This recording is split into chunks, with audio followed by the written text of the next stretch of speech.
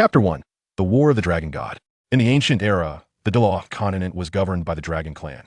The progenitor of the dragon race, the Dragon God, through his extraordinary innate abilities, cultivated himself to divinity and ascended to the divine realm, thereby establishing a divine position. Due to the overwhelming power of the Dragon God, the Divine Realm Council sought to impose restrictions upon him in accordance with divine laws. However, the Dragon God, inherently proud and rebellious, was unwilling to submit.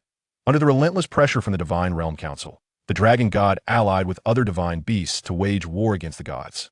The conflict engulfed the entire divine realm, prompting the five great enforcers of the Divine Realm Council: the God of Goodness, the God of Evil, the God of Slaughter, the God of Destruction, and the Goddess of Lephido unite in battle against him. We have cultivated ourselves to this formidable realm through our own might, yet you deities, due to your racial superiority, seek to oppress us. Today, we shall overthrow the Divine Realm Council. At the forefront of the Divine Beast Alliance, the Dragon God, adorned in resplendent rainbow scales, with iridescent light flickering in his eyes and sharp claws glinting with a chilling radiance, roared. With a thunderous roar, the Dragon God led the divine beasts into the fray against the Pantheon. Despite not yet attaining the rank of a divine king, he was undeniably a being of superior divine power, possessing the combat prowess to rival even the divine kings. He moved like lightning amidst the gods, his immense form not hindering his swift maneuvers. The five divine kings struck simultaneously, their combined forces of life, destruction, slaughter, goodness, and evil converging upon the Dragon God. Although the Dragon God surpassed the first tier of deities, he had yet to reach the level of a divine king. Consequently, he was severely wounded by the onslaught of the five divine kings. Nevertheless, he unleashed a powerful retaliatory attack, a beam of rainbow light piercing through the bodies of four elemental gods, obliterating their souls with its might. Cut down. The God of Slaughter bellowed, swinging his sword of slaughter towards the Dragon God. The crimson blade of light erupted from the sword, instantaneously appearing 100 meters away, cascading down upon the Dragon God like a torrential flood. Not far off, the first-tier emotion god locked eyes with the Dragon God, and the overwhelming force of his mental energy momentarily disoriented the Dragon God. It was this fleeting moment that deprived him of the chance to evade the crimson blade of light. The Dragon God's body was cleaved in two, yet madness still flickered in his eyes. His divine power surged wildly, and his very soul, under his own coercion, was split apart. In the next instant, the Golden Dragon King and the Silver Dragon King emerged before the assembly of gods, a testament to the Dragon God's formidable ability to forcibly divide. Himself, as the Silver Dragon King opened his eyes, he immediately harnessed 7 elements, encircling the area. Meanwhile, the Golden Dragon King, unnoticed by all, was struck by a streak of white light racing through the void, rendering him momentarily dazed. Am I traversing through realms? Have I become the Golden Dragon King? Gu Chen opened his eyes, astonished to find himself in an entirely altered reality. In his previous life, he had met an untimely demise while idling in a game, resulting in a vengeful player tracking him down and ending his life with a kitchen knife. Little did he expect that misfortune would lead to fortune, as he now found himself inhabiting the formidable existence of the Golden Dragon King, an invincible physical entity.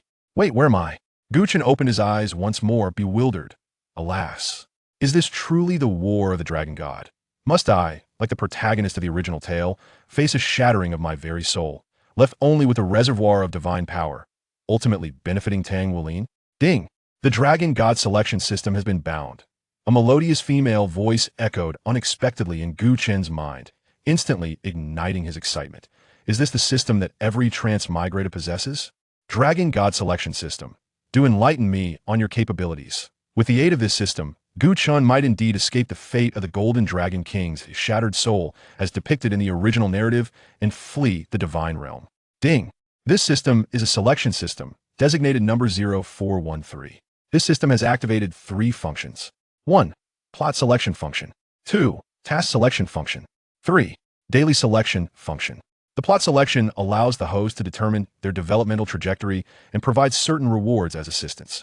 The task selection issues tasks to the host. When necessary, completing these tasks yields substantial rewards, though the host may opt to decline. The daily selection function offers suggestions regarding the host's ongoing activities, without rewards, and the host may refuse these suggestions. Gu Chen's eyes sparkled. This system was splendid. Unlike some distasteful systems from the web novels of his past life, which often imposed punitive measures, his system permitted the refusal of tasks. Such a high degree of freedom. Ding. Host current circumstances detected. Activating plot selection. It would engage in a life-and-death battle against the gods, leading to mutual destruction. Assistance. Clone technique. Clones possess 50% of the host strength, with up to 50 clones available. Dragon God Strength Experience card for 10 hours. B. Accept fate and await death obediently. Assistance. Self-detonation effect. Enhanced 1,000-fold. C. Forcefully break through, escaping the divine realm with the Silver Dragon King. Assistance. 1 God King Experience card for 1 hour. Time-space turbulence navigation device valid for 1 year. Gu Chen quickly glanced over the options. He bypassed option A, and option B's assistance was likely intended to facilitate his demise at the hands of Tang Weilin, so he disregarded. It is well that I choose C. Gu Chen silently affirmed. Ding. Selection successful. God King Experience card and time-space turbulence navigation device have been stored in the system backpack. Use the God King Experience card. Gu Chen commanded inwardly.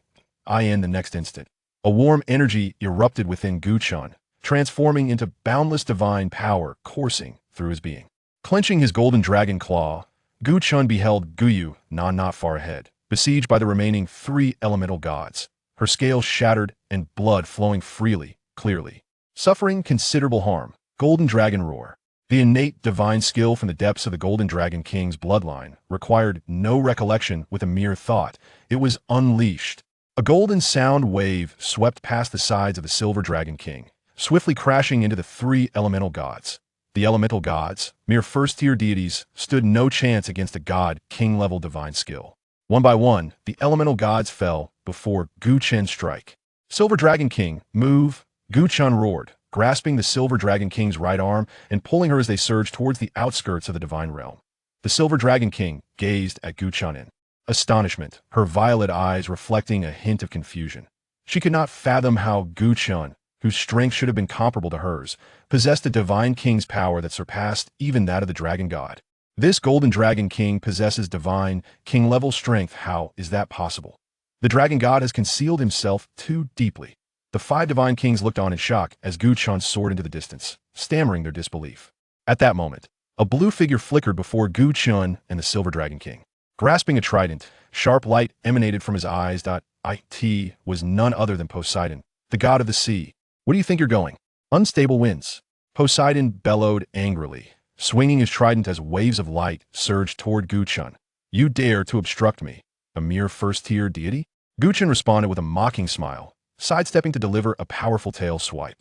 Poseidon was instantly grievously injured by the blow, sent flying 1,000 miles, blood spewing from his mouth, and even his divine attire lay in tatters. Disregarding Poseidon, Gu Chen led the Silver Dragon King toward the edge of the divine realm. Bang! Bang! With 2 mighty strikes, Gu Chen unleashed the force of a divine king, causing several cracks to appear in the protective barrier of the divine realm. Submit. Rakshasa slash. Unbeknownst to him, a purple-green figure had appeared behind Gu Chen. The Rakshasa god, with a sinister smile on his grotesque face, swung his demonic scythe fiercely toward the neck of the Golden Dragon King. Chapter 2. Gu Chen and Gu Yue Na. Clang. The Rakshasa's scythe struck the nape of the Golden Dragon King's neck but failed to penetrate his scales, producing a deafening metallic clang. As a first-tier deity, the Rakshasa god could only sense that Gu Chen's power was above hers, yet she could never have anticipated that he wielded the strength of a divine king. Otherwise, she would never have dared to ambush him alone. Realizing that the Rakshas's attack could not harm him, Gu Chen swiftly retaliated with a claw strike, shattering her very soul, extinguishing her existence. Gu Chen shook his head, bemused by the apparent lack of intellect among the deities of the divine realm. That, of course, he was unaware that only the 5 divine kings and the Silver Dragon King had discerned his divine king status, the former through their own divine powers and the latter through bloodline sensitivity.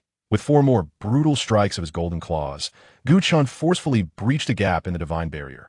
Although it was less than 1,000th of the total shield, it was sufficient for both him and the Silver Dragon King to pass through.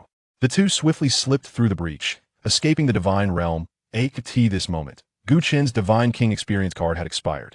Should the 5 divine kings pursue them, both he and the Silver Dragon King would surely meet their demise. With this thought, Gu Chen plunged headlong into a swirling vortex of time and space ahead. The Silver Dragon King followed closely behind him into the chaotic flow of time. In the Divine Realm Council. Damn it! Where did this golden dragon king acquire his divine king strength? If we do not eradicate the root, it will sprout anew with the spring breeze. If he returns, the divine realm will be in peril. The god of destruction slammed his palm onto the table, nearly shattering the divine wooden surface. The god of Azura, leaning on his sword in contemplation, remarked, "We must enhance our surveillance of the lower realms. We cannot allow the golden dragon king to grow in power." However, following the war of the dragon god, our deities have suffered grievously, and I fear we might be lacking in personnel. The goddess of life expressed her concerns. "Let us permit those lesser priests to ascend to the higher realms of the divine world, offering them certain benefits to ensure they diligently oversee the various realms below. Particularly Douluo Continent, for it is the birthplace of the dragon god, the god of kindness decisively proclaimed. With the aid of the time-space distortion navigational device bestowed by the system, Gu Chen and the Silver Dragon King managed to evade being torn apart by the chaotic currents of time and space. After a year of fleeing within the tumultuous currents, they finally emerged into a realm below, in the divine realm. A day equates to a year in the mortal world, and having spent an entire year in the time-space turbulence, the passage of time beyond remained a mystery. Upon landing, Gu Chen and the Silver Dragon King surveyed their surroundings. Gu Chen could ascertain only that they had arrived in a relatively primitive forest, devoid of any human presence. "The Continent.Due forest," the Silver Dragon King murmured. Gu Chen exclaimed in surprise. Though he had traversed into the body of the Golden Dragon King, he had not inherited the memories of the Dragon God. It was only upon hearing the Silver Dragon King's words that he recognized the remarkable similarity to the Continent.Due forest described in the original text. "Roar!" With a mighty roar, the Silver Dragon King commanded the soul beast within 1,000 miles to kneel in reverence. In the heart of the forest, a colossal ape-like soul beast and a bull-headed serpent soul beast, after paying their respects, approached Gu Chen and the Silver Dragon King. They were none other than the renowned Titan giant ape and the heavenly azure bull python from the prestigious Shrek Academy. "Master," the two beasts bowed once more. The Silver Dragon King nodded and inquired, "Where is To? To, the beast god, was the subordinate of the dragon god prior to his ascension. The beast god is currently in the core area, absorbing the energy of a million-year-old soul beast," the heavenly azure bull python articulated. "Master, do you wish for me to summon the beast god to meet you?" At that moment, a dark dragon silhouette soared from the core of the Continent.Due forest, heading towards Gu Chen and the Silver Dragon King. "No need. I am here." Upon witnessing the current state of Gu Chen and the Silver Dragon King, To, the golden-eyed Black Dragon King, bellowed in rage, "Master, you damned human deity." Gu Chen pondered he could not merely stand aside and observe. Thus, he gestured gently with his golden claws, and To immediately fell silent, awaiting Gu Chen's command. Observing the once formidable To now kneeling humbly before him, Gu Chen could not help but marvel in disbelief. Clearing his throat, Gu Chen spoke solemnly. "Let us set aside past grievances for now. Since we have arrived, we shall lead the soul beasts to dominate the continent. And one day, we shall return to the divine realm to exact vengeance for the wrongs of the past." To was instantly invigorated, proclaiming with fervor, "Master, please issue your command, and we shall comply without question. Should anyone defy, their souls shall be shattered." The Silver Dragon King glanced at Gu Chen, suggesting, "In that case, let us initiate a beast tide to sweep across the continent, swiftly unifying Douluo Continent. Afterwards, we shall strengthen our power in preparation for the day we return to the divine realm." Just as Gu Chen was about to respond, the voice of the system resonated in his mind. "Ding, detection of the host's current predicament has occurred, thus initiating the plot selection. Unleash the beast tide, sweep across the continent, and unify the Douluo Continent. Assistance. All spirit beast lifespans are increased by 10,000 years, and their cultivation speed is enhanced by 10%. To annihilate humanity. One must first comprehend humanity.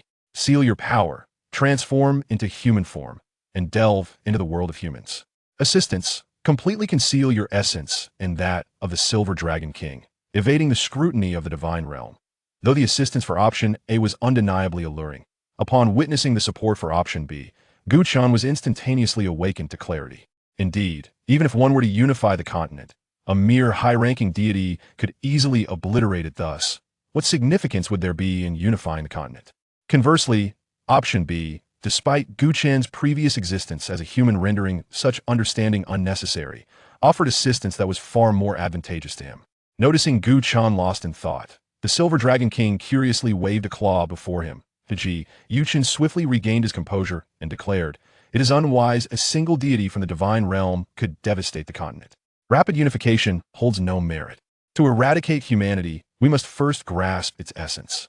Join me in sealing our powers, transforming into human forms, and immersing ourselves in the human world. In no time, the continent shall ultimately belong to the spirit beasts." The Silver Dragon King nodded, acknowledging, "Your reasoning bears merit. Yet even if we seal our powers, the divine realm may still detect us." Gu Chen smiled mysteriously, silently opting for option B, and then addressed the Silver Dragon King.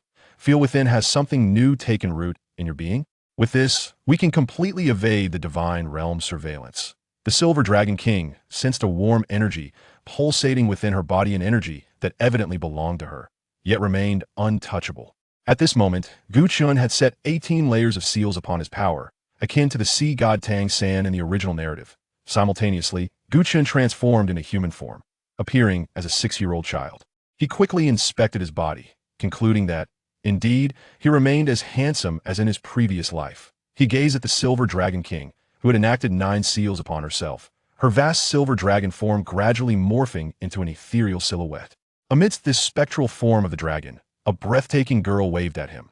With long, luminous silver hair cascading to the ground, the 6-year-old Silver Dragon King possessed amethyst-like eyes and delicate, rosy lips that radiated an enchanting allure. "Let us reintroduce ourselves. I am Gu Yue Na." The Silver Dragon King, Gu Yue Na, smiled charmingly, causing Gu Chen to momentarily lose his composure. Indeed, apart from Gu Yue Na, no other girl could ever capture his gaze. Regaining his focus, Gu Chen replied with a smile, "I'm Gu Chen." Chapter 3. Nodding Academy. Gu Chen meticulously observed Gu Yue Na, noting the delicate flutter of her long eyelashes as she playfully blinked at him. Before Gu Chen stood Gu Yue Na, whose beauty transcended the realms of comic artistry, infused with a striking sense of authenticity. "Let us convert the remaining divine power into soul power for this world, and then transform one of your ribs into a weapon," Gu Chen instructed. Surrounding him, golden light swirled, and after a considerable duration, the golden radiance gradually coalesced within him, transmuting into soul power and gathering in his Dantian. His power, derived from the Golden Dragon King, transformed into his martial soul after being sealed. Martial soul manifestation. Gu Chen uttered a low call, and the ethereal image of the Golden Dragon King materialized behind him, emanating waves of soul power and a faint yet palpable aura of draconic majesty. In a flash, a beam of golden light surged forth, radiating from the center of his palm and extending towards both ends, metamorphosing into a spear. The spear, with its sharp edges and resplendent golden hue, radiated an intense golden brilliance, and within its glow, one could faintly discern the echoes of a gentle dragon's chant. This was the Golden Dragon Spear, crafted from a rib of the Golden Dragon King by Gu Chen. Beside him, Gu Yue Na had also completed her conversion of divine power, her back adorned with the ethereal image of a silver dragon, while in her grasp lay her silver dragon spear. "When we are outside, I will call my martial soul the Golden Dragon, and you can call yours the Colorful Dragon," Gu Chen said. Gu Yue Na nodded. She knew that if she referred to her true body as a martial soul, even if she could shield herself from the surveillance of the divine realm, the indigenous people of Douluo Continent could not. Once they became famous in Douluo Continent, these indigenous people would undoubtedly spread the name of their martial souls. If they were discovered by the divine realm because of this, it would be very detrimental to their plans. "Master, do you need me to accompany you into the human world?" The golden-eyed Black Dragon King, Emperor Tian, was still kneeling, but his form had transformed into that of a human. Gu Chen chuckled lightly and said, "No need. With me and Gu Yue Na, can we not protect ourselves? You stay here to guard the Star-Do forest and await my orders at any time." As soon as he finished speaking, a 2-colored token made of soul power was thrown out and landed in front of Tian. After Tian memorized its appearance, before he could say anything, the token vanished on its own. Remember the appearance of this token. If you ever see a human holding this token coming here, you will transform into human form and come to the human world to find us, Gu Chen said. "I will strictly follow the master's will." Tian lowered his head and replied, "Master, I know of a shortcut that can quickly lead to the outside world. I have a partner, a 10,000-year-old soft-bone rabbit that has transformed into a human named Xiao Wu. She set out from the shortcut a few days ago and should have already reached the outside world by now." At this moment, the sky blue bull python lowered its dragon head and suggested to Gu Chen, Gu Chen naturally understood his meaning and smiled. Don't worry. If we encounter her, we will definitely take care of her. Thank you, Your Majesty. Tianqing Yopeng looked at Gu Chen with grateful eyes. With everything settled, Gu Chen waved to Gu Yue Na. Let's go. Gu Yue Na nodded and followed closely behind. 5 days later, on the Douluo Continent, in the southwestern part of the Tiando Empire, in the Fasnuo province, in the city of Noting. After Gu Chen and Gu Yue Na exited the Star-Do forest and changed into a brand new set of clothes and inn, they arrived in Noting City. Don't ask where the money for the inn came from. On the shortcut pointed out by the Tianqing Yomeng, Gu Chen and his companion saw many corpses of soul masters. After scavenging for a few days, Gu Chen had stored nearly 10,000 gold soul coins in his system backpack. After all, it is a well-known fact that soul masters are wealthy in the Douluo Continent. Originally, Gu Chen planned to head directly to Tiando City to develop, but since he promised to take care of Xiao Wu, he wouldn't go back on his word. Besides, it would be quite fun to ride along with the original plot. The first stop after arriving in Noting City wasn't Noting Academy, but the Wuhuan Hall branch. To apply for Noting Academy, the certificate issued by the Wuhuan Hall is indispensable. Stop. Little boy, this is the Wuhuan Hall. You can't just barge in. As soon as Gu Chen and Gu Yue Na arrived at the entrance of the Wuhuan Hall, they were stopped by a guard in armor. Hello, my name is Gu Chen, and this is my sister Gu Yue Na. We are here to obtain a Wuhuan certificate, Gu Chen said politely, as he hadn't fully developed yet and couldn't be too arrogant. As for the sibling relationship mentioned by Gu Chen, it was agreed upon with Gu Yue Na before leaving the Star-Do forest. This made it more convenient for them to act. I see, then you can go in. Go to the reception hall on the first floor and look for Master Maxuno. He will assist you, the guard said, stepping aside to let them pass. The two smoothly entered the Wuhuan Hall, assessed their Wuhuan, and obtained their Wuhuan certificates. However, at the same time, due to their extremely high talents, both Gu Chen and Gu Yue Na received invitations from Master Maxuno. No, I only want to cultivate at Noting Academy for 6 years. After that, I will consider joining the Wuhuan Hall. Thank you for the invitation, Gu Chen politely declined. He planned to join the Wuhuan Hall, but definitely not now.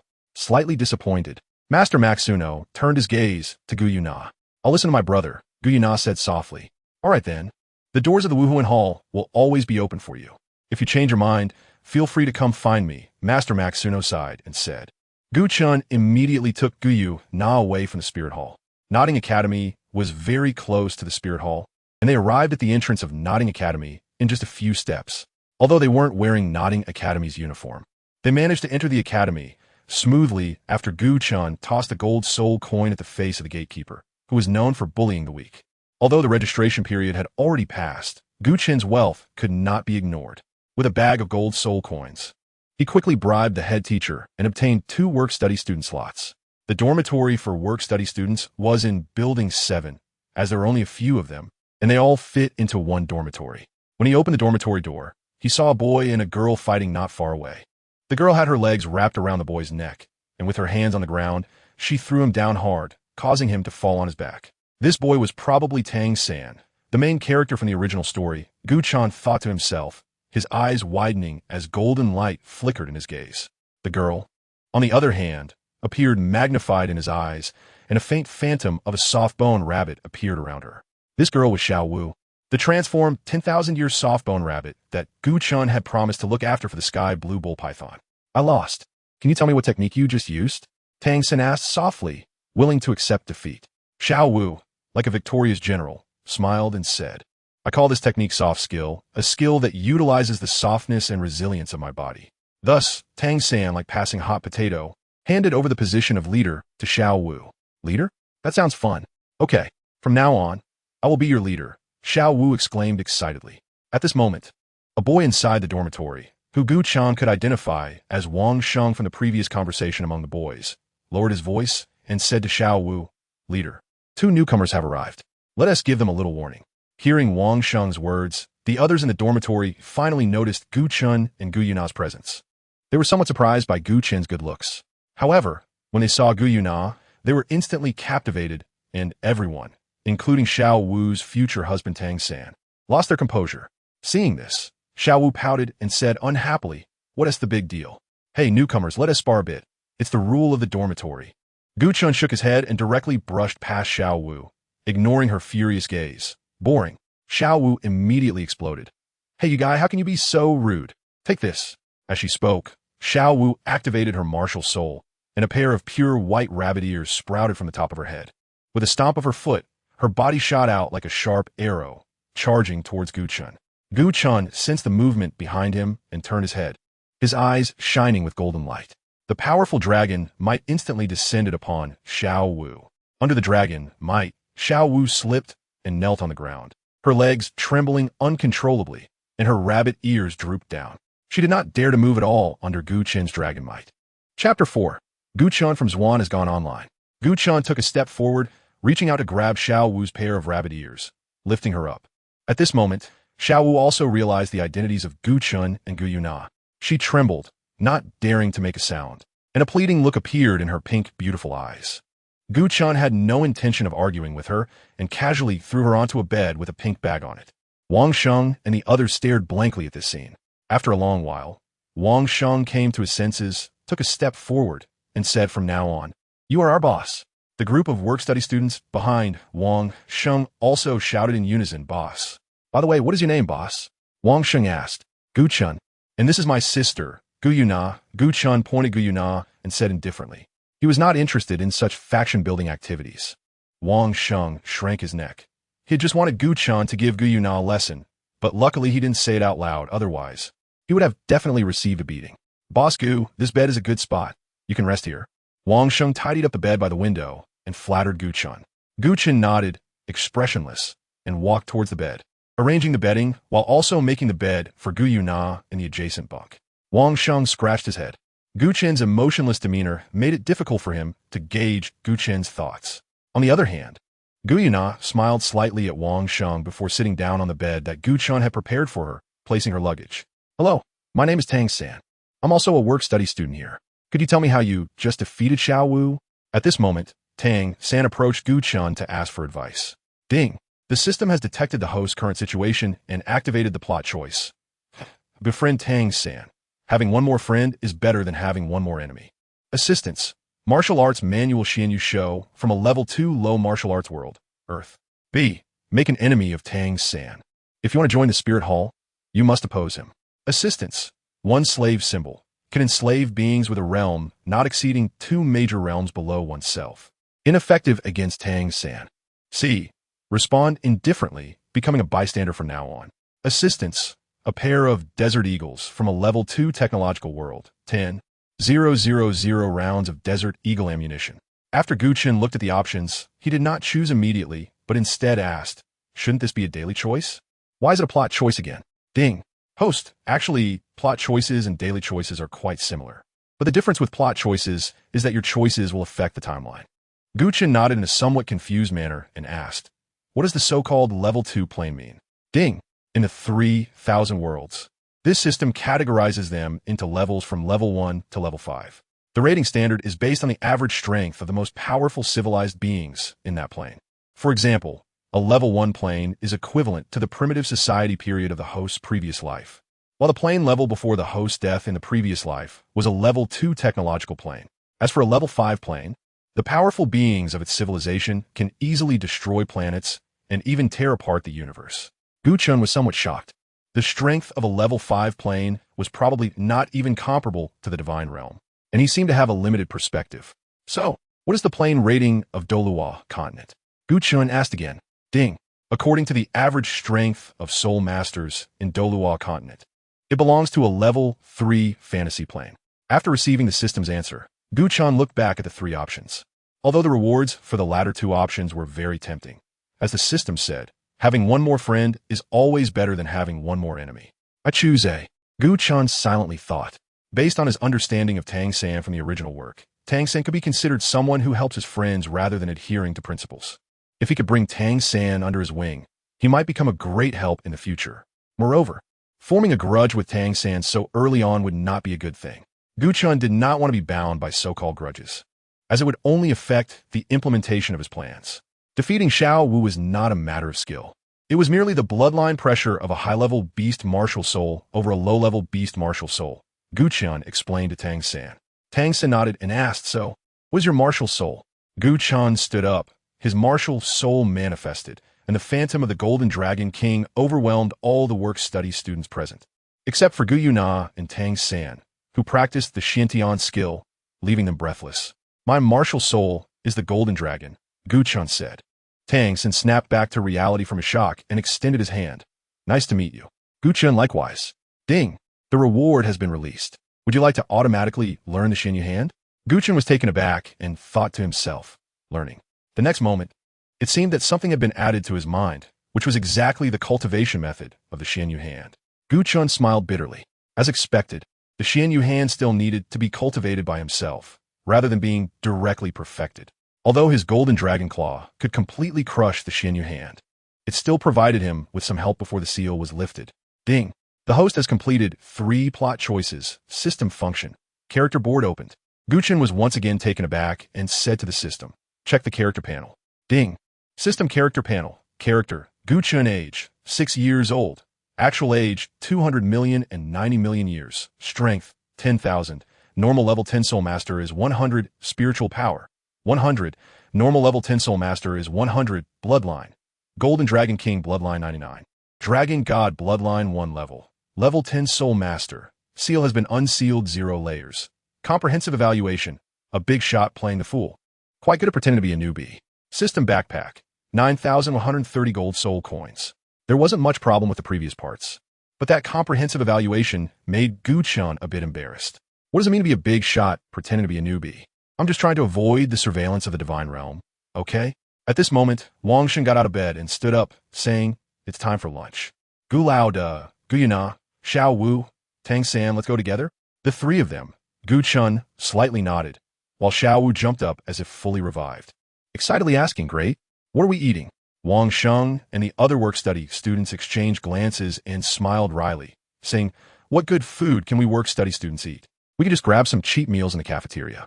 Tang San shook his head and said, you guys go ahead, I won't be going. Xiao Wu seemed to understand, and her excited smile faltered for a moment. Does eating cost money? Is it that soul coin thing? Seeing this, Gu Chen pretended to wipe his waist with his right hand, but in fact took out a bag of gold soul coins from his system backpack and tossed it forward. The gold soul coins fell to the ground, producing a pleasant sound as they clinked against each other. Several gold soul coins scattered on the ground, and the sunlight reflected off the coins, casting a golden light into everyone's eyes. Wang Sheng looked at Gu Chen in disbelief. Gu Chen smiled and said, this meal is on me. Xiao Wu excitedly replied, oh wow, long live the boss. After learning about Gu Chen and the others' identities, Gu Chen communicated with Xiao Wu telepathically, telling her not to reveal anything and just to call him boss. Otherwise, in front of the Soul Bee Sovereign, how could Xiao Wu dare to be so reckless? Led by Wang Sheng, Gu Chen took Gu Yuna's hand and walked out of the dormitory. Xiao Wu understood the hierarchy and obediently walked behind Gu Chen and the others with Tang San. To reach the cafeteria, they had to cross the entire playground. At this moment, Gu Chen and the others could see many students in uniforms heading towards the teaching building, clearly all going to eat. Isn't that Wang Sheng's gang of poor folks? Truly, the poor are unexpectedly poor. As soon as they entered the cafeteria, a disharmonious voice came over, accompanied by a burst of loud laughter.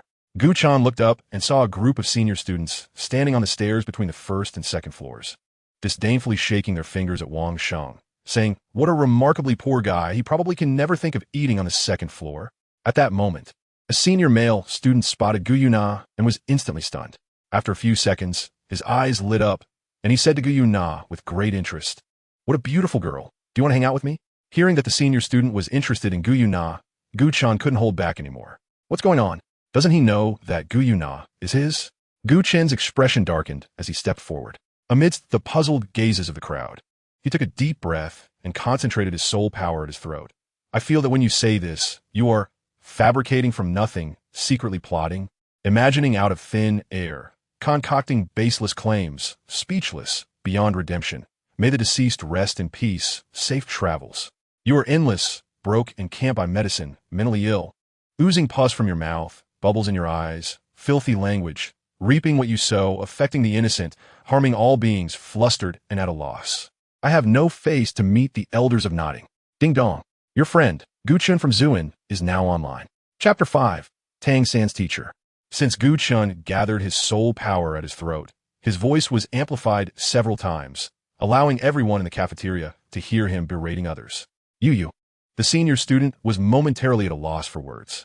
How terrifying it is to be uneducated. Gu Chen chuckled lightly, shook his head, and continued to speak eloquently. I don't want to know that you're sick. Could you not make it so obvious? Did water get into your brain without a drainage pipe? Even the mosquitoes that bite your face must be thinking about committing suicide. The people behind Gu Chen, such as Wang Sheng, looked astonished. They never expected that the previously strong and cold Gu Chen would have such a side. Gu Yue Na was also a bit surprised. After all, since Gu Chen brought her to escape from the divine realm, he had always behaved very steadily. If Gu Chen were not right in front of her at that moment, Gu Yue Na would never believe that he could have such a side. This was also something Gu Chen was unaware of regarding their thoughts. Otherwise, he would definitely laugh and say, "You all have no idea how I died in my previous life." Damn it. The senior student was infuriated, his right hand raised, and a long, slender wooden stick appeared in his hand. Undoubtedly, this was his martial soul. Gu Lao was cautious. This guy had level 9 soul power. Seeing the senior student about to make a move, Wang Sheng quickly reminded Gu Chen. No big deal. Gu Chen just nodded at Wang Sheng. The senior student, seeing that Gu Chen didn't take him seriously at all, immediately got angry and said, "You can't fight in the cafeteria. If you have the guts, come outside and fight me." Saying this, the senior student stormed out of the cafeteria, glaring fiercely at Gu Chen. Gu Chen felt a bit itchy to make a move. Ever since he killed the Rakshasa god, he hadn't made a move yet. Of course, the previous time he defeated Xiao Wu with his pressure didn't count. Just as Gu Chen walked out of the cafeteria, a senior student stepped forward and swung a stick towards Gu Chen's neck. Gu Chen did not dodge or evade, simply watching the stick come at him.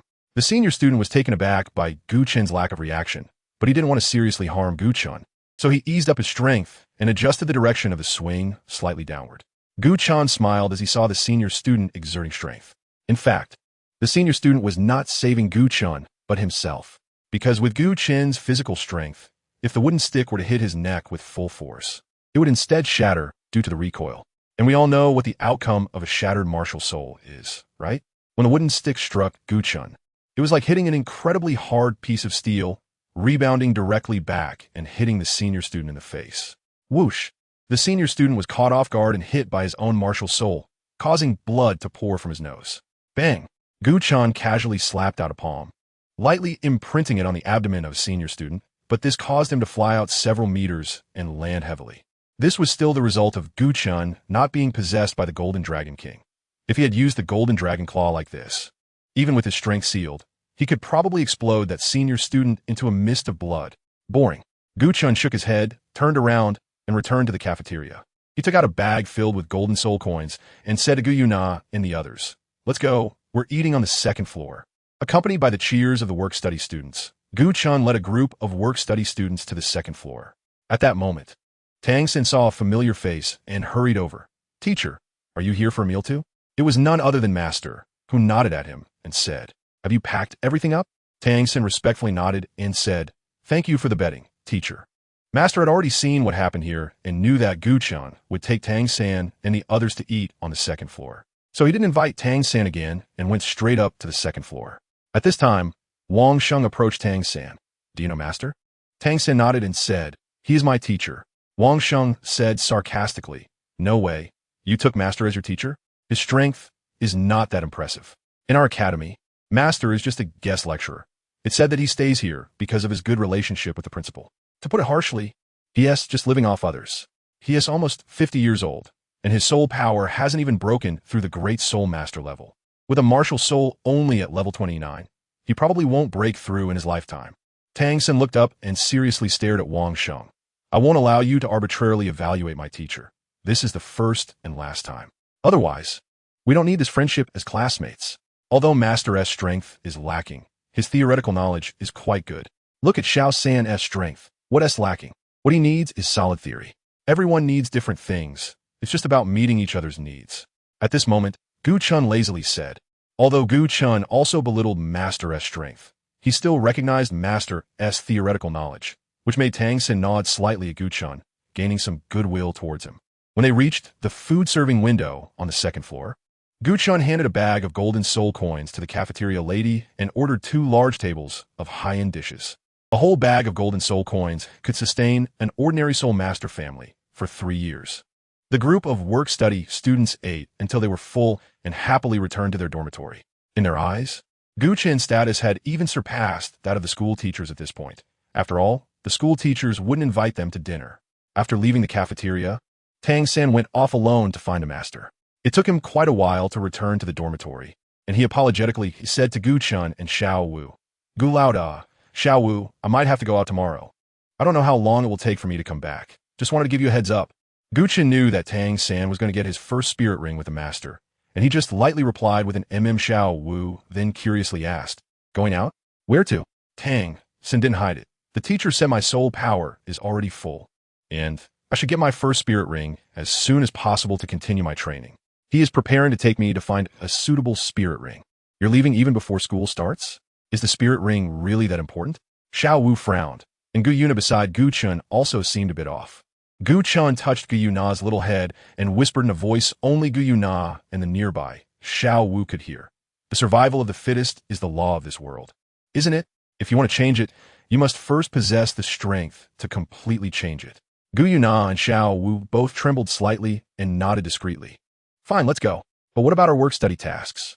If you leave, then the work will fall on me, Gu Lao Da, and Sister Na Air," Xiao Wu said, looking angrily at Tang San. Tang San scratched his head and replied helplessly, "I'm sorry for troubling you these days. When I come back, I'll take responsibility for this semester's work, and you will still get your share of the pay. How does that sound?" Gu Chen and the others nodded, and this matter was settled. In the middle of the night, as Gu Chen expected, Tang San and Xiao Wu sneaked out of the dormitory together, showing off their love. Practicing. At this moment, Gu Chen opened his eyes, sat up, and looked at Gu Yue Na, who was also not asleep beside him, and gently asked, "Shall we go take a look?" Gu Yue Na turned her head to look at Gu Chen. His chiseled face looked inexplicably handsome under the moonlight. She hesitated for a moment and nodded. Chapter 6. Gathering the First Soul Ring. Gu Chen and Gu Yue Na quietly followed, or rather, silently guarded Tang San and Xiao Wu. They saw Tang San and Xiao Wu stop not far away. "Xiao San, look, there's so many stars in the sky," Xiao Wu exclaimed joyfully. Tang San felt a bit helpless. He still had to go get his first spirit ring the next day, and he couldn't go with dark circles under his eyes. "Did you bring me out just to look at the stars?" Xiao Wu looked around to see no one nearby and took a step closer to Tang San. "Of course not. I came to find you too." As Xiao Wu approached step by step, Tang San's face turned slightly red. Suddenly, a scorpion braid shot towards Tang San's neck like a shadow. "Of course I came to spar with you," Xiao Wu said, raising her hand along with her braid to press against Tang San. Xiao Wu's hand was soft and smooth, like a fluffy cloud, but Tang San was in no mood to enjoy this sensation. He was horrified to discover that Xiao Wu's arm twisted slightly, not only wrapping around his palm, but also instantly extending to wrap around his arm. The scorpion braid was like her third hand, wrapping around Tang San's neck. Tang San suddenly tilted his head back and leaned backward, using a technique called iron plate bridge to dodge, while simultaneously activating his Shantian Gong and channeling energy into his arms. However, unexpectedly, Xiao Wu's hand suddenly loosened, and a powerful force struck Tang San's waist, causing him to lose his balance and fall backward. Xiao Wu then pinned down Tang San's two front shoulder joints, straddling him. "How about it? Do you submit?" Clapping sounds suddenly rang out, attracting the attention of both of them. TSK, not sleeping at such a late hour, but out here showing affection. "You're so young and not learning well, girl on top, boy on bottom? Tang San, you're not capable." The speaker was Gu Chen, who approached them with a teasing smile. The two jumped apart like they were shocked, and Xiao Wu immediately lowered her head, her face as red as an apple. Tang San's face was also flushed, but he pointed at Gu Yue Na behind Gu Chen and retorted, "Then what are you and Sister Na doing out here tonight? Are you here to show affection too?" Upon hearing this, Gu Yue Na's little face turned red, and she indignantly said, "Tang San, you're asking for a beating. Come on, let us spar."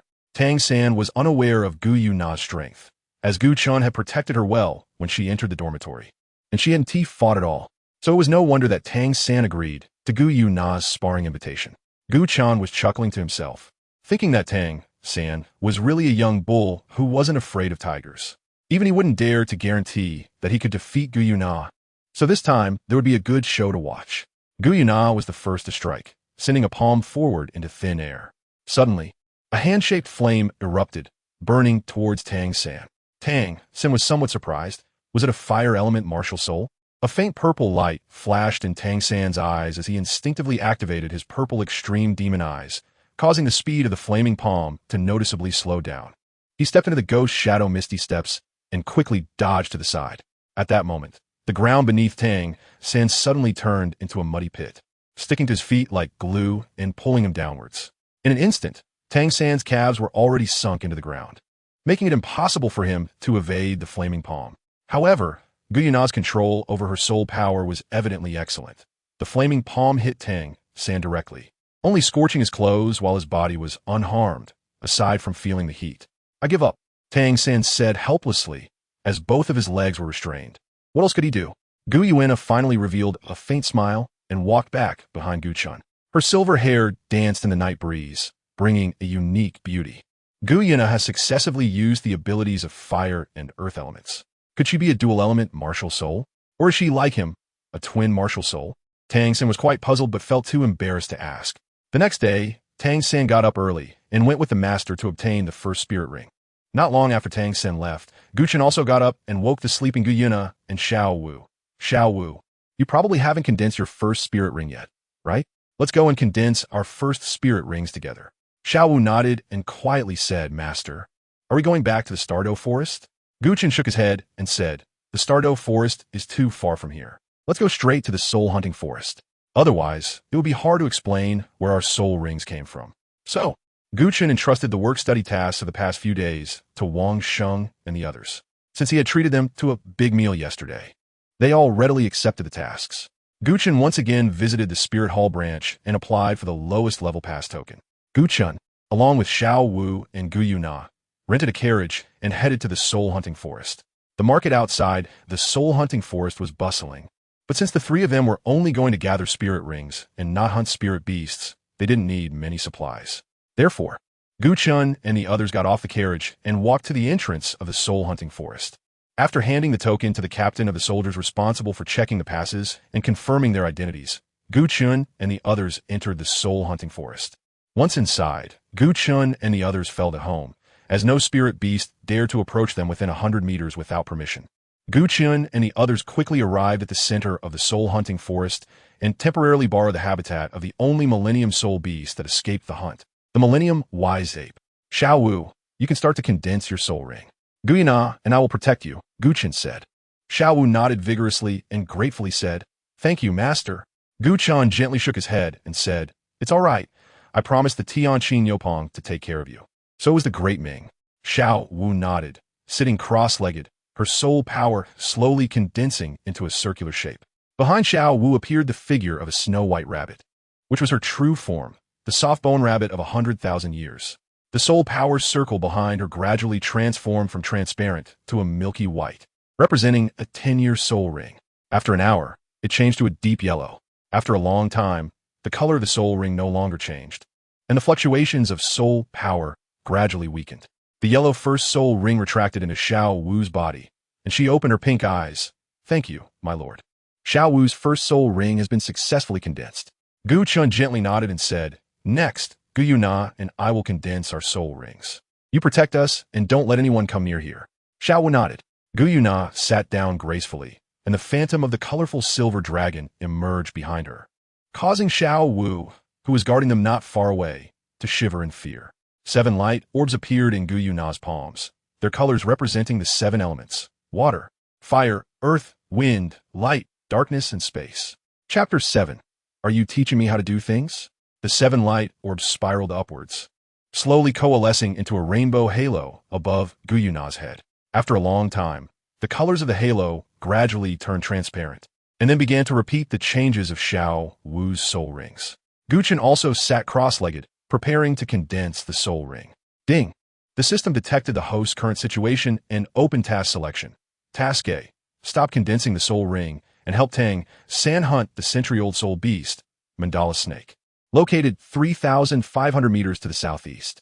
Reward: increase mental strength by 1,000 points and 1 3-edged military. Task B: unlock the first seal and condense a soul ring of over 1,000 years. Reward: increase mental strength by 900 points and 1 soul power enhancement card. Unconditionally raises soul power by 1 level for those below Soul King. Cannot be used on oneself. At that moment, the system's voice sounded. Accepting Task B, Gu Chen silently recited. Not to mention that he couldn't possibly help hunt the soul beast. Even if he was willing, distant water wouldn't quench immediate thirst.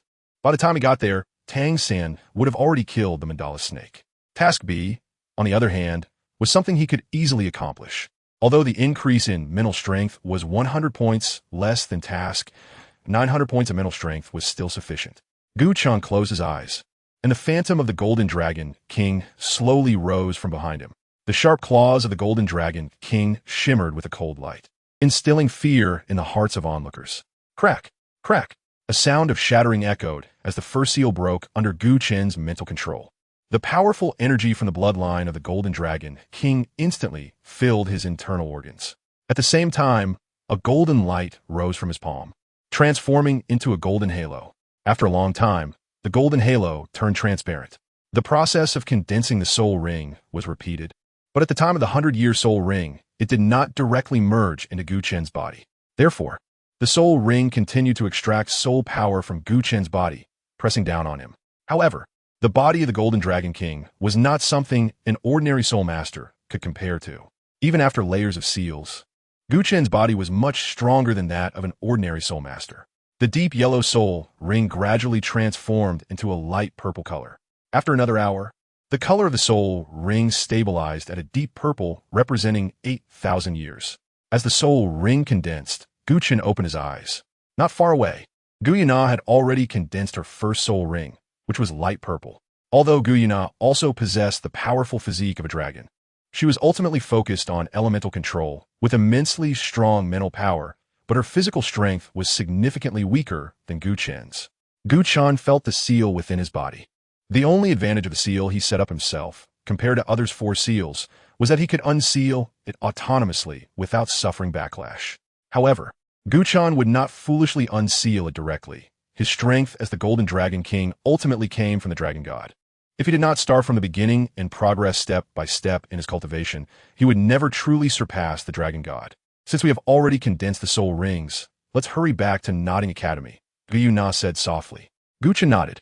The 3 of them caught 3 flying soul beasts in the soul hunting forest and quickly returned to the entrance riding them. Looking back, the 3 flying soul beasts still gazed at Gu Chen and Gu Yue Na with awe. Gu Chen just smiled and then left the soul hunting forest. After leaving the soul hunting forest, Xiao Wu parted ways with the 2. Xiao Wu went alone to the spirit hall to register her soul master identity, while Gu Chen took Gu Yue Na directly back to the academy. The reasons why Gu Chen and Gu Yue Na did not register their soul master identities are: first, Gu Chen and Gu Yue Na do not plan to join the spirit hall for the time being, indicating that with their 1,000-year soul rings, they will inevitably be recruited by the spirit hall again, and Gu Chen wants to avoid trouble. Second, Gu Chen's golden soul coins are more than sufficient, and he doesn't need to receive that negligible subsidy at all. After Gu Chen and the others returned to the dormitory, they began to cultivate on the bed until Xiao Wu and Wang Sheng and the others returned noisily. Gu Lao, those senior students are simply too much. They are bullying us. That guy named Xiao Lao made me his pet rabbit. If I can still endure this, then I won't be called Xiao Wu. Gu Chen opened his eyes and saw Xiao Wu pitifully leaning in front of him, crying and complaining. Gu Chen remembered this part of the story. He stopped his training, stood up, and clapped his hands, saying, "All right, let's go. These senior students are too arrogant. We can't let them off without a lesson. Don't disturb Gu Yue Na's training. I'm enough on my own." Xiao Wu nodded, signaling Wang Sheng and the others to be quiet, and so the group quietly left the dormitory. "The guys from Xiao Lao are currently over by the woods behind the academy. Let's hurry," Wang Sheng urged. Gu Chen glanced at him. "Are you teaching me how to do things?" No. Wang Sheng immediately felt uneasy. When they arrived at the back mountain, they saw a group of senior students in front, one of whom was tall but had a childish face. However, the disdain and contempt on his face ruined the harmony of his features. This person was the leader of the senior students of Nodding Academy, Xiao Lao. "Little girl, you still have time to regret it. Of course, I wouldn't mind having another pet rabbit. Your martial soul is a rabbit, right?" Upon seeing Xiao Wu, Xiao Lao mocked. At this moment, Gu Chen took a step forward. "Ding dong. Your friend Zhu and Gu Chen is online. Kid, I really envy your skin. It's well maintained. It's almost as thick as your mom's ashes." Gu Chen started off with a flourish of words. "Since we have to exchange insults before the fight, let us make the banter even more intense. Who the hell are you? Who gave you the right to speak?" Xiao Lao immediately roared. Truly an uneducated person. He exploded at the slightest provocation. "It's nothing. I'm just a fortune teller. May I ask what you are?" Gu Chen insulted without using any foul language. "I'm nothing, no. You're the one who's something. Xiao Laoda was incoherent. Gu Chen was completely unconcerned and continued, you really are a draft of God's creation, quite creative in your looks. Behind him, Wang Sheng and the others had expressions that seemed to say they had learned something. Damn, are we still fighting or not? I won't bully you. Since there are 11 of you, we will also send out 11 people. We will take turns. As long as the one who comes out wins, they can continue to fight the next opponent until one side is completely defeated. Xiao Laoda's mindset broke down, and he directly started talking about the rules of fighting. Seeing that Xiao Laoda was not planning to use verbal jabs anymore, Gu Chen chuckled and stepped forward, saying, there's no need to be so troublesome. You all can come at me together. As long as someone defeats me, you win. Saying this, Gu Chen turned to Wang Sheng and the others and said, you all don't need to interfere. Dealing with these ants is enough for me alone. Old man, you can't let Gu Chen do this. Wang Sheng wanted to stop him. Wang Sheng, old man Gu is very strong. You have to believe in him. Xiao shook her head at Wang Sheng and said, damn, what brand of trash bag are you to hold so much? Xiao Laoda was momentarily stunned, and after reacting, he seemed worried that Gu Chen would back out. Then it settled. Lulong, you go first. A senior student stepped forward. Lulong's hands glowed with yellow light, and a long stick over 2 meters long instantly appeared in his hand, resembling the martial soul of the guy Gu Chen had beaten outside the cafeteria earlier. You talk a good game. If I don't make you lie down for a few days today, I won't be surnamed Lu. Lulong said. Then if you lose, you could just be called Curse Flower, Fallen Willow from now on. Before Gu Chen could speak, Xiao Wu shot back. It seemed that Xiao Wu had learned quite a bit from Gu Chen over the past few days. Lulong's expression turned cold, and without saying a word, he quickly stepped forward, swinging the long stick down toward Gu Chen's head. Gu Chen did not release his martial soul, but lightly struck a palm towards Lulong's chest. Lulong, seeing that Gu Chen did not release his martial soul, felt it was a sign of disrespect and became angry, ignoring Gu Chen's light palm and applying more force to his long staff.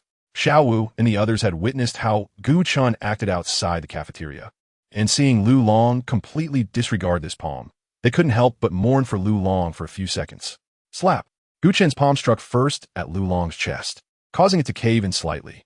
Lulong was sent flying nearly 10 meters before landing on the ground, blood oozing from the corner of his mouth, unconscious. This left Xiao Laoda and the others dumbfounded.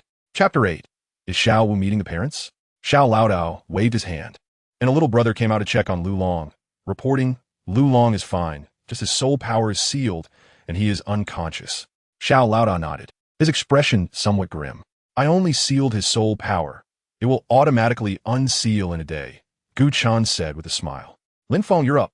Xiao Laoda said as a small, slender upperclassman with a small nose and small eyes stepped forward. Lin Feng was a speed-type soul master.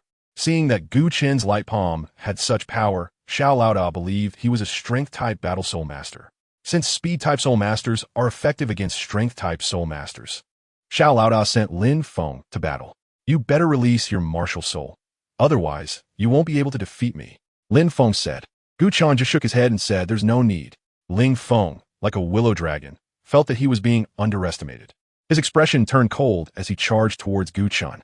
His movements were extremely agile, and just as he was about to reach Gu Chen, he suddenly flipped again and came behind Gu Chen, swinging both arms toward the sides of Gu Chen's neck. However, at the same time, Gu Chen thrust his elbow back, colliding hard with Ling Feng's nose. Instantly, blood gushed from Ling Feng's nose like a fountain.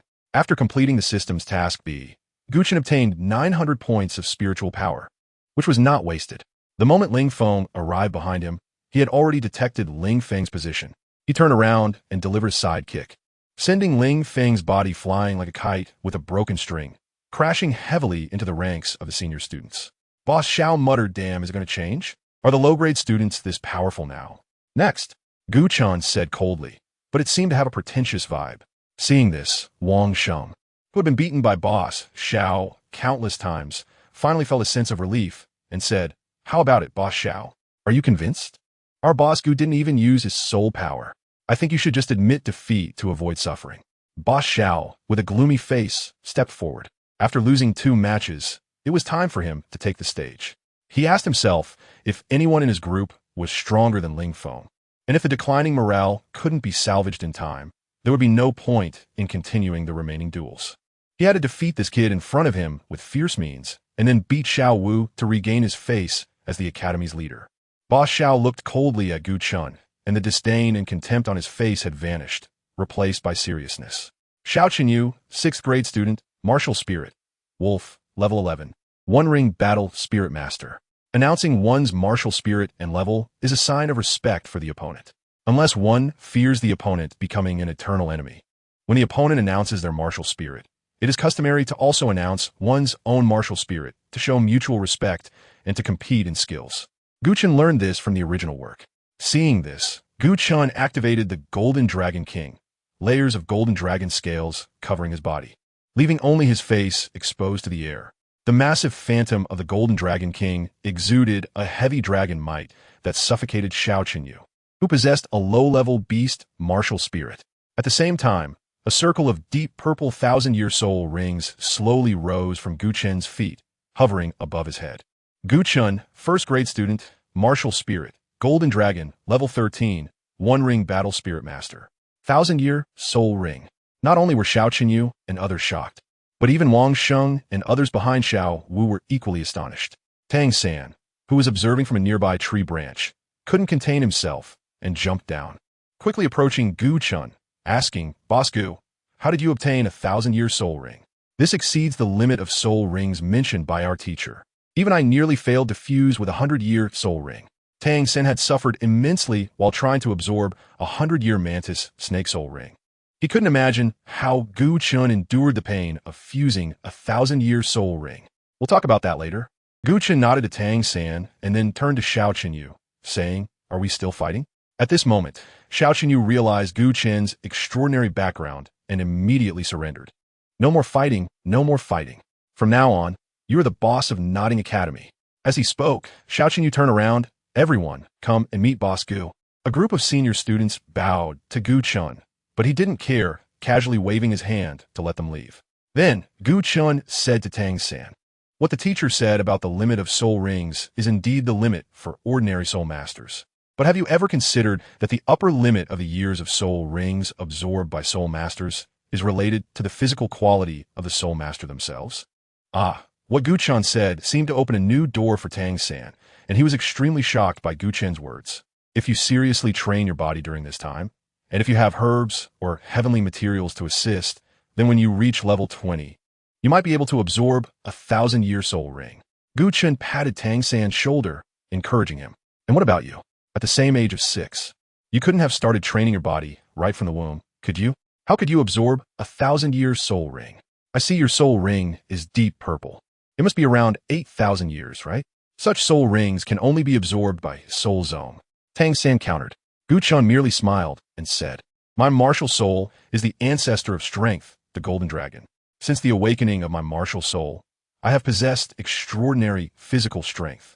As for your martial soul, is the plant martial soul blue silvergrass?" Although Gu Chen knew that Tang San's martial soul was not blue silvergrass, but blue silver emperor, he did not state it directly. Tang San, as if awakening from a dream, took a step back, cupped his fist towards Gu Chen, and bowed, saying, "Thank you." Gu Chen was not his teacher, yet he imparted such important knowledge to him. Apart from bowing like this, he couldn't think of any other way to repay Gu Chen. Gu Chen waved his hand indifferently. "It's fine, go back and cultivate." Tang San did not return to the dormitory with Gu Chen and the others, but went alone to the spirit hall to register his soul master identity. After Gu Chen became the leader of the Nodding Academy, he handed all the tasks of the work-study students to Xiao Chenyu and others. Every day, apart from attending theoretical classes at the academy, he would practice in the dormitory, enjoying a leisurely life. The only source of fun for him was occasionally teasing Gu Yue Na. Her smile always left him mesmerized. Even though he had read the original work, the theoretical knowledge from the academy greatly benefited him. A school year had passed, and Gu Chen's cultivation had reached level 19, while Gu Yue Na was at level 18. "Xiao Wu, big brother Gu, sister Na, tomorrow is a holiday. Are you going home?" Tang San said while packing his belongings. Gu Chen was silent for a moment and said, "No, perhaps the three of us will stay in the academy." Tang San was taken aback for a moment and asked, "It's been a year. Aren't you going home to take a look?" "Home?" Gu Chen was momentarily stunned, wondering how his family from his past life was doing now and if they were sad because of his departure. At this moment, Xiao Wu's eyes brightened as she said, "Tang San, is your home far from the academy?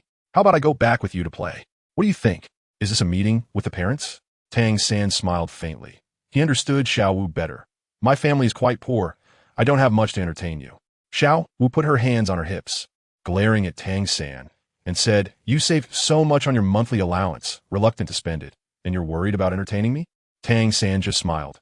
Speaking of allowances, it seems you still owe Sister Not her 6 silver soul coins, right? As he spoke, Tang San's gaze shifted to Gu Yue Na, who was eating bread not far away. It's just 6 silver soul coins, and you still haven't said whether you wanted to go with you or not. Tang San smiled and said, If you want to go, then go. However, my dad has a bad temper. Tang San turned to Gu Chen and Gu Yue Na and invited, Gulada, Sister Na, why don't you come along too? Staying in the dormitory is quite lonely. Although Gu Chen wanted to say that with Gu Yue Na accompanying him, there was nothing lonely about it. He felt he couldn't refuse Tang San's invitation and simply nodded, saying, Sure. Gu Yue Na took a bite of bread, quickly chewed and swallowed, saying, I'm going with my brother. Chapter 9. Climbing the mountain together the next morning. As Tang San set off, a lively little girl was bouncing alongside him, followed by a pair of handsome young men and women. How much farther is it? Xiao Wu looked around and casually asked. We're almost there. Do you see that mountain over there? Our Holy Soul village is right at the foot of it.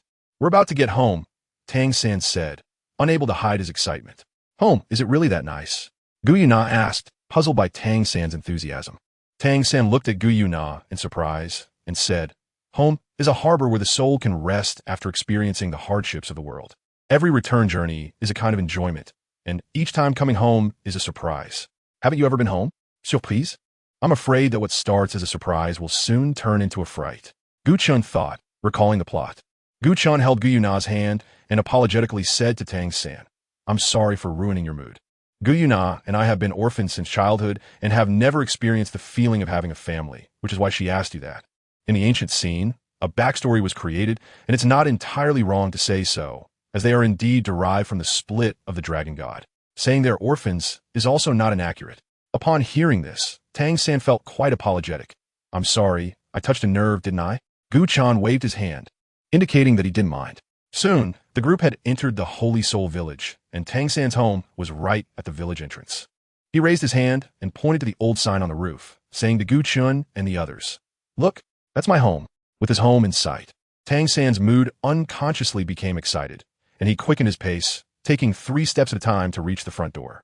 Due to Tang Hao's habits, the door of Tang San's house was left open, just like when he left. After all, there wasn't too much to steal from this small blacksmith shop. Dad, I'm back. Tang San shouted excitedly. Xiao Wu had never seen Tang San like this and curiously watched him from behind. Oh, Xiao San, you're back. A gentle voice came from inside as an elderly man walked out. The newcomer was quite frail, but there was still strength in his eyes. Seeing him, Tang San was momentarily stunned and said, Grandpa Jack, you're here too. Where's my dad? Upon seeing the famous beginner village chief, Old Jack, Gu Chen couldn't help but pay a bit more attention. Old Jack smiled wryly and said, Just take a look. This is where your dad left. I came to find him this morning, intending to have him come with me to pick you up, but I didn't expect you to have already returned. The excitement on Tang San's face turned into nervousness as he silently took the paper and began to read. See, the surprise instantly turned into a shock. Gu Chen held Gu Yue Na's hand, not disturbing her. After reading the letter, Tang San's mood became low, even issuing an eviction order to the respected Old Jack. Old Jack left, and only Tang San, Gu Chen, and others remained in the blacksmith shop. Tang San also fell silent, quietly tidying up the messy room. Ding! The host's current situation is detected, and daily choices are activated. A. Help Tang San clean the room. B. Stay out of it. C. Mock and worsen the relationship. I choose A. Gu Chen silently thought, walking to Tang San's side with Gu Yue Na, helping him arrange things one by one. After all, it was just a small matter, a simple task. Xiao Wu came in from outside, bringing clean water to wipe the furniture inside the room. The sun was setting, and 4 small bodies sat side by side in front of the blacksmith shop. The girl with scorpion braids on the far left turned her head, looking at the plain-looking boy in the middle, resting her chin on her hands, wanting to say something, but ultimately held back. Xiao Wu, Gulao Nairji. Thank you all. The plain-looking boy spoke. Thank you for always being with me. Tang San lowered his head, looking at the ground, his eyes seeming a bit hazy and blurred. Don't worry, your father has only temporarily left. Everyone has their own goals. Once he finishes his matters, he will definitely come back to find you. After all, you are his only son. Gu Chen patted Tang San's shoulder. Tang San grimaced in pain. feeling as if his shoulder was about to break. Gu Chen was so strong that even a light pat was hard for Tang San to bear. At that moment, Xiao Wu shook her head, tossing her long scorpion braid in front of her, saying, "Without your dad, you still have us friends. If you really need a relative, I don't mind being your sister. Come on, call me Xiao Wu Jie and let me hear it." Seeing Xiao Wu's charming demeanor and her rosy cheeks illuminated by the sunset, Tang San couldn't help but smile. "If you want to be my sister, I have no objections. If I remember correctly, although we are the same age, you seem to be a few months younger than me." "No way. I will only be your sister, not your younger sister," Xiao Wu said with annoyance, raising her hand to lightly tap Tang San's head. Boyfriend and girlfriend relationships often develop from sibling bonds.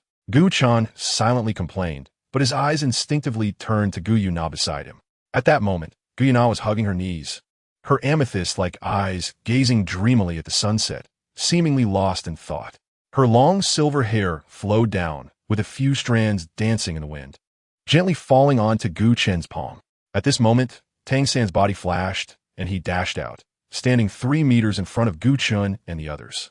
His expression was serious, as if he had made a decision, and he said, "Xiao Wu, big brother Gu sister Na, let's go climb the mountain. I want to show you something." Climb a mountain?" Gu Chen's expression became extremely strange. Is it going to kill to silence? Xiao Wu didn't think too much about it and directly followed him. Gu Chen actually knew what would happen next, but he was surprised that Tang San called both him and Gu Yue Na. Taking Gu Yue Na's delicate hand, Gu Chen followed Tang San up the mountain. Tang San stood at the mountaintop, facing the sunset, his eyes already filled with purple. "Xiao Wu, this is where I used to practice.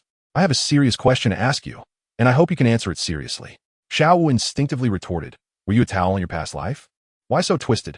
The next moment, Xiao Wu immediately realized, "Sorry, Xiao San, I learned a lot from Gu Lao," and instinctively shot back. "Just ask your question."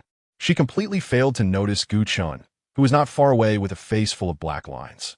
The perfect atmosphere was instantly destroyed, but Tang San still gritted his teeth and continued, "Xiao Wu, I really wish I could have a sister like you. Although I can't give you the things that nobles have, I can promise you that I will always protect my sister and won't let her suffer any harm." Looking into Tang San's eyes, Xiao Wu's eyes gradually turned red. "What if one day, many people want to kill me, and those people are ones you can't defeat? What will you do?" A faint smile suddenly appeared on Tang San's face. "Then let them first step over my corpse." Chapter 10. Rose Hotel, Gu.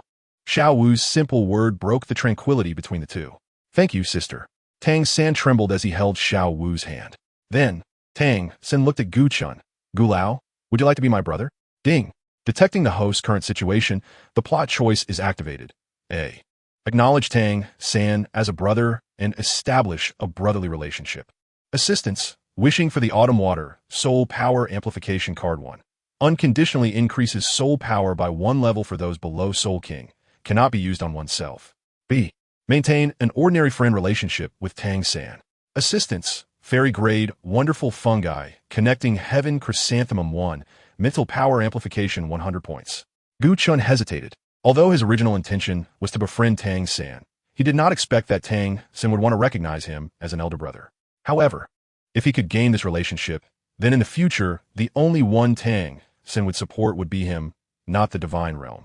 Let's not forget that Tang San is the kind of person who helps his friends rather than adhering to principles, and he can be somewhat selfish. A powerful being with dual divine positions has great utilitarian value. I choose A. Gu Chen silently thought. Ding. The Autumn Water revealed. Soul Power Amplification card has been stored in the system backpack. Please check. Gu Chen smiled at Tang San and said, "From now on, just call me Brother Chen." Tang San suddenly asked, "So, Brother Chen, what would you do if one day many people wanted to kill us, and you couldn't fight them off?" Gu Chen suddenly showed a fierce look. "If that day ever comes, I will fight to the death to bite off a piece of flesh from them, so that they lose the ability to pursue you." Tang San was stunned, tears falling from his eyes. "Brother Chen." Gu Chen held Gu Yue Na's hand and said, "Gu Yue Na has been my little sister since childhood. Since I am your elder brother now, you should call her sister as well. Just like before, you can call her not Jia." Tang San and Xiao Wu called out in unison, not Jia. Xiao Wu had already forgotten the distinction between master and servant. In her eyes, Gu Chen and Gu Yue Na, who were once her masters, were now her elder brother and sister. "Tang San, I have to ask you a question," Gu Chen said, narrowing his eyes. "If in the future, due to our differing positions, we have to stand on opposing sides, what will you do?" Tang San was taken aback for a moment and replied, "Don't worry, Chen Gu. If we must be on opposing sides, I will definitely spare your life. Gu Chen could no longer hold back and smiled. Me too. 5 years later, the Balik Kingdom is located to the south of the Heaven-Do Empire, bordering the Fasna province. Although it is called a kingdom, its area is only 3/4 that of the Fasna province. It is a part of the Heaven-Do Empire and one of the 4 major kingdoms within it. The Balik Kingdom directly borders the Star Luo Empire to the south, making its military strength the strongest among the 4 kingdoms of the Heaven-Do Empire, and it can be considered the gateway to the Heaven-Do Empire. To City is located in the center of the most fertile Lima plain within the Balik Kingdom, known as the Granary of Balik. At this moment, just past noon, under the scorching sun, for young people, 2 boys and 2 girls, entered through the west gate of To City. They appear to be only in their teens and were not carrying any luggage. The leading boy was dressed simply and had an ordinary appearance. He could easily be lost in a crowd. He wore a belt inlaid with 24 jade stones around his waist, which was a gift from the master to Tang San as a token of apprenticeship. Beside him was a girl with neatly styled scorpion braids that reached down to her calves. 5 years later, Xiaowu was half an inch taller than Tang San, wearing a pink outer garment that tightly wrapped around her body. Behind them stood a handsome boy with sleek, straight black hair, slanted and elegant eyebrows, sharp black eyes, thin lips, and a well-defined profile. He had a tall and slender build that was not rugged, resembling an eagle in the night, proud and solitary, exuding a strong presence that looked down upon the world. This person was Gu Chen.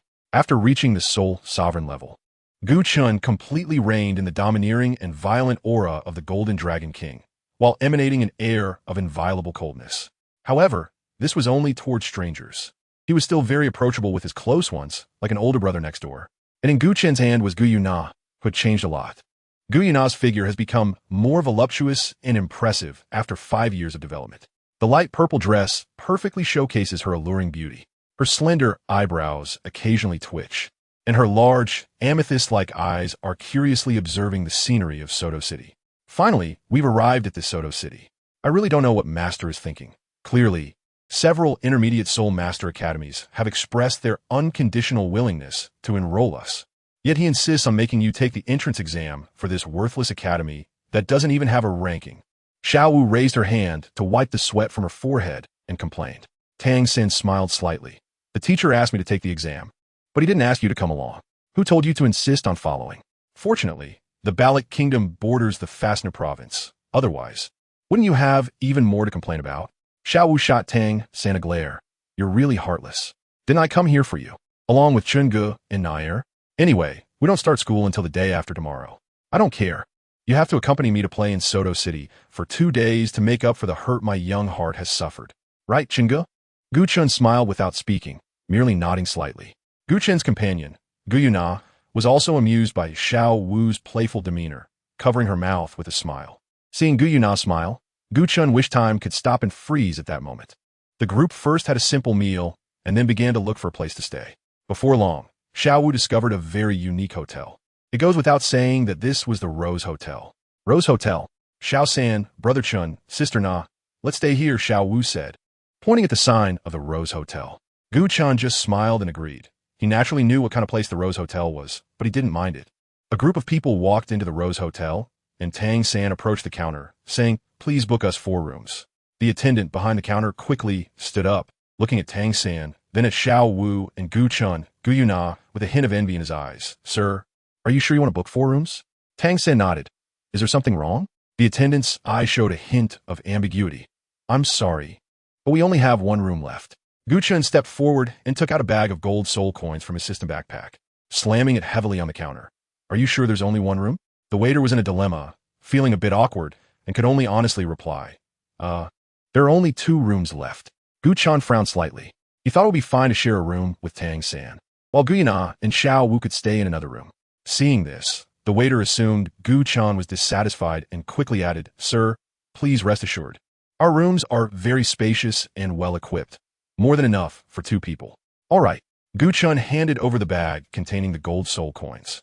Although Gu Chen had nearly 10,000 gold soul coins, it was definitely not enough for him to spend over 5 years. Like Tang San, Gu Chen found a part-time job. However, his part-time job was different from ordinary people. He joined a bounty hunter organization. In 5 years, he had taken on less than 10 jobs, but had earned tens of thousands of gold soul coins. Moreover, during one mission. He completed a system task by escaping from an ambush by 10 soul masters and killing 8 of them, which earned him a system reward of 100,000 gold soul coins. So now he was not short on money at all. I say, this last room should belong to me, right? A sudden voice interrupted the server's actions. Chapter 11. Gu Yue Na beats up Dai Mu by hearing this familiar line. Gu Chen didn't even need to turn his head to know that the visitor was the evil white tiger, Dai Mu Bai. Tang San and the others turned around and saw 3 people approaching them from behind, heading towards the counter. 2 girls were dressed flamboyantly, their appearances similar, obviously a pair of twins. The man in the middle had broad shoulders, long golden hair cascading down to his waist. He had a pair of evil-looking eyes, with dual pupils and a cold light emanating from his deep blue irises. Dai Mu Bai walked up to the counter, looked at the server, and asked, "You're new here, right? Don't you know that a room has to be left for me?"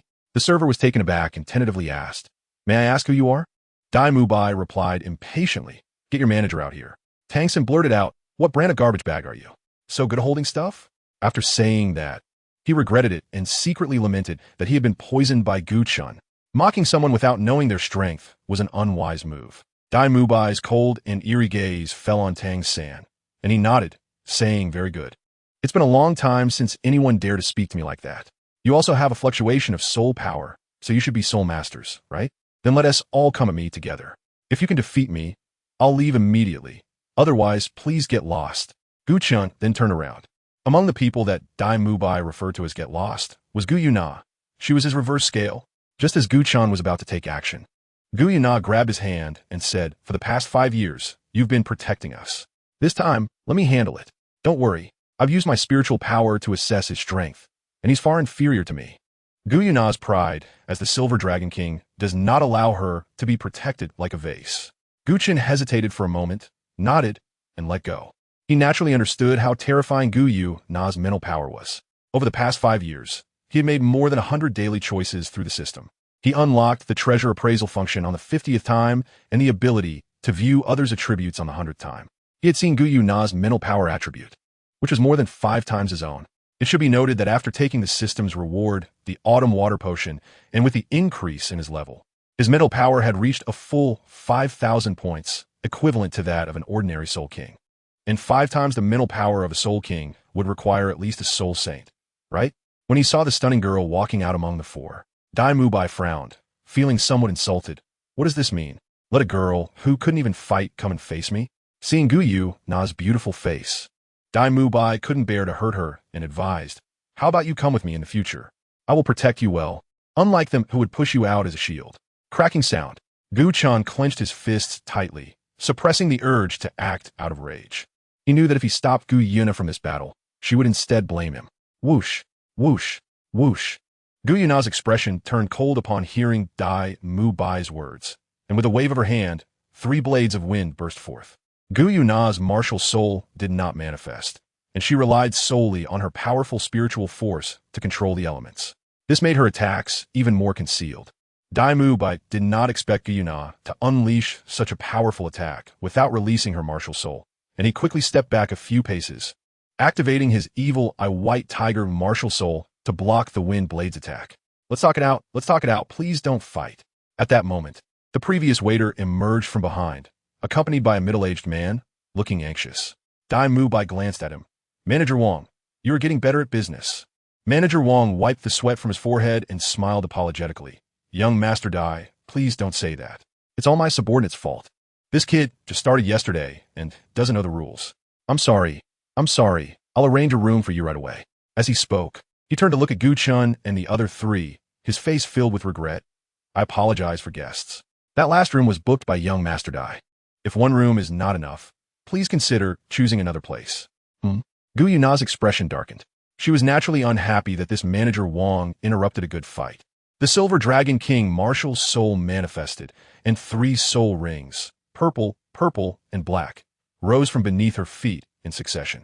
The second purple soul ring was actually a deep purple with black, at least 9,000 years old. The powerful pressure rendered Manager Wong unable to move. Gu Yue Na looked at Dai Mu Bai. "If you want to fight, then let's continue." 10,000-year soul ring. How could your soul ring age be possible?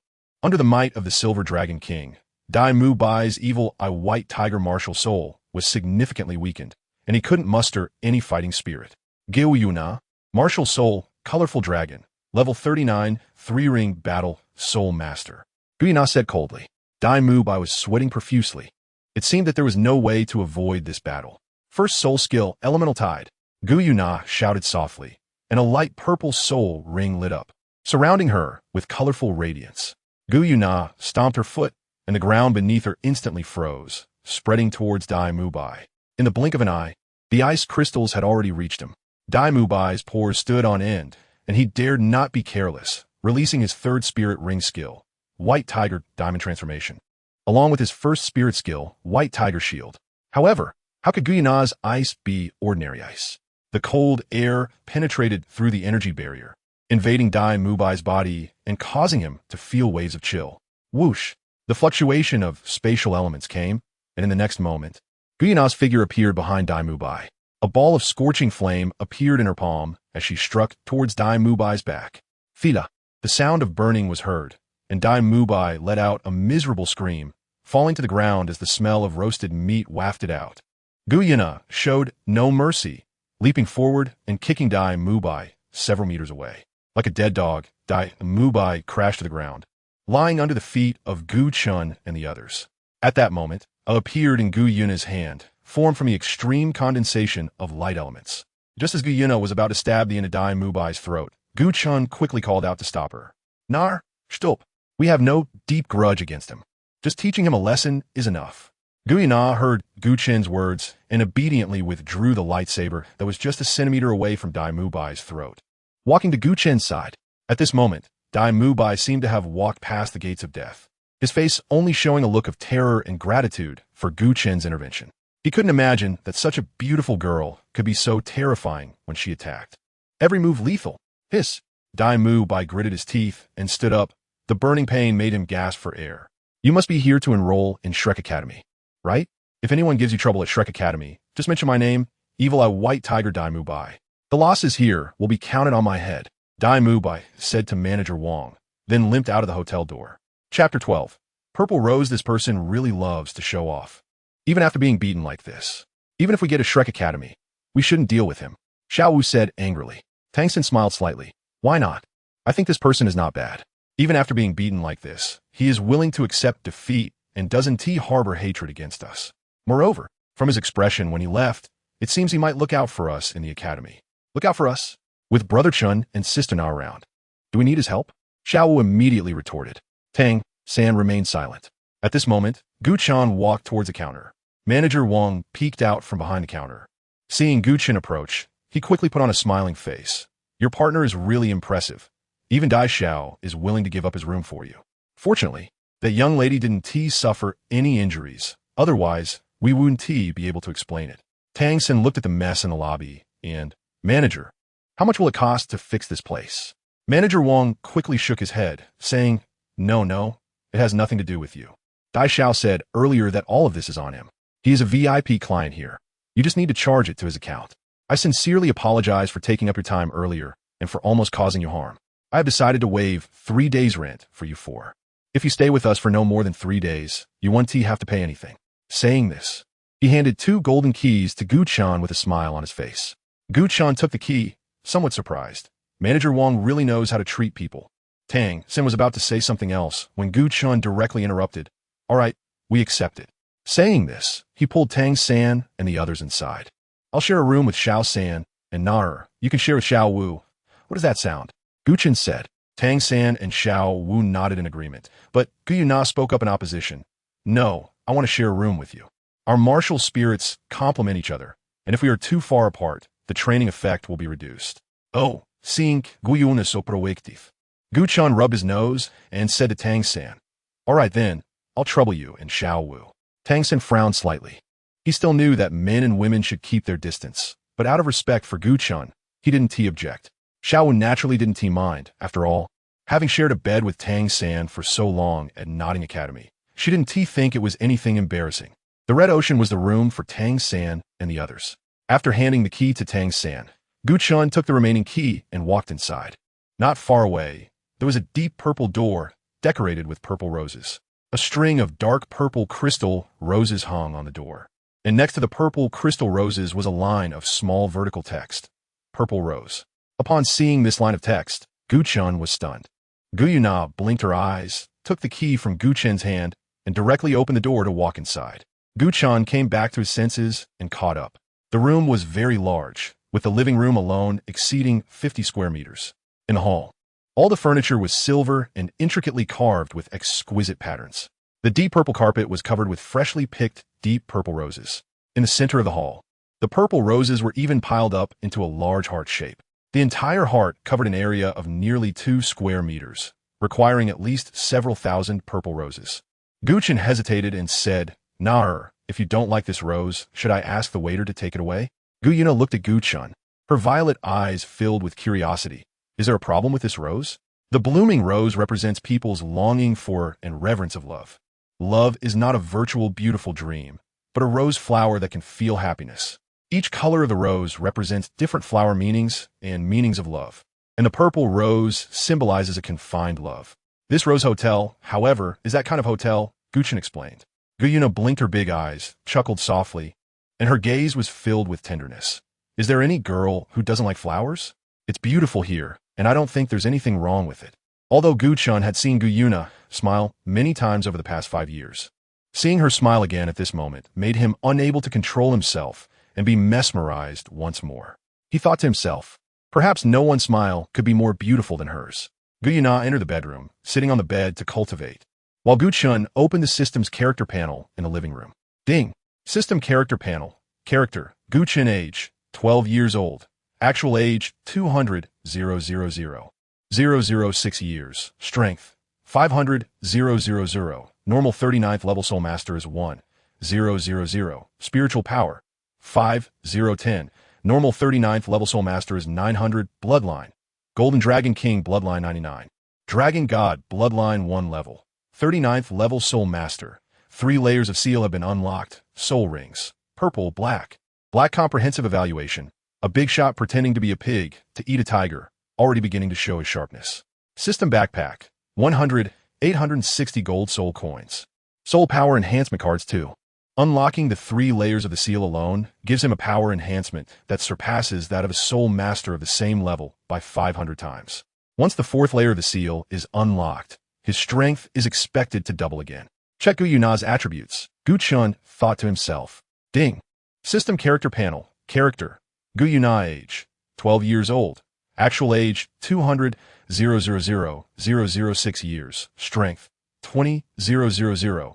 Normal 39th level Soul Master is 1,000. Spiritual power, 30,000. Normal 39th level Soul Master is 900. Bloodline, Silver Dragon King Bloodline 99.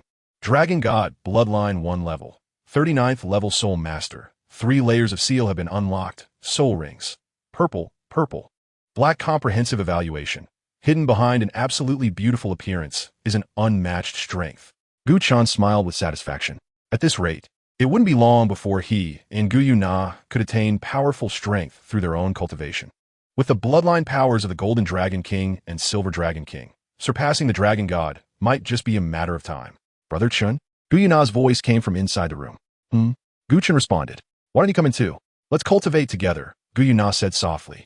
Gu Chen immediately smiled and walked into the room. Inside the room, Gu Yue Na was sitting upright on a purple bed. The bed was very spacious, enough to accommodate 3 people lying side by side. Gu Chen carefully got into bed, without making any inappropriate moves, and a golden light orb appeared in the palm of his hand. Gu Yue Na's palms also emitted colorful light clusters, which merged together to form a silver light cluster. The fusion of gold and silver soul power complemented each other, allowing Gu Chen's cultivation speed to be twice that of usual. This is also why Gu Chen and Gu Yue Na were able to reach level 39 Soul Master within just 5 years without the aid of rare materials. A quiet night passed. In the morning, the door to the Purple Rose Room was knocked on. Gu Chen, thinking it was the service staff and interrupted during his cultivation, impatiently opened the door, only to find Xiao Wu and Tang San standing there with helpless expressions. "Brother Chen, come out and play with us, okay? Staying in the room all the time. Don't you and sister not feel bored?" Xiao Wu complained. "Bored? Cultivating with Gu Yue Na. I'd be willing to stay in seclusion for a whole year." Gu Chen responded. "Shopping?" As Gu Yue Na's voice came from inside the room, Gu Chen knew that a fateful day was about to begin. No girl could resist the temptation of shopping. Not even Gu Yue Na. Chapter 13. The scheming merchant Flinder. After leaving the Rose Hotel, the group arrived at the commercial street in the city. The pace of life in the city was noticeably faster than the leisurely nodding city, with most passers-by appearing to be in a hurry. Various shops lined the street. And after Gu Yue Na dragged Tang San and Gu Chen into a few clothing stores, they were already feeling a bit dizzy. Xiao was fine. She embodied the spirit of window shopping, only looking without buying, which kept Tang San's wallet from getting thinner. But Gu Yue Na knew that Gu Chen had money. He bought whatever he saw, even helping Xiao Wu purchase several pieces of clothing. If it weren't for Gu Chen's storage ring, carrying all these things would have definitely left him in tears. Brother Chun, look over there. That seems to be related to Soul Masters. Xiao Wu pointed to a shop with a sign resembling the Soul Hall's token. Gu Chen glanced at the shop and immediately recognized it as the store of the four-eyed cat eagle, Flinder. The shop door was open, and it looked somewhat dim inside. As the two entered, a unique energy fluctuation suddenly caught their attention. This energy fluctuation was quite similar to that of the Martial Soul Hall, but slightly weaker. These were actually soul guiding devices. At that moment, Tang San noticed the crystal board in Flinder's shop and excitedly walked over. Gu Chen continued to examine the items in the shop. Belt Space Soul Guidance Device Storage Space. 2 cubic meters damage level. 40 value. 2,000 gold soul coins source. From the tomb of a soul emperor. Bracelet Space Soul Guidance Device Storage Space. 3 cubic meters damage level. 20 value. 6,000 gold soul coins source. From the tomb of a soul Douluo. Titan Black Blade. Combat type level 1 soul guidance device. Effect. Doubles the effect of blade type soul skills. Damage level. 80 value. For 1,000 gold soul coins source. From the tomb of a soul Douluo. Gu Chen couldn't help but feel a bit embarrassed. This Flander was really just a tomb raider. He openly took out and sold the things he stole from tombs, not afraid of being hunted down by the descendants of those he robbed. At this moment, Gu Chen discovered a dusty claw suit inside. It looked plain and unadorned, with no fluctuations of soul power. Dragon Soul Claw Suit, Combat Type Level 4 Soul Tool, Effect. Amplifies Claw Type Soul Skills by 5 times. Tool Spirit, 10,000 Year, Old Black Scaled Subdragon. Status, Sealed, Dragon Blood can unseal it. Damage Level, 9 value, 100. 860 gold soul coins origin. The tomb of a tidal Douluo from the blue electric Tyrannosaurus Rex, sect 100 years ago. Gu Chen was amazed. The damage level of 9 was the least he had seen among soul guides here. Moreover, being a level 4 soul guide with a Dragon Clan spirit, this was what truly intrigued him. Picking up the Dragon Soul Claw set, Gu Chen walked towards Flinder. Alright, 500 gold soul coins, no changes. Pay up and you can take it, otherwise please leave. If it's because you don't have enough money, I can take 200 gold soul coins first. And you can pay the rest slowly, 10 coins a month, but with an interest of 10%. You merchant, your shamelessness is truly the most remarkable part of you. It can be large or small, thick or thin, even unnecessary. Cough cough, the scheming merchant, Uncle Flinder, was obviously quite uncomfortable after being retorted by Xiao Wu. Deal. Where did you get this belt? It was given to me by my teacher. Do you know this belt? You are actually his disciple. Take this crystal with you. From now on, I will send 10 gold soul coins each month. No need, the crystal is a gift for you. It wasn't worth much anyway. You all can leave now. Don't disturb my sleep. As the conversation ended, Gu Chen happened to stand in front of Flinder and casually threw the Dragon Soul Claw set onto the ground, pretending to be disdainful. How much is this thing? For a merchant who could take advantage of anything, the best approach was to pretend to look down on it and show disinterest. Flinder frowned as he glanced at the dusty, rusty Dragon Soul Claw set on the ground and said, "Not expensive, 10 gold soul coins." Gu Chen couldn't help but laugh in his heart. This Flander truly lived up to being a blind man. He actually sold the Dragon Soul Claw set worth 100,000 gold soul coins for just 10 gold soul coins. It seemed that in his eyes, this was still a profit. Gu Chen hesitated deliberately for a moment, took out 10 gold soul coins, and said, "Alright, I'll buy it." However, the joy in Gu Chen's eyes was inadvertently noticed by the sharp-eyed Flander. Flander rolled his eyes and said, "You don't have enough money." Gu Chen was taken aback and cursed the unscrupulous merchant in his heart, saying, "What's not enough?" Flander chuckled and said, "I've changed my mind. I want to sell this for 1,000 gold soul coins." The price instantly skyrocketed 100 times. Although it was still far from the actual price of the Dragon Soul Claw, Gu Chen was not pleased. Don't think that just because you have a feather from a bird, you are an angel. You know very well how you got this thing. Do you want me to spill the beans? The unscrupulous merchant dug up the grave of the blue lightning tyrant dragon sex titled Douluo. Gu Chen directly confronted him. But before he finished speaking, Flanders' figure suddenly darted out and covered Gu Chen's mouth, saying, "Oh, my little ancestor, where did you get this news? I gave this to you, so don't go telling others." Gu Chen pried Flanders' hand open and took away the dragon soul claw set, nodding. Seeing Gu Chen and the others leave, Flanders lamented, "Damn, I've taken a big loss this time." "Brother Chen, why did you buy this piece of junk?" Xiao Wu asked, having already forgotten about Tang San's board crystal. Gu Chen mysteriously smiled and pulled a few people into the bedroom of the Purple Rose. Whoosh! With a wave of his left hand, a golden dragon claw materialized, and he gently drew it across his right arm. Blood immediately flowed out, dripping onto the dragon's soul claw set. The system's appraisal function indicated that the dragon's soul claw set needed dragon blood to be unsealed. A regular soul master would definitely have to hunt dragon soul beasts to obtain blood for the unsealing. However, Gu Chen's true form was that of the Golden Dragon King, the ancestor of the dragon race whose bloodline is second only to that of the dragon god, and his blood was one of the purest dragon blood among the dragon kin. As the golden blood dripped onto the dragon's soul claw set, it instantly radiated with brilliant light, and its originally rusted surface exploded, revealing its original titanium color. Roar! A dragon's roar echoed, and the phantom of the black-scaled subdragon danced in the room. The black-scaled subdragon, no, after absorbing a drop of Gu Chen's Golden Dragon King blood, it had already transformed and awakened the true dragon bloodline. At this moment, its name should be Black-Scaled Golden Dragon. The Black-Scaled Golden Dragon obediently crouched before Gu Chen, and upon receiving his permission, it returned to the Dragon Soul Claw set. Gu Chen put on the Dragon's Soul Claw set in front of the astonished gazes of Tang San and others, and integrated it into his body. Bang! Bang! A knock on the door sounded. When he opened it, sure enough, it was the waiter who was still shaken after hearing the dragon's roar. "Dear guest, sorry to bother you." "What is it?" Gu Chen asked. "Just now, there was a strange noise in the hotel." "Dear guest, did you hear it?" Gu Chen said lightly. "That is the sound produced by my cultivation. If there is nothing else, please leave." "Yes, yes, yes." The waiter was startled and quickly left. Soul masters despise being disturbed the most during their cultivation. Even if Gu Chen had just killed the waiter, probably no one would seek justice for her. "Just right. I'll handle this board crystal here as well." Tang San took out the board crystal from the 24 Bridge moonlit night and said. Chapter 14. Shrek Academy. After placing the board crystal on the ground, Tang San took out his forging hammer from the 24 Bridge moonlit night. His forging hammer was 2 sizes larger than the ordinary ones used by blacksmiths. After using this large forging hammer for the first time at the Shrek blacksmith shop, Tang San had not changed it. "Xiao Wu, Brother Chen, Sister Na, you all step back," Tang San said in a low voice. Seeing Tang San so serious, Gu Chen thought he had discovered a 3-level head and was afraid his teammates would snatch it away. A faint soul power surged out, pouring into the forging hammer from Tang San's hands. In an instant, the internal energy of the Xiantian skill was raised to its limit. Tang San exerted force with his calves, his body half-turned, and the first strike of the chaotic cloak hammering method was suddenly swung out.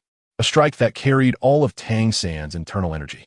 A brilliant white light erupted from the forging hammer, and a series of explosive sounds echoed in the air as the huge hammerhead heavily smashed down towards the board crystal. Gu Chen and the others instinctively covered their ears. With a loud bang, the board crystal was smashed into powder. Countless golden light spots surged out from the board crystal, scattering all over the bedroom with the purple rose bed, as if the entire room was covered with a layer of golden sheen. Gu Chen knew what the golden light particles were and called Gu Yue Na to help Tang San collect these golden grains.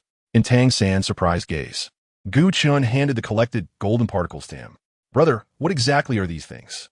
Why are you so tense?" Xiao Wu looked at Tang San. After quietly listening to Tang San introduce the function of the dragon beard needle, Gu Chen timely stopped Tang San from damaging his bed like in the original story. It would be a joke if the bed was broken. How would he share a bed with Gu Yue Na then? However, perhaps Gu Chen had intimidated the waiter earlier, as the noise this time was louder than before, yet no waiter came to disturb them. Early the next morning, the group set off for the Shrek Academy mentioned by the master. It had been 6 years since he promised the sky blue bull python to protect Xiao Wu, and it was about time for him to leave, wasn't it? Gu Chen pondered for a moment, and soon several people arrived outside Shrek Academy. Although it was called an academy, it was actually located in a small village. At the entrance of the village, there was a table with an elderly man in his 60s sitting behind it. "Brother, is master mistaken?" I really don't think this looks like an academy. It can't be a scam, right? Xiao Wu said. Even Gu Yue Na, who was on Gu Chen's back, showed a look of doubt. Tang San smiled wryly and said, since we're here, let's take a look first. Gu Chen put Gu Yue Na down, and the group entered the queue. At this moment, there were over 100 applicants in front of them, many of whom frowned, clearly harboring the same thoughts as Xiao Wu. Is this for real? This is the so-called Soul Master Academy, the one that claims you can become a Viscount of the Empire upon graduation, said a boy's mother. The boy's father replied uncertainly. That's what the Spirit Hall people said. It shouldn't be wrong, right? But this academy really does look a bit shabby. The boy said, Dad, I don't want to study here. It's too embarrassing. I'd rather go to the Soto City Intermediate Soul Master Academy. After all, I was considered a genius in the primary academy. The boy's father frowned and said, since we're already here, let's wait a bit longer. Maybe this is a test. And the Real Academy is not here. Similar conversations were not uncommon in the queue, and most people showed a strong sense of disappointment. Tang San's gaze did not linger too long on these applicants. He looked towards the front of the line, where the registration was taking place. With the enhancement of his perception and hearing from the Xiantian skill, he could vaguely hear the conversations there. The old man, sitting behind the desk, responsible for receiving the registrations, looked lazily indifferent. His clothes could be described as simple, but he looked like an ordinary old man, even less spirited than Old Jack from Holy Spirit Village. At this moment, a boy approached the desk to register.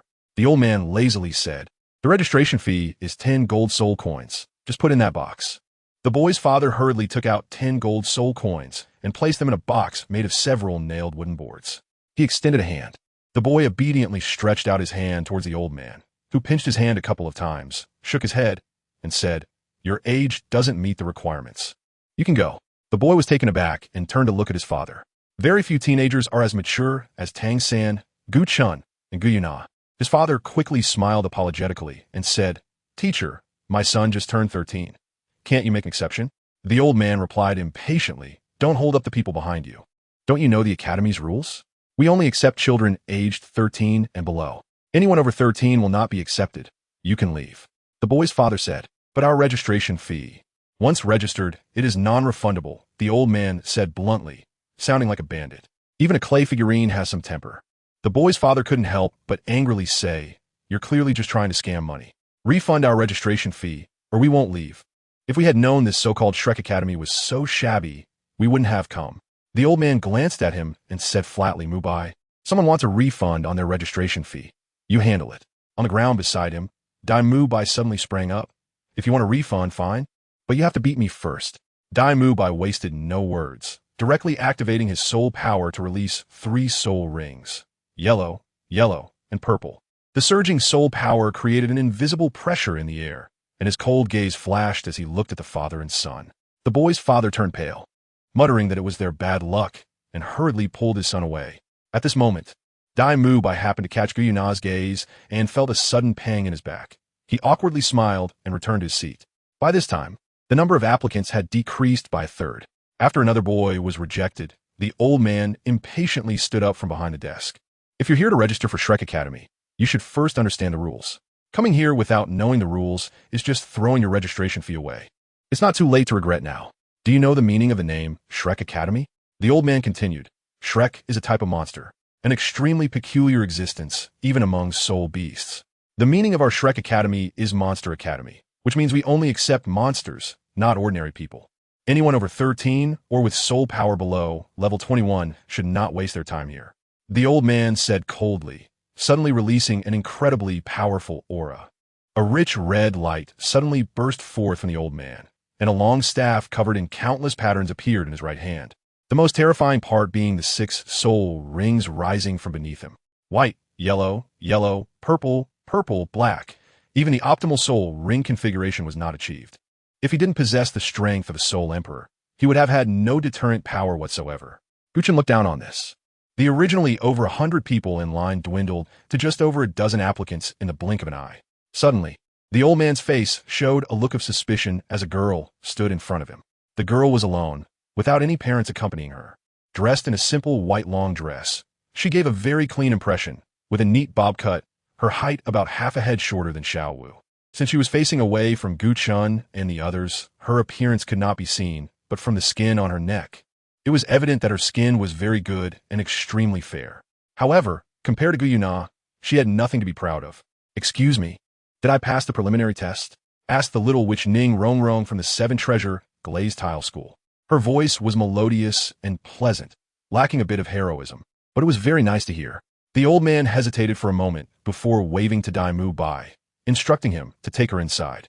The next batch of students quickly passed the preliminary test, and then it was Gu Chen and the others' turn. "We want to register together." Gu Chen placed the 40 gold soul coins he had prepared into the wooden box and extended his hand. The old man pinched Gu Chen's hand, nodded, and said, "Your age is appropriate. You can release your soul rings now." Gu Chen nodded, and in an instant, a golden dragon phantom appeared behind him, exuding a powerful dragon's might that even the elder could feel a pressure from a high-level soul beast. Purple, black, black. 3 shocking soul rings were arranged in sequence behind him, emanating a terrifying aura. Chapter 15. I have a big sausage. How is that possible? The elder was visibly shocked. Standing up, how did you achieve this extraordinary soul ring configuration? This is a secret for now, Gu Chen replied with a mysterious smile, not trusting the elder from Shrek Academy. Hearing this, the elder's expression froze for a moment, but he also knew that Gu Chen did not trust him, so he did not say anything further. Next, the elder said. Gu Yue Na stepped forward. The old man squeezed her hand and nodded, saying, "The age is appropriate. Release your soul ring." Gu Yue Na gently nodded, and a silver dragon phantom appeared behind her. 3 terrifying soul rings, purple, purple, and black, rose from her feet and surrounded her. At this moment, Dai Mu Bai stepped forward quickly and whispered in the old man's ear, "Teacher, this is the girl I mentioned before, but I didn't expect that Gu Chen is also so powerful." At this time, the old man's smile was unreserved. "Good, good. It looks like our Shrek Academy will have 2 more powerful little monsters this year. No, this should be called Monsters Among Monsters." Next, the old man tested Tang San and Xiao Wu's ages and soul rings, and both passed smoothly. However, with Gu Chen and Gu Yue Na ahead, they did not stand out. The old man's smile became even brighter. There are really many little monsters this year. Mu Bai, take them inside. Under Dai Mu Bai's lead, the group smoothly walked into Shrek Academy, which is located in this village. Dai Mu Bai said, "With your talents, I knew you would pass smoothly. The following exams will definitely be no problem." As he spoke, he couldn't help but turn back to look at the academy's entrance. "What are you looking at? Are you trying to harm the girls again?" Seeing Dai Mu Bai, who was surrounded by girls in the Rose Hotel, Xiao Wu said to him with annoyance. Dai Mu Bai frowned. "What do you know? I feel that the aura of that girl is very similar to mine. Not just similar, but there's also a complementary feeling. In martial spirits, it is extremely difficult to encounter a complementary martial spirit. Once encountered, if they work together, the strength of their own martial spirits will increase exponentially. This is what is known as martial spirit fusion skill." Gu Chen just watched coldly from the side. Dai Mu Bai might become a good brother, but he is definitely not a good husband. After all, he doesn't even know his own fiancée. To be honest, the current Dai Mu Bai is not worthy of Zhu Zhuqing at all. Not far along, Dai Mu Bai led them to a clearing surrounded by wooden houses. This clearing is about 500 square meters, right in the center of Shrek Academy. After letting Gu Chen and the others take the second exam year, Dai Mu Bai hurriedly left to find Zhu Zhuqing. At that moment, a soft voice rang out. "Sausages for sale. Sausages for sale. Come and take a look. Don't miss out as you pass by. Oscar's sausages, delicious and sweet, cheap and plentiful, only 5 copper soul coins each. After eating Oscar's sausages, you are guaranteed to have an easier time passing the entrance exam." Gu Chen naturally knew that the source of this voice was Uncle Oscar, the big sausage. There were still a few people ahead, and since he didn't eat much for breakfast, "Do you want to have a sausage?" Tang San said to Xiao Wu. Gu Chen had no prejudice against Oscar's sausages. Although the soul spell was a bit disgusting, its effect was quite good. Moreover, Gu Chen appreciated Oscar's character. Although he might not have been great in the past, he was at least better than Dai Mu Bai, and he was relatively devoted after meeting Ning Rongrong. "Do you want me to bring you one?" Tang San asked Gu Yue Na and Gu Chen. The two nodded. When Oscar saw someone approaching, he immediately greeted them enthusiastically. "Would you like a sausage?" Oscar's sausages are fair to everyone, and the taste is guaranteed. Tang San smiled and said, "Uncle, could you please give me 4? Oscar's expression suddenly became stiff. "What did you call me?" Tang San was also taken aback. "I called you uncle. Is there a problem?" Oscar smiled bitterly. "Of course there's a problem, a big one. Brother, I'm only 14 this year, and you call me uncle?" You're only 14? Tang San looked at the person in front of him in surprise. Oscar confirmed. "That's right. My name is Oscar. I'm 14 this year, a first-year student of Shrek Academy. You can't just call me uncle because I have a bit of facial hair, right? Tang San was speechless, looking at Oscar's thick beard, thinking to himself, this hair is not just a bit thick. Tang San, what are you doing? Since they were at the school gate, Tang San had introduced himself, and Dai Mubai knew his name. At this moment, he was bringing the last enrolled student, Gu Chen, over. Dai Lauda, do you want a sausage? As soon as Oscar saw Dai Mubai, he immediately showed a pained expression. Go to hell. Dai Mubai glared at him angrily. You're really embarrassing the academy. I think I've warned you more than once not to sell sausages in the academy. Do you want everyone to vomit? Tang San, Gu Chen, you can't eat this sausage. Tang San asked in confusion. Why? Dai Mubai's expression was a bit strange. Little Oscar, make a new sausage. Even though Oscar was very reluctant, under Dai Mubai's coercion, he still made a new sausage. A yellow light suddenly gathered in his palm. 2 yellow rings rose from beneath his feet. And then a sausage identical to the one in Tang San's hand appeared in his palm. I have a big sausage. This was Oscar's soul spell, and Tang San was momentarily stunned. This phrase was too strange, regardless of the quality of the sausage or whether it was edible. Just hearing Oscar say that made him hesitant to eat it. Oscar hurriedly explained, I have no choice. When using a food-type martial soul to change the food, it must be accompanied by different soul spells. This phrase is a spell, not something I want to shout. Moreover, the quality of my sausages is absolutely fine. Tang San quickly put the sausage back on the cart and declined Oscar's sausage. Gu Chen looked indifferent as he took the sausage, and, under the astonished gazes of Tang San and the others, directly put it into his mouth.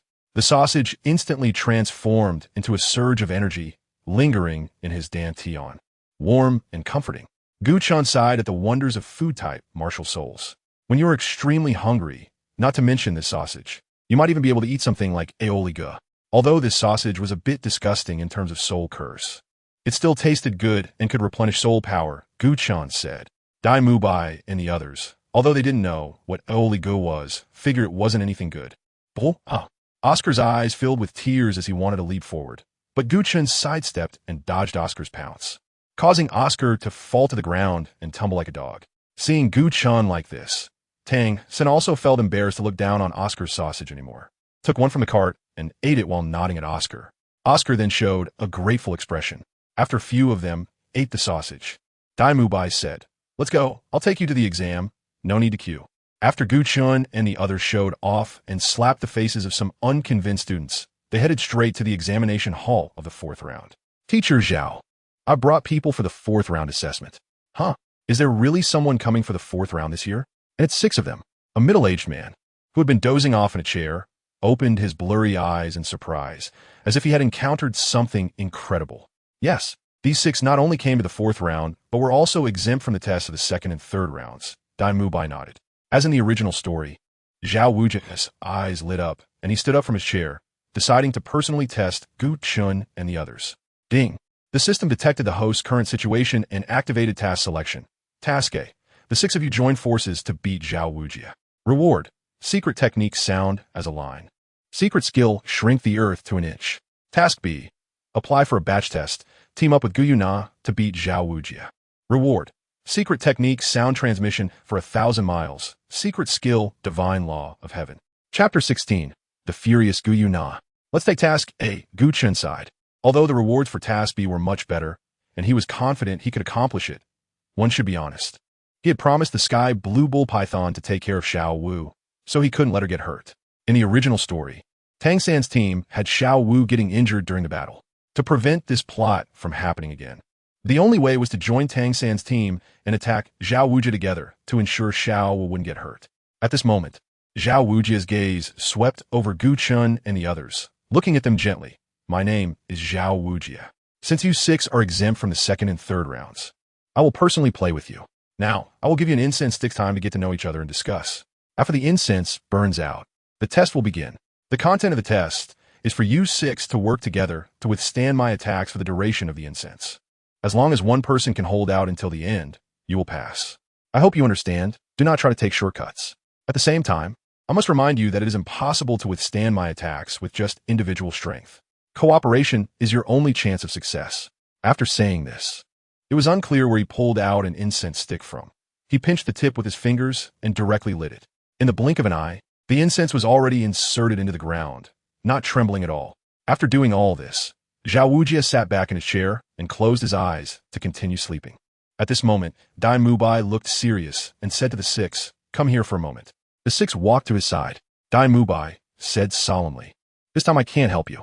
I didn't expect teacher Zhao to take action himself." Xiao Wu smiled and said, "This teacher, Zhao, won't be like the one at the door, a soul emperor-level powerhouse, right? No, he's a soul saint." Xiao Wu's smile froze. Teacher Zhao's martial soul is the great strength diamond bear, a powerful beast martial soul with no flaws at all. His defense is extremely terrifying.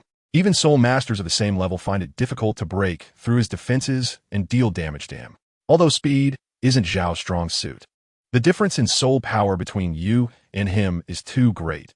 You can't possibly be faster than him. Teacher Zhao's greatest strengths are his attack and defense. In the academy, he is nicknamed the Immovable King. Let alone you six. Even with my help, I might not be able to withstand his attacks for an incense stick's time. Now I just hope that teacher Zhao won't be too serious when attacking you." Dai Mubai said, "Gu Chen, you are the strongest among us. You should be the one to devise the battle plan." It was Zhu Zhuqing speaking. She was a person who admired the strong and completely trusted Gu Chen. Thus, the eyes of Tang San and the others all turned to Gu Chen. Gu Chen, Beast Martial Soul Golden Dragon, Level 39 Attack, System Battle Soul Supreme. Gu Chen introduced himself. Gu Yue Na, Beast Martial Soul Colorful Dragon, Level 39 Control, System Battle Soul Supreme. Gu Yue Na said softly. Tang San, Tool Martial Soul Blue Silvergrass, Level 29 Control System Soul Master. Xiao Wu, Beast Martial Soul Rabbit, Level 29 Attack System Soul Master. Ning Rongrong, Tool Martial Soul 7 Treasure Glazed Tower, Level 26 Auxiliary System Tool Soul Master. Zhu Zhuqing, Beast Martial Soul Nethercat, Level 27 Agility Attack System Battle Soul Master. After the six introduced themselves, all eyes, including Dai Mubai's, were focused on one person, and that person was Gu Chen. I will take on the front line assault. Gu Yue Na and Tang San will handle the side control. Zhuqing will look for opportunities to sneak attack, and Ning Rongrong will assist us. Xiao Wu, you will coordinate your attacks with Tang San. Gu Chen said. If this still doesn't work, Gu Yue Na and I can unleash our martial soul fusion technique. Withstanding a soul saint's attacks for an incense stick's time shouldn't be a problem. The fusion skill of Gu Chen and Gu Yue Na is naturally the Dragon God transformation. Now they are already able to unleash the first form, Dragon God Awakening. Do you still have a fusion skill? Ning Rongrong said in surprise. Gu Chen nodded. Teacher, we can start now. Dai Mubai said to Zhao Wuji, quickly stepping aside to watch the battle. Although it was an unequal fight, he naturally wouldn't miss the opportunity to see Zhao Wuji in action as a power-type soul master himself. However, whether he would learn more from Zhao Wuji or from Gu Chen was worth questioning. Zhao Wuji stood up again, clasped his hands together, and moved his wrists. The sound of cracking bones echoing, increasing the invisible pressure in the air. Zhao Wuji produced an incense stick in his hand, but before he could light it, Ning Rongrong had already taken a lead. 7 treasures turned into glaze. Her body spun gracefully in place, and dazzling 7-colored light burst forth from her. At the point where the colorful light converged, a 7-colored treasure tower over a foot tall appeared in Ning Rongrong's right palm, its brilliance shining, exuding an air of nobility. With a smile on her face, she looked ethereal, as 2 rings of yellow soul rings rose from beneath her feet, quietly swirling around her body. The 7 treasures are famous, the first being strength. The first soul ring rose and enveloped the 7-colored treasure tower. Under Ning Rongrong's left hand's guidance, 5 streams of colorful light simultaneously released, each enveloping Gu Chen and his 4 companions. Surprisingly, Ning Rongrong's soul power diminished by half in an instant, and it continued to decrease. Since Ning Rongrong's first soul skill was a power enhancement, the soul power consumed was linked to the strength of those being enhanced.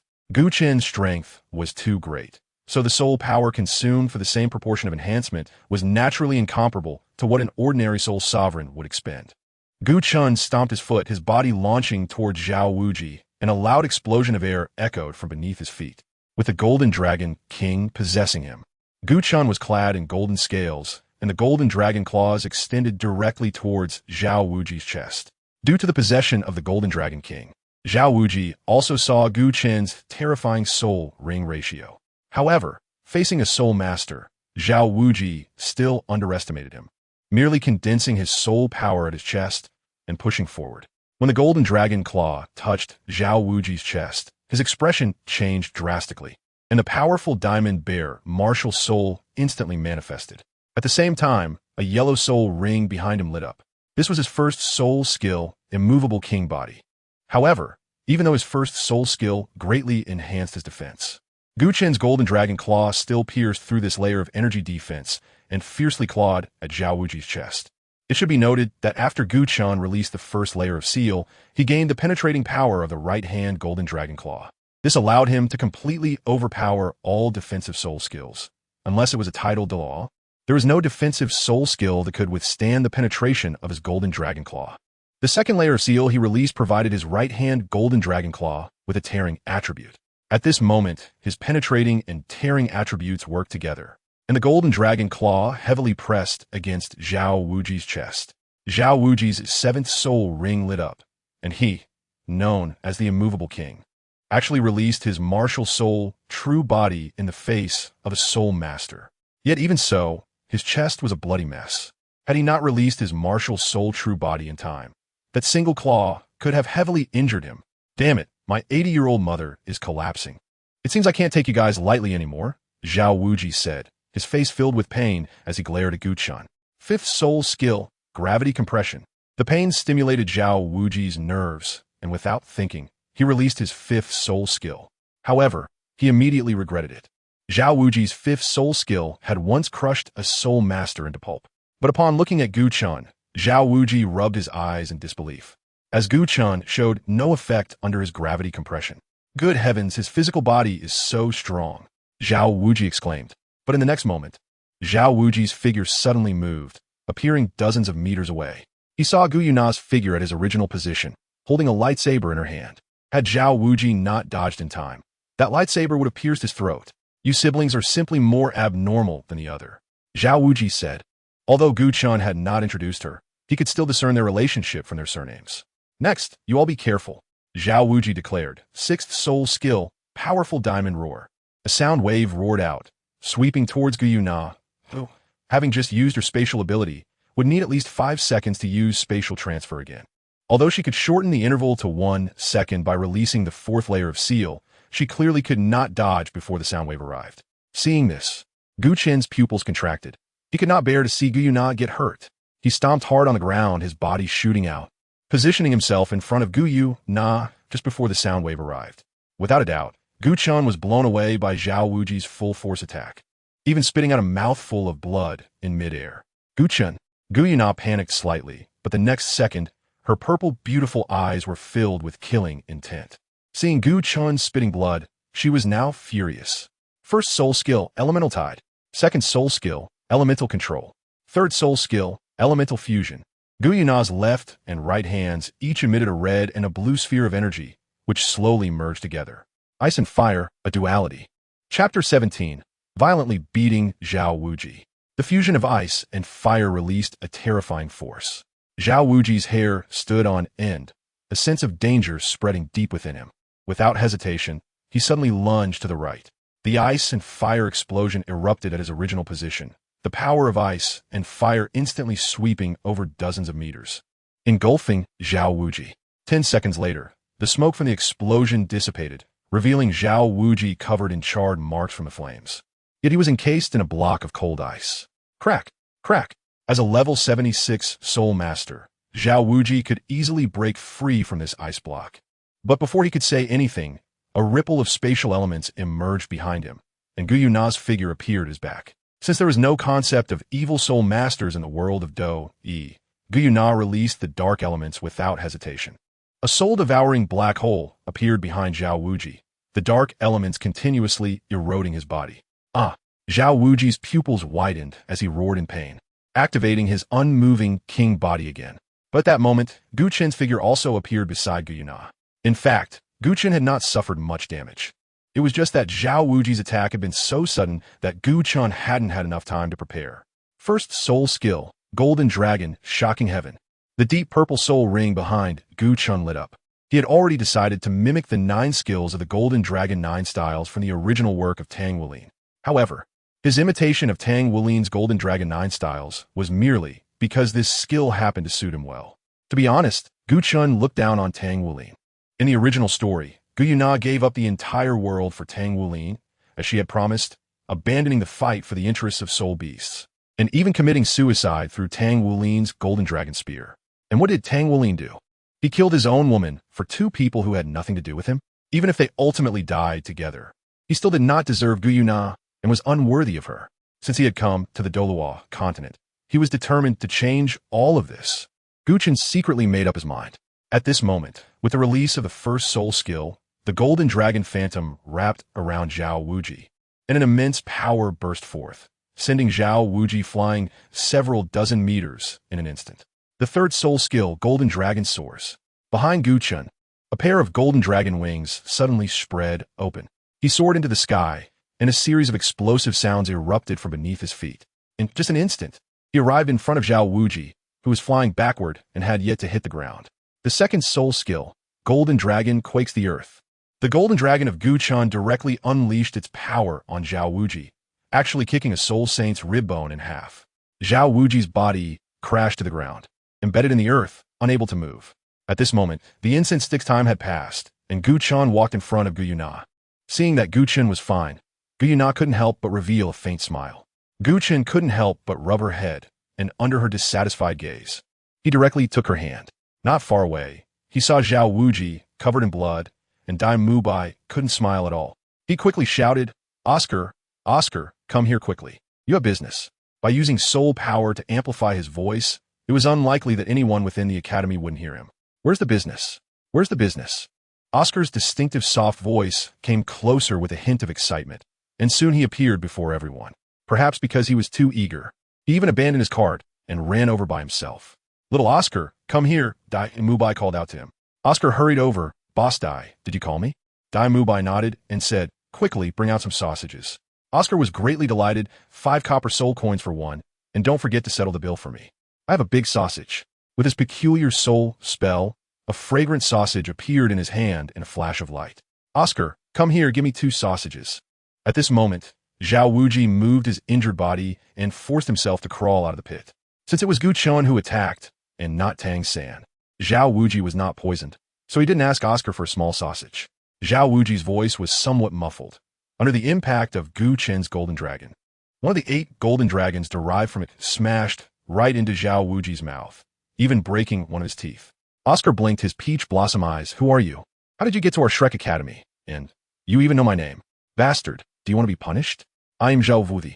Zhao Wuji was furious, almost unable to catch his breath, nearly spitting out blood.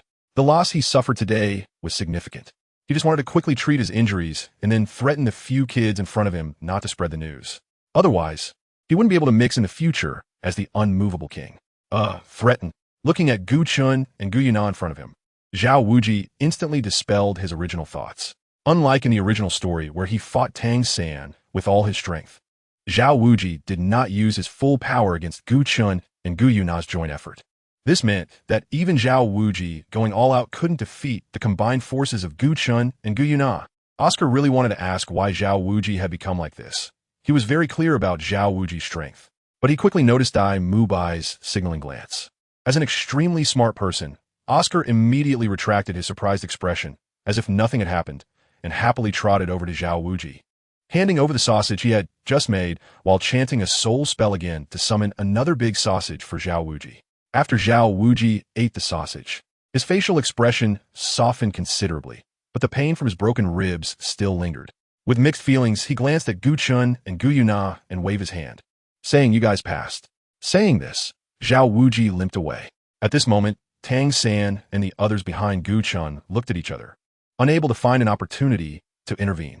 Aside from Ning Rongrong, who was exhausted from simultaneously empowering Gu Chen and Gu Yue Na, Tang San and the others had done nothing at all. "Gu Chen, you guys are really fierce. Even teacher Zhao could be defeated," Dai Mubai said. Gu Chen just smiled and asked, "By the way, where's our dormitory?" Dai Mubai led the 6 of them to find their dormitories. Among them, Oscar and Tang San shared one room, while Gu Chen requested a room of his own. Gu Yue Na, Zhu Zhuqing, Xiao Wu, and Ning Rongrong were in the dormitory together. "Sister Na, can you tell me how I can become as strong as you?" As soon as Zhu Zhuqing entered the dormitory, she looked intently at Gu Yue Na. Ning Rongrong also turned her gaze towards Gu Yue Na. body strength, and soul power are key to the years of soul ring possession. Gu Yue Na's voice was cold. She would only show that obedient side of her in front of Gu Chen. As the Silver Dragon King, her nature was aloof, and, at this moment, Gu Yue Na was truly herself. Zhu Zhuqing wanted to ask something else, but saw Gu Yue Na coldly close her eyes, sitting cross-legged on the bed, already beginning to cultivate. Thus, Zhu Zhuqing and the curious Ning Rongrong did not disturb her, and instead started to play around with Xiao Wu at the other end of the dormitory. As night fell and the entire Shrek Academy quieted down, the exams from the day went just as Dai Mubai had predicted, apart from Gu Chen and the 6 others. No one else passed the first 3 rounds. This year was also the year with the most students enrolled in Shrek Academy in many years. Zhao Wujia, as the vice president, naturally had his own residence. At this moment, he was alone in his room, feeling somewhat gloomy.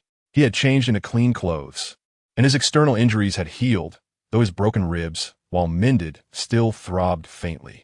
He never expected that his intention to stretch his muscles would lead to such humiliation. Moreover, he had used all his strength. He was surprised that Gu Chen and Gu Yue Na, this pair of siblings, possessed such strength. Their future accomplishments were limitless. Clenching his right fist and striking it into his left palm, Zhao Wujia sighed helplessly. What bad luck. It seems I need to properly train them in the future. A jade must be carved to become a gem. As he said the last sentence, a hint of an evil smile appeared on Zhao Wujia's face. Although even Zhao Wujia himself couldn't defeat Gu Chen and Gu Yue Na, he could still find ways to mess with them under the pretext of training. Just as Zhao Wujia was pondering how to train Gu Chen and the others, a sudden voice caused the smile on his face to freeze instantly. Chapter 18. Battle against Tang Haohu. Zhao Wujia stood up abruptly, his eyes gleaming coldly. He had a bad reputation in the Soul Master world and had many enemies. Having hidden in Shrek Academy for these years had been relatively peaceful, but he never expected a powerful opponent to suddenly appear at this time. Come out. A faint aura locked onto Zhao Wujia. Without hesitation, Zhao Wujia leaped out of the window and into the night. His soul power surged to its peak as he cautiously guarded himself, while also searching for movements around him. Come out. I know you're here. Zhao Wujia shouted in a deep voice. At the same time, he quickly completed his martial soul manifestation, with 7 soul rings swirling around his body, flashing with brilliant light. Especially the 3 black 10,000-year soul rings, which appeared extraordinarily profound. A black figure slowly emerged from behind a large tree. The person was completely shrouded in black clothing, even wearing a black hood, and from the appearance, it could only be seen that he was a tall man. Who are you? Zhao Wujia coldly shouted. Having completed the manifestation of the martial soul, the great strength diamond bear, he exuded a wild aura, intimidating without anger. The man in black did not directly answer his question, only saying lightly, to meet the immovable king in this small place, I just wanted to spar with you. It's been a long time since I've stretched my muscles. In a single dormitory, Gu Chen sat on the bed. Ding! Reward has been released. Please collect it in a timely manner. Extracting secret technique. Sound as line. Gu Chen silently recited. Ding! Secret technique. Sound as line extracted successfully. Please choose the method of acquisition. 1. Imprint in the mind. 2. Convert to book form. Gu Chen was taken aback and said, Why was the Xian Yu hand I obtained previously directly imprinted in my mind without giving me a choice? Ding! The secret technique of the Xian Yu hand already exists in this dimension, so is defaulted to be directly imprinted. The secret technique of turning sound into lines does not exist in this dimension, so the host can choose to convert it into book form. Gu Chen nodded and chose to directly imprint the knowledge into his mind. The knowledge about the sound transmission technique that formed lines instantly appeared in Gu Chen's mind. This method of transmitting sound, originally only usable by title Douluo, now had no level restrictions. Extract secret technique. Shrink the earth to an inch, Gu Chen said. In the next moment, a large amount of knowledge appeared in Gu Chen's mind again. Unlike secret manuals, secret techniques allowed the host to directly possess them without starting cultivation from scratch. At this moment, a faint sound reached Gu Chen's ears, and he easily distinguished it as Zhao Wujia's screams. Is that Tang Hao coming? A smile appeared on Gu Chen's face as he quickly looked out the window and used Shrink the Earth to an inch to rush towards the source of the sound. Soon, Gu Chen arrived at the source of the sound. He hid behind a tree and quietly waited. What has happened can be considered compensation for you. From now on, it will be troublesome for you. The voice of the man in black was no longer cold, but still very calm. Behind the black mask, A hint of warmth emerged in his deep-set eyes. Suddenly, the man in black looked towards Gu Chen's position. Aren't you planning to come out yet? Is there someone else?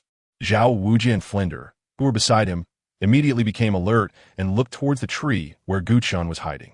Gu Chen was discovered and decided not to hide anymore, stepping forward. He greeted Hao Yi Douluo with a smile and an elegant bow. Is it you? Dan Hao Fadao Wen. As Gu Chen was Tang San's closest companion, Tang Hao naturally recognized him. What brings you here? I came to spar with you, Gu Chen said with a grin. Of course, he wasn't here to be beaten. He simply didn't know how strong he truly was. The system only provided a number, which couldn't help Gu Chen understand himself. Tang Hao revealed a slight smile. Since you know I'm a titled Douluo, you still want to spar with me? Underestimating oneself is not a good thing. However, since you brought it up, I'll indulge you. How about this? You attack me with all your strength, and I won't use my martial soul or soul power. Just my physical strength to fight you? Tang Hao said. He was merely a titled Douluo and couldn't see through Gu Chen's Golden Dragon King form. After all, the Golden Dragon King was a being of god-level existence. Gu Chen nodded, and the Golden Dragon King possessed him, golden scales instantly covering his body. Kid, the title Douluo is not the same as a soul sage. Zhao Wujia said. I know, Gu Chen replied, charging towards Tang Hao, extending his right hand with the Golden Dragon Claw, which carried a tearing effect, and fiercely clawing at Tang Hao. Bang! Tang Hao did not dodge or evade, but extended his right hand as well, surprisingly grabbing hold of Gu Chen's Golden Dragon Claw tightly. However, Gu Chen's Golden Dragon Claw had the penetrating attribute of the Golden Dragon King, and to avoid injury, Tang Hao had no choice but to take a few steps back. The look in Tang Hao's eyes changed as he looked at Gu Chen. Being able to forcefully push back a title Douluo, you are truly a one-in-a-million genius. You're overpraising me, Gu Chen said, as his first spirit ring lit up behind him. Golden Dragon Shockwave. A soul-power golden dragon coiled towards Tang Hao. Tang Hao took a step back to avoid it, while simultaneously launching a punch, actually smashing Gu Chen's soul-power golden dragon to pieces. Golden Dragon Spear. Swish. A golden light flashed, and the gold light suddenly brightened around his palm, then extended to both ends, transforming into a long spear. The spear's ends were sharp, the whole body shining golden, emitting a strong golden glow, and faintly, a slight dragon's roar seemed to echo. Gu Chen swung the golden dragon spear, its tip pointing directly at Tang Hao. Twin martial souls. Tang Hao exclaimed in surprise. This is just a companion weapon. Although he said that, it should be a companion artifact. As Gu Chen thrust the golden dragon spear, Tang Hao gripped the spear's tip with both hands, trying to resist. But in the next second, his face changed dramatically. The golden dragon spear was actually devouring his soul power. Tang Hao quickly released his grip and swept a whip kick towards the body of the golden dragon spear. Gu Chen's combat awareness was not weak. He quickly retracted the golden dragon spear, and, at the same time, the black third spirit ring behind him lit up, activating golden dragon flight. With the golden dragon wings unfurled, Gu Chen's figure suddenly appeared in midair. Want to run? Tang Hao stomped his feet, and his body shot out like a sharp arrow towards Gu Chen. But don't forget, the air was Gu Chen's domain with the dragon wings. With the help of the golden dragon wings, he flew behind Tang Hao, and the golden dragon spear thrust out again. Tang Hao, who was capable of overpowering the Pope, actually managed to forcibly change direction in midair with his own strength and punched the shaft of the golden dragon spear. The power of a title Douluo was no joke. Gu Chen's body was instantly sent flying over 100 meters and crashed to the ground. However, thanks to the defense of the golden scales, he was not injured. Seeing that Tang Hao's next punch was about to land, Gu Chen hurriedly said, Hao Tian Douluo, this is enough. Upon hearing this, Tang Hao stopped. With your strength, you should be able to kill a soul sage. From now on, call me Uncle Hao. Gu Chen was taken aback for a moment, but he nodded calmly and said, Yes, Uncle Hao. Tang Hao patted Gu Chen on the shoulder and said, You just heard about my relationship with Xiao San. Please help me take care of Xiao San in the future. After all, you are his big brother. Gu Chen Dao. But I won't stay here for too long either. I have my own things to do. But don't worry, I will take care of Xiao San for a day as long as I am at Shrek Academy. However, it won't be many days left, right? Chapter 19. The Sleazy Mahongjun. Early in the morning, Gu Chen got up and prepared to go to the girls' dormitory to look for Gu Yue Na. On the way, he encountered Tang San, who was searching for Xiao Wu. Just as Tang San was about to knock on the door, Gu Chen shook his head and called out to Gu Yue Na through bloodline sensing. What's wrong? Gu Yue Na said, opening the dorm room door, her large, light purple eyes filled with curiosity. Let's go have breakfast together. By the way, call Xiao Wu as well. Gu Chen said. Gu Yue Na agreed and called Xiao Wu in the dormitory. A group of them walked towards the outside of Shrek Academy. Since they didn't know where the academy's canteen was, they had no choice but to go outside the village to buy some food from the villagers. Gu Chen and the others were preparing to find a farmhouse to buy food, but they saw a boy and a girl arguing not far ahead. The young couple looked quite young. The girl seemed to be around 14 or 15 years old, with an ordinary appearance but full of youthful vigor. Dressed in simple farmer's clothes, likely the child of a villager. The boy she was arguing with looked even younger, seemingly about the same age as Tang San and Xiao Wu. He was not tall, and although he was chubby, he gave off a sturdy impression. With short hair, small eyes, and chubby cheeks, he had a somewhat cute appearance, with 2 patches of mustache on his lips. This person was none other than Ma Hongjun from the Shrek 7 Monsters. The girl looked at Ma Hongjun, her eyes showing a hint of fear. Ma Hongjun, don't look for me anymore. I want to be with you. Ma Hongjun replied in a strange tone. Suehua, have I treated you badly? Why do you want to break up with me? Gu Chen and Gu Yue Na exchanged a glance, as did Tang San and Xiao Wu, and they all saw a hint of a smile in each other's eyes. At such a young age, why learn about love? However, it seemed they were unaware that they were just the same. Chuehua's face suddenly flushed. You are quite good to me, but I really can't stand you. We are not suitable. You should find someone else. Besides, I'm several years older than you. Please, just don't come looking for me again. Ma Hongjun angrily retorted. What do you mean you can't stand me? I really don't understand what you girls are thinking. Breaking up is fine, but if you come back to me again, I will break up with you. Otherwise, no way. As he spoke, Ma Hongjun reached out to grab Chuehua. Chuehua quickly retreated like a frightened little rabbit. But Ma Hongjun was quick and still caught her hand. Chuehua pleaded, no, please don't. Just let me go. Are you even human? Xiao could not bear to watch any longer and jumped out. Stop it. Both Ma Hongjun and Chuehua were taken aback and looked at her. Ma Hongjun blinked his small eyes, his lips quivering, and with a gleam in his eyes, he said, what a pretty girl. Do you want to take her place as my girlfriend? Sure, no problem. I agree. At that moment, Ma Hongjun's gaze fell on Gu Yue Na not far away, and he exclaimed, this silver-haired girl is so beautiful. Do you want to be my girlfriend too? But before Ma Hongjun could finish his sentence, a fist, as hard as iron, struck his abdomen. Ma Hongjun's features twisted, his eyes bulged, and he flew backward like a kite with a broken string, crashing through a wooden house before finally stopping. The owner of that fist was Gu Chen, who had initially just wanted to watch the drama unfold, but was caught off guard when Ma Hongjun tried to make a move on Gu Yue Na. Where did this dog come from, ruining my good thing? Perhaps Gu Chen had held back a bit too much. Ma Hongjun jumped up in a rage, cursing, dog thing. Who are you cursing? Dog thing, I'm cursing you. Ma Hongjun had just finished speaking when he seemed to realize something and exploded in anger. You dare to trap me with your words. Please don't speak to me with your excretory organs. It's very rude. Thank you. Gu Chen mocked. Ding dong. Your friend Zhu and Gu Chen is online. Ma Hongjun was about to curse when Gu Chen interrupted him. If you can't even kick out your own shit, consider yourself clean. Who says pigs are the dumbest?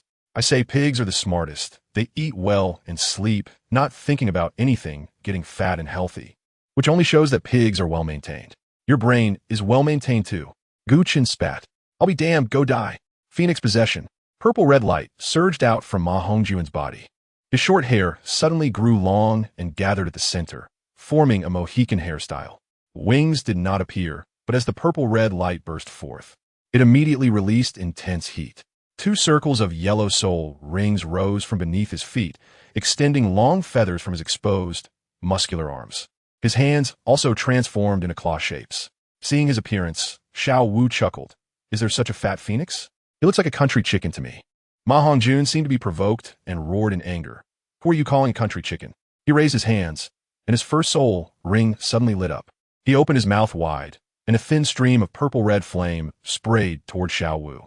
Gu Yue Na stood in front of Xiao Wu, her purple eyes shimmering with a cold light.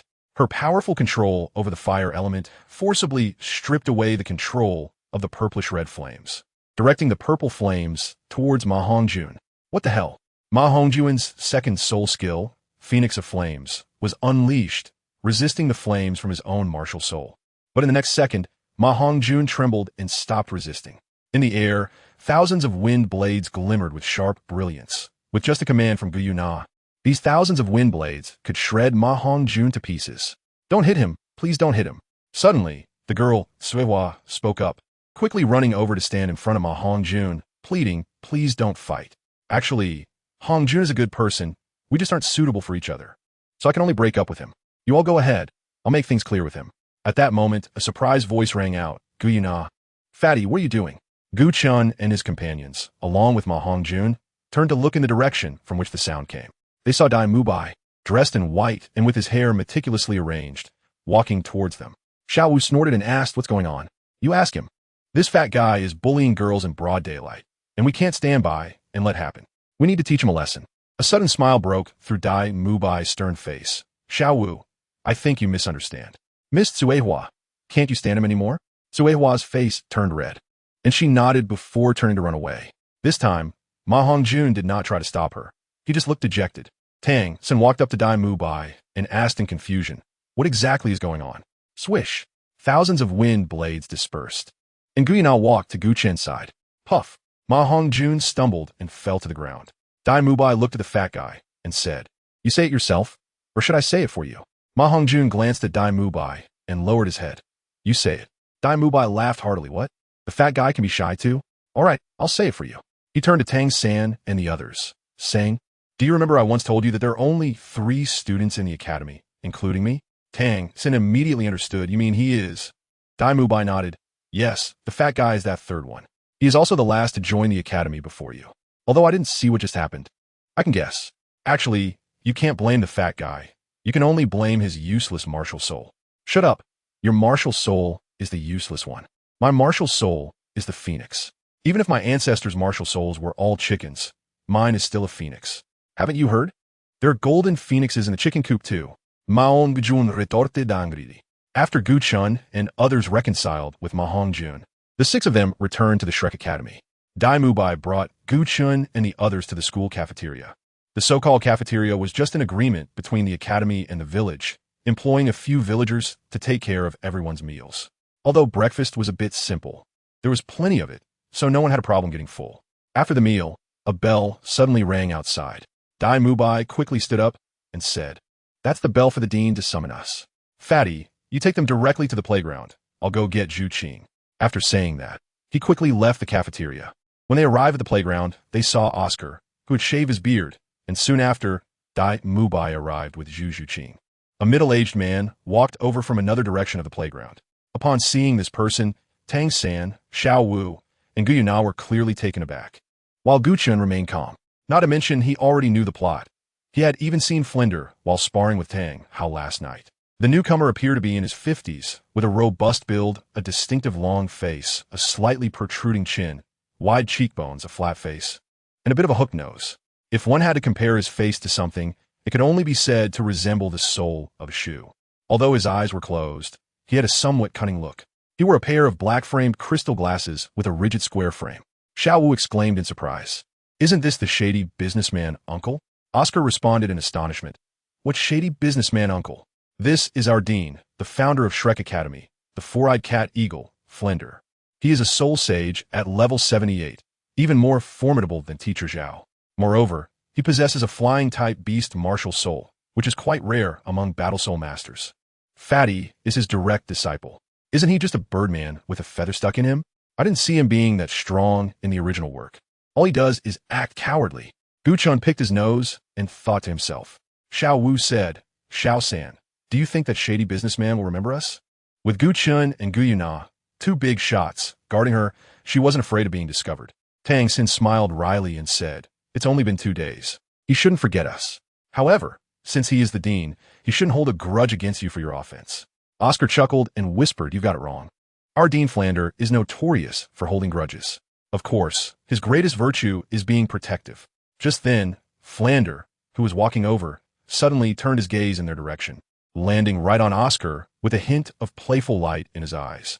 Oscar was taken aback, thinking, oh no, he might have heard what I said. This is bad. Flander stopped in front of the 9 students. His unique, slightly hoarse voice rang out. This year is quite good. We have 6 more little monsters. I, Flander, the Dean of Shrek Academy, welcome your arrival on behalf of the Academy. Later, each of you will hand over 100 gold coins to Teacher Lee, who is in charge of finances. At this moment, Flander's gaze involuntarily fell on Gu Chen, as he had witnessed the battle between Gu Chen and Tang Hao. Even Zhao Wujing had been beaten black and blue. Although it was just a physical battle, Gu Chen could exchange blows with a title Douluo, which was simply incredible. In Flanders' eyes, apart from shock and excitement, there was only admiration for Gu Chen. Mubai, Flanders said. Dean, Dai Mubai stepped forward, showing great respect and even a hint of admiration for Flanders. Flanders said, another 6 junior brothers and sisters have arrived. Later, you will tell them the academy rules. Then everyone can go back to rest and try to get back to your best condition. The first class of today will start in the evening. Oscar, you and Ning Rongrong are the exceptions. You two come with me. Oscar's face immediately fell, reluctantly walking up to Flanders to bow. His expression brightened a bit when he saw Ning Rongrong walk up beside him. Flanders waved his hand and said, the others can go rest now. Remember, get yourselves to your best condition before dark. Don't blame me for not reminding you. Our teaching here is different from other places. You may even face danger. Zhu Zhuqing and Ma Hongjun left without looking back, while Gu Chen held Gu Yue Na's hand, planning to have some fun in Soto City. Gu Chen knew that they were going to face the soul duel in Soto City's Great Soul Arena. But if even Zhao Wuji could be defeated, how much easier would it be against those soul kings of the same level? He and Na didn't need to conserve their energy like others. Tang San wasn't in a hurry to leave. He wanted to see how the current dean taught. Oscar and Ning Rongrong's martial souls were both support types, which should be the reason they weren't attending the evening class. However, what puzzled Tang San was why the teaching was held at night. Since Tang San didn't leave, Xiao Wu naturally wasn't in a hurry to go either, standing quietly beside Tang San and watching. Gu Chen brought Gu Yue Na to Soto City. After a big meal, they wandered to a relatively remote corner. Suddenly, an old lady bumped into Gu Chen. He dodged, but the old lady fell directly to the ground. Is she trying to scam him? Gu Chen saw this and sneered. How many young people in the past life went bankrupt and had their families torn apart because of scams? Gu Chen hates people who engage in scams like this the most. They are old yet refuse to die, causing harm to society. Gu Chen paid no attention to the old lady and planned to leave directly. But the old lady was relentless. Oh, my back. You bumped into me and didn't even apologize. My back is about to break. We will see you at the City Lord Mansion. You're done for. Gu Chen turned around and said, don't you know that big cities like Soto City all have imaging stones? Imaging stones are something similar to soul guiding devices, serving the same purpose as surveillance in my past life. I learned this at Notting Academy.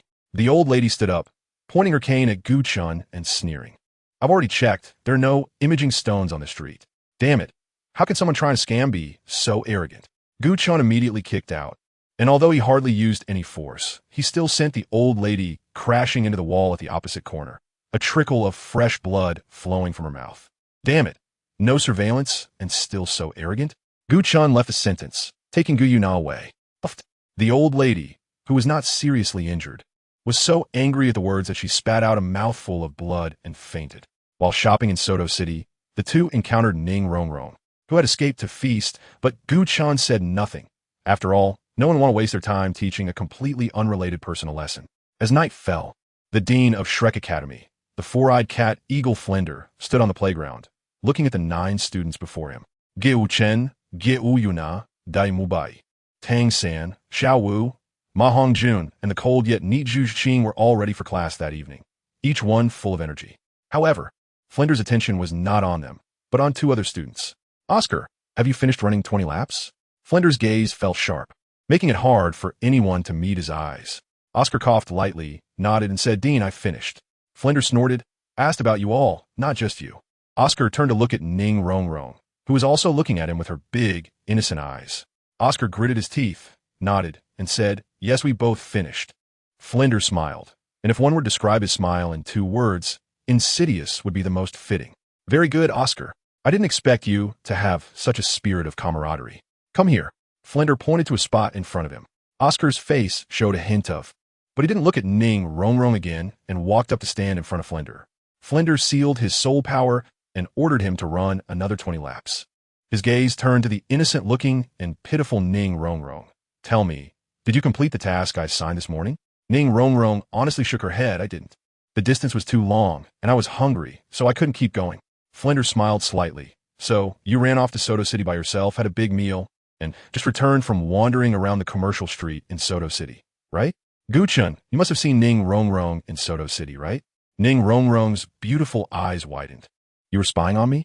Flinder's expression immediately turned cold. As the dean, I must be responsible for every student in the academy. If Oscar lied because he couldn't bear to see you punished, that can be understood. However, your mistake is unforgivable. Leaving the academy without permission, disobeying the academy's arrangements, and having a senior lie for you. Any one of these is not a mistake an excellent soul master should make. If this were on the battlefield, there would only be one outcome for you. Military punishment, which means death. Ning Rongrong furrowed her brow, her gentle expression gradually fading, a slight smirk appearing on her lips, showing a hint of disdain. This is not a battlefield. It's just an academy. Flinder nodded. Indeed, this is just an academy, but it is my Shrek Academy. Now, I give you two choices. 1. Pack your things and leave immediately. You are not worthy of being a part of this place. The other option is to prove to me that you have the qualifications to stay here and the determination not to break the rules again. Ning Rongrong smiled. Although she was only 12, she had to admit that her smile was truly charming and beautiful. That seemingly harmless smile gave a slight sense of unease. Flinder, who do you think you are? Just a little soul saint. Ning Rongrong's true colors as a witch were revealed as she spoke arrogantly and disdainfully. To be honest, there were countless people on Douluo Continent who worked harder than Ning Rongrong, and many with better character and morals, but those people remained unknown, while Ning Rongrong managed to achieve divinity. Gu Chen didn't know whether to say that heaven was blind or that Tang San's protagonist halo was too strong. Oh well, those useless people in the divine realm really are blind. Chapter 21. Codename. As soon as these words were spoken, Tang San, Xiao Wu, and the others all turned pale. They never expected that such a seemingly gentle girl would say something like this. Even Gu Yue Na looked at Ning Rongrong in surprise. Flinder wasn't angry at her words. He smiled slightly and said, "That's right, I'm just a small soul saint, but you are still far from me.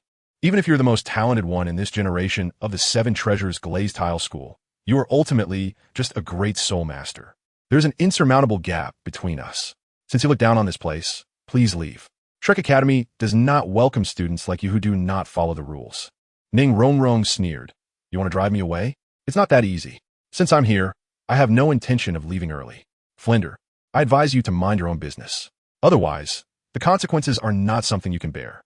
Flinder smiled indifferently. "If I were afraid of consequences, there wouldn't be this academy. This is my territory, and I have the final say." Mu Bai, the headmaster, took a step forward.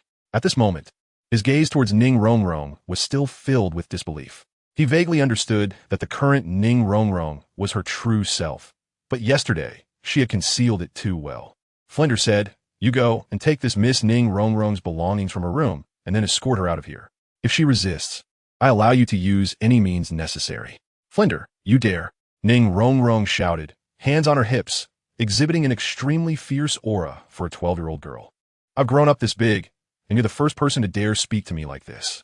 With a life-saving letter from the Ning clan master, Flinder was completely unafraid of Ning Rongrong, retorting, "Just because your father's reluctant to discipline you doesn't mean I am. You are neither my daughter nor my treasure. In my eyes, any student here is better than you. The Seven Treasures Glazed Tile Martial Soul is indeed one of the strongest auxiliary martial souls, but unfortunately, you only bring shame to it." Gu Chen shook his head upon hearing this, unwilling to listen any further. What kind of students could a teacher who is afraid of the strong and bullies the weak possibly teach? If it weren't for Tang San being there, they would probably have perished at the hands of Songhui Academy in the Continental Advanced Soul Master Competition. It was time to put his plan to leave into action. After Flandra made Ning Rongrong cry, he led everyone toward the Grand Soul Arena. Upon seeing the Grand Soul Arena, Dai Mubai's expression changed slightly, and he whispered, "Dean, are we really sending them there on the first day?" In response, Flanders simply said lightly, "Remember, you're all monsters, not ordinary people. Since you're monsters, you must have a monster's training method." He paused for a moment, then said solemnly, "Your martial souls are all different, and each has its own training method. What the Academy can teach you is how to better utilize your martial souls, help you obtain better soul rings, gain more practical experience, and develop your potential as much as possible. The remaining knowledge you need to learn is about martial souls and the situation of soul masters on the continent. Among all the things you need to learn, the most important is practical experience. The amount of practical experience at the same level and strength will determine the key to victory or defeat. Only through continuous practical combat can you enhance your adaptability in battles as much as possible. Therefore, your first lesson is practical combat, and that place is your classroom. Dai Mu Bai and Ma Hongjun exchanged glances.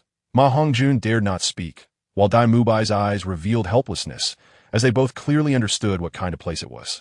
Meanwhile, Tang San, Xiao Wu, and Zhu Zhuqing showed expressions of confusion. Flandre continued. Only cities at the level of the main city can have buildings like this.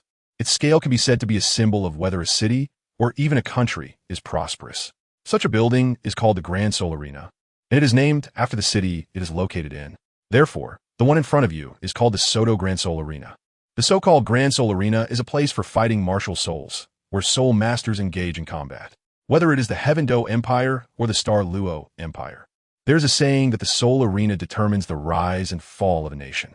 After introducing the Grand Seoul Arena and giving everyone some motivational talk, Flandre said, "My task for you is to obtain at least a Silver Soul badge before graduation. Understood? Don't think that getting a Silver Soul badge is an easy task. Mubai and Hongjun have participated in practical combat here for over a year. Mubai, you tell them what the requirements are for badge level upgrades here, as well as your records." After Dai Mubai and Ma Hongjun explained their records, the group headed towards the Soto City Grand Seoul Arena. As they got closer, the sense of awe brought by the Grand Seoul Arena was even more astonishing.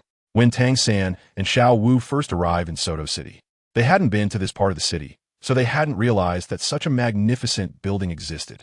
Only Gu Chen and Gu Yue Na knew of the Grand Seoul Arena's existence when they passed by it while shopping in Soto City that morning. The Soto Grand Seoul Arena is oval-shaped, reaching a height of 120 meters, and is divided into a main arena and 24 sub-arena. It can accommodate up to 60,000 spectators, including 100 VIP boxes. This place is not only for soul masters to spar and communicate, but also for various forces to showcase their strength.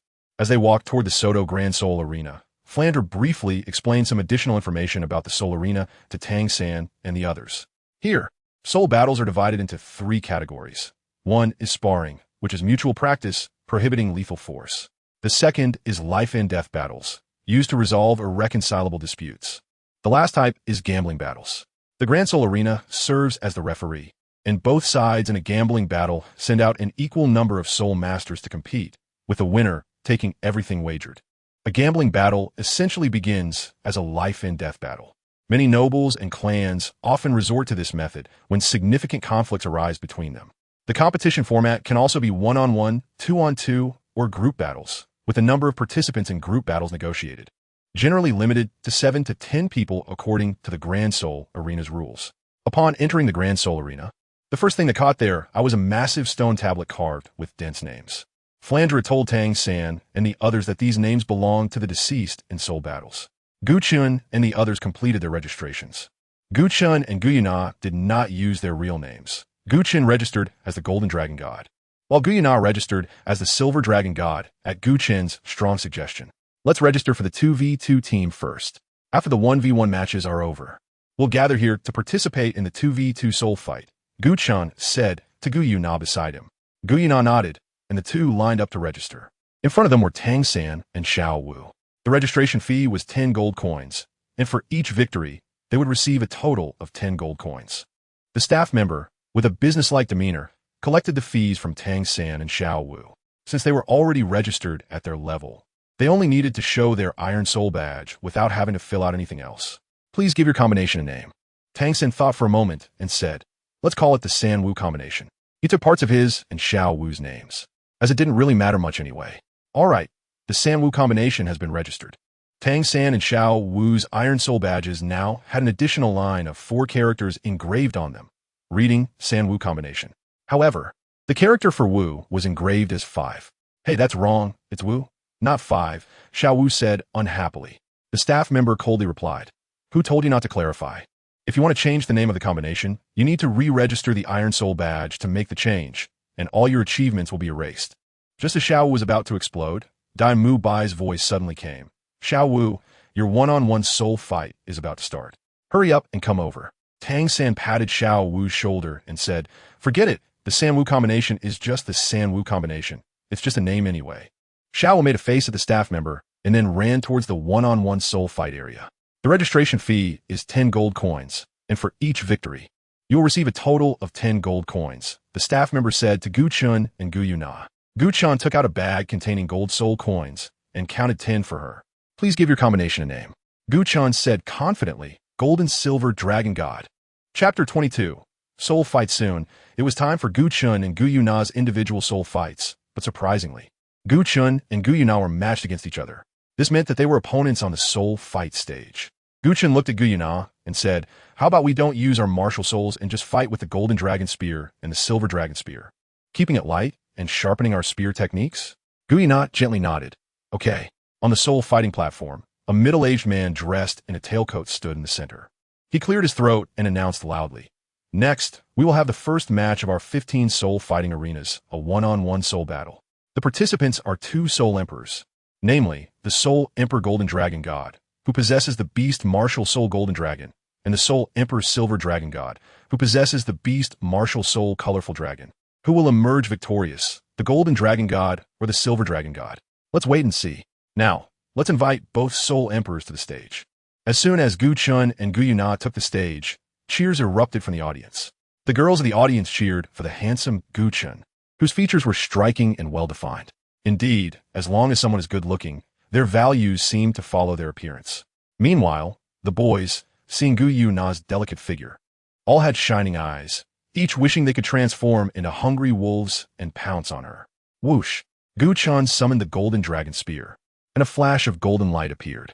The golden light suddenly brightened around his palm and then extended towards both ends, transforming into a long spear.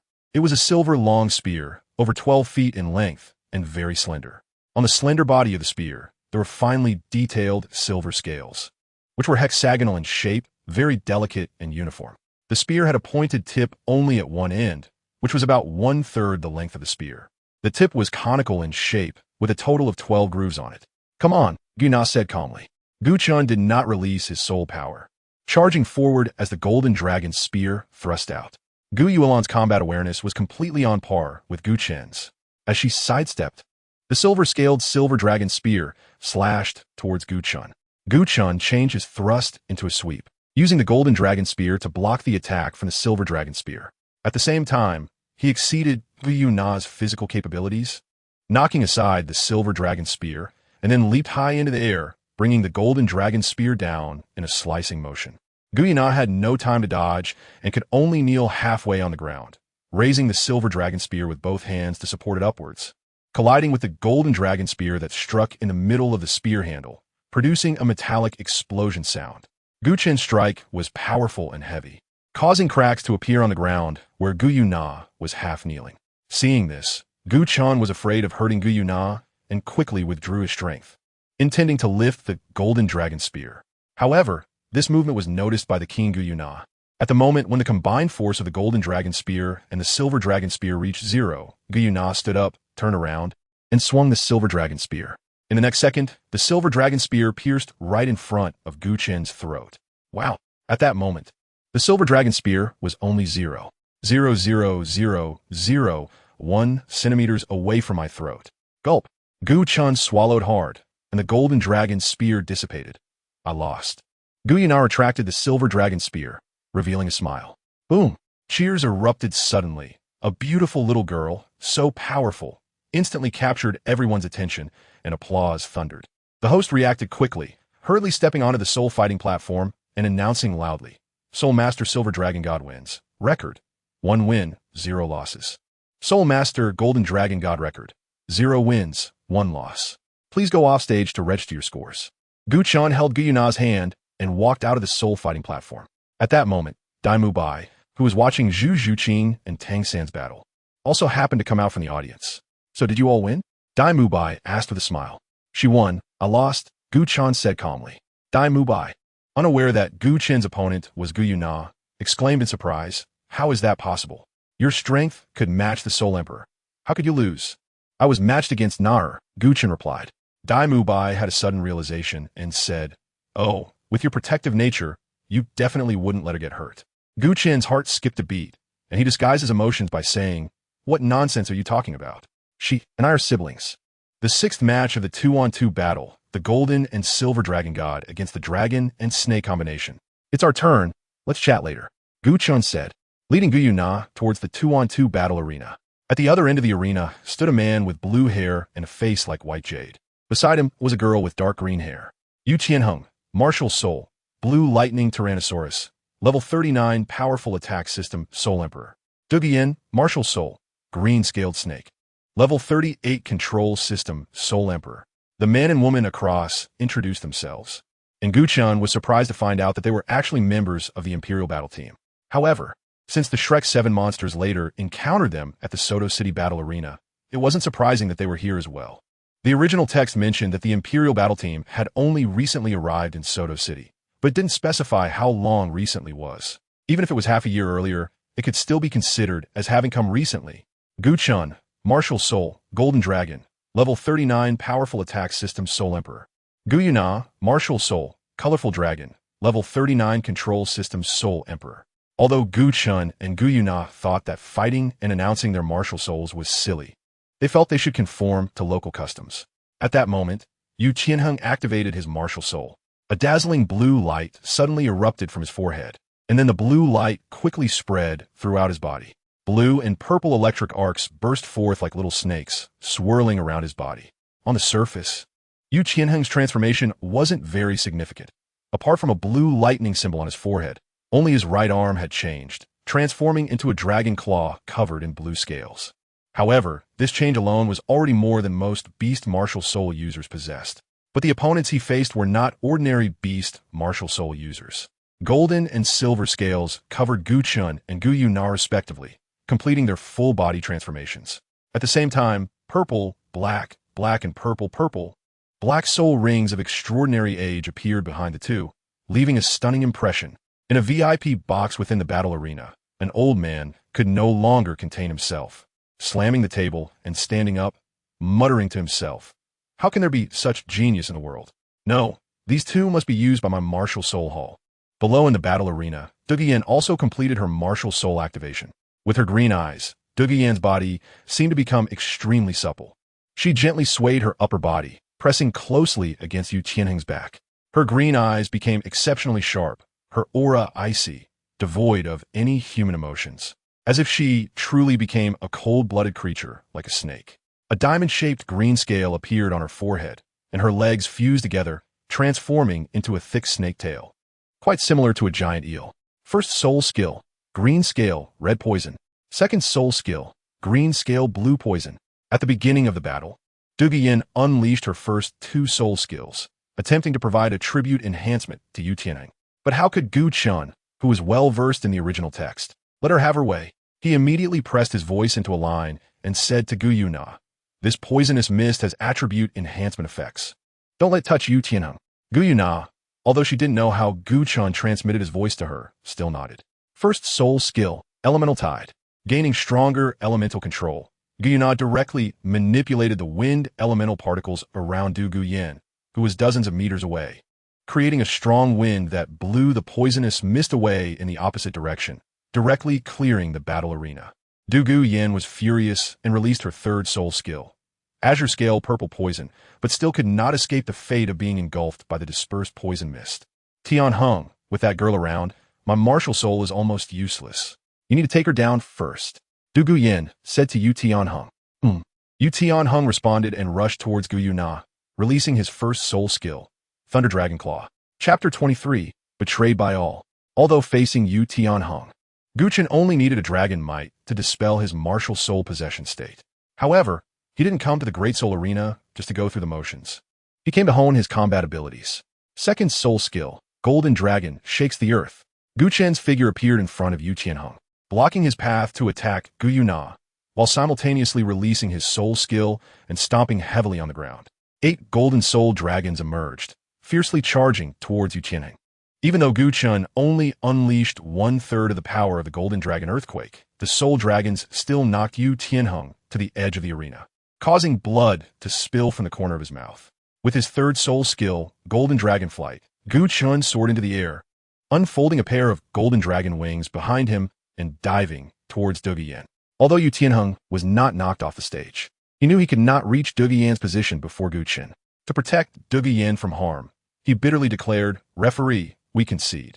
Gu Chen pouted, feeling unsatisfied. He originally wanted to hone his combat skills, but his opponent couldn't even withstand a single move. After finishing the match, Gu Chen and Gu Yue Na walked out of the 2-on-2 Seoul arena together, and the battles of the other members of Shrek had also concluded. Flinder had long since left, and Ma Hongjun went off to find Flinder after saying a few words. As the 7 of them exited the Seoul arena, they could still hear the cheers rising and falling around them. Gu Chen and Gu Yue Na followed Dai Mu Bai and the others back to the academy. During the journey, Dai Mu Bai had a quarrel with Zhu Zhuqing. Upon arriving at the academy gate, Ning Rongrong was sitting on a large rock, swinging her legs and looking deep in thought. Oscar's face appeared somewhat unpleasant, his brow furrowed as he occasionally glanced at Ning Rongrong, a hint of unwillingness evident in his eyes. Zhu Zhuqing seemed to ignore the two and walked straight into the academy, heading towards her dormitory without looking back. Dai Mu Bai frowned, the coldness in his eyes intensifying. "What are you doing here?" Dai Mu Bai said coldly, his eyes flashing. Ning Rongrong jumped down from the rock. "Of course, I'm waiting for you. Why are you so late? Where are the dean and the fat guy?" Dai Mu Bai replied coldly. "They have something to do. Have you made up your mind? Stay or leave?" Ning Rongrong answered without hesitation. "Of course I'm staying. How could I leave such a fun place? What S with that expression? Are you a zombie? Did you get humiliated by Zhu Qing? Ha! And Oscar even said you were some kind of love master, and you can't even handle a little girl." With her nature liberated, Ning Rongrong no longer held back. She had always been exceptionally clever and could read a lot from Dai Mu Bai's expression, teasing him without reservation. Dai Mu Bai's eyes glinted with cold light. "Ning Rongrong, don't provoke my patience. This is Shrek Academy, not your home. Others may fear your 7-treasure glazed tile school, but I, Dai Mu Bai, do not. If you anger me, be careful that I won't just kill you, but do much worse first." Ning Rongrong giggled, saying, "I'm so scared. Just based on you, what can you do to me?" Dai Mu Bai finally couldn't suppress his anger any longer. The white tiger doesn't show its power. "And you really think I'm a sick cat?" A strong aura suddenly surged, and his soul power erupted in an instant, causing Ning Rongrong to be knocked away almost immediately. Oscar hurriedly stepped forward to catch Ning Rongrong, but he was also knocked down to the ground by the force. Gu Chen saw this and didn't want to intervene. Although Dai Mu Bai's words were very disgusting, Ning Rongrong had brought this upon herself. Mu Bai and Tang San stepped forward, blocking Ning Rongrong, spreading their hands to the sides, using the control crane catch dragon technique to deflect the soul power emitted by Dai Mu Bai to the sides. They were all classmates, so it was better to let it go. Although Dai Mu Bai had only released his soul power and had not actually launched an attack, it still caused a surge of blood energy within the already injured Tang San. Ning Rongrong had never suffered such a loss in her life. She didn't expect Dai Mu Bai would actually dare to make a move against her. Although she wasn't truly injured, the pain throughout her body still reminded her that everything was real. Tears welled up in her eyes as she glared at Dai Mu Bai, unable to say a word. Dai Mu Bai looked at Tang San, who was blocking him, and slowly exhaled a breath of foul air, retracting the soul power he had been exuding. "All right, Xiao San, I'll give you some face." He coldly glanced at Ning Rongrong. "Remember, this is not your home. Don't provoke me again, or I won't care what your identity is." After leaving this remark, he took large strides into the academy. "Gu Chen." Ning Rongrong wiped away her tears and suddenly shouted Gu Chen's name loudly. Gu Chen looked at her with a cold gaze. Ning Rongrong said fiercely, "Help me kill him, using your power that can contend with soul saints to do it. As long as you achieve this, you will be our esteemed guest at the 7-treasure glazed tile school. I'll give you money, 10,000 gold soul coins. How about that? Plus, the unconditional support of the 7-treasure glazed tile school in the future." If an ordinary soul master were standing here, they would be extremely surprised. The support of the 7-treasure glazed tile school carries immense significance. As one of the 7 major sects of the current era, the influence of the 7-treasure glazed tile school is unimaginable. With their support, any soul master could rise in Douluo Continent. However, Gu Chen was different. He didn't lack money at all, and with his strength, which force wouldn't want to recruit him? "What skincare products do you use? Your skin is really thick." Gu Chen scoffed and walked into the academy without looking back. "You." Ning Rongrong was momentarily speechless. "Sister Nar," Ning Rongrong called out unwillingly. "Can you help me?" Gu Yue Na turned her head, her eyes filled with coldness. "No." As soon as she finished speaking, Gu Yue Na turned back and entered the academy with Gu Chen. Ning Rongrong's tears flowed again. She was unaware that Tang San had hidden weapons due to Gu Chen and Gu Yue Na's actions during the entrance exam. So she looked at Oscar. "Oscar, would you be willing to help me?" A hint of appeared in Oscar's peach blossom eyes. "When I first saw you, you amazed me. I believe that when you grow up, you will definitely be a stunning beauty. Moreover, the tenderness you showed at that time was exactly what I liked the most. So, I decided to pursue you regardless of everything. Even though I come from common family, and you were a disciple of the Seven Treasure Glazed Tile School. But I realized I was wrong. And it was a huge mistake. Wrong? Why? Ning Rongrong looked at him in confusion. Oscar smiled slightly. Because you're not my type. You're not the tree that can make me give up the whole forest. I am not worthy of the little princess of the Seven Treasure Glazed Tile School. Even if I am willing to help you. So what? What do you take me for? Just your servant. Sorry, I think it's better for me to be myself. I believe there are many people in the Seven Treasure Glazed Tile School who are willing to help you, and I'm not necessary. He had already figured it out. Before Gu Chen and the others returned, Oscar had deeply felt the flaws in Ning Rongrong's character. Although they were still young, Oscar had had more than one girlfriend, including Tang San. None of the new students knew that besides a special martial soul, Oscar's mind was even more formidable. As a smart person, what choice would he make when he knows something is impossible? To bravely face difficulties? No, he wasn't that persistent. Sometimes, giving up is the best choice. Seeing Oscar also walking towards the academy, Ning Rongrong shouted unwillingly, "Don't you like me? Even you are unwilling to support me?" Oscar stopped, but did not turn back. If you still have this mindset and character, then leave here. This place really isn't suitable for you. Also, with your current self, the word friend will forever remain a luxury for you. As everyone left, the cold moonlight shone on Ning Rongrong, making her appear very lonely and desolate. Chapter 24. Breaking through level 40 in the morning, Gu Chen and Gu Yue Na arrived at the cafeteria for breakfast, almost at the same time as Tang San. After they finished breakfast, Dai Mubai came to the cafeteria with a gloomy face. He merely nodded at Tang San and said nothing more.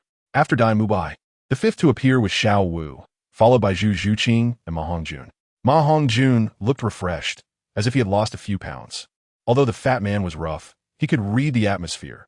Seeing Dai Mubai's gloomy expression, he dared not say much and hurriedly finished his breakfast.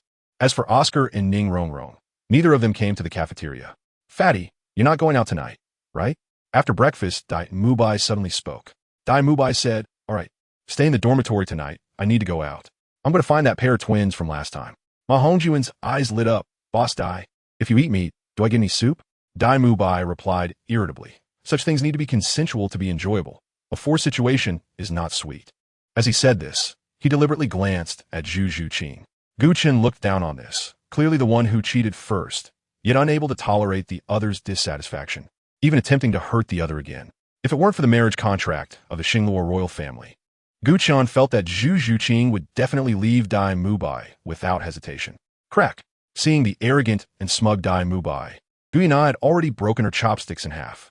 Noticing Gu Yue Na's displeasure, Dai Mubai quickly showed the traditional Shrek characteristic of being afraid of the strong and bullying the weak, and he immediately became meek, quietly sitting down to eat.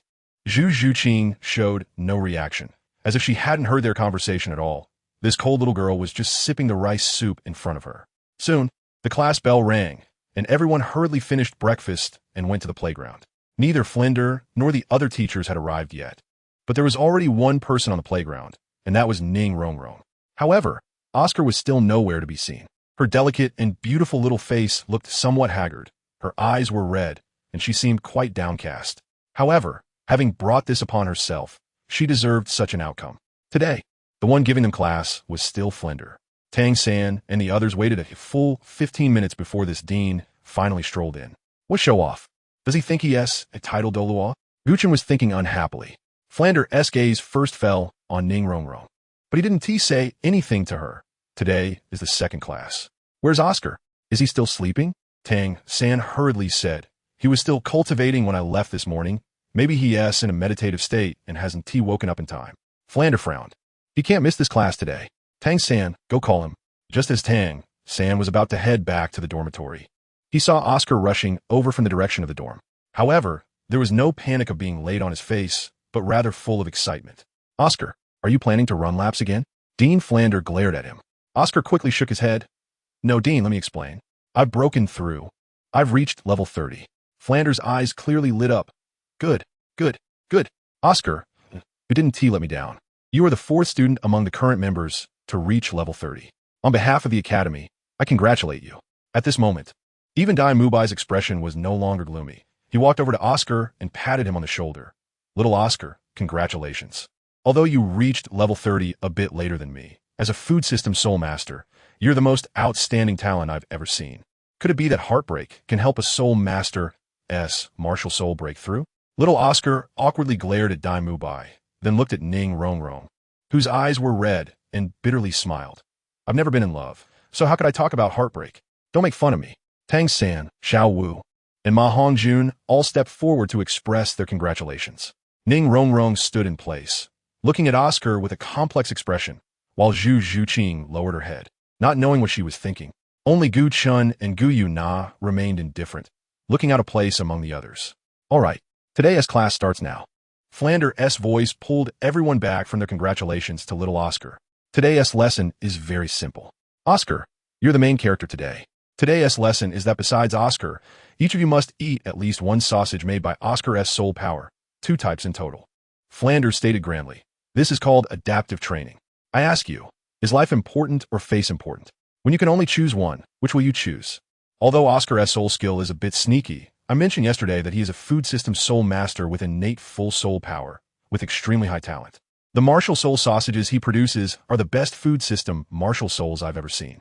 During your time at the academy, he is one of you. You will train together. If you can't reach a tacit understanding with him, you will waste the best supporting partner. At the same time, this is also a training for your mentality. If you can't even do this, how will you survive in the soul master world in the future? To survive, you must use any means necessary. Don't say it's just eating a sausage. When life is in danger, you must eat even rats, cockroaches, or earthworms. Gu Chen didn't speak, just walked in front of Oscar. After he released his soul skill, Gu Chen put the large sausage and the detox small sausage into his mouth. Due to what Gu Chen said before enrollment, Gu Yue Na and Tang San did not object and merely picked up the sausages and put them in their mouths. It was only after Xiao Wu and Zhu Zhuqing hesitated for a long time that they saw even Gu Yue Na eating, so they also ate the sausages. At this moment, only Ning Rongrong was left. Bring it here. Accompanied by a crisp sound, Ning Rongrong strode to Oscar, extending both hands to take his large sausage and small sausage. Ning Rongrong's expression was calm, but her unwilling eyes betrayed her inner feelings. After all, she was still just a little girl, and how could she completely hide her emotions? Yes, after thinking it over for a night, she still decided to stay. It wasn't that she compromised, but that she wanted to prove herself to everyone in Shrek Academy. How to prove it? That was to surpass all the students and have stronger soul power than them. What foolish confidence. Looking directly into Ning Rongrong's eyes, Oscar suddenly felt a chill run down his spine. Ning Rongrong took the large sausage and bit into it fiercely, looking rather fierce. In just a few bites, Ning Rongrong finished off Oscar's large sausage and small sausage. Flinder was somewhat astonished. He had thought he would need to guide them to accept Oscar's sausages, but unexpectedly, it went so smoothly. Flinder nodded in satisfaction and said, "Good, all of you have passed today's lesson. You must remember that in the future, when you are together, Oscar will be your logistical support. Forget about those meaningless soul spells, preserve your lives, make yourself stronger, and unleash your full potential, even exceeding your limits. That is the most important thing. Now, each of you go back to prepare. You have one day to adjust and rest. Tomorrow morning, everyone will set off, led by teacher Zhao Wujuan, to the Douluo Forest to help Oscar obtain his 3rd soul ring. This is not just Oscar's matter. It is also a trial for all of you. Before encountering the 1,000-year soul beast, teacher Zhao will not easily intervene. Everything will depend on you. All right, now disperse. Returning to the Douluo Forest? Then the gathering of my 4th soul ring should also begin soon. Let's go back to the dormitory and break through the soul power that has been suppressed for half a year to level 40. This time back to the Douluo Forest just happens to be the right moment for us to gather our soul rings, Gu Chen said to Gu Yue Na. Chapter 25. Command Gu Chen and Gu Yue Na returned to their dormitory, breaking through their soul power levels to level 40 after 6 months of suppression. However, they did not make a fuss about it. The next day, they were going to the Douluo Forest, which felt like going home for Gu Chen, Gu Yue Na, and Xiao Wu, as the Douluo Forest was filled with spirit beasts that were pleasant to talk to. Therefore, they had nothing to prepare for their trip to the Douluo Forest. At that moment, Gu Yue Na seemed to have developed a shopping addiction and once again dragged Gu Chen into Soto City. That's them. Kill them. As soon as they entered Soto City, Gu Chen and Gu Yue Na heard a familiar voice. Turning around, they saw it was the same old woman who had tried to scam them last time. You dare to hurt my mother. You will die today.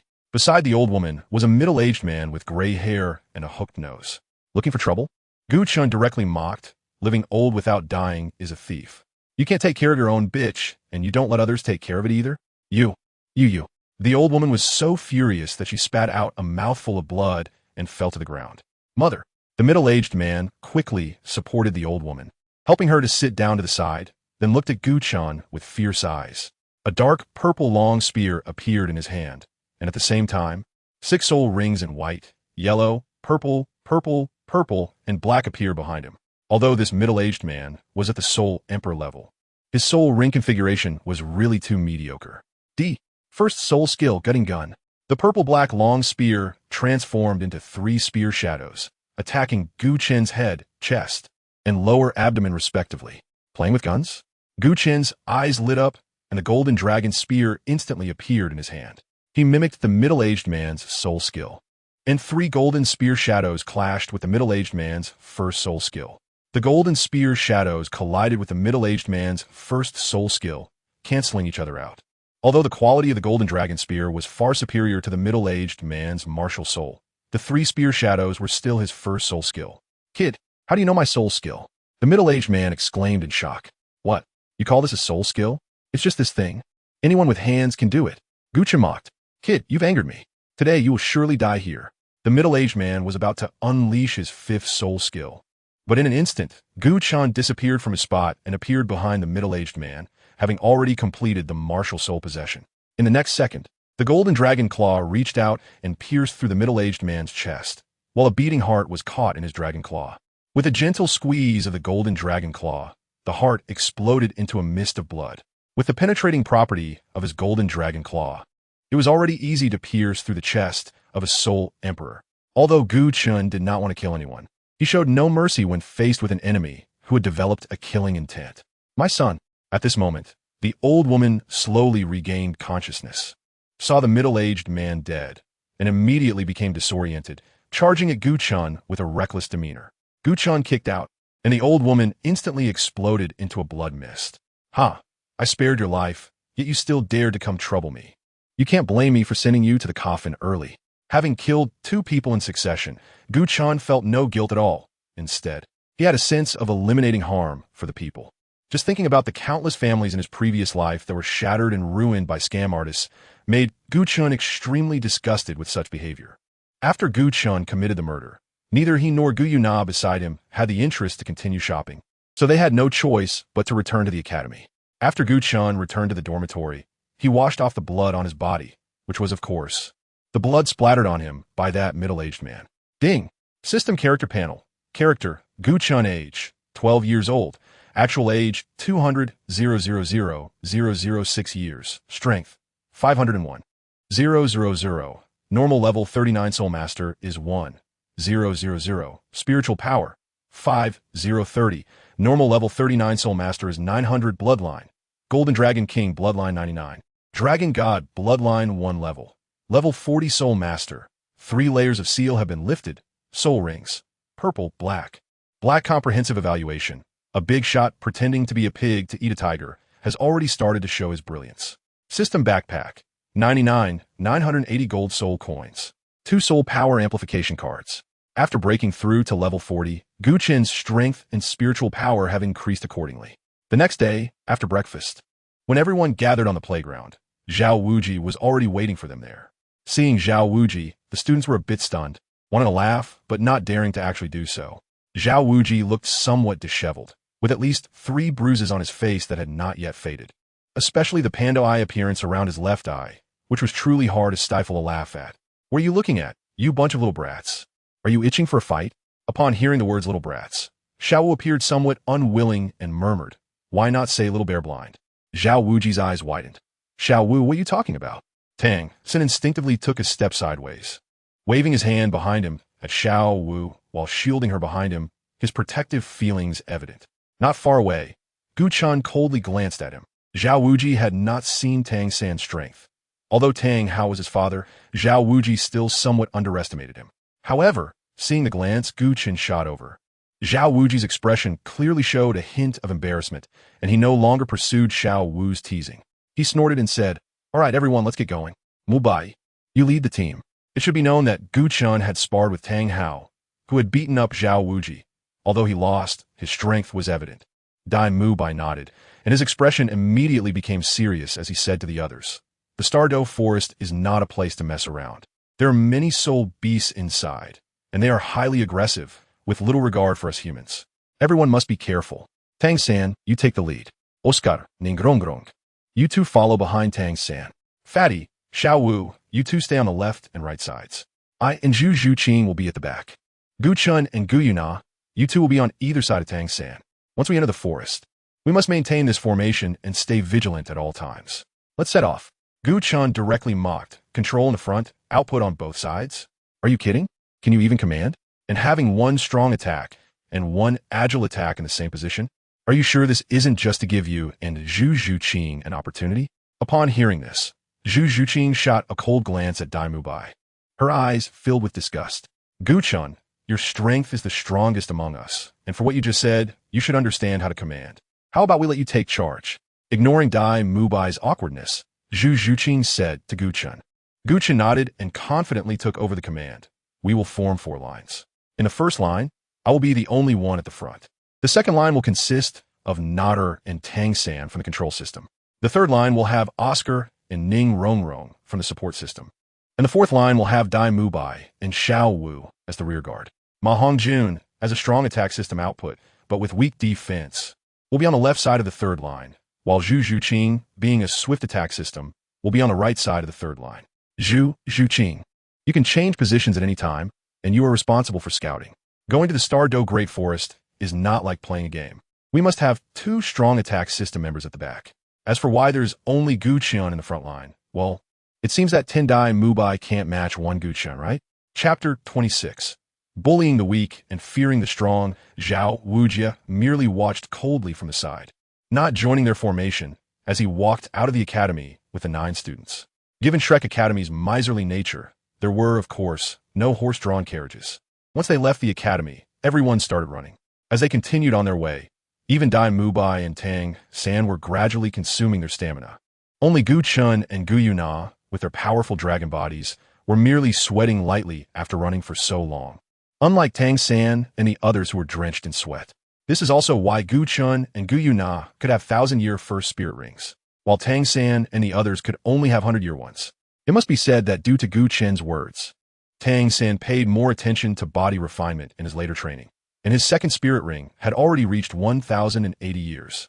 With Oscar's sausages as supplies, they were surprised to find that the energy consumed from running was actually negligible. Eating one sausage transformed from Oscar's martial soul every hour allowed everyone's energy to remain abundant. Even Ning Rongrong could barely keep up with the group. Without true application, one will never understand the importance of support martial souls. Because of the wonderful effect of his sausages, Oscar gained everyone's respect and received the best treatment. Since they had not yet entered the forest, Dai Mubai and Tang San took turns supporting Oscar's arms to help bear some of his weight, allowing him to recover his soul power more easily and continue his support role. Naturally, Ning Rongrong did not receive such treatment. She appeared very silent, and along the way, she did not use her 7-treasure glaze tile to provide support effects for everyone. She seemed to isolate herself from the entire group, neither rejecting Oscar's sausages nor using her martial soul. The Star-Do Great Forest is located in the southeast of the Barak Kingdom, with a small part bordering it. Soto City itself is also in the southeast of the Barak Kingdom, not far from the Star-Do Great Forest, only less than 500 kilometers away. Therefore, this place is naturally the best choice for Shrek Academy students to obtain spirit rings. With the assistance of Oscar's sausages, they covered over 400 kilometers in just one day by the time night fell, and they were very close to the Star-Do Great Forest. Seeing that they would not reach their destination today, Zhao Wujia issued a rest order since they had just arrived at a small town, and it was uncertain if there would be supplies further ahead. Upon entering the town, it was much more lively than they had imagined. The town was about 3 times the size of the village where Shrek Academy was located. Aside from lacking city walls, it resembled a small city, with shops lining the streets and a wide variety of stores available.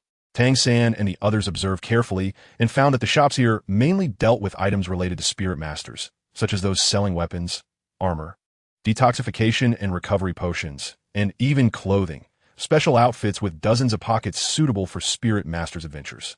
Oscar remarked, "The saying goes, rely on the mountains to eat the mountains." Rely on the water to eat the water. This must be the reason. This town evidently survived by relying on the Star-Do Great Forest. And there were likely many similar towns around the forest. Rely on the mountains to eat the mountains. Rely on the water to eat the water. The weak must adapt to survive, while the strong can change the environment, Gu Chen said. Hey, aren't you being a bit too arrogant? You want the environment to change for you? Ning Rongrong finally couldn't help but speak up. Gu Chen sneered and said, when did I ever say that strong person is me? Speaking of arrogance, you little princess of the seven treasure, glazed tile school, makes me feel ashamed. You, Ning Rongrong said angrily. At this moment, Zhao Wujie pointed to a seemingly ordinary hotel in front of them and said, let's stay here. We'll rest for a night and set off tomorrow morning. The accommodation and meals will be at your own expense. The hotel was a two-story small building. The lobby on the first floor was a simple restaurant, and the second floor was for accommodation. Zhao Wujie booked a single room for himself and went straight upstairs. After a brief discussion, Dai Mubai and the others booked a four-person room plus a single room for the 5 boys and another four-person room for the 4 girls. Let's eat first before going up. After eating sausages all day, I'm about to throw up. Ma Hongjun expressed everyone's thoughts, and even Zhu Zhuqing nodded in agreement. The 9 of them found a table in the corner and sat down. Tang San asked Dai Mubai, should we invite teacher Zhao to eat with us? Dai Mubai shook his head and said no need. Although the teacher won't pay for any of our expenses, he also won't accept any benefits from us. This is a rule set by Dean Flender. The fatty laughed and said, isn't that great? Everything is clear, and I love this straightforward feeling in the academy. Straightforward? This was already a given in my past life, Gu Chen thought. Dai Mubai said irritably, you fat guy, stop talking nonsense in order. You're the best at eating. Ma Hongjun cooperatively said. So does that mean you're treating today? You're the one with the highest subsidy. You're a big shot. Dai Mubai smiled slightly and said, treating is fine. It's a fate for all of us to study together at Shrek, and since I'm the oldest, I'll treat this meal as a welcome for Gu Chen and the others. The fatty laughed heartily, his chubby round face shaking with joy. Great, that's wonderful. Don't worry. Boss Dai, I won't let you save money. Soon, the fatty showcased Dai Mubai's evaluation of his eating skills. He called the waiter and quickly ordered more than a dozen dishes, many of which Tang San had never even heard of, but the fatty looked extremely excited. Not bad. Not bad. Although this place isn't big, it has quite a variety of dishes. I hope the taste is up to standard. Dai Mubai said helplessly. This fat guy spends his subsidies on women and food. I really suspect that if you weren't a soul master, you'd definitely be a chef. Although the 9 of them were seated at one table, the atmosphere wasn't very harmonious. Zhu Zhuqing had a cold expression. Ning Rongrong was lost in thought with her head down, and Gu Chen and Gu Yu sat quietly waiting for the food. Fortunately, with the fatty cracking jokes, the atmosphere wasn't too stiff. At this time, the restaurant was already about 60 to 70 full. Suddenly, a group of people walked in from outside. Leading them was a middle-aged man who looked to be in his 40s, handsome in appearance, with slicked back hair and a carefully crafted moon-white soul master robe, adorned with silver thread embroidery that shimmered as he moved. Behind him were 6 men and 1 woman, all around 20 years old, wearing the same moon-white soul master robes, though without the silver thread embroidery. However, both the middle-aged man and the 7 youths had a blue circular mark on their left shoulders, with 2 characters embroidered inside the ring, Sanghui. From their outfits, it was clear that these people were all soul masters. Tang San and his group were dressed casually, looking no different from ordinary people, while these individuals were much more ostentatious. As soon as the restaurant owner saw them come in, he hurriedly welcomed them, bowing and showing excessive courtesy. As Oscar said, this small town relied on the Star-Do forest for a living. In short, it depended on soul masters. Soul masters were not only a noble profession, but also a wealthy one, so the owner naturally did not dare to be careless. As in the original story, Ma Hongjun couldn't hold back and started to provoke them. Hearing Ma Hongjun's words, Dai Mubai curled his lips and said, it's just a small Sanghui Academy. What's so ostentatious about that? Neither Ma Hongjun nor Dai Mubai lowered their voices on purpose. Soul masters naturally had better hearing than normal people. Despite the noise in the restaurant, the middle-aged man among the 8 cast his gaze over, his brows furrowing. When he saw that the Shrek Academy table was just a group of kids, his expression immediately became even more unpleasant. Looking for trouble for no reason. How boring, Gu Chen said lightly, and when the food was served, he picked up his chopsticks and started eating. Oscar whispered to Gu Chen, this is also part of our training. Dean Flender once said, a soul master who doesn't dare to cause trouble isn't a good soul master. After all, a coward is mediocre. Moreover, Provoking Soul Master Academy people is the safest. It's just a fight at most. So it's just bullying the weak and fearing the strong? If the Soul Masters from the Spirit Hall came here, would you still dare to provoke them? Gu Chen said lightly, with a hint of sarcasm. How can this matter of Soul Masters be described as bullying the weak and fearing the strong? Oscar was momentarily at a loss for words, trying to argue. Oh, old Kong Yi. Gu Chen just smiled and transmitted a message to Gu Yue Na and Xiao Wu, who were beside him. We won't participate in this matter. At that moment, the 8 members of Tsanghui Academy had also taken their seats, separated from Shrek by 2 tables. Tang San caught a glimpse from the corner of his eye as a middle-aged man, clearly a teacher, whispered to a young man beside him. Soon after, the young man stood up and walked towards Tang San's table, heading straight for Dai Mubai. A trace of disdain appeared in Dai Mubai's evil eyes, which Tang San noticed. But he didn't even glance at him. Just then, the waiter happened to serve the second dish to their table. The young man from Tsanghui Academy suddenly quickened his pace and, amidst the waiter's startled shout, collided with the waiter, causing the dish to tilt dangerously over Dai Mubai's head. Don't waste food, Tang San said calmly as his left hand shot out like lightning, steadying the waiter, while his right hand reached out to catch the plate, using his control skill to ensure not a single dish was spilled, gently placing it back on the table. At the same time, he pulled the waiter aside with his left hand. The young man from Tsanghui Academy was momentarily stunned. Due to the waiter's obstruction, he hadn't seen Tang San's actions clearly. However, a sly smile quickly appeared on his face. I'm really sorry. Saying this, he continued forward, seemingly intending to pass by Dai Mubai. But one of his feet stealthily kicked out, aiming directly at the leg of a chair under Dai Mubai. It was just an ordinary wooden chair, and if one of its legs was broken, Dai Mubai would inevitably fall. Moreover, the young man's movement was very discreet. His upper body remained still, making it nearly impossible to notice his action unless one was particularly observant. Of course, for Gu Chen, Gu Yue Na, and Tang San, who possessed exceptional mental strength, the young man's speed was as slow as a turtle. Just as the young man kicked out, Dai Mubai moved. With a dull thud, the young man from Tsanghui Academy felt as if he had kicked an iron plate. His entire lower leg went numb from the impact, and before he could react, Dai Mubai's palm struck out. The young man's face changed drastically as he raised both hands to block Dai Mubai's hand, but to his surprise, his hands were completely blown away by the soul power accompanying Dai Mubai's palm, which landed solidly on his chest. Although the young man was quite tall, he was sent flying backward as if he were a weightless scarecrow, crashing into 2 tables before tumbling toward the group from Tsanghui Academy. The middle-aged man from Tsanghui Academy hurriedly stood up, raising his hands to catch the young man's shoulders and bring him down. The young man turned pale and spat out a mouthful of blood, looking significantly weakened. Dai Mubai straightened his body and stretched lazily after his previous action. I'm really sorry. I lost my grip. His evil eyes revealed the true colors of the white tiger, displaying an air of arrogance and disdain. It was clear to anyone, even his own people, that he looked like someone who needed a beating. Chapter 27. Yi Zhiqiu. At this moment, there was an uproar in the restaurant. Diners near the tables of Shrek Academy and Tsanghui Academy hurriedly stood up to avoid being caught in the crossfire, but most of them didn't leave the restaurant immediately. Instead, they watched the scene with excitement. After all, witnessing a Soul Master duel usually required a trip to the Grand Soul Arena, which came at a considerable price. Being able to watch for free here naturally thrilled the ordinary people with martial souls. Moreover, Soul Masters frequently appeared in this place. The group from Tsanghui Academy could no longer hold back. The remaining 6 students stood up in unison, glaring angrily at Shrek Academy's table.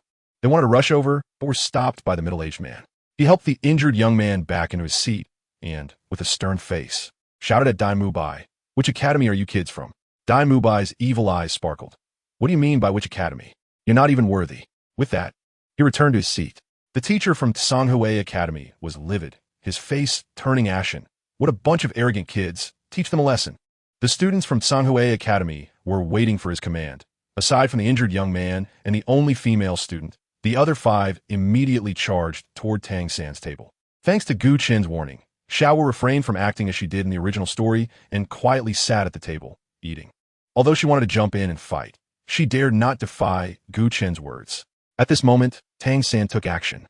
He executed the ghost shadow perplexing step, swiftly arriving in front of the 5. With his right hand, he unleashed the control crane and capture dragon technique, pulling one of them over and delivering a heavy palm strike. The struck student flew backward several meters, crashing to the ground.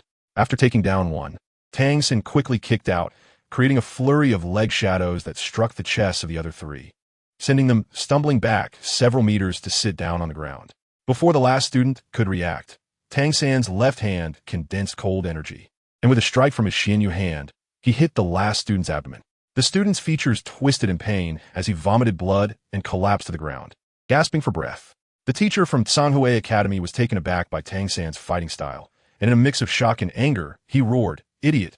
Use your martial souls."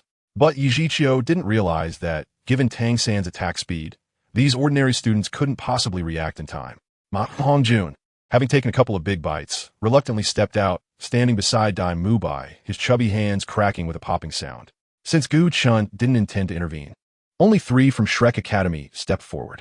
When the 5 Tsanghe students regrouped, their fury had reached its peak, and without hesitation, they unleashed their martial souls. They could hardly believe that as students from a high-level Soul Master Academy, they would be unable to defeat these young boys. In an instant, various lights burst forth. The colors of the 5 youth soul rings were the same, 1 white and 1 yellow, representing a 10-year soul ring and a 100-year soul ring. All 5 were battle soul masters, including 2 weapon soul battle masters and 3 bee soul battle masters. The 2 weapon souls were a spear and a trident, while the bee souls were a deer, a sheep, and a horse. From the perspective of the martial souls themselves, they were not particularly powerful. Watching the opponents release their martial souls, Dai Mubai's disdainful light intensified. Is this what they call disciples from high-level Soul Master Academy? And they have 10-year soul rings? Brothers, let us show them our soul rings. Dai Mubai, the oldest among the Shrek Academy students, was never one to reason, unless you earned his respect through strength. His lofty demeanor wouldn't change. White Tiger possessed. A strong pale light suddenly erupted from his body, and Dai Mubai extended his arms to the sides, puffing out his chest. His bones crackled as his muscles swelled, stretching his clothes tight. Phoenix possessed. Purple-red light surged from Ma Hongjuan's body, his short hair suddenly lengthening and gathering at the center, transforming into a mohawk style. 2 circles of yellow soul rings rose from beneath his feet, extending long feathers from his robust exposed arms. Both hands had transformed into claw shapes. Only Tang San's martial soul remained relatively calm, with 1 yellow and 1 purple soul ring rising from beneath his feet. Dense blue-silver grass quietly releasing and surrounding his body, slowly spreading. A calm? What a joke. Tang San's second soul ring was a 1,000-year soul ring, and just this point alone had shocked the members of Tsanghui Academy. The 5 members of Tsanghui Academy rubbed their eyes, unable to believe what they were seeing regarding Tang San's second soul ring. There was no need to make a move. Just the release of soul rings by Dai Mubai and Tang San had completely drained the spirit of the 5 Tsanghui Academy students across from them. They understood all too well how significant the gap in strength was with an additional soul ring, especially since Dai Mubai's third soul ring was also of the 1,000-year level, and Tang San's second soul ring was already 1,000 years old. This was something they could not contend with. What made the students of Tsanghui Academy feel extremely imbalanced was that these few young boys appeared to be much younger than them, yet the strength they exhibited was already above theirs. Stop! A teacher from Tsanghui Academy finally couldn't hold back and stepped forward, waving his hand to his students. You all step back. I am Yi Zhiqiu, the head of the External Affairs Department of Tsanghui Academy. May I ask, which sector are you from? We're for Shrek Academy. Before Dai Mubai could speak, Ma Hongjun had already said proudly. While saying this, his unabashed gaze fixed sharply on the only female student from Tsanghui Academy. I really don't know where this fat guy gets his confidence from. It's just a small village academy. Moreover, this is before Tang San and the others have made a name for themselves. I really don't understand where the fat guy's confidence comes from.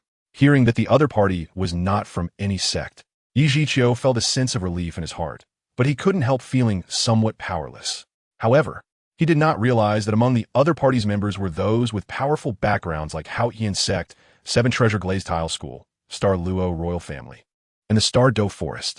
The students were not enough, and he had to earn back some face for Tsanghui Academy. With this in mind, Yi Zhiqiu no longer hesitated. A flash of light appeared in his eyes as he released his martial soul. Black Tortoise, Possession. A circle of black ripples erupted from Yi Zhiqiu's body, forcefully suppressing the momentum of Tang San, Dai Mubai, and the fat guy. His limbs shrank by a third, while a massive shell had already bulged on his back. His whole body was flickering with black light, and 5 soul rings rose from beneath his feet, coiling above his body. The 5 soul rings consisted of 1 white, 2 yellow, and 2 purple. This head of the External Affairs Department of Shanghai Academy was actually a soul king-level expert above level 50.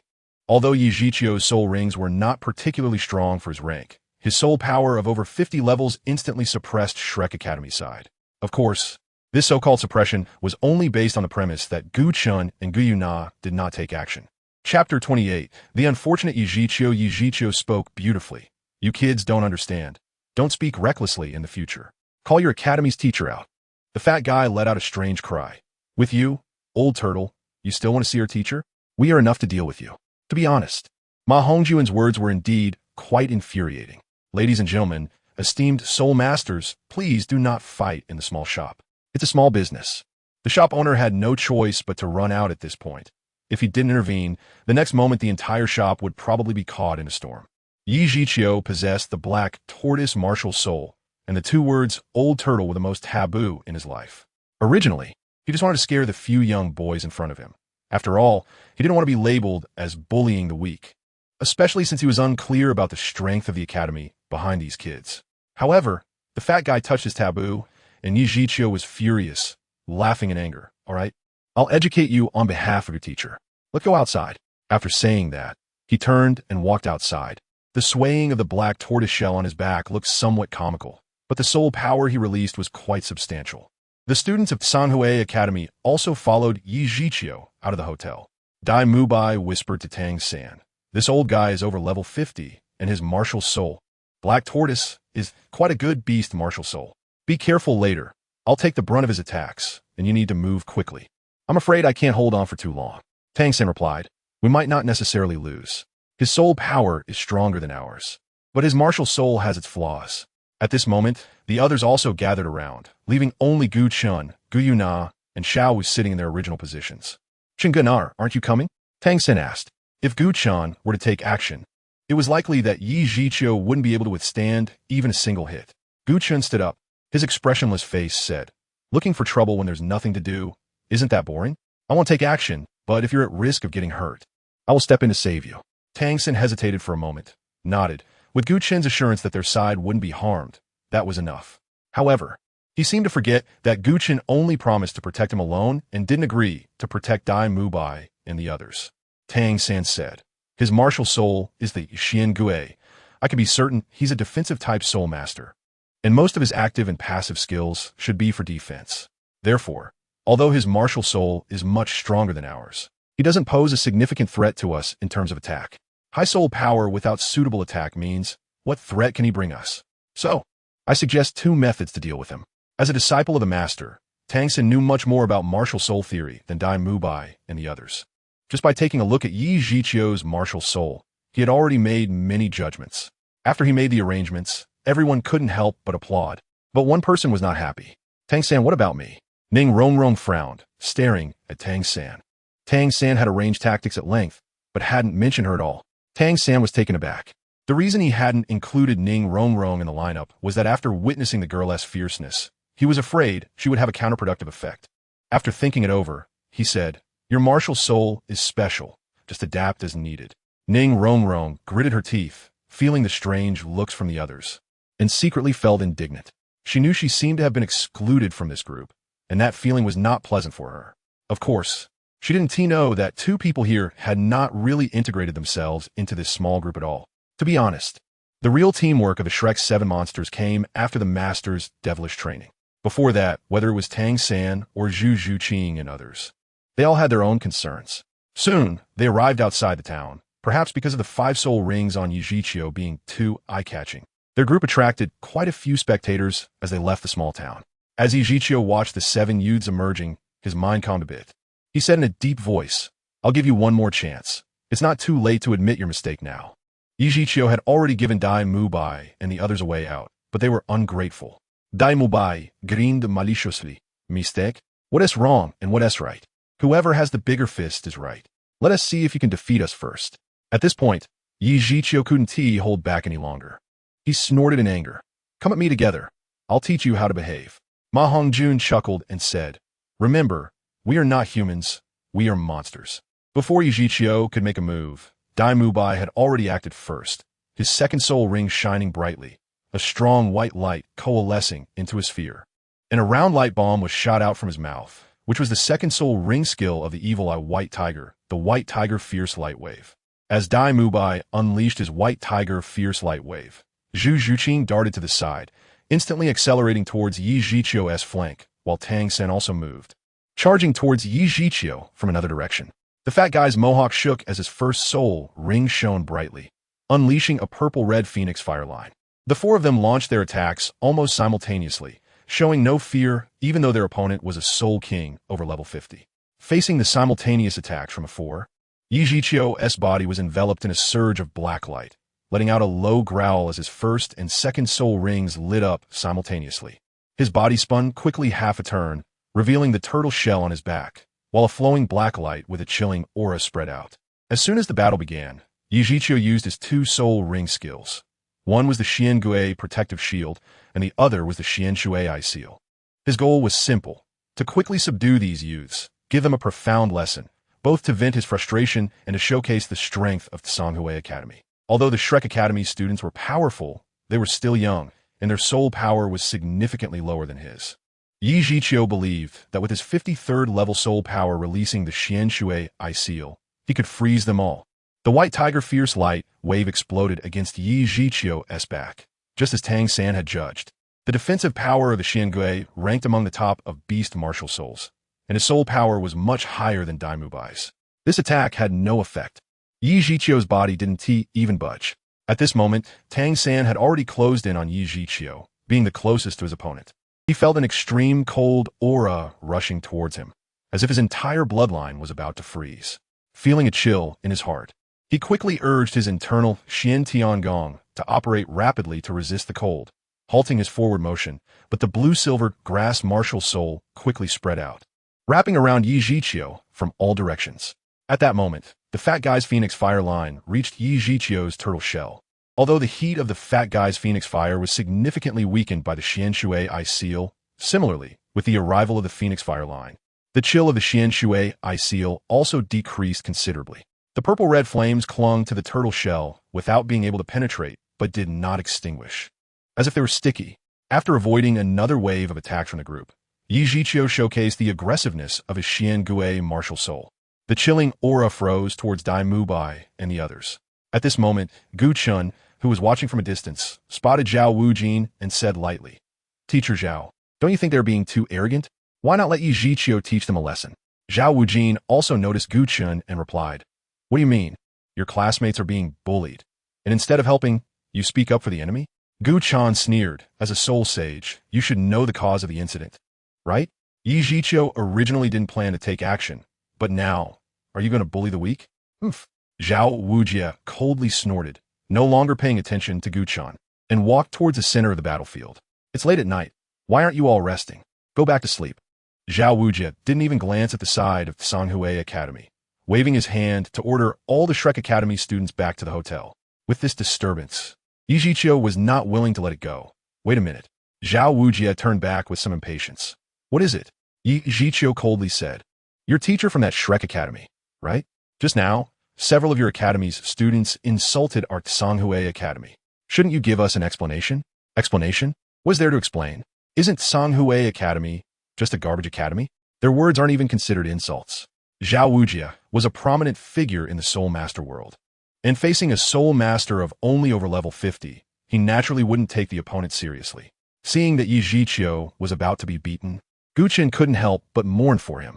Yi Zhiqiu was furious and no longer argued, striding towards Zhao Wujia. His imposing manner clearly indicated that he did not intend to let this go. Zhao Wujia turned around and said to the 7 boys who had gathered around him, "You guys are really useless. You can't even handle an old turtle. When we get back to the academy, I'll deal with you." The chubby boy kindly reminded, "Teacher Zhao, that old turtle is coming." Zhao Wujia coldly snorted, "Get back to sleep." After saying this, he turned around, and the coldly intimidating Yi Zhiqiu had just arrived in front of him. "Let's settle this with strength," Zhao Wujia said arrogantly, not even using his martial soul. He raised his right hand and slapped it towards Yi Zhiqiu. In the next second, Yi Zhiqiu's body was sent flying as if riding the clouds. Hit by Zhao Wujia's slap, a large crack appeared on the turtle shell, and he flew over 10 meters before crashing heavily to the ground. Not using my martial soul to slap someone feels pretty good, Zhao Wujie mumbled to himself. TSK, how cowardly he was when facing the Haotian. Now he's so arrogant. Gu Chen shook his head and returned to the hotel. At this time, Gu Yue Na and Xiao Wu, who stayed at the hotel, had eaten and drunk enough and were already back in their rooms to rest. Chapter 29. Long nights bring many dreams the next morning, just as dawn broke. Zhao Wujie used his loud voice to wake everyone up. After leaving the small town, everyone quickened their pace. They were now very close to the Continent.Due forest, and everyone was rushing forward. Naturally, the most excited was Oscar, who was about to get his third soul ring. The Continent.Due forest is located directly south of the Tindo Empire, spanning two major empires. Due to the abundance of soul beasts here, this is also the area where the boundary between the two countries is the least distinct. According to the map, most of the Continent.Due forest is within the territory of the Xinglua Empire, but of course, the Tindo Empire has never acknowledged this. As one of the three major gathering places for wild soul beasts, this is naturally the place that soul masters most wish to come to, because every time they come here, it means they are about to advance. No one can say how many years the Continent.Due forest has existed on the Douluo Continent, but once you enter the forest, the dense canopy that blocks out the sun is enough to tell people of its ancient existence. From a distance, one can vaguely feel a refreshing breeze blowing from the front, carrying the fragrant scent of plants that is invigorating and indescribably comfortable. Taking a deep breath of the fresh air, it felt as if all 36,000 pores of the body had opened up, an indescribable feeling of refreshment. Although Gu Chen and Gu Yue Na had only spent a few days in the Continent.Due forest, far less than Xiao Wu, who grew up there, they still felt a sense of comfort akin to home upon arriving, a feeling brought by their bloodline. Finally, they arrived in front of the Continent.Due forest, where the tall trees were at least over 20 meters high, and this was just the outermost part. The dense forest had no paths, and the shadows of the trees made it impossible to see the true scenery within. As they approached the forest, the air became even more pleasant, as if the temperature had dropped a few degrees. The refreshing feeling, mixed with the aroma of moist soil, constantly stimulated everyone's sense of smell. Stop, Zhao Wujie spoke. Everyone halted their steps. The journey of over 100 miles had made their bodies warm up, especially Oscar and Ning Rongrong. As support-type soul masters, their physical fitness was decent, but ultimately not comparable to Gu Chen and the others. After taking a moment to rest and recover, they continued to move forward. Along the way, Xiao Wu was bouncing and jumping happily. After all, this was her home. The terrain within the Continent.Due forest is very complex. There are no roads at all, so the task of clearing the path naturally fell to Dai Mubai. Using his martial soul, Dai Mubai unleashed his tiger claws, slashing through the thorns as he waved his hands, not affecting the speed of their advance at all. Soon, they encountered soul beasts, and it was a group of them. Under Zhao Wujie's deliberately lowered voice, everyone stopped moving. This group of soul beasts was first discovered by Tang San. They were a group of weasel-like soul beasts. These soul beasts were not large, and their attack power was not particularly strong, but their teeth were exceptionally powerful, capable of biting through metal. Gu Chen frowned slightly and quietly released a hint of dragon might, driving away the weasels. Although in the original work, Tang San and the others did not harm them. It was better to be safe than sorry. The Continent.Due forest was indeed too dense. The phrase blocking the sun was not an exaggeration, and it was not easy to see sunlight inside the forest. After about an hour of walking, it was already noon. During this hour, they encountered quite a few soul beasts, mostly 10 and 100 years old. They mostly avoided these soul beasts and did not engage in direct conflict. Occasionally, some foolish ones came to their doom, but they were also driven away by Gu Chen's hidden dragon might. All right, everyone take a break. Zhao Wujie's voice allowed the tense group to relax. Dai Mubai cleared some thorns around, creating a nearly 100 square meter clearing. The group sat against the trees to rest temporarily. Oscar naturally contributed his sausages, and at this moment, everyone was not in the mood to taste anything special. They ate Oscar's sausages and drank the water they carried, taking a moment to recover. Just as everyone had been resting for about half an hour, suddenly, Tang San and Zhao Wujie's gazes turned simultaneously in one direction. Zhao Wujie shouted loudly, "Get up, something is approaching." The rustling sound grew from small to large. Even Oscar and Ning Rongrong, who were auxiliary soul masters, could clearly feel how quickly the unknown creature was approaching. "It's a 700-year-old phoenix-tailed chicken-crowned snake," Gu Yue Na said softly. With her mental strength, she could discern the reality of the opponent with a glance. if it weren't for her human identity at this moment.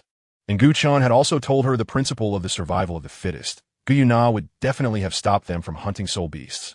Zhao Wujia's eyes lit up, phoenix-tailed, chicken-crowned snake. This type of soul beast is quite rare.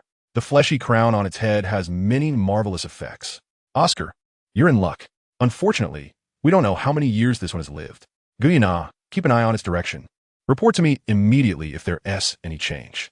At that moment, not far away, Zhu Zhuqing's voice suddenly rang out as she leaped down from the air, fearless of the fact that it was a 1,000-year soul beast. Her sharp claws and the first soul ring on her body lit up, and she launched a phantom-piercing attack. The phoenix-tailed, chicken-crowned snake reacted quickly. Although it was rushing forward, it hurriedly turned its head, causing Zhu Zhuqing's claw to miss the fleshy crown and hit its body instead, producing a muffled sound that reduced the snake's speed. Then, with Ning Rongrong's support, Tang San and Ma Hongjun began to control the phoenix-tailed chicken-crowned snake. Zhao Wujia also took action, releasing his 4th and 5th soul skills, successfully subduing the phoenix-tailed chicken-crowned snake. Zhao Wujia pulled out a dagger from his waist and handed it to Oscar. Night is long and dreams are many. Do it. Stab in just beneath its fleshy crown to pierce its brain, and this soul ring will be yours. Oscar excitedly took the dagger. At this moment, the 1,000-year soul beast in front of him was like a lamb waiting to be slaughtered. His 3rd soul skill was about to succeed, and he was so excited that his hand was slightly trembling. Just as Oscar was about to stab with the dagger, suddenly a hoarse shout rang out. Stop. Immediately, 2 figures leapt out from the direction the phoenix-tailed chicken-crowned snake had come from, appearing in front of the group. The newcomers were the snake lady Ko Xiangxiang and Meng Iran. Their appearance startled everyone, but when they saw the 6 soul rings on the old woman, they all breathed a sigh of relief. After all, Zhao Wujia's 7 soul rings were no joke, especially those deep black 10,000-year soul rings, which openly displayed their deterrent power. At this moment, Gu Chen frowned. He had read the original work of Douluo Continent many times, and every time he reached this part, he felt quite annoyed. In the next moment, Gu Chen's figure appeared behind Oscar, gripping his hand and stabbing downward. The dagger pierced deeply into the head of the phoenix-tailed, chicken-crowned snake. The snake immediately died, and a circle of purple soul rings rose. You actually stole my soul ring? Meng Iran shouted angrily. Huh? Why do you say it's yours? Soul rings belong to the capable. Just because you say it's yours, it is yours? Is it that easy? When your mother takes you shopping and others ask, Sister, how much did you buy this monkey for? Gu Chen retorted. Chapter 30. The Dragon God Awakens. Gu Chen of Zuin makes his appearance again. Kid, you shouldn't talk too excessively. Ko Xiangxiang slammed her snake staff onto the ground, and soul power shot out in all directions, one of which directly targeted Gu Chen, attempting to make him submit. But Gu Chen had killed a Soul Emperor before. Under the pressure of Soul Emperor's level, he was completely unaffected. What? Trying to suppress me with soul power? Your teeth are like stars in the sky, bright and far apart. Listening to you speaks, a sense of superiority in intelligence arises. Looking for a fight, Meng Iran yelled, summoning her martial soul, snake staff, and bringing it down on Gu Chen. Seeing that Gu Chen was so young, the snake lady Ko Xiangxiang looked down on him, thinking his soul power was not as strong as her granddaughter's, so she did not intervene. At the same time, she kept a close eye on Zhao Wujia, wary of him attacking her granddaughter. After all, although Zhao Wujia was famous, it was for his bad reputation. If Zhao Wujia knew Ko Xiangxiang's thoughts, he would definitely burst out laughing. What? If Gu Chen, that monster, goes all out, I might not even be able to beat him. How could I possibly lose to a little brat with 2 rings? Gu Chen's expression remained unchanged as he slightly tilted his head to the left, avoiding Meng Iran's attack. At the same time, his right hand lightly struck Meng Iran's abdomen. Wow! Meng Iran's body immediately flew backward, caught by Ko Xiangxiang, and she spat out a mouthful of fresh blood. Kid, how could you be so vicious? Ko Xiangxiang couldn't hold back any longer. The black 5th soul ring on her back lit up, and the snake eyes on her snake staff shot out purple light, aiming at Gu Chen's head. Seeing this, Gu Chen immediately summoned his Golden Dragon King martial soul, with golden scales covering his entire body, leaving only his eyes, nose, ears, and mouth exposed. However, the purple light was a mental attack that penetrated Gu Chen's scales and struck at his mind. Although Gu Chen's spiritual power far exceeded that of soul masters of the same realm, it had not yet reached the level of a soul emperor. Even if it did, it might not be able to withstand the mental attack of a soul emperor's soul skill. After all, self-created techniques of the same level cannot compare to soul skills. As soul skills not only carry the Soul Master's soul power, but also possess the abilities granted by the soul rings. Although Gu Chen did not suffer any injuries, blood still flowed from the corner of his mouth. Boom! Not far away, Gu Yue Na saw this and went into a rage again. The Silver Dragon King's martial soul enveloped her, and colorful elements surrounded her. Countless spikes suddenly protruded from the ground. Although Chao Tianxiang reacted in time, she couldn't dodge and suffered some scratches. In the next moment, Gu Yue Na appeared behind Chao Tianxiang, and a sword of light coalesced and stabbed towards the back of Chao Tianxiang's heart. How dare that girl be so vicious? At that moment, a roar echoed, piercing into the soul. The powerful spiritual force of Gu Yue Na didn't affect her much, but her body was forced back by a powerful soul force. Meanwhile, Gu Chen, who was also targeted, coughed up a bit of blood again. An old man soared into the air, with 8 soul rings floating behind him. He was actually a soul-level powerhouse. Old man, if you hadn't arrived in time, both I and Iran would have been killed by these 2 vicious youngsters. Chao Tianxiang glared at Gu Yue Na and spoke to the arriving Long Gong Meng Shu. Hearing this, Meng Shu was furious. His dragon martial soul activated, and he coldly glared at Gu Chen and Gu Yue Na. At this time, Tang San tugged at Zhao Wujia, saying, "Teacher Zhao, Brother Chen and Sister Na are in danger. Please help them." Zhao Wujia hesitated for a moment. After all, Meng Shu was a soul, Douluo, and he was just a soul sage who couldn't possibly match him. Zhao Wujia gritted his teeth and stepped forward. "I am Zhao Wujia. These 2 are my students. If they have offended you in any way, could you please be lenient for my sake?" Meng Shu shot him a sideways glance. "These 2 almost killed my lover and my granddaughter. Tell me, do they deserve to die? But if you do this, I also won't be able to explain it." Zhao Wujia thought to himself. It might be, but he had to put on a smile. "Enough talk, they must die today. If you're going to fight, then fight," Meng Shu said, releasing his second soul skill and swinging a claw toward Zhao Wujia. "Damn it!" Zhao Wujia cursed loudly, activating the Great Strength King Kong Bear, unleashing the unmoved King Body, and simultaneously countering with a Great Strength King Kong Palm towards Meng Shu. At this time, Gu Chen wiped the blood from the corner of his mouth and headed towards Meng Yiran and Chao Tianxiang, planning to capture them to force Meng Shu. Meng Shu noticed Gu Chen's movement, but he did not think that a mere 12-year-old boy would dare to capture someone in front of him. He assumed Gu Chen was trying to escape, and thus ominously said, "Kid, where are you rushing off to?" "Rushing to your mother's funeral." Gu Chen cursed, feeling very displeased at his failed plan. Seeing Gu Chen actually insult him, Meng Shu became furious, no longer paying attention to Zhao Wujia, and unleashed his third soul skill, sending a white dragon of soul power crashing towards Gu Chen. Dragon S Might. Gu Chen knew that Meng Shu had a dragon-type martial soul. With a slight smile, the pressure from the high bloodline of the Golden Dragon King suddenly erupted, causing the soul power of the white dragon to dissipate instantly. And Meng Shu also felt a sense of suppression. Despite Meng Shu's soul power being over level 80, under the pressure of the dragon's might, it was reduced to the strength of a soul saint. With Gu Chen and Gu Yue Na in front, and the unmoved king, Zhao Wuji, behind, Meng Shu said to Snake Lady Chao Tianxiang, "Old woman, that kid is a bit strange. My strength has been suppressed to the level of a soul saint. Let's use our martial soul fusion skill. Let's kill these kids." Chao Tianxiang nodded, and the 2 held hands, their soul powers intertwining. Seconds later, a giant white dragon appeared in front of Gu Chen and the others. Gu Chen was cautious. The martial soul fusion skill of the Dragon Prince and Snake Lady was extremely famous and was comparable to a title Douluo.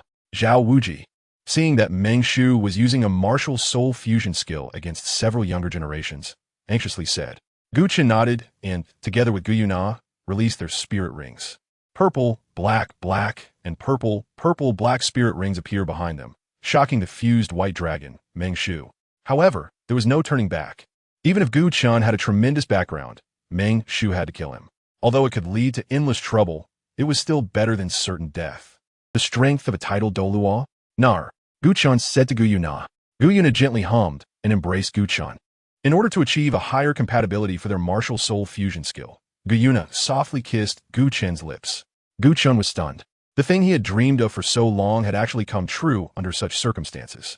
He did not forget the enemy in front of him and quickly unleashed the soul power of the Golden Dragon King, while Gu Yue Na released the soul power of the Silver Dragon King. The 2 types of soul power intertwined and merged. slowly forming a phantom of a giant rainbow dragon. This is the martial soul fusion technique, Zhao Wuji exclaimed. Dragon God, 9 transformations. First transformation, the awakening of the Dragon God. The 100 martial soul fusion degree of the Dragon God transformation was not something that Meng Shu and Chao Tianxiang's martial soul fusion skill could compare to. 9 colored energy beams continuously gathered, expanded, and drew upon Gu Chen and Gu Yue Na's soul power. The two maintained a pose of embracing and kissing, standing at the center of a 9-colored storm. Not far away, the white dragon transformed by Meng Shu and Chao Tianxiang appeared very fearful and anxious, attempting to interrupt Gu Chen and Gu Yue Na's martial soul fusion technique under Meng Shu's control. But it was already too late. The 9-colored beams shot out explosively, and the 9-colored light streaked across the sky, violently striking the white dragon's heart and piercing through it. The 9-colored beam directly penetrated the white dragon and, with unchanged power, shot out for thousands of miles, causing countless soul beasts to be shocked and to prostrate in worship towards the phantom of the 9-colored giant dragon. Meng Shu and Chao Tianxiang's martial soul fusion technique was shattered, their bodies separated, bloodied and mangled as they fell to the ground, breathing heavily. Meanwhile, Gu Chen and Gu Yue Na, exhausted of soul power, also ended their martial soul fusion technique. Gu Chen, having depleted his soul power, felt weak and wobbled, falling backward. Gu Yue Na was also in a weakened state. As Gu Chen collapsed, she lunged forward. The two maintained their original positions as they fell to the ground. The girl on top, the boy below. Chapter 31, Mushroom Sausage. Upon seeing this, Tang San quickly stepped forward and, along with Xiao Wu, helped Gu Chen and Gu Yue Na up. Completely oblivious to Gu Chen's irritated gaze, Tang San said, "Brother Chen, are you all right?" At this moment, Gu Chen's thoughts were all on Gu Yue Na. He licked the corner of his mouth, a slight smile creeping up. "It's nothing. Just a bit of soul power consumption. I'll just recover." "Grandpa! Grandma!" At this point, Meng Yuran exclaimed and rushed towards the fallen Meng Shu and Chao Tianxiang. They still had a breath left. If you take them out of the Star-Do forest now, there might still be hope. The premise is that you can leave alive. Gu Chen looked at Meng Yuran with cold eyes and spoke. Meng Yuran was very afraid of Gu Chen at this moment. She supported Meng Shu and Chao Tianxiang's bodies and stepped forward, leaving deep footprints as she walked towards the outside of the Star-Do forest. "Damn it. If I gain enough strength in the future, I will definitely make them pay." Meng Yuran thought with hatred in her heart. Gu Chen rubbed his forehead. Originally, he had intended for Oscar to kill the phoenix-tail coxcomb snake to avoid some trouble, but in the end, the trouble multiplied countless times. After Gu Chen asked Oscar for a few sausages, he shared some with Gu Yue Na and consumed the remaining recovery sausages. After an hour of cultivation, both of their soul power had recovered by more than half. While the two were recovering their soul power, Oscar absorbed the soul ring of the phoenix, tail, chicken crown snake, and the purple soul ring slowly merged into Oscar's body. Taking a deep breath, Oscar slowly opened his eyes, and in an instant, the light pink glow around him suddenly changed to a bright pink color, enveloping him in this layer of pink light. "Congratulations, Xiao Ao," Zhao Wuji said with a smile as he looked at him. After obtaining the third soul ring, Oscar underwent some subtle changes. He seemed to have grown a bit taller and appeared more spirited. The most noticeable change was in his peach blossom eyes, which sparkled with colorful light, reminiscent of the energy released by the phoenix tail, chicken crown snake when it intimidated everyone earlier. Dai Mubai's cheerful laughter came through. "Xiao Ao, you're the second among us to break through level 30. Congratulations. Quickly let us see what your third soul ring skill is." Oscar was evidently excited about obtaining the third soul ring, but upon hearing Dai Mubai mention his third soul ring skill, he couldn't help but feel a bit awkward and said, "Forget it, let's talk about it when we get back." Ma Hongjun said impatiently, "Xiao Ao, what are you afraid of? Are you scared we'll laugh at you? Your third soul skill can't possibly be more ridiculous than the first two, right? The brothers have put in a lot of effort for you, so hurry up and show us the results." Oscar helplessly nodded, "But I'm warning you. You mustn't laugh when you hear my soul skill." Everyone nodded in agreement. Those smiles were already creeping onto their faces. Oscar raised his right hand and finally recited his third soul skill. "I have a mushroom sausage." Puffed. Upon hearing this, everyone burst into laughter simultaneously. Even Zhao Wuji was laughing heartily. Even Gu Chen, who knew the plot, couldn't help but chuckle when he actually heard the soul skill. Oscar stared wide-eyed at everyone. Didn't we agree not to laugh? However, this statement had the opposite effect, and everyone laughed even harder. Zhao Wuji, being the teacher, was the first to stop laughing and looked at Oscar, whose face was filled with indignation. Xiao Ao, tell everyone what your mushroom sausage is useful for. A soul skill from a 1,000-year soul ring can't possibly be bad. Oscar huffed and said, you all just laugh? But no one will get to eat my mushroom sausage in the future. Oomph. Oh, are you getting all thunder now? Gu Chen found it amusing. Oscar raised the mushroom sausage in his hand, his facial expression also becoming somewhat strange, then said loudly in a proud tone, mushroom sausage, third soul ring skill. Effect, flying. Laughter came to an abrupt halt, and all eyes on Oscar, except for Gu Chen's, turned to shock. All of this was because of those simple 2 words, flying. Ahem. Oscar looked at everyone's dumbfounded expressions and felt a surge of satisfaction in his heart. He coughed twice and continued, I haven't finished yet. My third soul ring skill is flying for 1 minute. Sure enough, your sausage is just like you, short and weak. Gu Chen couldn't help but laugh, even though he knew that the mushroom sausage could fly at the speed of the phoenix-tailed chicken snake. Dai Mubai curled his lips and said, that's just a useless skill. What's the point of flying for 1 minute? If we encounter a wide river or a cliff, we can't cross. The colorful light in Oscar's peach blossom eyes seemed to become more pronounced. Is it really like that? What if that 1 minute of flying is at the speed of the phoenix-tailed chicken snake? What? Dai Mubai was taken aback. Are you saying that if we eat your mushroom sausage, we can fly at the speed of the phoenix-tailed chicken snake for 1 minute? Is that even possible? Oscar said proudly, what is impossible about it? My third soul ring comes from the phoenix-tailed chicken snake, so the soul skill is naturally related to it. My feelings won't be wrong. If you want to eat my mushroom sausage in the future, you'll have to beg me. Talking big will eventually lead to gasping for breath. Tang San said sarcastically. Zhao Wujia nodded in satisfaction and said, finally, it wasn't a waste of effort. Little Oscar, your third soul ring is really good. With your current soul power, how many of these mushroom sausages can you make? Oscar thought for a moment and said, this mushroom sausage consumes much more soul power than the first 2 types. Given my current situation, I can make at most 10 at a time, and then my soul power will be depleted. I'll need to fully recover before I can make more. Looking at the other students, Zhao Wujia said with satisfaction, 10 is enough. As your soul power increases, this number will also continue to rise. Among food-type auxiliary martial souls, your sausage can now be classified as top quality. All right, everyone get ready. We will leave here immediately and return to the academy. Teacher Zhao, I'm afraid we can't leave yet. At that moment, Tang San suddenly said to Zhao Wujia, as expected of the protagonist of this world, even without battling Meng Ran, Tang San had still managed to break through to level 30 during the short training just now. Zhao Wujia was taken aback. Can't leave? Why not? Little San, the Douluo Forest is not a place to play. I'm the teacher, and I decide. The objective has been completed, and we must return to the academy as soon as possible. Otherwise, if something happens to any of you, how do I explain it to Flinder when we get back? But Tang San spoke urgently, only to be interrupted by Zhao Wujia. No buts.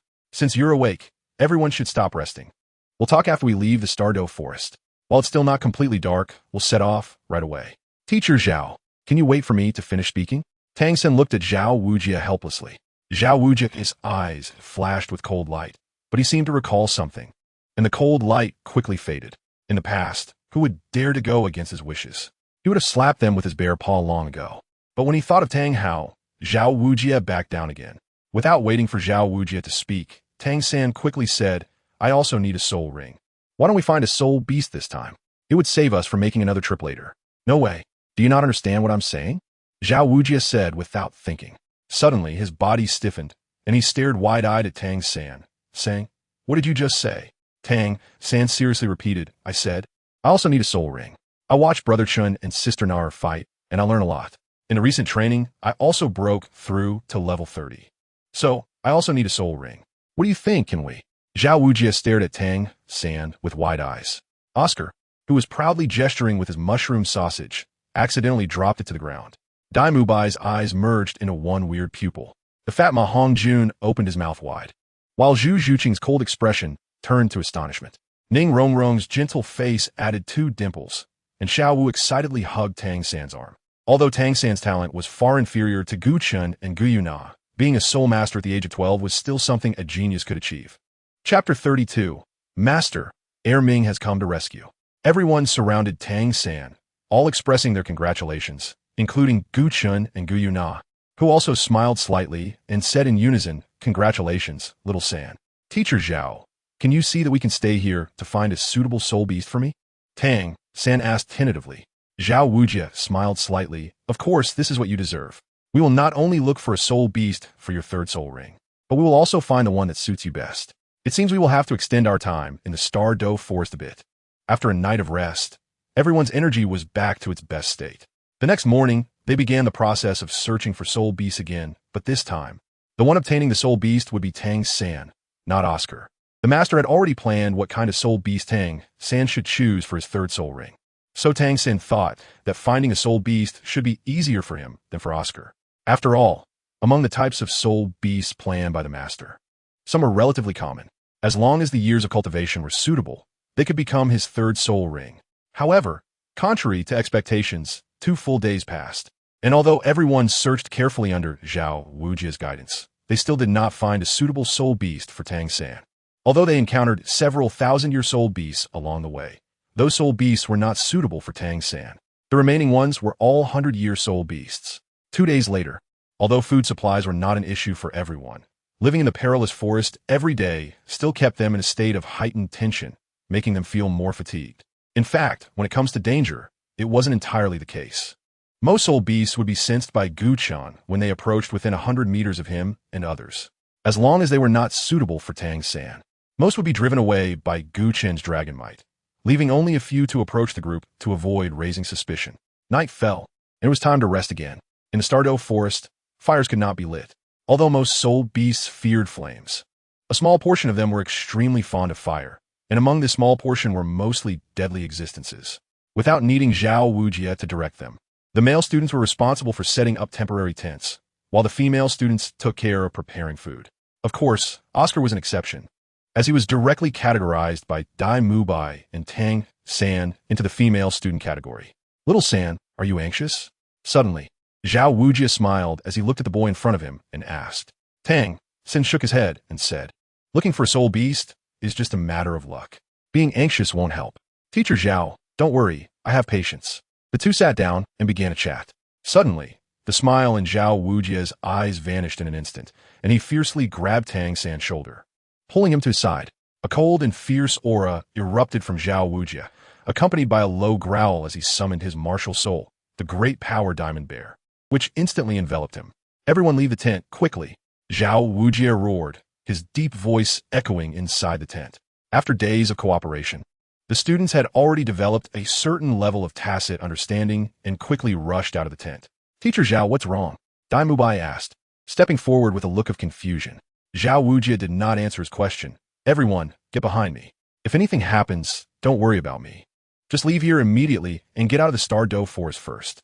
Mubai, while I'm not here, the responsibility of protecting everyone falls to you. Just in the direction Zhao Wujie was looking, 2 tall trees suddenly began to part slowly, and a massive figure quietly walked out from there. It was a presence as imposing as a mountain, with dark fur shimmering faintly in the weak light of the stars and moon. Despite being on all fours, its shoulder height definitely exceeded 7 meters. If it were to stand upright, its height would likely be over 15 meters. From the outside, it resembled a creature that was both ape-like and gorilla-like, with its entire body pitch black except for a pair of lantern-sized eyes that gleamed with a yellow crystal-like luster. In the darkness of night, it would be nearly impossible to see its body if it weren't moving. The Titan great ape approached the group and let out a booming roar. Roar. Master, Ming has come to rescue you. Gu Chen held his forehead and used a voice transmission to say to Ming, don't hurt them. Find a chance to take me, Na and Xiao Wu away. Ming lowered his head humanely. Respected Forest King, we did not mean to offend. If this is your territory, we are willing to leave immediately. At that moment, Zhao Wujie spoke in a deep voice. He knew that the Titan giant ape could understand human speech, especially this strong Titan giant ape before him, whose cultivation clearly exceeded 10,000 years. He truly couldn't think of anyone among soul beasts who could be stronger than this one. After all, an ordinary human soul master could not comprehend the true mysteries of the Do forest. For them, their understanding of the Do forest was limited to Ming. The Titan giant ape ignored Zhao Wujie's words and simply made a movement that made everyone's hearts leap to their throats. It took a step forward, gritting his teeth. Zhao Wujie said in a deep voice, I will hold off. You all immediately eat Oscar's mushroom sausage and leave here. I fear I can't hold on for much longer. You must act quickly. After saying that, Zhao Wuji took a deep breath, and the 7 spirit rings on his body shone brightly as he charged toward the Titan giant ape. Here we go again, another round of drama. Go. You hurry and leave, don't mind me. No, I can't abandon you. I want to be with you. Gu Chen slapped his forehead, his face full of frustration. Pretending to fight with Tang San and the others, Erming scooped up Xiao Wu with one hand and reached out with the other. Gu Chen took Gu Yue Na's hand and jumped up without anyone noticing. No, let go of Chen Gu Na or Xiao Wu. As Gu Chen and the others fell into the Titan giant ape's grasp, Tang San's eyes turned red. Without waiting for his body to stabilize on the ground, he kicked off hard, propelling himself upward, using a nearby large tree to leap away, his hands moving like lightning from his waist. More than 10 streaks of cold light shot up simultaneously, heading straight for the Titan giant ape's eyes. At this moment, Tang San's heart sank to the bottom. He knew very well that with the Titan giant ape's strength, as long as it exerted a little force, Gu Chen and the others would have no chance of survival. Even if they were powerful, they could not live. Zhao Wuji finally landed as well, and he also witnessed the scene of Gu Chen and others falling into the Titan giant ape's grasp. Zhao Wuji released his martial soul, true form, and charged forward, but he was knocked away by Erming's arm, blood surging up. Tang San was also sent crashing into a tree, slowly sliding down with blood at the corners of his mouth, clearly injured. Erming took Gu Chen and the others and quickly left. I told you not to hurt them, didn't I? What? Now you don't even listen to my words? Gu Chen looked coldly at Erming. Erming whimpered and lowered his head, an innocent look on his face. Master, they attacked me. I was just defending myself. Forget it, remember? There won't be a next time, Gu Chen said. At this moment, Gu Chen noticed a spider on the path ahead. A bizarre, giant spider with a body diameter exceeding 1.5 meters and 8 long legs like spears exceeding 3 meters. Its entire body was covered in black armor, shining brightly, with thin tips on its long legs that silently pierced into the ground with each step, indicating their sharpness. Gu Chen released his spiritual power, looking through the spider at its abdomen. On the spider's lower abdomen, there were some white patterns that contrasted sharply with its black body, and these white patterns formed a fierce human face. A total of 8 small eyes flickered with a faint purple light, closely attached to its lower abdomen. However, 2 of the eyes seemed to have been smashed by something, a bloody mess. Even the shell at the lower abdomen had several cracks. This was probably the human-faced demon spider that Xiao Xin talked about. Gu Chen murmured, instructing Titan Schein Taupe Arming, severely injured spider. In the original work, this human-faced demon spider was severely injured by Meng Shu and Chao Tianxiang before being hunted down by Tang San. If this human-faced demon spider were in its peak state, it would be difficult to ensure that Tang San could successfully obtain the soul ring. Erming nodded and smashed down with a punch. The poor human-faced demon spider took Erming's punch, and its shell instantly shattered, releasing venom. Chapter 33. Breaking through the 4th layer of sealing, purifying the bloodline, Erming brought Gu Chen and others to the core area of the Star-Do Forest, where they were met by a black-haired man. He was the transformed human form of the golden-eyed Black Dragon King, Dtion. Master. Gu Chen jumped out of Erming's hand and landed on the ground. Dtion knelt half down, respectfully saying, Gu Chen nodded slightly. I came here today to prepare to break the 4th layer of sealing with Nodder and advance to level 40. Since the 4th layer of sealing, our true forms will manifest when we break the seal. Your task is to cover our spreading aura to prevent it from being discovered by human powerhouses. Yes.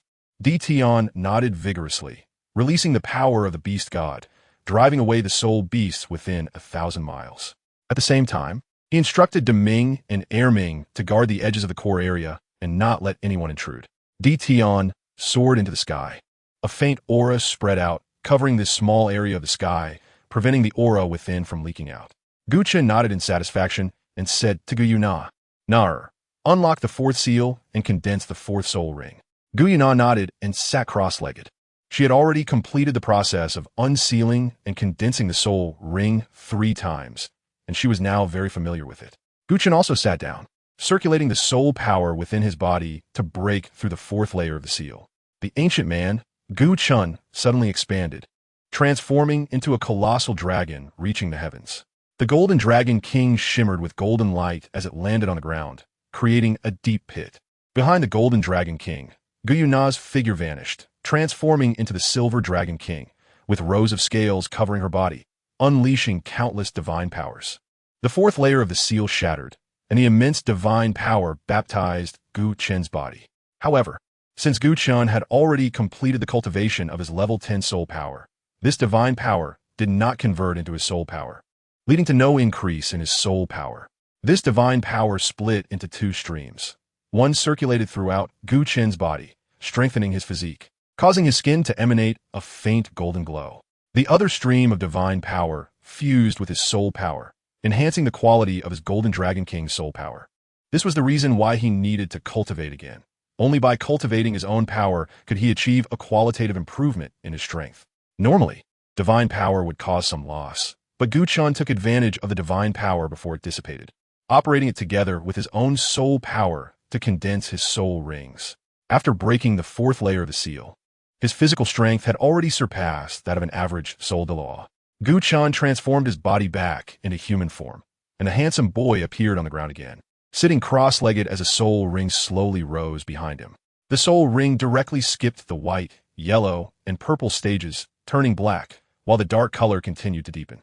When the color of the soul ring stabilized, his fourth soul ring had turned black with red, indicating that its age was at least 90,000 years. It should be noted that normally, to absorb a 90,000-year soul ring, one would need at least a cultivation level of a soul Douluo. Ding! System Character Panel. Character. Gu Chen age, 12 years old.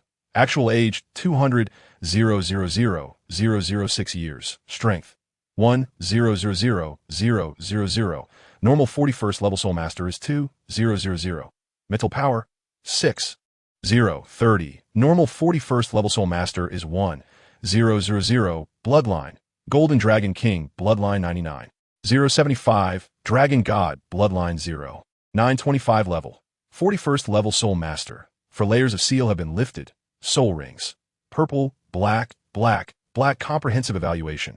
The displayed strength can rival a soul Douluo, but the actual strength is unimaginable.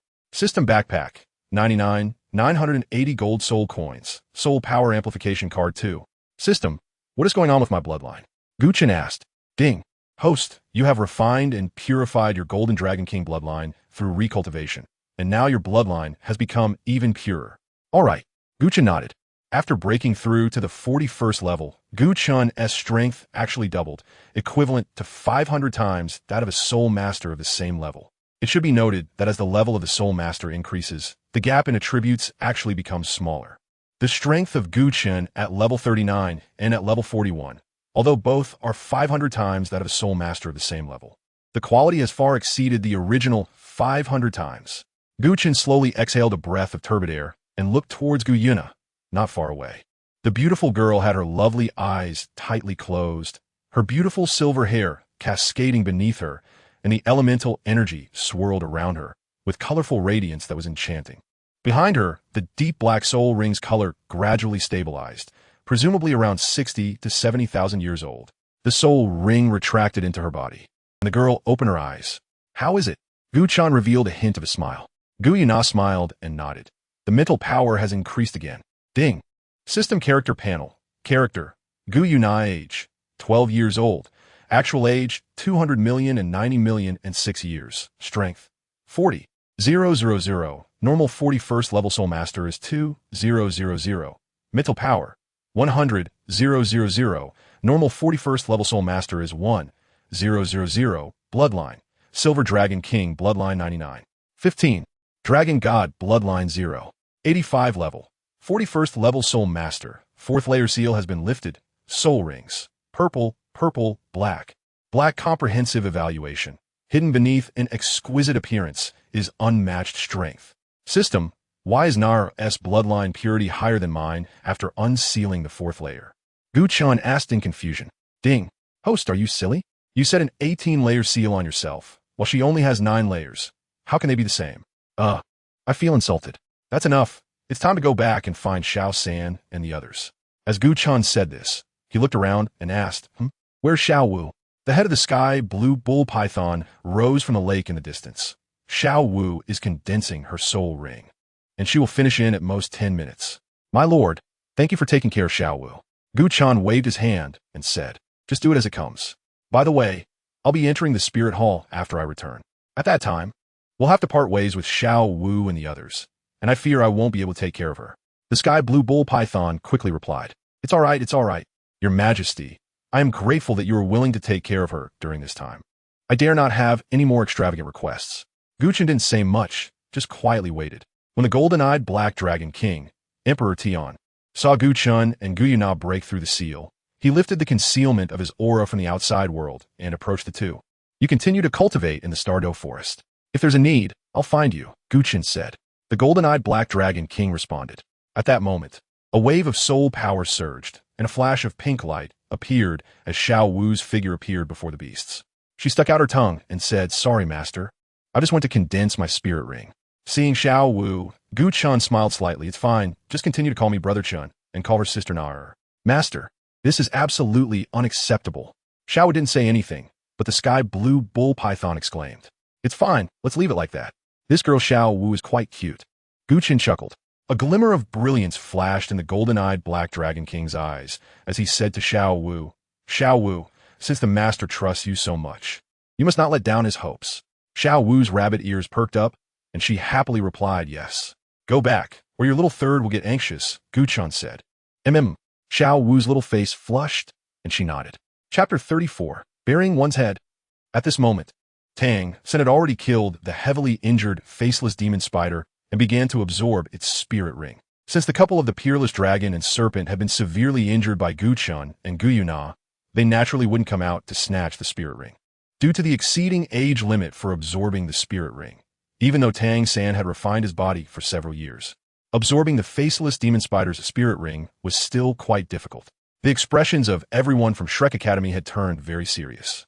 Surrounded by the crowd, Tang San, who was sitting cross-legged in the center, was no longer visible.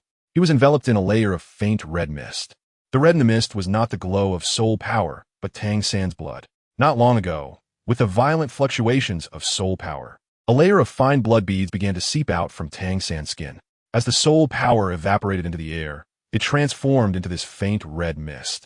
Tang San's brows were tightly furrowed, his lips pressed together, and his body was continually spasming, coupled with the beads of blood emerging from under his skin. One could imagine the intense pain he was currently enduring.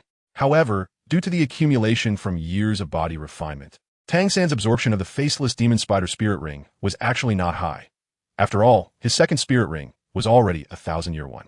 Having witnessed the spirit ring ratio of Gu Chen and Gu Yue Na, Zhao Wuji and the others unconsciously believed that Tang San could also exceed the age limit for absorbing spirit rings. Additionally, since his second spirit ring was also a 1,000-year spirit ring, everyone was not as worried as they were in the original work. Suddenly, rustling sounds came from the bushes in the distance. 3 sets of footsteps appeared. One sounded relatively heavy, while the other 2 were more agile. Who? Zhao Wuji's cold gaze turned toward one direction, and his soul power surged. At this moment, Tang San had reached the most critical stage, and he would not allow anyone or any soul beast to disturb him. Teacher Zhao, a slender figure, ran out from the woods. Upon seeing her, not only did Zhao Wuji freeze, but the others were also momentarily stunned. The one who suddenly ran out from the woods was actually Xiao Wu. Following closely behind were Gu Chen and Gu Yue Na. At this time, Xiao Wu looked a bit disheveled. Her clothes were more tattered, and her neatly braided scorpion braids had become messy. However, her complexion was very rosy, and she seemed to have matured a bit compared to before. Gu Chen and Gu Yue Na changed into a clean set of clothes, and they were even wearing couple outfits. If you ask where their previous clothes went, when they unlocked the 4th seal, their bodies transformed into the golden silver dragon king, naturally tearing their original clothes apart. Fortunately, Gu Yue Na had bought hundreds of outfits while shopping earlier. Otherwise, the 2 of them would probably have returned completely naked. Xiao Wu, Gu Chen, Gu Yue Na, you're not dead? Oscar said this, and then realized that his words sounded a bit harsh. Even if you die, I won't die, Gu Chen replied irritably. At this moment, Xiao Wu noticed the red mist surrounding Tang San. As she clearly saw Tang San within the light red mist, her heart tightened, and she rushed over in 3 quick steps. Don't disturb him. He's absorbing the 3rd spirit ring. Zhao Wuji hurriedly stopped Xiao Wu. Xiao Wu exclaimed, but how could he end up like this while absorbing the 3rd spirit ring?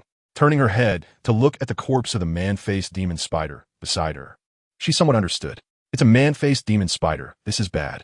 This man-faced demon spider's cultivation exceeds 2,000 years. The master said that the limit for a spirit master's third spirit ring is 1,760 years. Xiao San. Gu Chen patted Xiao Wu's shoulder. His second soul ring was a 1,000-year soul ring absorbed beyond the age limit. So it's normal for the third soul ring to be beyond the age limit as well. Don't worry. Xiao San has a strong fate. It's all good. By the way, Gu Chen, how did you escape the Titan giant ape's grasp? First, tell us what happened. Zhao Wuji asked. Gu Chen tilted his head and began to weave a story, which was quite similar to the original tale involving Xiao Wu, with the only difference being that both Gu Chen and Gu Yue Na also obtained soul rings. Is that even possible? He stared at Gu Chen and the others, revealing an expression as if he had seen a blind cat bump into a dead mouse. If one person gained a fortune from a disaster and obtained a soul ring, that would be one thing, but the fact that all three had obtained soul rings was surprising. Show me your soul rings, Zhao Wujie said, as he was somewhat curious about Gu Chen and Gu Yue Na's soul rings. Upon seeing Xiao Wu's ordinary soul ring configuration, Zhao Wujie said nothing. However, when he saw Gu Yue Na's fourth soul ring that was over 60 to 70,000 years old, he couldn't help but be amazed. After all, Gu Yue Na's fourth soul ring was equivalent to his seventh soul ring. But when Zhao Wujie saw Gu Chen's fourth soul ring, he completely forgot about Tang San beside him and exclaimed, black with red, "This is a 90,000-year soul ring. How is that possible? Regardless of how you absorbed it, a 90,000-year soul beast wouldn't faint just from a single roar, even if the owner of that roar was a 100,000-year soul beast." Gu Chen felt that the story was about to be exposed, so he quickly lowered his voice and said, Xiao San is still absorbing the soul ring. At that time, although the 90,000-year soul beast was only slightly injured, Naher and I once again released our martial soul fusion skill and killed that 90,000-year soul beast. It was really dangerous. If there had been other soul beasts nearby, our exhausted state could have cost us our lives. As for Nata's 60,000-year soul ring, it was obtained after I absorbed my fourth soul ring and teamed up with Naher to kill it. After thinking seriously, Gu Chen believed that this story should have no loopholes now.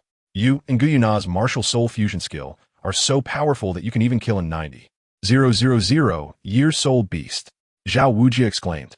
At this moment, there was some commotion coming from Tang San's side, attracting the attention of Zhao Wujie and others. Gu Chen wiped the non-existent sweat from his forehead, thinking that making up stories was really exhausting. At this time, in the face of Tang San's tenacious willpower, all the energy within him began to compromise. The process of mutual absorption and transformation began. The fine blood droplets stopped overflowing, and Tang San's tightly furrowed brows relaxed a bit. A faint blue light began to quietly emanate from his body. Zhao Wujie exclaimed in delight. It worked. The most dangerous moment has passed. Now, it's the process of soul power transformation. This kid Tang San truly lives up to being the creator of miracles. He even managed to withstand the 2,000-year man-faced demon spider's soul ring. Truly a little monster. Although he can't compare to Gu Chen and Gu Yue Na, he's impressive enough. Although Tang San did not open his eyes, he could hear Zhao Wujie's words. He felt a bit speechless. Teacher Zhao, is it really okay for you to praise me like this in front of me? Suddenly, a wave of pain hit him, and Tang San let out a scream as his body convulsed violently. His chest surged up, and his upper body arched, looking terrifying. At the same time, 8 protrusions appeared on his back. Brother, Xiao Wu screamed. Following that, the 8 protrusions suddenly burst open. Strangely, the skin on Tang San's back did not retract. Deep purple objects the thickness of a fist drilled out from those 8 protrusions, growing at an astonishing speed. When those 8 protrusions burst open and the deep purple objects emerged, Tang San seemed to have relaxed, his expression becoming much more at ease. But the convulsions in his body continued. Under everyone's astonished gaze, the deep purple objects quickly grew to over a meter long and continued to extend at an astonishing rate. When its length exceeded 1.5 meters, it paused slightly and grew joint-like structures at the end, extending in another direction from the joints as it continued to grow. These 8 purple-black objects kept growing until they reached over 3 meters before stopping, their entire bodies shining purple, looking extremely glossy. The thickest part was near Tang San's back, gradually tapering off as it extended outward, becoming sharp like a cone at the end. Isn't this the spider leg of a man-faced demon spider?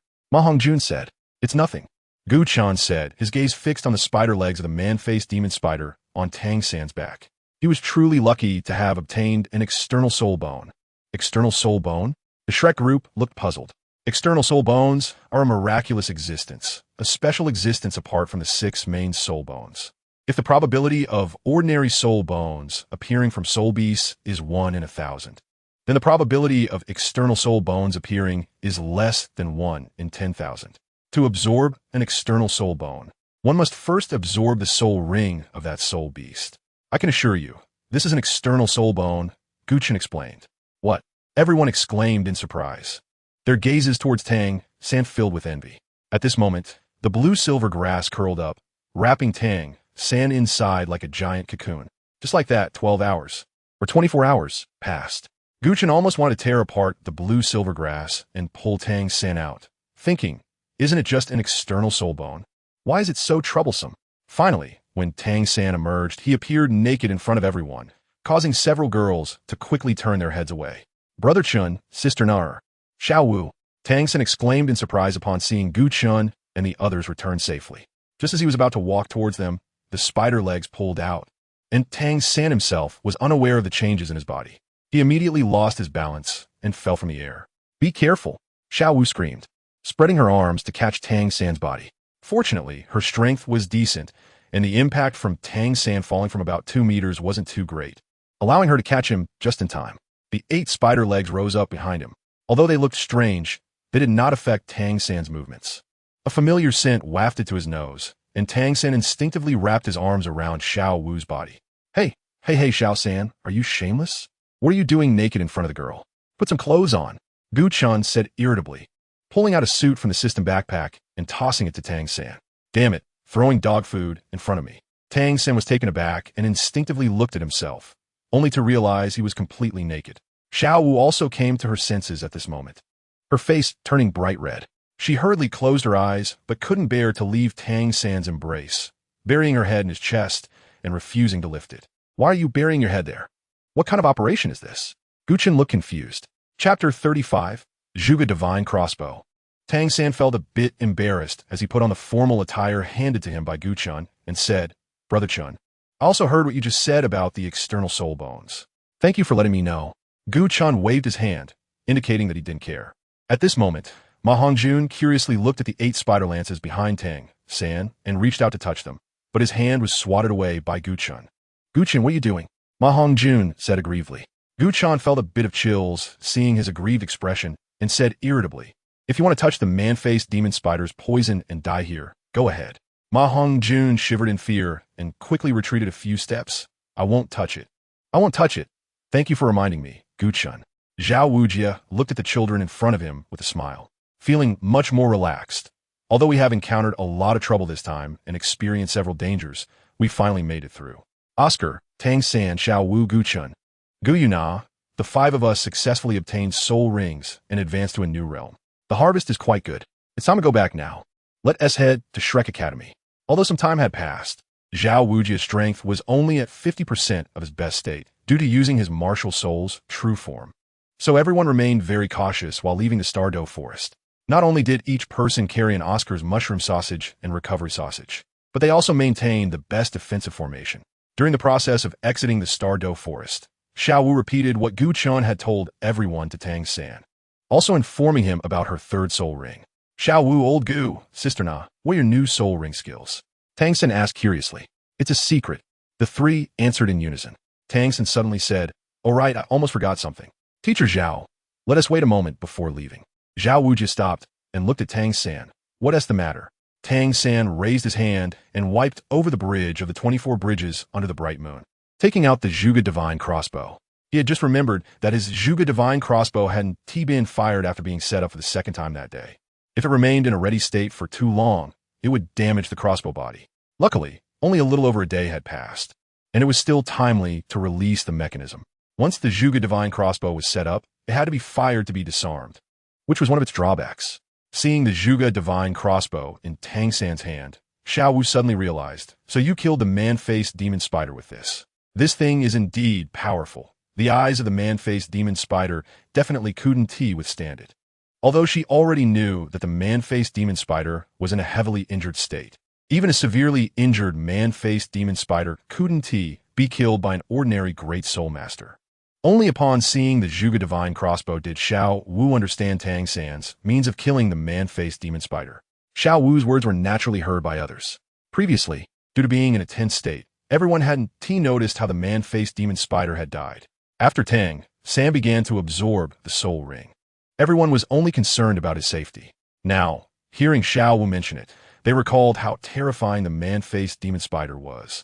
Looking at the Zhuge divine crossbow in Tang San's hand with expressions of astonishment, Tang San demonstrated to everyone what the Zhuge divine crossbow was for.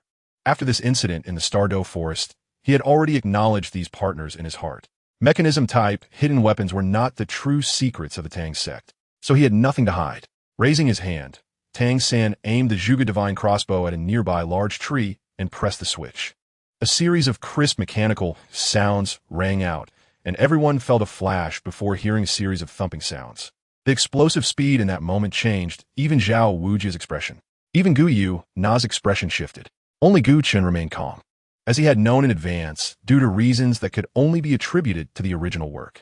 The real reason was that after he unlocked the fourth layer of the seal, he obtained the defensive ability of the Golden Dragon King. Here, the so-called defense was not about physical strength, but a property that was relative to penetration. Now, his skin was like an outer shell protecting his body.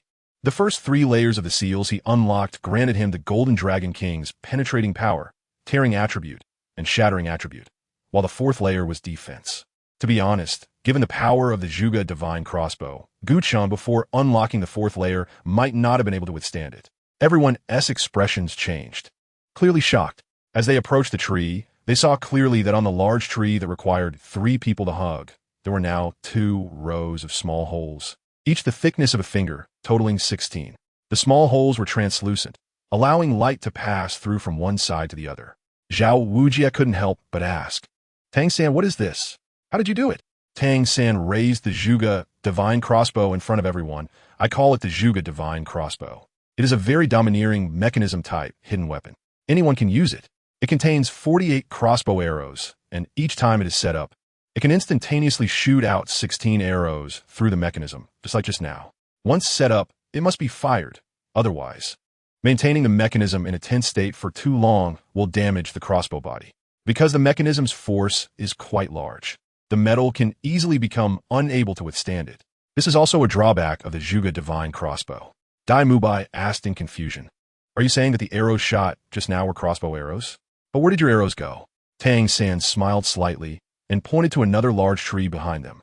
Over there. As he spoke, he walked to that tree. This second tree was 10 meters away from the first, and when everyone arrived in front of it, they finally saw the traces of the crossbow arrows shot by the Zhuge divine crossbow. 16 crossbow arrows were neatly arranged in 2 rows, fully embedded in the tree. Zhao Wujia looked at the tree in front of him, then at the one behind. Little San, did your crossbow arrows penetrate the previous tree and then embed into this one? Tang San nodded. The Zhuge divine crossbow is very powerful, specifically designed to break through soul power defenses. If the defense is not extremely strong, it will be killed instantly. Hearing Tang San's explanation, everyone couldn't help but gasp in cold air. Such strong penetrating power meant that among those present, apart from Zhao Wujia, everyone knew they wouldn't be able to withstand it. Dai Mubai murmured to himself, This thing is too domineering. Even if I used the white tiger diamond transformation, I would probably still be seriously injured. Tang San raised his hand and patted the tree trunk, using Xintian Gong and Qianlong Jin to gradually shake the crossbow arrows out of the tree. The crossbow arrows made by the Zhuge divine crossbow were not easy to produce. The ones that had previously shot into the man-faced demon spider's body were obviously unusable, but he couldn't bear to part with the ones in front of him. While patting the tree trunk, Tang San said to Dai Mubai, the Zhuge divine crossbow could be said to be the nightmare of ordinary warriors. Moreover, its greatest feature is not its own power, but the unique concealment and suddenness of hidden weapons. As long as it is set up, firing it does not require any soul power. Even an ordinary person can easily use it. According to my calculations, soul masters below level 40 have a very small chance of survival if hit head-on. It has a very strong restraining effect on non-defensive soul masters. Tang San, did you research all of this? Ning Rongrong asked. Tang San was taken aback for a moment and smiled wryly. I guess so. He couldn't very well tell everyone that this was a technique he brought from another world. Ning Rongrong tentatively asked, Tang San, can you sell this thing to me? You can set the price. You know I'm an auxiliary soul master with no self-defense capability. When everyone is fighting hard, apart from assisting with a bit of soul skills, I can only watch. If I had this thing, I could have some attacking power too. Tang San laughed casually. Sell? I'll just give you one later. However, the materials needed to make this thing are quite expensive. You'll have to cover the material cost yourself. At this point, the crossbow arrows had already been shaken out of the tree by Tang San, and everyone finally got a clear look at the Zhuge Divine crossbow's arrows. Chapter 36.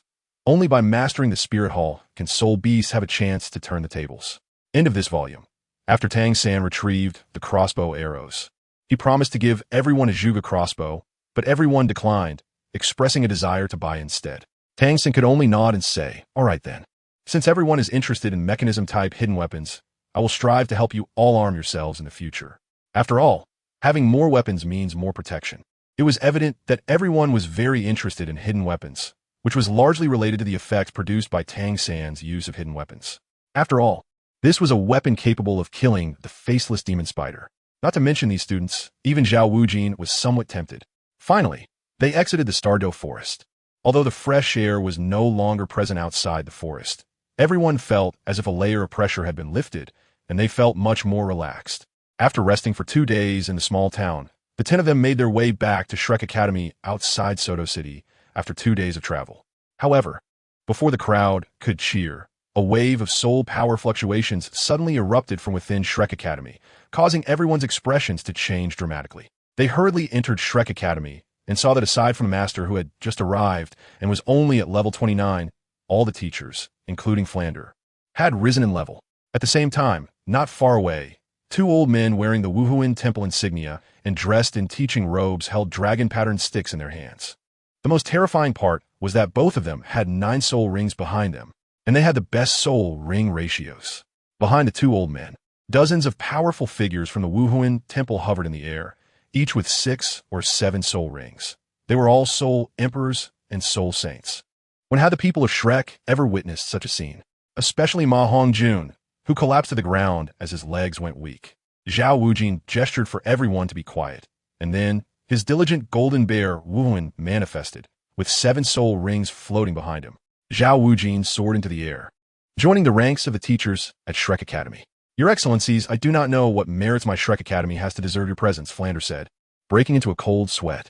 Others might not know, but he was very clear about the identities of the 2 men. Qianjun Na and Zhao Ma were among the most powerful titled Douluos in the Wuhuan Temple, and they were also twin brothers. There were many powerful brothers on Douluo Continent, such as the Evil Eye White Tiger Dai Mubai and Davis, but it was quite rare for 2 brothers to both cultivate to the title Douluo level. After all, reaching the title Douluo realm not only required excellent innate talent and Wuhuan quality, but also a certain amount of luck and extraordinary diligence. Only then could 2 brothers have a chance to reach the title Douluo realm simultaneously. However, Qianjun Douluo and Zhao Ma were not limited to that. They not only both reached level 96, but compared to the brother duo Tang Hao and Tang Xiao, they were even more outstanding, as their mental powers were also remarkably unified and refined. This was because they had trained together since childhood, rarely separated like conjoined twins, allowing them to share a deep connection. When they fought, their cooperation was far more than just 1 + 1. Although their individual strengths could be considered the weakest among several offerings in the Elder Hall, their over 120 years of age and 120 years of tacit understanding granted them an extremely high status within the Wuhuan Temple. Even Tang Hao would find it difficult to defeat them together. It seems your Shrek has 2 exceptionally talented young men and women. The soul ring ratios of purple, purple, black and purple, black, black are unprecedented. Are you sure such a broken academy as yours can teach them well? Why not let them join our Wuhuan Temple? With our resources, they will surely become peerless powerhouses in the future, said Qianjun Douluo. Since the last time Gu Chen and Gu Yue Na were noticed by that elder from the Wuhuan Temple in the fighting arena, the elder had reported layer by layer, ultimately alarming the Pope, who sent Qianjun Douluo and Zhao Ma.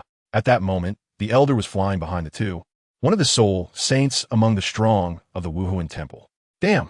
They've set their sights on Gu Chen and Gu Yue Na. Flander cursed inwardly, but in the face of title Douluo, he still forced a smile and said, "Your Excellencies, our students at Shrek Academy, we can certainly teach them well, so you need not worry."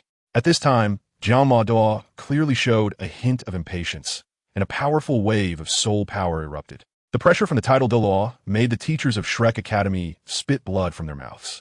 Do you not understand my meaning? Bring them out, and I will have the Wuhuan Temple train them. Jiangma Douluo shouted. Flander did not see Zhao Wujin joining the ranks behind him and thought Gu Chen and others had not returned. He only said, Gu Chen and Gu Yue Na are currently in the Stardo Forest helping one of our students obtain a soul ring and have yet to return. How about we wait a bit longer? Seeing that he could not stop them, Flander could only employ delaying tactics, trying to keep his students. Stop talking nonsense. Jiangma Douluo shouted angrily. If you do not let them come out, I will kill you all today and destroy this so-called Shrek Academy. Ding!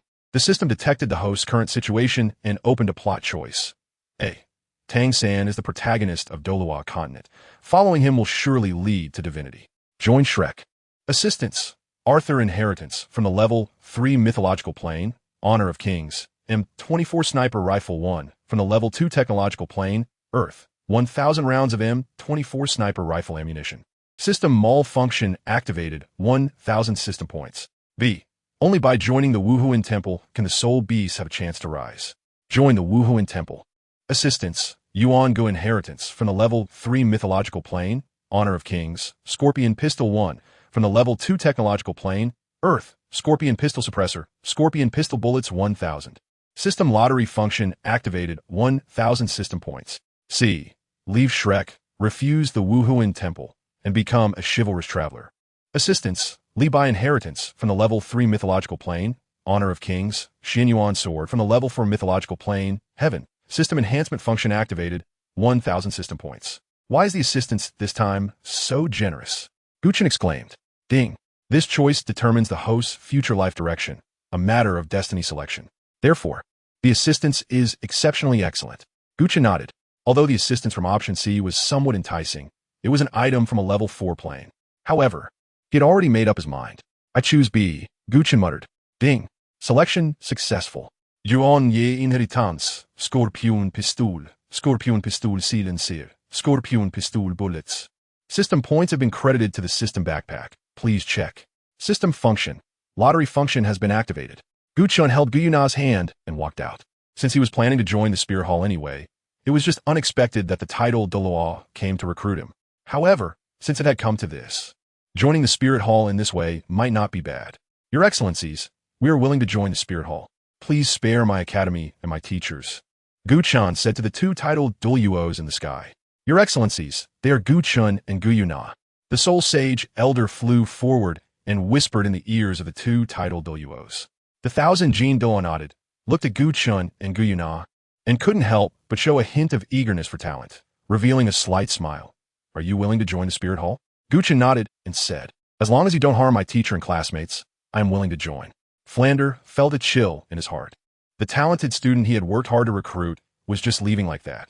The Demon Slayer Douluo said, I said that because I saw they were being ungrateful.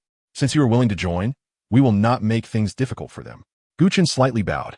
With his current strength, he still couldn't afford to be too arrogant in front of the title Douluo. Being cautious was still very important. Your Excellencies, before you leave, I still have some words to say to my teacher and companions. What do you think? The Qinjun Douluo replied, that's not a problem. I'll give you 1 hour. After 1 hour, we will take you away to Wuhuan City.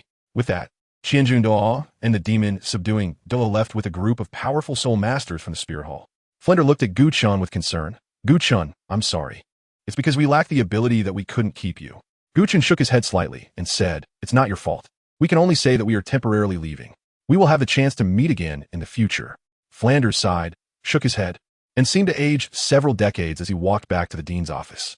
The other teachers looked at Gu Yue Na and Gu Chen, also sighing before leaving. Brother Chen, are you really leaving? Tang San's gaze was filled with reluctance. He hadn't expected that after finally reuniting, they would have to part again. A crystal tear fell to the ground with a soft sound. Tang San wiped his eyes, wondering to himself, am I really crying? With the memories of 2 lifetimes. He clearly wasn't like those children, but why? Gu Yue Na looked at Gu Chen with an exceptionally calm gaze. She used the sound transmission technique she had learned from Gu Chen to convey, clearly, with our strength, we could repel these Spirit Hall powerhouses. We clearly don't need to join the Spirit Hall. Gu Chen shook his head. It's not just because of them. I myself also intend to do this. Can you tell me why you want to take me away from Shrek? Gu Yue Na's crystal-like purple eyes revealed a look of confusion. Gu Chen smiled broadly, looking at the reluctant gazes of Tang San and the others, as well as the ancient Yu Na in front of him, and replied, "Only by mastering the spirit hall can the soul beast have a chance to turn things around." Mastering the spirit hall, huh? Gu Yuena's heart seemed to flutter. So familiar. Gu Chen reached out his hand to Gu Yue Na, revealing a brilliant smile that shone brightly in the sunlight. "Nar, let's work hard together." Gu Yue Na was taken aback for a moment, then revealed a stunning smile, which captivated the city. She reached out her left hand, and, all right. An hour passed, and both Gu Chen and Gu Yue Na had packed their things. The Thousand Jin Douluo and the demon-slaying Douluo appeared once again. "Let's go," said the Thousand Jin Douluo. Gu Chen nodded and pulled Gu Yue Na to follow. Behind them, Tang San and the others were seeing him off. "Wait," Tang San suddenly spoke up, and under the puzzled gazes of Gu Chen and Gu Yue Na, he quickly stepped forward, brushing his right hand against his waist, revealing two brand new Zhuge Divine crossbows in his hands. These two Zhuge Divine crossbows were all he had left in stock. With a serious expression, Tang San handed the Zhuge Divine crossbows to Gu Chen. "Brother Chen, Sister Na, take care." Gu Chen was taken aback for a moment, a smile appearing on his face. He took the Zhuge Divine crossbow and put it into his system backpack, then nodded at Tang San. "I hope that when we meet next time, you will become stronger." As he spoke, Gu Chen looked at Xiao Wu. "Little rabbit, take good care of yourself." Although Gu Chen did not expect a titled Douluo to come to recruit him this time, he remembered the incident after the Continental Advanced Soul Master competition when Xiao Wu's identity was discovered.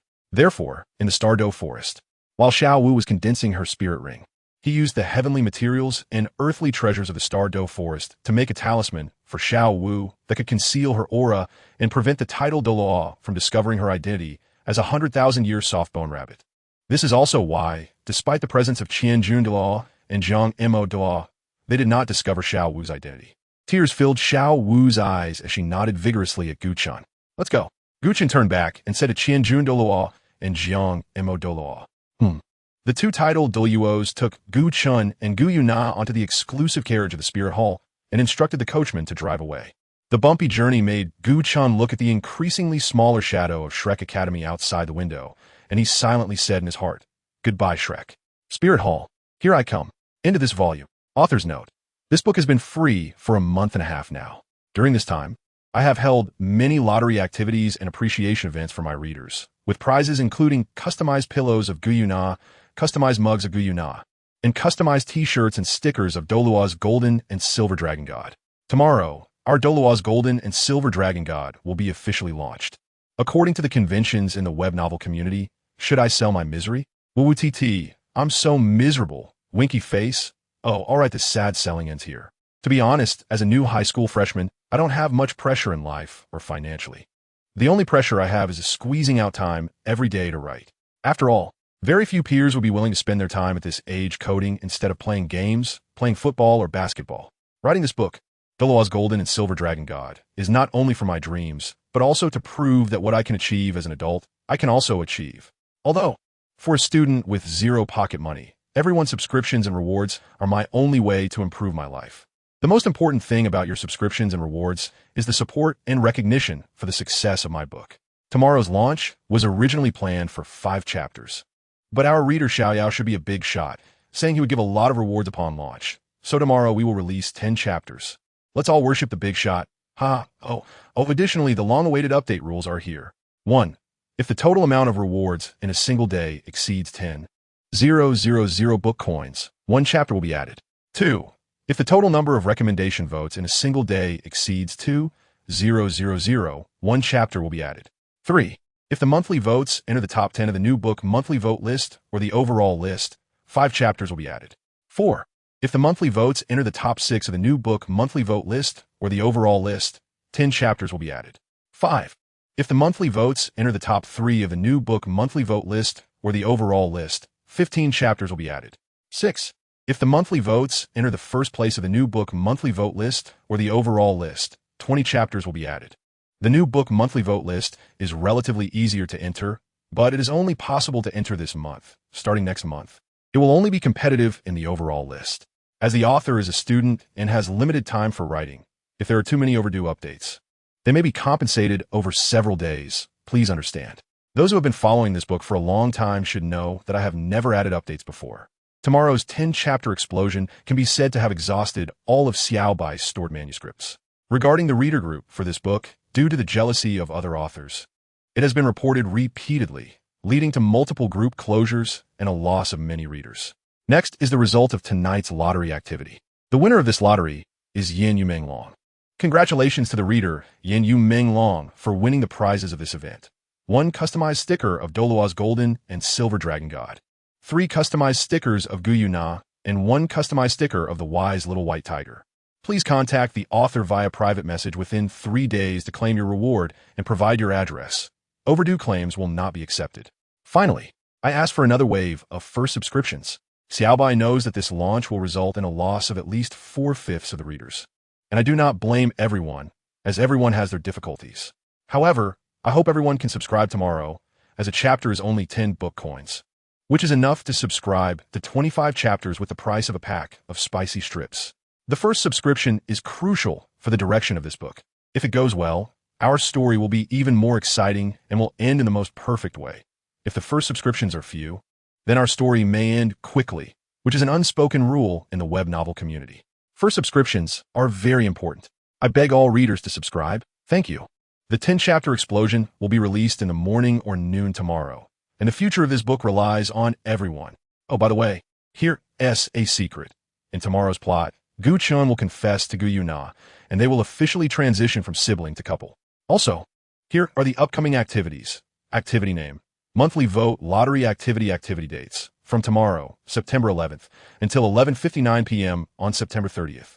Participation conditions: vote 1 or more monthly votes for Douluo's Golden and Silver Dragon God. Activity rewards: exclusive badge for true fans of Douluo's Golden and Silver Dragon God, as this is a physical reward. The winning reader will need to private message me on QQ to provide their address. Lottery rules: this event will be conducted in the QQ group using dice emojis, fairly, openly, and justly. Lottery rules: we will conduct the lottery draw around 10 p.m. on National Day, October 1st, selecting lucky readers to receive the rewards of this event. Under normal circumstances, 1 lucky reader will be drawn to receive a gift. However, if Douluo's Golden and Silver Dragon God enters the top 10 of the new book monthly vote list this month, 10 lucky readers will be drawn to receive gifts. If Douluo's Golden and Silver Dragon God enters the top 6 of the new book monthly vote list this month, 20 lucky readers will be drawn to receive gifts. If Douluo's Golden and Silver Dragon God enters the top 3 of the new book monthly vote list this month, 30 lucky readers will be drawn to receive gifts.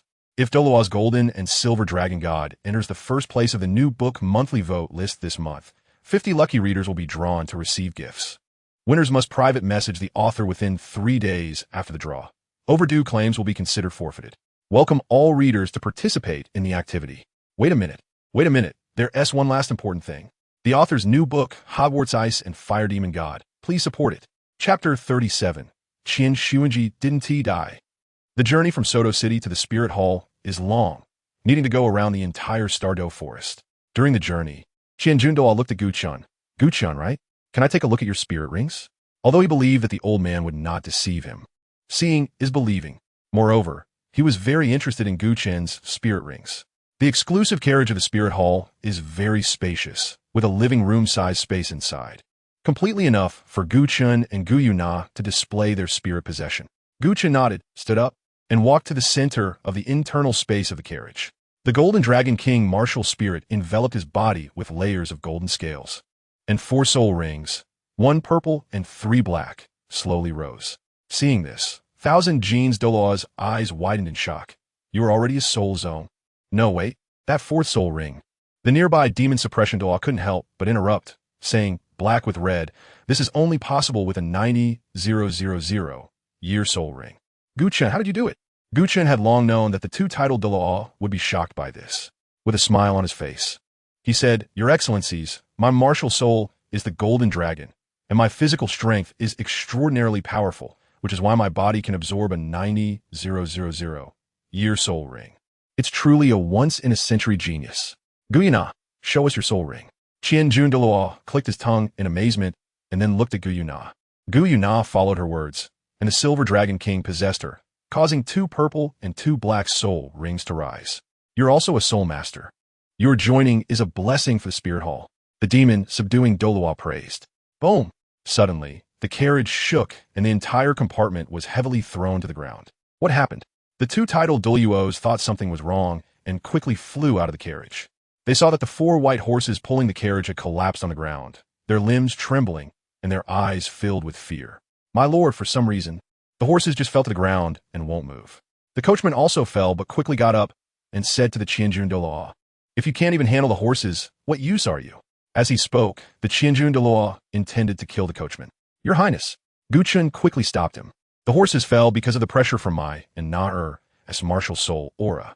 My golden dragon and her colorful dragon are among the top existences in soul beasts. It's only natural that the horses couldn't withstand the pressure. It's not the coachman's fault." The Douluo then realized and nodded. "I see. Then I'll spare his life." Gu Chen and Gu Yue Na released their martial soul possession and, under the awed gaze of the coachman, returned to the carriage with the two titled Douluos. As expected, after Gu Chen and Gu Yue Na, the four white horses also calmed down, and the carriage continued on its way. "Little brother, when we return, we must ask the Pope for more training resources for them. Otherwise, with that incompetent guy, it will be impossible to properly cultivate these two children," said the demon slayer, Douluo. The thousand-armed Douluo shook his head and sighed. If only the grand offer had given the position of Pope to the saintess back then. It would have been much better than the current Pope. She is far more capable. Hearing the two titled Douluos discussing, Gu Chen felt a stir in his heart. The terms saintess and incompetent Pope puzzled him greatly. If he remembered correctly, in the original work, the Pope of the Spirit Hall should be Bibi Dong, right? She should be a very capable woman and couldn't possibly have received an incompetent evaluation. Moreover, if the timeline was correct, the saintess mentioned by the thousand-armed Douluo should be Bibi Dong, right? Could it be that, due to the butterfly effect of his arrival, she never became the Pope?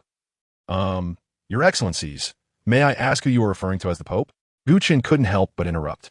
The demon slayer, Douluo, snorted coldly and said, "Our Spirit Hall's Pope is none other than Qian Xuanji. If the saintess Bibi Dong had taken on the role of Pope, the Spirit Hall would undoubtedly be even stronger. Unfortunately, she was sullied by that scumbag." The thousand-armed Douluo quickly pulled the demon slayer Douluo's hand and said, "Brother, do not speak carelessly about the Pope. No one can mention the events of the past. Otherwise, the Pope will silence us." He warned Gu Chen and Gu Yue Na as he spoke. Gu Chen nodded on the surface, but a storm was already raging in his heart. He hurriedly asked the system, "Am I in a fake Douluo continent? Why is Qian Xuanji still alive? He should have been severely injured by Tang Hao and killed by Bibi Dong over a decade ago. Ding. This is due to the butterfly effect caused by the host. When the host broke through and escaped the encirclement of the God realm, in order to control all subordinate planes from being influenced by the Golden and Silver Dragon Kings, the gods ordered the divine inheritors to be alerted. The great inheritor of the angel god, Qian Douluo, received the warning from the angel god and protected his descendants more thoroughly. Although he was severely injured, Bibi Dong did not succeed due to the protection of several titled Douluo. Additionally, although Qian Rinxue is still carrying out her spy mission in the Heaven-Do Empire, she is now protected by the four sons of Wangqi for titled Douluo. The system explained, this was actually because of himself, allowing that despicable person, Qian Xuanji, to live in peace. Gu Chen felt a sense of guilt. Ding. With the Spirit Hall's non-tribe members must have different intentions nature. It is undoubtedly very difficult for you to control the Spirit Hall in a normal way with your dragon lineage. Seizing power is your only means. The current outcome is not bad. In the future, killing Qian Xuanji will not put too much pressure on you. The system advised. Gu Chen could only nod. After all, things had come to this point, and he couldn't possibly give up escaping the divine realm just because of Qian Xuan's illness. Gu Chen, Qian Douluo suddenly called out to him. Gu Chen looked at him in confusion. "Would you be willing to take me as your master?" Qian Douluo, eager to take in talented disciples, intended to accept Gu Chen as a student. If it were an ordinary soul master, being taken as a disciple by a titled Douluo, especially a powerful existence like Qian Douluo, would surely make them overjoyed and grateful. But was Gu Chen an ordinary soul master? Not to mention that his true form, the Golden Dragon King, possessed the strength of a level 1 deity. Who could be more qualified than the Dragon God, who bestowed him with all his power? If Gu Chen had a master, then that soul master would be the Dragon God.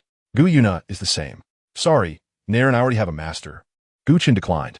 "All right, but if you have any problems with your cultivation, you can ask us," Qian Douluo said with regret. Although unable to take Gu Chen as a disciple, forming a good relationship with such an extraordinary talent is still quite nice. Thank you, Gu Chen said. The journey is long and there is nothing to do, so the four people in the carriage began to cultivate on the spot. P.S. Our book club group number is 931915647. Group password, Stardew Forest. We welcome all book friends to join our book club. Group name, Gu Chen and Gu Yuna's Warm Home. Chapter 38. The Inheritance of the Original Song.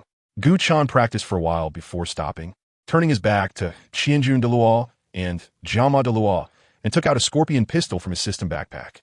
TSK, TSK, TSK. Is this really the scorpion pistol? I have only used it in Peace Elite before. Men love guns, and Gu Chen caressed the scorpion pistol in his hand as if he were stroking his own child. The scorpion pistol is a type of submachine pistol that can fire continuously once loaded. Moreover, its firing rate exceeds that of a typical submachine gun. System. What level of soul master can this scorpion pistol kill? Gu Chen asked. Ding. The power of the scorpion pistol is not very great, but it can kill all soul masters below soul zone, non-defensive soul masters below soul emperor, as well as agility and support type soul emperors. That's not bad. It's not very useful for self-defense, and its effectiveness is even worse than my golden dragon claw. However, with a silencer, it would be good for assassination. After all, once my martial soul manifests, the noise is quite loud, Gu Chen thought, taking out a silencer from the system backpack, installing it according to the system's instructions, and loading 20 bullets into the magazine. After doing all this, Gu Chen put the scorpion pistol back into the system backpack, so he could take it out and fire it directly when needed. System, didn't I unlock the lottery function during the last storyline choice? I want to check the lottery function, Gu Chen said. Ding. System lottery function. Lottery rules. Each lottery costs 100 system points, a 10 draw costs 90 of the points. 100 draw costs 85 of the points, 1,000 draw costs 80 of the points, and a 10,000 draw costs 75 of the points. Lottery probability. Thank you for your patronage. Probability. 13 for obtaining a level 1-dimensional item, 30 for obtaining a level 2-dimensional item, 30 for obtaining a level 3-dimensional item, 25 for obtaining a level 4-dimensional item, 1, 5 for obtaining a level 5-dimensional item, and 0, 5 for obtaining a level 6-dimensional item. Gu Chen nodded. This system's lottery was already quite considerate, unlike the lottery activities of the writer assistant, where you got to thank you for your patronage for every 1,000 tries. Moreover, how often do you see a lottery that publicly discloses the odds? System, let me try a single draw. Gu Chen said. Ding. 100 system points have been deducted from the host. Remaining points, 900. Congratulations to the host for obtaining. Thank you for your patronage. What the heck, so ruthless. Gu Chen felt depressed. Is it really that I'm too unlucky? System, I want a 10 consecutive draw. Gu Chen gritted his teeth and said, Ding. 10 consecutive draws. 10 off. 900 system points have been deducted from the host. Remaining points, 0. Congratulations to the host for obtaining Bronze Sword from Level 1 Technology Plane. Blue Star Earth Shang Dynasty. 10 packs of Wei Long Spicy Strips from Level 2 Technology Plane. Blue Star Earth. Velociraptor Egg from Level 1 Technology Plane. Blue Star Earth Jurassic Period. Secret Manual. 8 Extremes Collapse from Level 3 Fantasy Plane. Douluo Continent. Thank you for your patronage. Thank you for your patronage. Soul Power Enhancement Card. System produced. Value equivalent to Level 3 plane items 3. Gu Chen couldn't help but brighten up. Although he had received thanks for his patronage twice, and a bronze sword that was worse than scrap metal once. The Ba Ji Bong from the anti-inflammatory medicine and the 3 Soul Power Enhancement cards he obtained from the lottery were still very useful to him. As for the Velociraptor egg, he could just deliver it to the Stardew Forest one day and ask a soul beast with dragon blood to help hatch it. It was impossible to let Gu Chen hatch it himself. After spending the 1,000 system points he had earned, Guam Chen felt that he had gained a lot. System. I want to use the Yuan Gu inheritance. Gu Chen looked at the most valuable item in his system backpack. Ding. The inheritance will take nearly a week to complete. Please find a quiet environment to inherit it. Gu Chen looked around. There were 2 titled Douluos by his side, but for now, they were considered allies. It would take at least a week to reach the Spirit City. As for Gu Yue Na, Gu Chen believed she would protect her own when he inherited the Song of Origin. This was his trust in her. It's okay, system.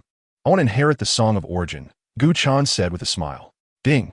The inheritance of the Song of Origin begins. Dizziness, endless dizziness. Although Gu Chen's body remained in place, his soul had already traveled to another world, or rather, another dimension. The King's Canyon dimension, in the land of 3 parts. When people found him, the young Yuan Gu was completely unable to speak due to shock and fear. No one knew how terrible the misfortune he had witnessed was. Child, come with me to Jixia, where you can learn many things. A stranger reached out to him. Yuan Gu couldn't speak, but after a long time, he silently extended his own hand. Under the guidance of the stranger, Yuan Gu went to Jixia, the place that everyone longed for. After arriving at Jixia, Yuan Gu met the knowledgeable and dazzling senior brother Zhuge Liang, who was an idol in the hearts of countless students. Whether it was magic, mechanisms, or military strategies, he excelled in everything, and every difficulty seemed to be easily solved in front of him. Zhuge Liang encouraged the young Yuan Gu, who had lost his voice due to excessive fear. Junior brother, why not create mechanical puppets to communicate with the world through them? Yuan Ji's silent and dark world suddenly became bright and vivid. He gradually immersed himself in making puppets, and his former inferiority complex was transformed into something extraordinary through the exquisite puppets. When the puppets spoke, it felt like he was speaking. When they danced, it felt like he was dancing. He kept experimenting and eventually created astonishing works. Flawless and lifelike, they were another perfect version of himself in the world. Time flew by, and the young Yuan Gu grew into a young man. He left Shrek Academy and began traveling. The news during his journey was always particularly sharp, about the rising Wei capital and the mysterious person, the fiercely defeated war god, and the crises facing the turbulent Red Cliffs. Without any hesitation, he immediately made a decision. That night, under a stormy bridge, he made one puppet after another, preparing everything for the plans ahead. Cao Cao, who seized the ancient secrets from his old friend Kai Yong, had long been plotting to annex Jiangdong. The miracle he was determined to achieve, however, could not be sought until Yuan Gu, who had once studied at Jixia, came to seek refuge. I am an ordinary mechanic, seeking the utmost beauty of mechanisms. The puppets spoke charming words, while behind them was their master, Yuan Gu, controlling them. What is the supreme beauty of mechanisms? Only by wielding supreme power to make ancient miracles reappear in the world can it be called so. Mechanic, you have such ability, why not join my side? One day you'll make a name for yourself in the land of three parts. Cao Cao was overjoyed and kept him as a subordinate. By the time the hero led his army eastward, he had already placed great trust in him. This made the black-clad man, who was the hero's confidant, very unhappy. A small mechanic, only understands some trivial skills. Naturally, the one you trust and value more is still you. The puppet, with its silver tongue, asked to devise strategies for him. Yuan Gu skillfully navigated between ruler and subject, and everyone acknowledged that his words were always sweet like honey, and his strategies were so in line with their intentions. Unknowingly, everyone regarded him as a confidant, forgetting that the elegant puppet was dancing while the strings were pulled by Yuan Gu. Life is like a play, entirely dependent on acting. At some point, the Yuan Gu behind the puppet quietly uttered a sentence. The fallen royal scion pieced together an army, allied with Zhou Yu, and foolishly sought to stand against the tide. Yet Zhuge Liang surprisingly understood the secrets of heavenly books and seized the initiative. Although the hero's army was pressing in, losing the initiative made him furious. The black-clad man pondered. If he could have enough lives, perhaps he could deploy more powerful secret arts to counter the miracles. But how to obtain these lives? By linking mechanisms to warships with iron chains, wouldn't it allow you to cast secret arts from the sky? The enemy soldiers would only lose their lives facing the attacks from the sky. The puppet saw through his thoughts, and such a strategy of linking warships was easy as pie for the mechanic. The black-clad man became intrigued. The next day, he proposed the strategy to Cao Cao. Cao Cao was overjoyed and ordered the black-clad man to act according to the plan. When the decisive battle at Red Cliffs came, thousands of ships rose into the sky. The linked warships formed a more stable large vessel, overwhelming in number and imposing in momentum. On the flagship, the sorcerer met the hero and presented his next plan. The secret art to be cast would cover the entire Red Cliffs so that no one could escape. Right? After all, we have taken control of the skies. My life. Gao Gao Asket. The black-clad man was taken aback by the sudden inquiry, cold sweat trickling down his forehead. No, it's Zhou Yu and Liu Bei S. As the lord on the warship, life was also under the magic shroud. Those he sought to absorb would likely not just be Zhou and Liu. From the shadow behind Cao Cao, the magnificent puppet elegantly and coldly spat out the hateful slander. In the blink of an eye, the black-clad man realized he had fallen into a trap. It was you, as the mechanic, who offered this plan. You have betrayed me. Wasn't this strategy tailored to your ambitions, which is why it was adopted? TSK, my lord, look, was I wrong? No, my lord, I am the one loyal to you. This guy from Jixia, it must be for Zhou and Lu, right? It is that cunning Zhuge Liang's scheme. An incessant debate. The hero's sharp gaze showed signs of wavering and confusion. He couldn't discern which of these seemingly loyal subordinates was telling the truth. Perhaps both harbored ulterior motives? Imitation. The three words lightly entered the black-clad man's ears. It was not the puppet's ventriloquism, but a strange voice he had never heard before. People are often attracted by the dazzling puppets, forgetting the existence of their master. Poor imitations can never surpass the supreme creations. This sentence struck a painful chord deep within the black-clad man's heart, regarding the source of his power and his past of fleeing in disgrace. He suddenly erupted in rage, revealing his true self, wanting to kill the bastard who exposed his hidden pain in one blow. Yuan Gu was heavily thrown out. However, it was the hero who expressed surprise, relief, and anger. The magnificent act of sacrificing oneself to save the master was just performed. Look, my lord, his true target is you.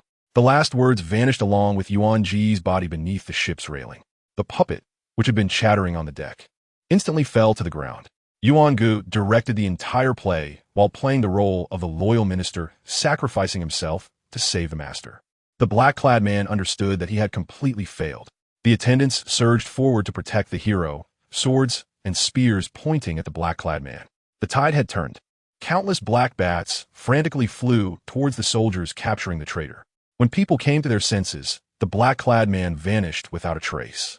Within a day, 2 confidants had been lost. Gritting his teeth, Cao Cao issued the order to attack. Suddenly, the ground shook. Yuan Ji's fall was like a signal. The power of the east wind altar enveloped all the warships under a thundercloud. A massive tornado was forming, converging to mercilessly crush the iron-linked giant vessel. On the riverbank below, the Zhou and Lu coalition awaited with fiery mechanisms. Rushing into the sea, the deep whirlpool lifted the young man falling from the sky. Without desire or demand, he smiled brightly. Dizzy and disoriented, Gu Chen experienced the life of Yuan Gu from a first-person perspective. He is Yuan Gu, and Yuan Gu is him. Happiness is frightening, and he has grown more fond of the aesthetics of despair. Since accepting the legacy of Yuan Gu, his mindset has undergone some changes. Less innocence and naivety, more ruthlessness. Perhaps such a personality is more suited for survival in the Spear Hall. Chapter 39. Qian Sunji. When Gu Chen opened his eyes, the first thing he saw was the figure of Gu Yue Na. At that moment, Gu Yue Na was gently wiping his forehead with a damp white towel, her beautiful big eyes clouded with a faint mist. The place he found himself in was no longer the carriage, but rather a room in an inn. Seeing Gu Chen open his eyes, Gu Yue Na joyfully said, "You're awake?" Seeing Gu Yue Na like this, Gu Chen knew that he must have been asleep for a long time. "Nar, what is this?" "Brother Chen, you have been in a coma for a full 7 days. What happened to you? Why did you suddenly fall into a coma?" Gu Yue Na asked anxiously. Gu Chen noticed her worry for him and couldn't help but reach out to stroke her face. "I have obtained a legacy. To inherit this legacy, my soul went to another place, which is why my body is in a coma." Upon hearing this, Gu Yue Na calmed down and said, "A legacy? It can't be a divine legacy. The only possibility is that it's a legacy from a powerful being from another lower realm. I was also flustered with worry and didn't investigate your soul. Otherwise, I should have been able to discover it." In just a few words, Gu Yue Na guessed the whole situation, which secretly surprised Gu Chen. Just then, the door of the room opened, and in came Qianjun Douluo. Seeing Gu Chen awake, he frowned and said, "Although I don't know why you were in a coma, now that you're awake, come with me to meet the Pope. Remember, you must not secretly slander the Pope." "What?" Gu Chen was taken aback. "Where's this?" "This is Wuhuan City. You are currently in an inn within the city. Gu Yue Na has already met the Pope and is willing to pledge loyalty to him," Qianjun Douluo said. Gu Chen was somewhat surprised. In the realm of inheritance, he had lived through the life of Yuan Gu, which felt like countless years, yet here, only 7 days had passed, and they had already arrived at Spirit Soul City. As for Gu Na pledging loyalty to the Pope, Gu Chen believed she truly deserved to inherit the wisdom of the Dragon God, making a choice that was beneficial for them. Gu Chen followed Qianjun Douluo and left the inn, walking all the way to the Pope's palace. Outside the Pope's palace, Qianjun Douluo stopped and shouted loudly towards the interior, "I, Qianjun Douluo, come to see the Pope with Gu Chen. Come in." A voice with a hint of eeriness replied, and the doors of the Pope's palace opened on their own. Gu Chen followed Qianjun Douluo slowly into the Papal Hall. The Papal Hall was truly a place that sole masters of the Spirit Hall yearned for. with walls made of gold intricately engraved with exquisite patterns. At the top of the papal hall, colorful glass lamps made of 7-colored glass adorned the space. The ground was covered with a red carpet that stretched for 100 meters, and upon closer inspection, it was discovered that this red carpet was made from the fur of soul beasts. In the conference hall of the papal hall, a chair as magnificent as a throne was placed at the end. A man dressed in a black robe with golden patterns, wearing a 9-curved purple gold crown and holding a scepter embedded with numerous soul power gems, sat quietly on this throne-like chair. The man's face bore a somewhat sickly appearance, and the smile at the corners of his mouth looked a bit sinister. The purple gold crown did not enhance his grandeur. Rather, it made him look like Satan. "Your Holiness." Douluo looked at Qian Sunji, whose sickly complexion was evidently due to excessive indulgence.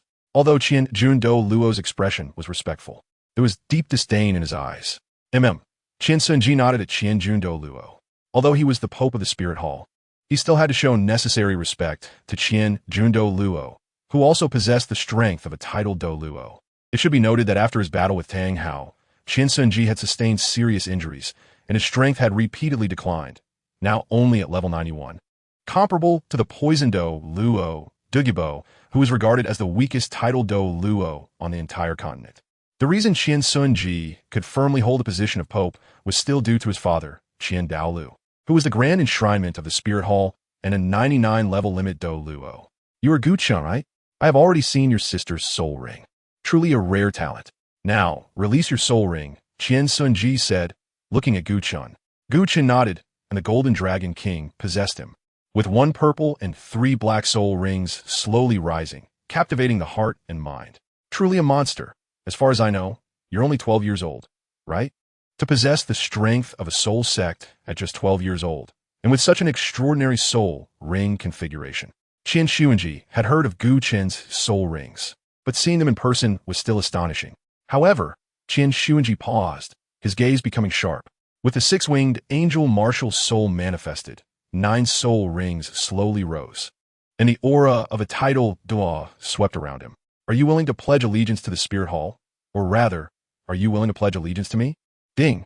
The system detected the host's current situation and opened a plot choice. A. Pledge allegiance to Qian Xuanji and secretly recruit strong members of the Spirit Hall. Assistance: 5 original Yuinga puppets from the level 3 mythical plane of Honor of Kings. System points 500. B. Pledge allegiance to Bibi Dong and gain the support of the reactionary forces of the Spirit Hall. Assistance: Secret Technique. Termination from the level 3 mythical plane of Honor of Kings. System points 500. I choose A. Gu Chen silently thought. Ding. Choice successful. Original Yuinga puppets. System points have been stored in the system backpack. Please check.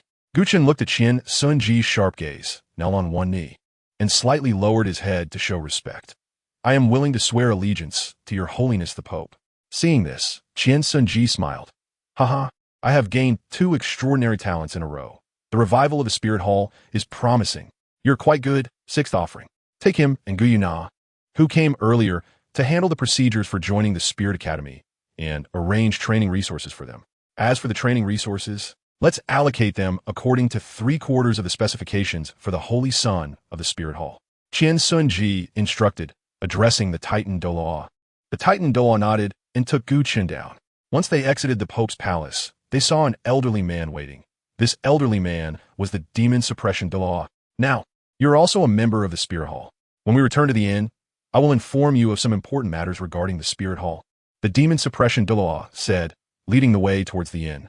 Upon returning to the inn, the Demon Suppression Douluo called for Gu Yue Na and said to both of them, "The Spirit Hall has complex relationships. First, I need to tell you about the power dynamics within it. The faction represented by Pope Qian Sunji is the Qian family. Among them, the Great Offering, the Second Offering, the Golden Crocodile Douluo, the Third Offering, the White Armor Douluo, the Ghost Leopard Douluo, as well as myself and the Demon Suppression Douluo, all belong to this faction. Since you and Gu Yue Na have sworn allegiance to Qian Sunji, they are all considered allies. Additionally, the faction previously led by Saintess Bibi Dong includes the Ghost Douluo, the Chrysanthemum Douluo, the Serpent Spear Douluo, the Porcupine Douluo, and the Demon Bear Douluo. They are in an adversarial relationship with our faction, so you must remember this. Do not get close to them. Otherwise, our suspicious Pope might begin to doubt you." Gu Chen and Gu Yue Na listened very attentively, nodding from time to time. After all, their goal was to take control of the Spirit Hall, and they needed to understand these necessary relationships. Chapter 40. Paper Chicks and the Spirit Blacksmith Shop. Additionally, the Spirit Hall has confirmed a new saintess, Gu Yue Na, but the saint has not yet been determined. Gu Chen, with your talent, you might as well compete for the position of saint. 3 days later, I will take you to report to the Shrek Academy. This time, you happen to catch the enrollment period of the Shrek Academy. When you get there, the director of the Shrek Academy will inform you of the rules there. After the demon suppression law finished speaking, the Qianjun law quickly added, Saintess Gu Yue Na is from Bibi Dong's lineage, and the Pope Qiang Sunji views her as a thorn in his side. When you arrive at the Shrek Academy, you must be cautious in dealing with her. Gu Chen nodded and slightly bowed his head with Gu Yue Na, saying, Thank you for your reminder. I will pay attention. The two titled Douluo smiled with satisfaction at Gu Chen's humility and politeness, saying, You two should take a good rest in Wuhuan City for the next 3 days and familiarize yourselves with the place. This elder's order means that with this token, you are as respected as the master of a branch hall in the Wuhuan Temple. As he spoke, Qianjun Douluo tossed a golden token to Gu Chen. The two were unaware that Gu Chen's title in Zuan was not just for show. After Gu Chen took the token, the two titled Douluos left the inn. We have completed the first step of joining the Spirit Hall. What should we do next?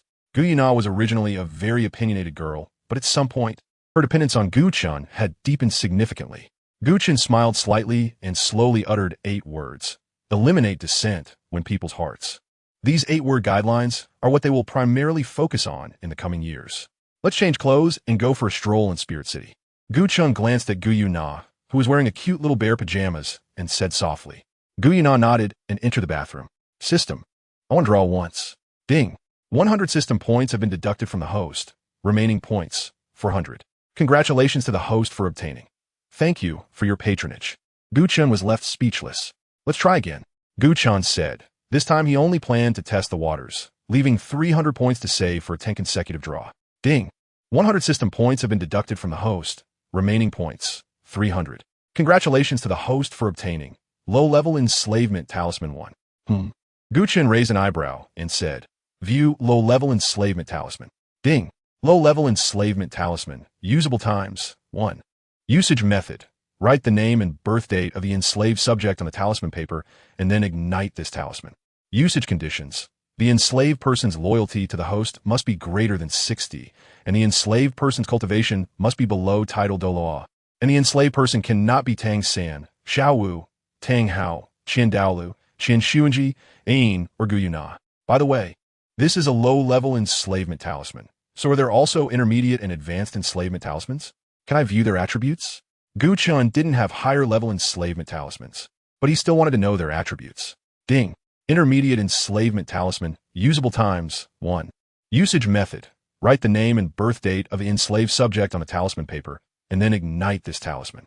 Usage conditions. The enslaved person's loyalty to the host must be greater than 50, and the enslaved person's cultivation must be below divine level.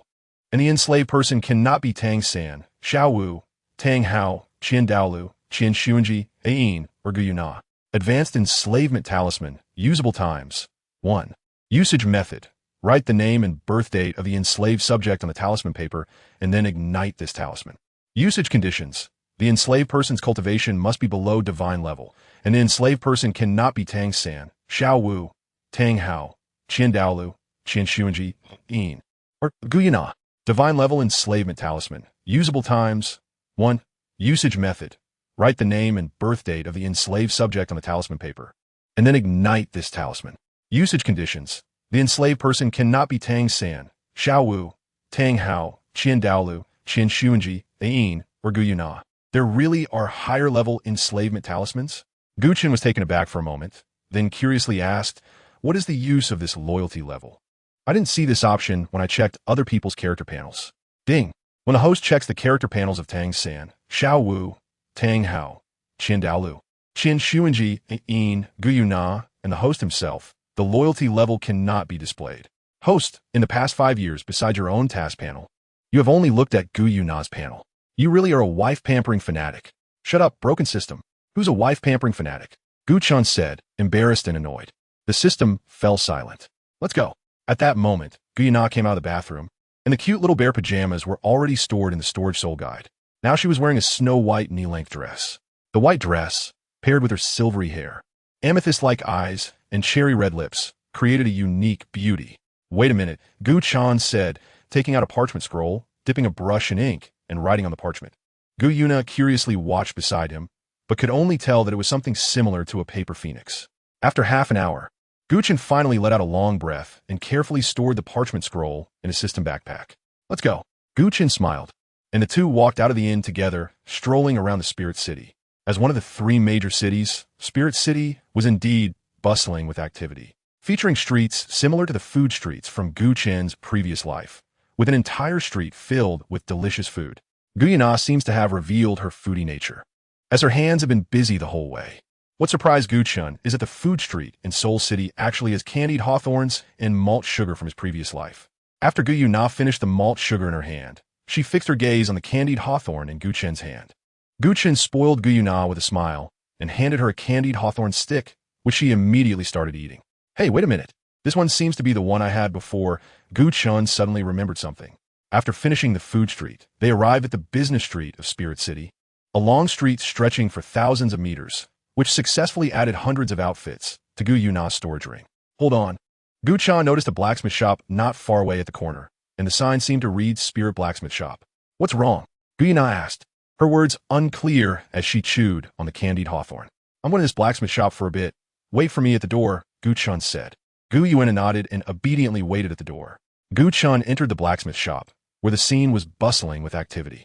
He approached a metal table that resembled a reception desk. Crafting weapons starts at 10 gold soul coins, and a reservation requires payment 10 days in advance, with the goods ready for collection after 10 days. If you have a VIP card for the Soul Weapon Blacksmith Shop, you can enjoy a 20% discount and collect your items within 3 days. Not far away, a blacksmith saw Gu Chen enter and said this. Gu Chen smiled and said, I have my own blueprints. I want to commission you to create some items. The price is not an issue, but I need to pick them up within a day. As he spoke, Gu Chen brushed his right hand against his waist, actually retrieving a large bag of gold soul coins from his system backpack, placing it on the iron table with a loud duong sound. Seeing Gu Chen conjure an item out of thin air, the blacksmith already knew that Gu Chen was not an ordinary person, as those with storage soul guiding devices were usually nobles. However, upon hearing the sound of gold soul coins hitting the iron table, the blacksmith was shocked. That sound must have come from at least 1,000 gold soul coins. I am a manager of the Wuhuan blacksmith shop. Please let me know your requirements, the blacksmith said, putting down the forging hammer, his tone shifting accordingly. Gu Chen took out the previous parchment scroll, laid it flat on the iron table, and said to the blacksmith shop manager, I am willing to pay 2,000 gold soul coins to commission you to forge 500 paper phoenixes requiring dark iron. At the same time, I want to commission you to forge steel wire with a diameter of 0.01 millimeters, needing to be 5,000 meters long, also requiring dark iron, for which I am willing to pay 1,500 gold soul coins. Additionally, I need to pick up the goods within a day, and I am willing to pay an extra 500 gold soul coins as a reward. The blacksmith shop manager's expression changed drastically. This was a transaction worth 4,000 gold soul coins. It was rare, even in the entire Spirit Soul City. After carefully estimating the capabilities of the blacksmith shop, the manager nodded and said, Our Spirit Soul Blacksmith Shop is the largest blacksmith shop in Spirit Soul City, with 10 branches and a total of 1,000 blacksmiths. We will do our best to forge the items you requested and deliver them within a day. Gu Chen lightly hummed and handed the sheepskin scroll and a bag of gold soul coins to the person in charge, saying, This is a deposit of 2,000 gold soul coins. Once the items I requested are completed, I will present the remaining 2,000 gold soul coins. After confirming the quantity of the gold soul coins, the person in charge handed over a card made of black iron, saying, This is our VIP card for the Soul Tool Blacksmith Shop, which gives you a 20% discount. When you come to pick up your items tomorrow, you will only need to pay an additional 1,300 gold soul coins. All right. Gu Chen nodded and took the VIP card. If asked about the purpose of the items he wanted to forge, there was no doubt that the paper phoenix was a necessary condition for him to release the secret technique. Paper phoenix after obtaining the Yuan Gu inheritance, while the black iron thread was his means to control puppets and a prerequisite for releasing the secret technique. Cross Flash. Chapter 41. Pu Lit and his son. After Gu Chen finished explaining to the blacksmith, he walked out of the blacksmith shop. At the same time, not far away, in a luxurious carriage, A brooding noble youth poked his head out and unexpectedly glimpsed Gu Yue Na's stunning beauty. Stop, stop. This girl is so beautiful. She must be a gift from heaven. I want her to be my wife. The moment the youth saw Gu Yue Na, he was stunned and hurriedly kicked the driver in front, eagerly jumping out of the carriage. Beautiful lady, would you like to join me for a drink at the Drunken Immortal Pavilion? The youth said dramatically, intentionally revealing the token at his waist. Get lost. Gu Yue Na replied coldly. The youth's expression changed, and with a wave of his hand, dozens of bodyguards descended from the carriage, each possessing the strength of the soul sect. But no one has ever dared to refuse me. Pu Li Te. Do you know that I am the sole heir of the Pu family? My father is the deputy master of the Soul Hall branch in Suo City. Pu Li Te said, attempting to threaten and entice Gu Yue Na. This scene was just seen by Gu Chen, who darkened his expression and slowly uttered 2 words. Beat him. Gu Yue Na nodded slightly at Gu Chen's words, and as the fluctuations of spatial elements appeared, her light body instantly appeared behind Pu Li Te, launching a kick toward his lower back. Although Pu Li Te's father was the vice president of a branch of the Spirit Hall with the strength of a soul emperor, Pu Li Te was a useless waste. Only a great soul master at the age of 16. How could he withstand Gu Yue Na's attack?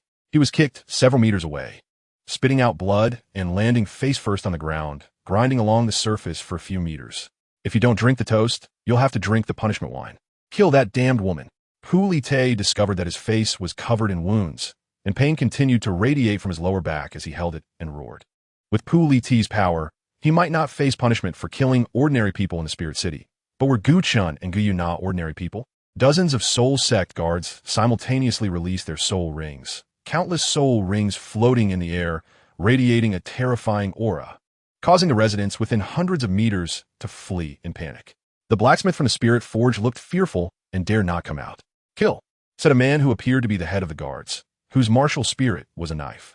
He raised the knife and waved it in the air, trying to boost morale. However, puff.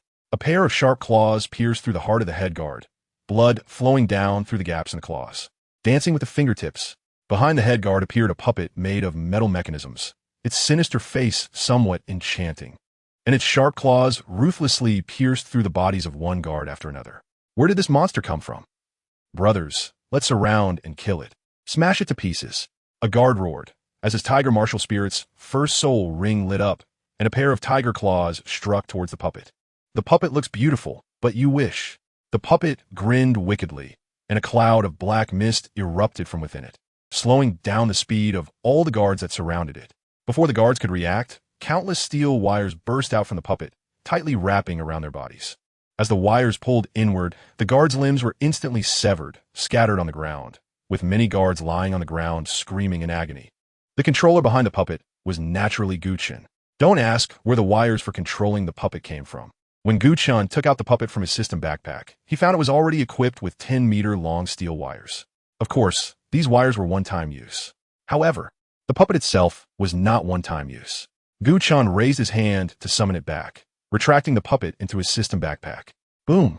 A ball of flames suddenly slammed down to the ground, burning the bodies of the guards. These guards with severed limbs turned to ashes in the fierce flames, while 2 or 3 lucky survivors in the air were also bisected by several wind blades, blood splattering everywhere. Gu Chen focused his gaze and saw that not far away, Gu Yue Na's right hand was engulfed in flames, while her left hand was surrounded by swirling azure winds. Gu Chen walked up to Gu Yue Na's side, looking at Pu Li Te, who was several meters away, clasping his hands together, making a cracking sound. What do you think I should do to teach you a lesson? At this moment, Pu Li Te realized he had kicked a steel board, feeling a wetness between his legs as the smell of urine wafted through the air. He was so scared that he had wet himself. Why, you don't come over. My father is the vice master of the Spirit Hall branch. You little thief. How dare you kill my subordinate and harm my son? At this time, a middle-aged man's voice rang out, looking towards the source of the voice. A middle-aged man was angrily shouting, with 6 soul rings rising from his back, which was the best soul ring configuration. Pu Lang Te had originally come to the Spirit City on business, bringing his only son along. But he never expected that just leaving for a moment would lead to such an incident. Your son caused trouble for no reason. We are just teaching him a lesson. Gu Chen said mockingly, unafraid. I am Pu Lang Te, Vice Master of the Spirit Hall branch in Soto City. Do you know your crime? The pressure of a soul emperor level pressed down on Gu Chen as Pu Lang Te spoke condescendingly. At this moment, Nearby residents peeked out. Sigh. This young man offended the wrong person. He actually offended the vice master of the spirit hall. He's done for. Who says he isn't? Are you a pen bag? So good at showing off the pen? Gu Chen directly mocked. This is the spirit city. If you offend the spirit hall, your whole family will be exterminated. Pu Langte laughed angrily. Oh really? Look at this. Gu Chen said, forcefully tossing a token, which sliced through the air and shot towards Pu Langte. Unable to dodge in time, the token struck him in the face, causing blood to gush from his nose. You little brat. Pu Langte cursed, but suddenly saw the symbol on the token and immediately knelt down. Pu Langte, vice master of the Spirit Hall branch in Soto City, pays respects to the master of the branch. Pu Langte's kneeling stunned all the residents. They didn't hear what he said, but could only guess what kind of identity Gu Chen possessed. Huh, weren't you quite arrogant before? Gu Chen sneered. I wouldn't dare. Pu Langte knelt on the ground, cold sweat pouring down. It should be known that although possessing this token only represented the identity of a branch master, the person who could freely issue such tokens clearly had an unspoken identity. Certainly a title Douluo level powerhouse. The young man in front of Pu Langte obviously had a title Douluo as his backing. Gu Chen was someone he couldn't afford to offend. Gu Chen seemed to smile, but it was not a true smile. Oh really? I heard you want to exterminate my entire family. Pu Lang shivered and said, that's not true. While saying this, Pu Lang fiercely slapped his own face. But would Gu Chen let him off so easily? The answer was obviously no. Suddenly, a flash of golden light appeared, and Pu Lang's right arm fell to the ground with a thud. Gu Chen retracted his golden dragon claws and said expressionlessly, Today, I will sever your arm. Are you convinced? I dare not. I dare not. Thank you, Lord Palace Master, for your mercy. Pu Lang gritted his teeth against the pain from his severed arm, picked it up, and after bowing to Gu Chen, he fled in a panic, ignoring the stunned Pu lit beside him. Chapter 42. Fragrant fried rice. 3 hurried days passed, and after Pu Lang and his son left Soul Master City, they seemed to have vanished without a trace, as they naturally did not dare to trouble Gu Chen again. With Qianjun Douluo and Jiangma Douluo around, Gu Chen openly killing someone in Soul Master City was no longer a big deal. On the evening of the next day, Gu Chen followed the procedure to pick up the paper chuan and the Xiantai steel wire that he had commissioned to the blacksmith shop, and he paid the remaining gold soul coins. At this time, Qianjun Douluo arrived at the inn as promised, taking Gu Chen and Gu Yue Na to enroll in the Soul Master Academy. The Soul Master Academy was located on the outskirts of Soul Master City, covering an area no less than 1/3 of the size of Soul Master City itself. The simulated training environment is quite suitable for you, Qianjun Douluo said, leading the two to the entrance of the academy. At the entrance, the 4 titanium letters of Soul Master Academy were deeply engraved on a metal wall made of dark silver, and below these letters was the emblem of the highest rank of the Spirit Hall. 6 offerings. These must be Gu Chen and Gu Yue Na that you mentioned. At the school gate, a middle-aged man with reddish-brown hair quickly approached upon seeing the figure of Qianjun Douluo. Dean Zhusheng, I entrust Gu Chen and Gu Yue Na to you, Qianjun Douluo said. Dean Zhusheng bowed to Qianjun Douluo and repeatedly assured him, rest assured, I will take care of them. Their potential will be maximally developed here at the Soul Master Academy. Qianjun Douluo nodded, briefly instructed Gu Chen and Gu Yue Na, and then flew away. I have also heard about your soul rings. If it's true, then you are indeed one in a million gifted talents, Dean Zhusheng said. With your talents, you absolutely cannot be overlooked. So, I have talked to the teachers, and you will skip the Ren class and the D class, directly entering the Tian class. What do the Ren class and D class mainly study? Gu Chen asked, puzzled. The Ren class and D class mainly focus on cultivation and soul master knowledge, while the Tian class emphasizes practical combat, honing students' fighting abilities. Students can either team up to spar with each other or apply for teachers from the academy to act as sparring partners, Dean Zhusheng explained. After you collect your school uniforms, go to your respective dormitories to put your things away, and then come to me. Dean Zhusheng led Gu Chen and Gu Yue Na to the academic affairs office, where they received their school uniforms and dorm keys. Gu Chen nodded and parted ways with Gu Yue Na, heading to their respective dormitories. The dormitories at the Martial Soul Academy are all double rooms, and since it was currently nap time, Gu Chen's roommate was already resting in the dormitory. Oh, are you my new roommate? As soon as Gu Chen opened the door, he saw a small boy about 6 meters tall, with a doll-like face, curiously sizing him up. My name is Gu Chen. Gu Chen nodded, feeling a bit fond of such a cute roommate. Hello. My name is Luo Chen. I'm a student from Class A of the Tian class. And my martial soul is a food-type martial soul, fried rice. Luo Chen said with a smile, extending a hand to Gu Chen. Check Luo Chen's attributes. Gu Chen instructed the system in his mind. Ding. System character panel. Character. Luo Chen age. 12 strength. 200 mental power. 750 bloodline. Human bloodline 100 level. Level 29 Grand Soul Master Soul Rings. Yellow. Yellow loyalty. 20 comprehensive evaluation. A being with high development potential among food-type martial souls, possessing certain potential value. However, he is too kind-hearted and tends to suffer losses in life. What is the division of this loyalty? Gu Chen asked the system. Ding. Loyalty below 10 indicates hatred towards the host. 10 to 15 is equivalent to a stranger. 16 to 40 is akin to an acquaintance. 41 to 50 is a friend.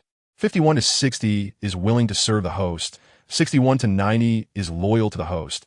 91 to 99 is willing to go through fire and water for you. And 100 means life and death are tied together.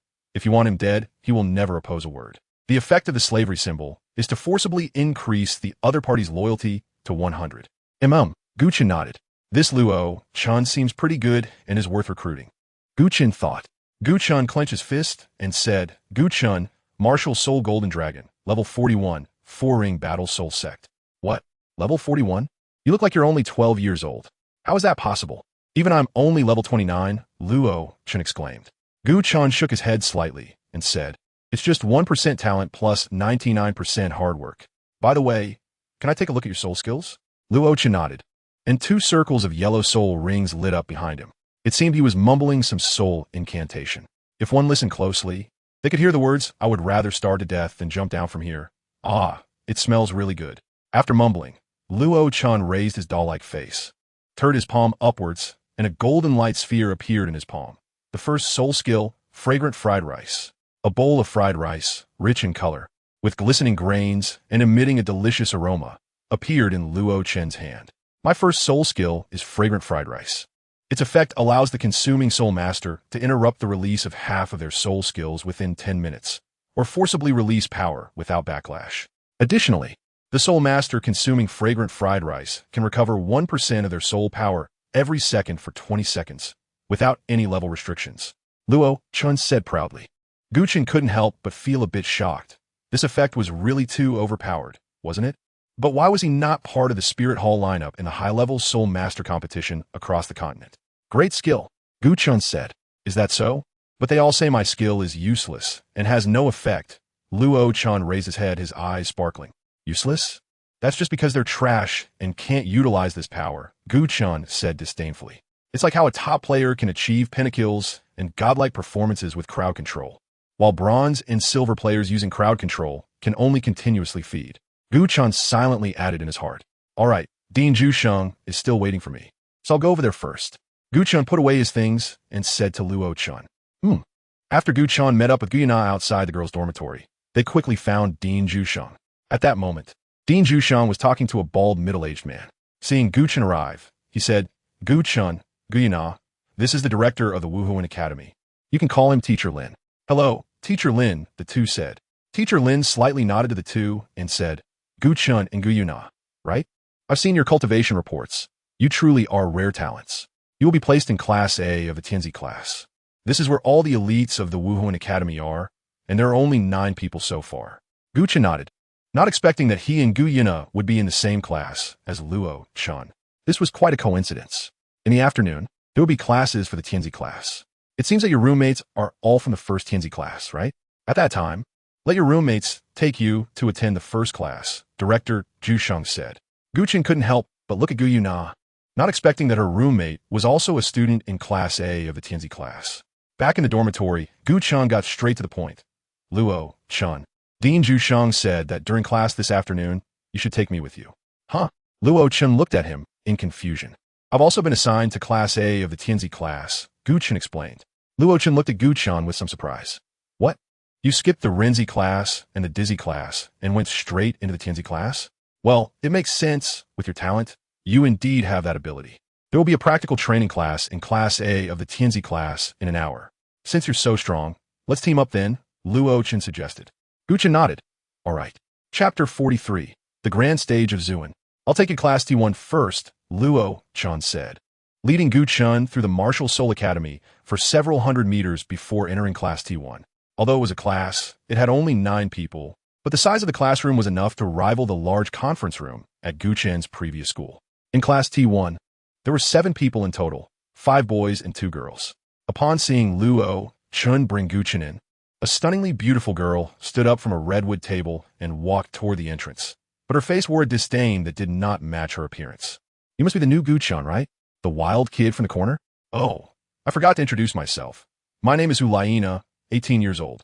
Martial Soul, Sky Fox, Level 43 Control System Battle Soul Master, loyal to the former Saintess Bibi Dong, who is also my master. Gu Yue Na was extraordinarily beautiful, but her haughty demeanor made it hard to feel any affection for her. When she mentioned her loyalty to Bibi Dong, she deliberately emphasized her tone. I heard you are loyal to the Pope? Gu Yue Na laughed out loud, looking at Luo Chen. Luo Chen, you really are the most useless existence in our Class T1, actually befriending someone who is loyal to the Pope. Luo Chen, feeling indignant, replied, what's wrong with being friends with him? His talent is even higher than yours. Gu Chen is 12 years old and level 40. You are 18. So you're at the same level as Gu Chen. At this time, a charming-looking young man in the back row of the classroom stood up. So what if I'm Xiaoyu, 18 years old and level 43? At least I'm better than you. A great soul master, right? Don't you agree? The bottom of the class? In Class T1, Xiaoyu, Gu Yue Na, and the rugged man beside Xiaoyu, Yin, were all loyal to the former Saintess Bibi Dong. In another corner of the classroom, there was a girl around 13 years old and 3 boys aged around 16 or 17. They were neutral and had not pledged loyalty to either Bibi Dong or Qian Xuanji, although they were not involved in the factional struggles. They also had significantly fewer training resources than others. The 3 boys aged 16 or 17 were only level 37 or 38 soul ancestors, while the girl around 13 had managed to reach level 36, the same level as the 3 boys, thanks to her talent. This was all information that Luo Chen had shared with Gu Chen. Of course, Luo Chen was also a person without a faction. Otherwise, he wouldn't be only level 29 now. Gu Chen did not respond and simply walked into the classroom. Gu Yue Na raised her eyebrows at this. What's going on? Is he really just a wild kid from a corner, so impolite that he won't even answer when someone speaks? Gu Chen turned his head. It's not that I look down on you. It's just that I'm too lazy to pay attention to you. If it weren't for the teacher saying not to litter, I would have thrown you away a long time ago. If you have a problem, go get it treated. Don't come looking for me. I'm not a veterinarian. Ding dong. Your friend Zhu and Gu Chen is online. You. She was clearly very angry. Kid, are you looking for death? Xiaoyu's expression darkened as he spoke. Gu Chen was completely unfazed and retorted without changing his expression. Do you think the whole world revolves around you? Everything has to cater to you. Don't think that just because you look unique, we should treat you as precious. Before I met you, I never realized that I had the flaw of judging people by their appearance. Well, you successfully caught my attention. In the practical class later, you're going to have a tough time, Xiaoyu said darkly, threatening him. Gu Chen has even killed soul emperors and severely injured soul Douluos. Would he be afraid of a mere soul zone in front of him? Isn't that a joke? Look at your serious expression, acting like you can really understand human speech. There are so many idiots in the world, yet you stand out among them. I just want to curse, not at you. Gu Chen continued to speak harshly. Country folks are just country folks, full of nonsense. Gu Yue Na managed to squeeze out a sentence. Oh, it's been a long time since anyone dared to retort against him. It feels a bit like being in Zuin. Gu Chen suddenly felt an inexplicable sense of excitement. I don't understand why a rope that is too long will not. But your tongue cannot. Don't talk to me, because I don't understand. From the perspective of others, it seems very foolish for me to be arguing with a pig. Shut up. Yin, besides Xiaoyu, slammed the table, stood up, and shouted. What are you slamming the table for? Oh, I see. You must be picking out a coffin board for your mom, right? Gu Chen said with a tone of sudden realization. Even Luo Chen beside him felt that his current demeanor was somewhat deserving of a beating. At this moment, the classroom door was opened again, and a strange girl led Gu Yue Na into the classroom. The strange girl had gray-white hair that reached her ears, and after entering, she remained silent, looking very quiet. This is my roommate, Feng Xiaoyu, 13 years old. Her martial soul is the hurricane bird, and she is a 36th level 3-ring agility attack spirit master. Currently without any faction, Gu Yue Na introduced, while looking at Luo Chen beside Gu Chen. This is my roommate, Luo Chen, 12 years old. His martial soul is fried rice, and he is a 29th level food system Great Soul Master, Gu Chen introduced. System. Check the character information of Feng Xiaoyu. Gu Chen said. Ding. System character panel. Character. Feng Xiaoyu age. 13 strength. 1000 spiritual power. 900 bloodline. Human bloodline 100 level. 37th level soul master soul rings. Yellow. Yellow. Purple loyalty. 16 overall evaluation. A talented girl, with attributes exceeding those of soul masters of the same realm, has high development potential. Not bad. My name is Gu Chen. Gu Chen extended his hand towards Feng Xiaoyu, completely devoid of the previous arrogance he displayed towards Gu Yue Na. Feng Xiaoyu. Feng Xiaoyu reached out her hand, touched Gu Chen's hand, and quickly withdrew it. Her voice was as cold as an icy spring. Gu Yue Na. Seeing Gu Chen being very friendly to Luo Chen, she also emitted a hint of goodwill towards Luo Chen. Luo Chen. Luo Chen smiled cutely and said, Hey, don't ignore us. Gu Yue Na and the others, who were completely treated as background characters, said angrily. Shut up. Gu Yue Na tilted her head, looking at the three with a very cold gaze, as if it were eternal ice. Upon seeing the look in Gu Yue Na's eyes, Gu Yue Na and the others were completely stunned. In their eyes, the only thing emanating from Gu Yue Na's gaze was a chilling aura that seemed to imply that if offended, one would surely fall into the abyss and be unable to return. All students from class Tianzi-1 come out and gather at the training ground for practical lessons. A cold female voice came from the classroom door. A female teacher with long black hair, holding a book that was not an ordinary book, but her martial soul, stood there. You must be the newcomers, Gu Chen and Gu Yue Na, right? The female teacher looked at Gu Chen and Gu Yue Na. The two nodded. My name is Lucy May. You can call me Teacher May. I am the head teacher of class Tianzi-1, with a martial soul of a magic book, and I am a 69th level soul emperor. I will be teaching you during your years here, Lucy said. A few minutes later, at the Martial Soul Academy training ground, 11 students, 7 boys and 4 girls, stood in a line, with Lucy standing in front of them. Today we have 2 new students.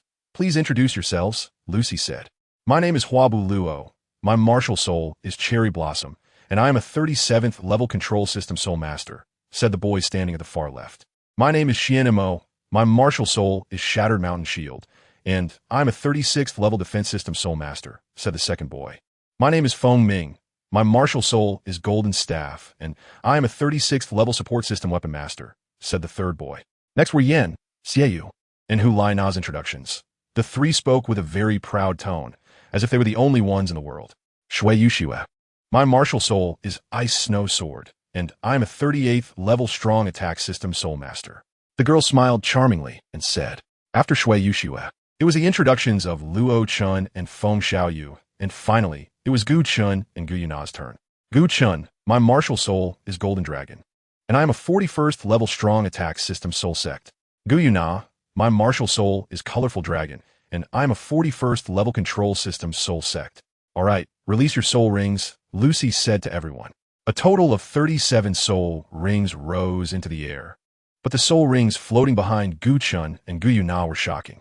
10,000-year soul rings, how is that possible? Gu Yue Na exclaimed. Chapter 44. Golden Dragon's Claw instant kill of the Enchantress. Although Lucy had heard of it, seeing their soul rings in person still left her somewhat shocked. Ahem. Lucy paused and said, now I will arrange the teams. Luo Chen and Gu Chen will team up to fight against Gu Yue Na and Xiaoyu. Shui Yushue and Feng Xiao will team up to fight against Yen and Xianmo. Feng Ming and Gu Yue Na will team up to fight against Huaqing, Luo, and me, and I will limit my strength to that of a 41st level. Gu Yue Na looked at Gu Chen and the others in surprise, not expecting that they would indeed face off against her in the practical lesson. Nah. That Gu Chen's soul ring is extremely terrifying. Let's use our martial soul fusion technique as soon as the battle starts, Xiaoyu whispered to Gu Yue Na. Okay, brother. Gu Yue Na nodded, her expression becoming serious. The 3 pairs of confrontations began simultaneously at Lucy's command. A pair of blood-red crescent blades appeared in Xiaoyu's hands, which was his martial soul. Gu Yue Na moved, leaning forward and crashing into Xiaoyu. At that instant, a red light curtain suddenly appeared, spreading out, wrapping their bodies in that layer of red light as they collided. At the same time, that layer of red light exploded instantaneously, covering a quarter of the training ground. Because of Gu Yue Na and Xiaoyu's actions, the other 2 battles had to stop, and everyone retreated to the other end of the training ground. What is going on with Xiaoyu and Na? They used their martial soul fusion technique right from the start. Yin frowned and said. Lucy replied, Gu Chen's soul ring ratio is extremely powerful. To defeat Gu Chen, one can only take the initiative first. Xiaoyu and Hu Na's martial soul fusion technique, Enchantress, activate. The red light flickered, and the two turned into one person, a figure with flowing long hair, indistinguishable between male and female. Oh, isn't this a yin-yang person? Gu Chen mocked loudly. You. The Enchantress became angry. The red mist thickened, filled with hostility and illusionary energy. At this moment, Gu Chen had already summoned the Golden Dragon King, scales covering his body, his eyes radiating golden light, locking onto the silhouette of the Enchantress within the red mist. Behind him, Luo Chen also began to murmur, quietly reciting a soul chant. Arm like secret fried rice. Delicious and filling, such words floated out. Second soul skill, secret fried rice. Luo Chen shouted, and a bowl of fried rice drizzled with golden brown sauce materialized, which he threw towards Gu Chen. Gu Chen, this is my second soul skill, secret fried rice. Its effect is to refresh the mind and has some detoxifying properties. Luo Chen shouted, creating another bowl of secret fried rice and eating it himself. Got it. Gu Chen caught the secret fried rice and threw it into his mouth, even crunching the bowl as he swallowed it. After all, it is a bowl made of soul power, and swallowing it won't harm his body. A faint coolness rose, and Gu Chen felt exceptionally clear-headed. At the same time, a thin layer of light blue energy covered his skin, blocking the invasion of the mist. The first soul skill, truly fragrant fried rice. Luo Chen, after casting a soul spell, made a bowl of truly fragrant fried rice and tossed it to Gu Chen. Gu Chen took it again and put it into his mouth. Just then, the situation changed abruptly, and a moon blade fiercely slashed towards his back. Gu Chen didn't even turn around. With a swift motion, the golden dragon claw reached back and directly grabbed the enchanting moonblade. Crack, crack, crack. With a strong grip, Gu Chen caused the moon blade to emit a shattering sound, and moments later, the moon blade exploded. The martial soul suffered a severe blow, and naturally, Xiaoyu was not feeling well either. However, Gu Chen, taking advantage of the situation, struck at the enchanting demon's face with his golden dragon claw. While his first soul ring lit up, and the golden dragon phantom surged forward with Gu Chen's claw towards the enchanting demon. Gu Yue Na sensed something was wrong and hurriedly controlled the enchanting demon to slide downward. Her body pressed against the ground as if she were trying to slip through Gu Chen's legs, looking for an escape opportunity.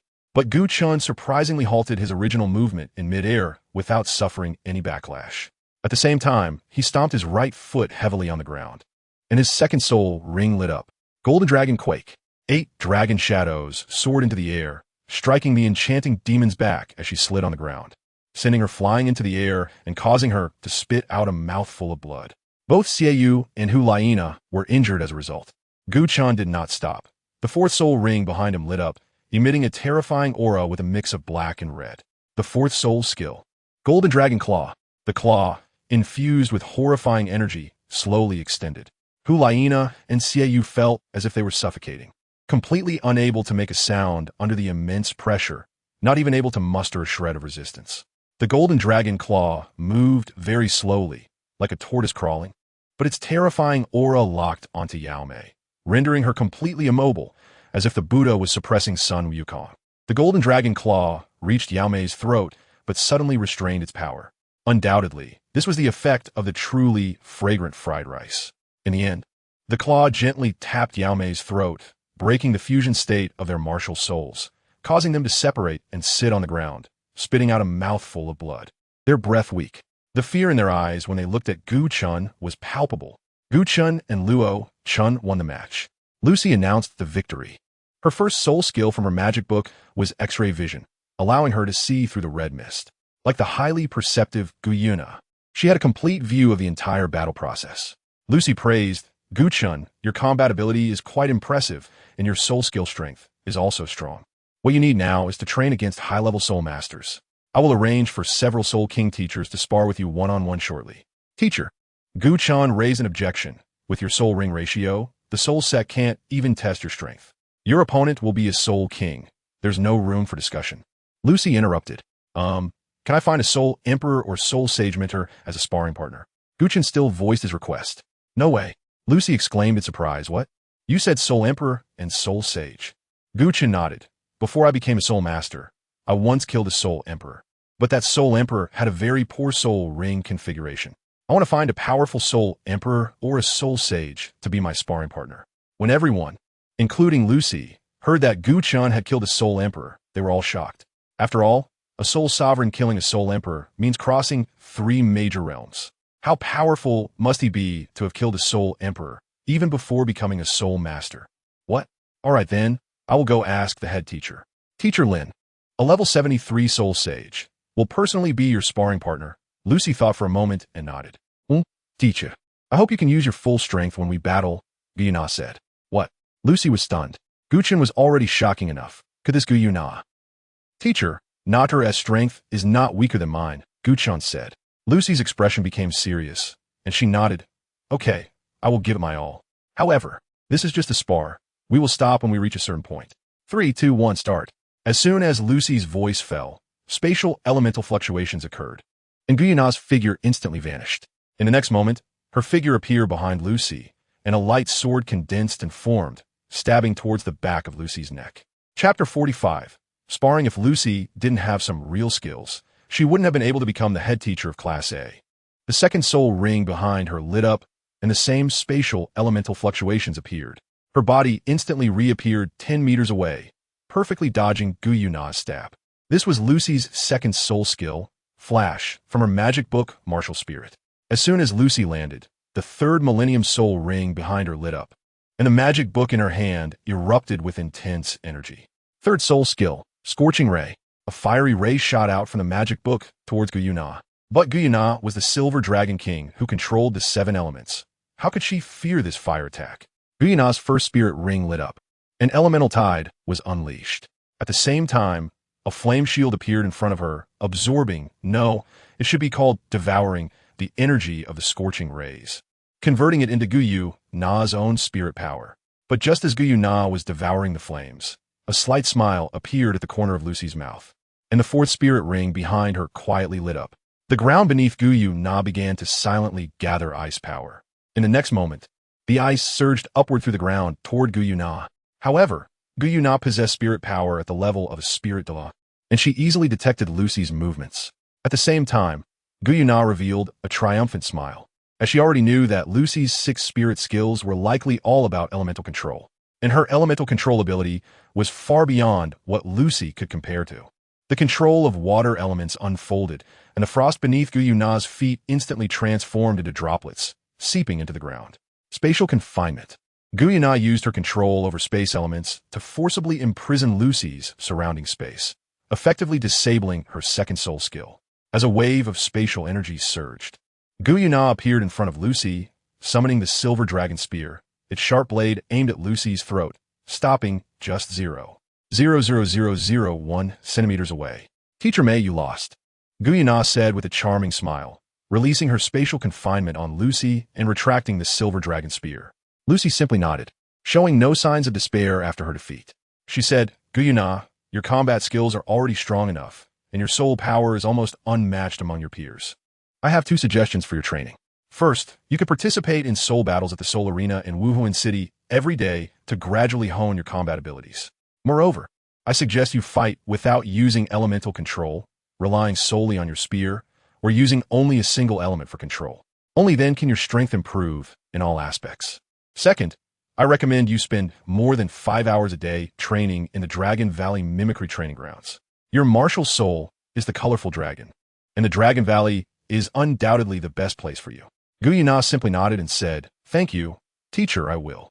Lucy looked at the others who had not fought yet, including Shui Yu, and the support Feng Ming and control Hua Boluo who had not been of any help just now, and said, I'll go help Gu Chen find Teacher Lin now. Hua Boluo will join Team Xian Mo, and Feng Ming will join Team Shui Yu. You 3 can spar among yourselves. The few of them nodded, and Gu Chen and the others found a bench outside the sparring area to sit and watch, leaving 6 people to fight in the sparring area. After more than 10 minutes, with Feng Ming providing support, Feng Xiaoyu attacking from the back row, and Shui Yu launching a strong attack with her ice snow sword, Team Shui Yu achieved victory. Soon, Lucy arrived with Teacher Lin. This is your guidance director, Teacher Lin, with the martial soul of the light obliteration holy sword. A level 73, 7-ring weapon soul saint. Gu Chen, Teacher Lin will be your sparring partner later, Lucy said. The bald teacher Lin smiled and nodded at Gu Chen, saying, "Nice to see you again, Gu Chen." Teacher Lin nodded and said, "I'm ready. Let's start the battle." The young man is really anxious. Teacher Lin entered the training arena first, and after Gu Chen entered, he unleashed his martial soul, the light annihilation sacred sword. It was a large golden sword, with dark black patterns engraved on it that seemed to devour one's mind. Gu Chen no longer spoke much. The Golden Dragon King martial soul attached to him. With golden scales perfectly covering his entire body, even his eyes were protected by a faint layer of energy membrane. This was his first time challenging a Soul Saint strong opponent, and he had to be cautious. With a flick of his right hand, the golden dragon spear appeared in his grasp, and the third soul ring behind Gu Chen shone with a dark light. The golden dragon wings spread out from his back. Gu Chen soared into the air, gliding towards Teacher Lin, his golden dragon spear suddenly pointing outwards. The spear was like a thunderclap, with golden spear light extending over several feet, radiating sharpness. Teacher Lin quickly swung out the light obliteration holy sword, his second soul ring lighting up, as golden sword energy slashed out, colliding with Gu Chen's golden dragon spear. However, the sword energy was instantly shattered, while the tip of the golden dragon spear struck the blade of the light obliteration holy sword, continuously siphoning soul power through it. Soul power devouring? This surprised Teacher Lin. But Gu Chen did not give him a chance to think. Riding on the momentum of the golden dragon, he had already arrived in front of Teacher Lin. The black and red 90,000 year soul ring behind him lighting up as Gu Chen extended his right hand, the golden dragon claw reaching out. Golden dragon claw, penetration, tearing, and breaking. Three attributes concentrated in this claw, accompanied by the terrifying energy of the 90,000 year soul ring. Despite being a soul sage, Teacher Lin's face changed dramatically in the face of this strike, no longer considering the golden dragon spear, as his fifth soul ring lit up. A terrifying golden halo expanded outward from Teacher Lin, forcefully shaking away the golden dragon spear and slowing the golden dragon claw for a second. This was Teacher Lin's fifth soul skill, the repulsion halo. Being able to hold the position of director of teaching, Teacher Lin's combat ability was naturally not weak. Almost at the same time he released the repulsion halo, his sixth soul ring lit up. From the tip of the sword, a pitch-black line shot towards Gu Chen. This was the sixth soul skill of the light obliteration holy sword, obliteration ray.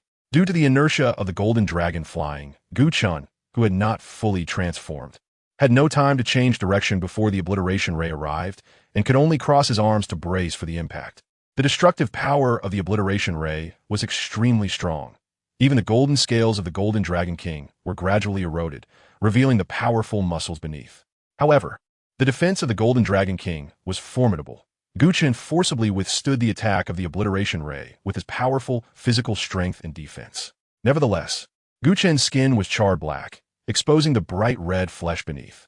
Your defensive capabilities are very strong, already comparable to a defensive soul emperor, Teacher Lin conservatively estimated. Even my sixth soul skill can't harm you. The test ends here. Lucy, take him to the training room to test his extreme speed and extreme strength. Chapter 46. Crisis looming. Lucy nodded and said, Gu Chen, in that case, my advice is the same as Gu Yue Na's. First, you need to go to the Spirit City Great Soul Arena for a one-on-one battle every day. You cannot use your martial spirit or that spear. You can only rely on your physical strength to fight, or only use that spear without relying on other means to fight, to hone your combat ability. Second, I also suggest that you spend more than 5 hours a day training in the Dragon Valley Mimetic Training Ground. Your martial spirit is the Golden Dragon, and the Dragon Valley is also the most suitable place for you. I understand, Gu Chen nodded. Afterwards, Lucy took Gu Chen to test his extreme speed and extreme strength, and the results were astonishing.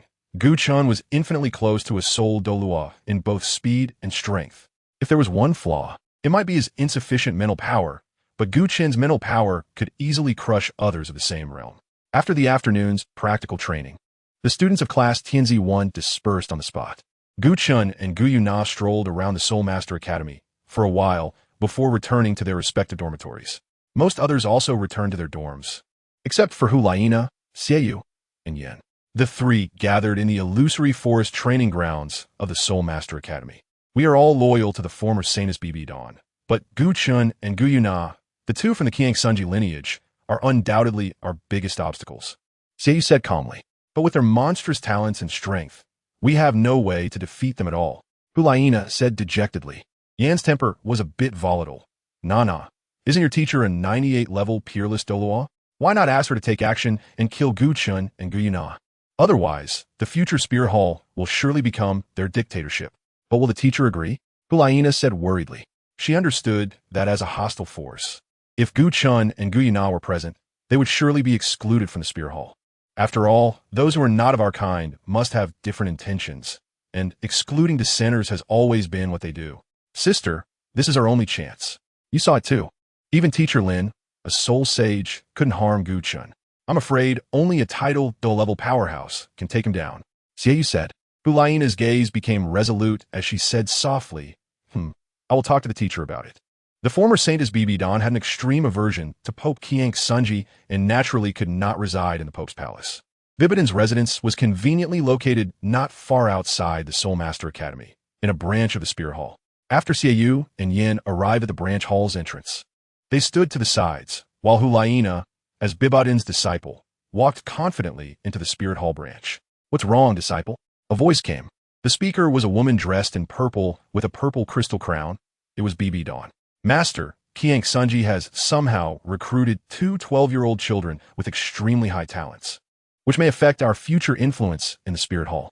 I humbly ask Master to eliminate them, Gu Yue Na said in a gentle voice, speaking chilling words without any respect that should be due to the Pope.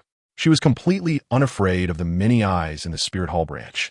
Those loyal to Qiang Sunji had all been secretly removed, and now only soul masters willing to be loyal to Bibi-Dan remained in this branch. Because Qiang Sunji had ordered secrecy regarding Gu Chen and Gu Yue Na as strength, Bibi-Dan had no knowledge of their existence. She only sneered. What kind of genius can that dog gather? They must be born fools. Seeing that Bibi-Dan was completely unconcerned, Gu Yue Na became anxious. Master, Gu Chen is only 12 years old, but has the strength of a 41st level soul master.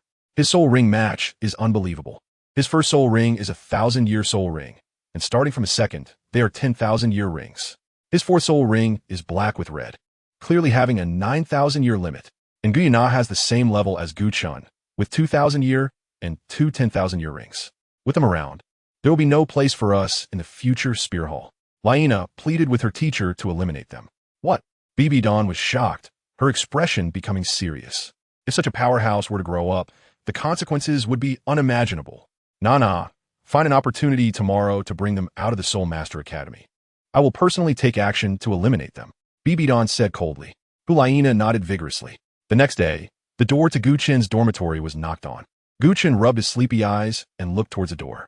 He saw Gu Yue Na with her head down, her small hands clasped in front of her chest, her index fingers touching each other, and her exquisite face full of a pitiful expression. Gu Chen, I'm sorry. I shouldn't have mocked you yesterday. Can you forgive me? To lure Gu Chen, Gu Yue Na tried her best to appear like a child who had made a mistake, her beautiful eyes filled with a pleading look. Gu Chen had no expression on his face. I'm not angry. If there's nothing else, please go back. Gu Chen was quite irritated. He had planned to enjoy a lazy morning, but Gu Yue Na had ruined it. My brother Yin, and I agreed to invite you and Sister Gu Yue Na to a high-end hotel outside of Spirit City called Wangqing Pavilion for dinner, as an apology. Gu Yue Na said pitifully. That's not necessary, Gu Chen replied, somewhat surprised, and looked at Gu Yue Na suspiciously, trying to discern something from her expression. However, it was unclear whether Gu Yue Na was too skilled at disguising her emotions or if Gu Chen's mental strength wasn't strong enough. On the surface, he couldn't see anything unusual. We're going to be classmates from now on, so let's consider this dinner as a welcome for you. You can't refuse, Gu Yue Na said. Gu Chen didn't know what she was really thinking, but since they were already there, he could only nod in agreement and called Gu Yue Na. There's no such thing as a free lunch. This must have some ulterior motive. After leaving the Soul Master Academy, on the way out of Soul City, Gu Yue Na frowned and communicated with Gu Chen telepathically. Gu Chen shrugged and transmitted, I don't know what they want to do. Let us wait and see. Shortly after, Gu Yue Na, Xiaoyu, Yin, Gu Chen, and Gu Yue Na left the city gate of Soul Master City. Not long after exiting the gate, Gu Yue Na's powerful spiritual power detected something unusual. Her amethyst-like beautiful eyes became alert, and she transmitted to Gu Chen, there's a problem. I can sense 4 people are following us. Their auras are extremely strong, and I, who have only released 4 seals, cannot determine their specific cultivation levels. But I can confirm that these 4 have all reached the title Douluo level. Gu Yue Na transmitted. What? Gu Chen was shocked. Didn't he know whether these 4 titled Douluos were friends or foes? If they were enemies, it would definitely mean that a rival force had sent them to intercept both him and Gu Yue Na, the 2 soul sects. To go so far as to send so many titled Douluos just to eliminate them was indeed a grand move. Gu Chen's gaze became sharp as he looked at Gu Yue Na and the others. If he had to undo all the seals because of this, leading to a disruption of the entire plan, then Gu Yue Na and the titled Douluos would undoubtedly pay the price for his plan. Gu Yue Na sensed Gu Chen's piercing gaze, cold sweat pouring down her face. She realized she had been discovered and shouted in her heart that it was bad. A burst of soul power was secretly unleashed. This was the signal she left for Bibi Dong. Boom! An extremely terrifying pressure locked onto Gu Chen and Gu Yue Na, bringing with it the breath of death, which was extremely dangerous. Behind Gu Chen, a figure appeared, and a powerful soul force restrained Gu Chen's body, leaving him nowhere to escape. A pitch-black claw then stabbed toward Gu Chen's back heart. Chapter 47. The Guardian. Gu Chen was suddenly filled with a chilling dread. Instinctively, he threw out the paper chick he had in his system backpack to take the place of his own body. Meanwhile, Gu Chen's real body seemed to vanish into thin air, disappearing for a moment before reappearing several meters away. The paper chick left in its original position was touched by the claw, causing the metal to corrode and turn into a pool of black water. Gu Chen looked at his original position in shock. He saw a slender woman standing where he had been, dressed in a luxurious purple-red robe and wearing a purple crystal crown. Her fair skin and nearly perfect features made her stand out. However, Gu Chen had no interest in admiring her beauty. Not only was she not half as beautiful as Gu Yue Na, but most importantly, she was here to kill him. 9 soul rings floated around her, with the last one even being a 100,000-year soul ring. The shadow of a black spider slowly appeared behind her. Upon seeing the spider shadow and the 100,000-year soul ring, Gu Chen immediately recognized her identity, the former Saintess Bibi Dong. At that moment, Bibi Dong was unleashing her first martial soul. The Death Spider Queen, her third soul skill, Death Spider Web Binding, was released. The deathly aura-laden spider web shot through the air towards Gu Chen. Watch out! A familiar voice called out as an old man appeared, grabbing Gu Chen by the collar. Gu Chen felt a blur in front of his eyes, and he found himself dozens of meters away. Meanwhile, Gu Na was also brought to Gu Chen's side by another old man. Upon closer inspection, he realized that the newcomers were the Titan Douluo and the demon subduing Douluo. Gu Chen let out a breath. With 2 titled Douluos present, he felt he didn't need to expose himself. Titled Douluo Qianjun, titled Douluo Jiangma, how dare you ruin my plans? Bibi Dong, seeing the duck she had in hand fly away, exclaimed furiously. Former Saintess, they are the future hope of the Spirit Hall. You do not have the qualification to act against them. Titled Douluo Jiangma sneered. Bibi Dong's aura spread outward, carrying a hint of coldness as she said icily, I am a 98th level titled Douluo, while you are merely at 96. You should know that with the difference of 1 rank among titled Douluos, a 98th level like me can easily kill both of you to silence you. Then what about me? Before Qianjun Douluo and Jiangma Douluo could respond, an elder slowly walked out from the nearby dense forest. The elder had his martial soul manifested, with 9 soul rings swirling around him, and white scales covered his body. The third worship, Qianjun Douluo and Jiangma Douluo, clasped their fists. White-armored Douluo, Bibi Dong gritted her teeth, realizing her plan had fallen apart. I will remember this day. If there's a chance in the future, you will undoubtedly die. As soon as she finished speaking, Bibi Dong activated her second martial soul, the ability of the soul-eating Spider Empress, and a spatial fluctuation appeared as she instantly vanished from her spot. Third worship, what is this? Qianjun Douluo and Jiangma Douluo, unaware of the reason for white-armored Douluo's arrival, asked. The Pope has asked me to bring Gu Chen to see him, white-armored Douluo replied. Your Majesty, what are you doing? Gu Chen looked at Qianjun Douluo and Jiangma Douluo with some confusion. With your talents, you will undoubtedly become a great asset to the Spirit Hall in the future. Therefore, your safety must be protected. Jiangma Douluo and I are the guardians for you, and Gu Yue Na, Qianjun Douluo explained. Gu Chen held Gu Yue Na's hand and nodded. All right, Gu Chen, let's go. The Pope wants to see you, said the white-armored Douluo. Gu Chen responded with a sound. Your Majesty, what does the Pope want with Brother Chen? Can I go with him? Gu Yue Na couldn't help but ask, as she was quite concerned about Gu Chen's safety. The Pope has a mission for Gu Chen. Don't worry, you will have one in the future, the white-armored Douluo said with a kind smile. Thus, Gu Yue Na was escorted back to the academy by the demon suppression Douluo. while Gu Yue Na and the others seemed to have escaped back to the academy as soon as the battle began, and the demon suppression Douluo did not find them. At this moment, Gu Chen was being led by the white armored Douluo and the 1,000 Douluo to the Pope's hall to meet Qian Xuanji. Your Holiness! Gu Chen knelt on one knee, cupping his fist to show respect. Gu Chen, I have a task for you, and I intend to test your abilities as well. Qian Xuanji said. Please speak, Your Holiness. Gu Chen replied. Qian Xuanji said ominously. It concerns the matters within the Spirit Hall. 1,000 Douluo should have mentioned it to you. The former Saintess Bibi Dong's faction has become increasingly rampant, daring to openly recruit Spirit Hall Soul Masters. I have decided to suppress their arrogance. The current Saintess of the Spirit Hall, Gu Yue Na, along with her brother Xiaoyu, and someone named Yan, should be at the Spirit Academy in your class, right? My mission is to assassinate them without exposing your identity.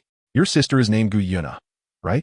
After Gu Yue Na's death, she will be eligible to compete for the position of Saintess of the Spirit Hall.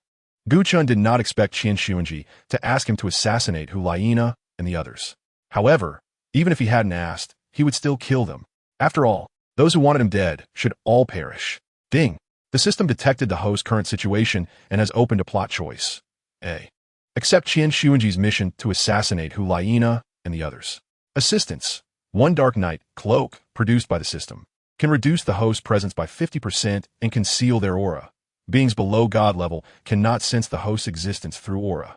B. Refuse the mission and win over Gu Yue Na and the others. Assistance. 3 low-level enslavement talismans. I choose A. Gu Chen said without hesitation. Ding. The reward. The Dark Knight Cloak has been issued. Please check the system backpack. Your Holiness, I am willing to accept the mission. Gu Chen raised his head. The upward curve of his lips combined with his pitch-black eyes exuded an indescribable charm. Ding. The system detected the host's current situation and has opened a task selection. Task. Assassinate Gu Yue Na and Xiaoyu. Reward. Unlimited supply of Yuan Ji's original paper, Huan. Task B. Assassinate Yan. Reward. Unlimited supply of Yuan Ji's original steel wire. Task C. Assassinate Gu Yue Na, Xiaoyu, and Yan. Reward. Unlimited supply of both Yuan Ji's original paper, Huan, and steel wire. Has a task selection been triggered? Extracting Task C. Gu Chen thought to himself. Since the rewards were free, there was no reason to refuse. HM. Hearing Gu Chen accept the assassination task without hesitation, Qian Xuanji was somewhat puzzled. After all, Gu Yue Na was Gu Chen's classmate. Did he really kill familiar people without any hesitation? Your Holiness. Today, Gu Yue Na and the others incited the former Saintess Bibi Dong to attempt to assassinate Gu Chen and Gu Yue Na. If we hadn't intervened, Gu Chen and the others would have likely faced misfortune. That's why Gu Chen holds such a grudge against them, said the titled Douluo urgently. What? A strange light flashed in Qian Xuanji's eyes. I haven't touched her people, and she dares to move against mine first. 3 offerings, I have a task for you. Doesn't she have an old flame named you Xiaojiang, Master? Go kill him. Gu Chen couldn't help but break into a cold sweat upon hearing this. He never expected that Qian Xuanji wanted to kill the Master. After the incident, Tang San would definitely storm the Spirit Hall, right? However, if the Master died, it would still be very beneficial for the Spirit Hall to unify the continent. Yes, Your Holiness, the white armored Douluo clasped his fists. All right, Gu Chen, you can leave now. You have 30 days to complete your task, Qian Xuanji said.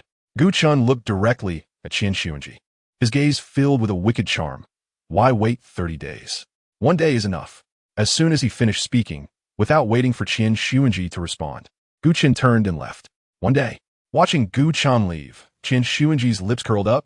If it were really so, I would have to reward you well. But if not, the consequences of deceiving the Pope are something you cannot bear. Chapter 48. Small in life, spectacular in death. Returning to the dormitory, it was already evening. In the dorm, not only was there Luo Chen, but also an unexpected person, Gu Yue Na. Nar, why did you come to the boys' dormitory? Gu Chen was a bit surprised. Brother Chen, Gu Yue Na and the others dared to assassinate us. We can't just let this go. How about I help you kill them? Gu Yue Na communicated. Her eyes cold. Of course, this coldness was directed at Gu Yue Na and the others. Don't worry, they won't survive today. Gu Chen coldly smiled and replied. Since you have a plan, then I can rest assured. Gu Yue Na was taken aback, nodded, and said, Actually, it's also my fault. If I hadn't trusted Gu Yue Na and the others so easily, we wouldn't have ended up in that situation. I'm sorry, Nar. Gu Chen said apologetically. Upon hearing this, Gu Yue Na said nothing, just moved closer to Gu Chen. Gu Chen was startled and kept retreating until with a thud, his back hit the wall. Gu Yue Na was still close to Gu Chen, their bodies almost touching. Gu Chen could feel her breath, and their eyes were less than 5 centimeters apart. Could it be that she wants to? Gu Chen's face was flushed like an apple, and he closed his eyes. Suddenly, Gu Yue Na chuckled and took a step back, grinning as she said, "Do we still need to say sorry to each other?" After speaking, Gu Yue Na left the boys' dormitory, humming a song as she walked away. Looking very cheerful. It seemed she was teased, huh? Gu Chen opened his eyes and touched his nose, feeling the droplets of water formed by the vapor exhaled by Gu Yue Na. "Big brother Gu Chen, you two are siblings." Luo Chen looked at Gu Chen. Gu Chen smiled mysteriously. "It's a pity we're not real siblings." Wow. Luo Chen seemed to have thought of something, his face filled with admiration. "All right, I have something to take care of, so I'll step out for a bit," Gu Chen said as he walked out of the dormitory. He didn't go far, instead leaping up the steel pipe to the rooftop of the 5-story dormitory. After checking that no one was around, he took out the night cloak from his system backpack and draped it over himself. In the distance, Qianjunde Luo frowned. "This cloak is quite strange. I can't even sense his presence. Wait, did I lose track of him?" Suddenly, Gu Chen's body shifted and disappeared from the spot, leaving Qianjunde Luo very surprised. Gu Chen knew that Qianjunde Luo was following him, but he still didn't want Qianjunde Luo to know these secrets about the system. At the Wuhuan Academy, on the back mountain, Gu Chen quickly climbed to the mountain top and sat cross-legged in a naturally formed cave. Despite the continuous movement, his powerful physique did not break a sweat. After calming his breath, Gu Chen stretched out his right hand and tossed out a puppet. The puppet transformed into the likeness of Gu Yue Na. Gu Yue Na quickly walked out of the cave and returned to the dormitory area of the Wuhuan Academy. "Brother." Spotting Xiaoyu, who was about to return to the dormitory not far away, Gu Yue Na waved to him. Yue Na, weren't you going back to the dormitory?" Xiaoyu asked, puzzled upon seeing Gu Yue Na. Gu Yue Na smiled and said, "It's not even midnight yet. I don't want to sleep just yet. Besides, it's surprising that this assassination attempt on Gu Chen failed." Xiaoyu nodded and said solemnly, "Yeah, I didn't expect Gu Chen to have a guardian following him. Even the former holy maiden couldn't kill him. Brother, I heard there's a killer organization base on the commercial street of Wuhuan City. Their martial souls give them the ability to appear and disappear without a trace, and they should be able to kill him before his guardian notices." Gu Yue Na said mysteriously upon hearing Xiaoyu's words. Xiaoyu's eyes lit up. "Really? Where is it?" Gu Yue Na replied, "It's on the commercial street of Wuhuan City. You wait for me in an alley at the corner of the street, and I'll go get Yin." Xiaoyu nodded, instructed Gu Yue Na to be careful, and then stood up to walk out of the Wuhuan Academy. He trusted Gu Yue Na's words completely. His sister couldn't possibly harm him, could she? After Gu Yue Na smiled and watched Xiaoyu leave, she headed towards Xiaoyu's dormitory. Bang, bang, bang. At this moment, Yin was extremely agitated due to the failure of the morning's plan and had just smashed his desk. "Who is it?" Yin opened the door and saw Gu Yue Na outside. Yue Na? Yin was somewhat surprised and restrained his emotions. After all, he was Gu Yue Na's most loyal follower, or to put it more rigorously, he was a sycophant. "Yin, I have something to ask you. Do you have time to talk to me alone?" Gu Yue Na slightly lowered her head, a blush appearing on her face, as she nervously fidgeted with the hem of her clothes and quietly asked, "Yue Na, are you asking me out?" Yan's face turned red faster than he could react, his mind going blank. "Okay, sure," he instinctively replied. Gu Yue Na looked delighted and said sweetly, then it settled. "At midnight, I'll wait for you in the small forest behind the Wuhuan Academy." Before Yin could react, Gu Yue Na had already left. Yin sat down heavily on the ground, slapped his face, and muttered in a daze that hurts. "This isn't a dream. Yue Na really wants to accept me?" Gu Yue Na appeared again, but no. She should no longer be referred to as Gu Yue Na at this moment, but rather as Xiaoyu, because at this time, the figure at the entrance of the girls' dormitory also had the appearance of Xiaoyu. Knock, knock, knock. Xiaoyu lightly knocked on the door, and Gu Yue Na opened it. "Yue Na, I have something I want to talk to you about. Can you come out?" Seeing Gu Yue Na, Xiaoyu spoke. Gu Yue Na glanced inside the dormitory and said, "Brother, my roommate isn't here. She won't be back until tomorrow. Just tell me what you need." Upon hearing this, Xiaoyu smiled, a somewhat eerie smile, as if he were talking to Gu Yue Na while also talking to himself. "Is that so? Well, that makes things easier. Yue Na, aren't you going to invite me in?" Oh, brother, please come in." Gu Yue Na quickly stepped aside to let Xiaoyu enter the dormitory. Walking to the window, Xiaoyu gazed at the moon outside and sighed. "Today's moon is beautiful, isn't it, Yue Na?" Gu Yue Na unsure of Xie Yu's intentions, obediently walked in front of him, facing away and looking outside. Yes. Today's crescent is very beautiful. Xie Yu smiled. I just wonder if your blood will be equally wonderful, with the same graceful dance? What? Gu Yue Na suddenly turned around, but could no longer see Xie Yu's figure. Instead, she was confronted by a sinister-looking metallic puppet. Amidst the commotion and chaos, the puppet emitted a strange, neutral voice, its metallic claws ruthlessly gripping Gu Yue Na's neck, showing no mercy. Countless threads burst forth, tightly binding Gu Yue Na from head to toe. Her hands and feet restrained, with steel wires connecting the puppet to all the furniture in the dormitory. Who are you? Gu Yue Na struggled violently, but couldn't move, her eyes filled with terror, tears of despair streaming down her face. A vivid portrayal of death. Suddenly, a familiar voice came from behind her. Gu Yue Na wanted to turn around and look, but she found she could no longer control her body. It turned out that a paper phoenix had pierced her heart, firmly nailed to the wall opposite her. The paper phoenix embedded several centimeters deep into the wall, which was made of metal. The breath of life continuously flowed away, and Gu Yue Na could no longer struggle. Her gaze became hollow, her head drooping weakly. Blood flowed from her chest, trickling down her collar and pooling into a puddle of bright red on the ground. Behind her, Gu Chen still wore a dark cloak, but he had removed the hood, revealing his sinister eyes. He pulled back the paper phoenix, retracted the puppet, discarded the threads, and walked out the main door of the dormitory, leaving without looking back. Life is small, but death is spectacular. Chapter 49, Assassination Completed. After Gu Chen left Gu Yue Na's dormitory, he did not return to the previous cave, but instead walked out of the Wuhuan Academy. Unimpeded, Gu Chen arrived at the commercial street of Wuhuan City, where there was a sparsely populated corner. Perhaps because of the dark night cloak, few people noticed him, despite his strange appearance. Click, click, turning into a narrow alley. Under the black robe, Gu Chen's long fingers played with something shaped like a handgun. Deep in the alley, Xie Yu stood alone, a white mask covering his face, waiting for his sister, Gu Yue Na. Why hasn't Nana arrived yet? It's a bit strange. Xie Yu spoke bluntly, and suddenly, a sense of danger approached. Xie Yu immediately became alert, releasing his martial soul, Moonblade, and he looked toward the entrance of the alley. There, a man in a black robe stood, his face obscured by the dark cloak, and in his right hand he raised a blackened hole visible beneath the robe. Just as Xie Yu was about to speak, the dark hole emitted flashes of fire. Puffed, puffed, puffed. The silencer perfectly masked the sound of bullets being fired, and a rapid succession of 20 bullets spun through the air, penetrating Xie Yu's heart with high temperature. Ugh!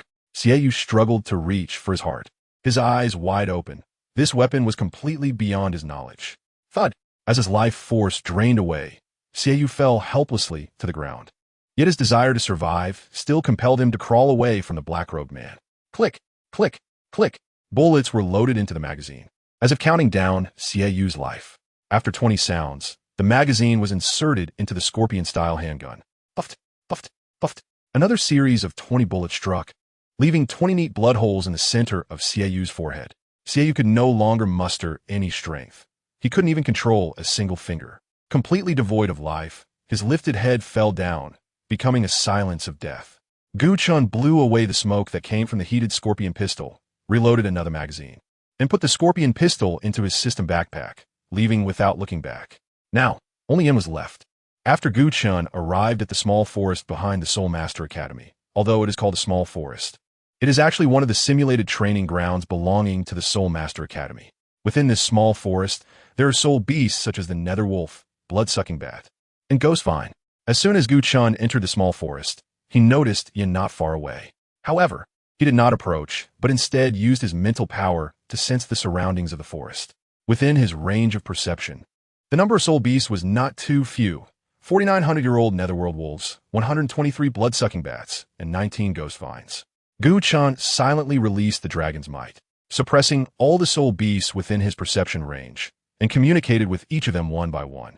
His identity as the master of soul beasts made these creatures completely submit to him. The show was about to begin.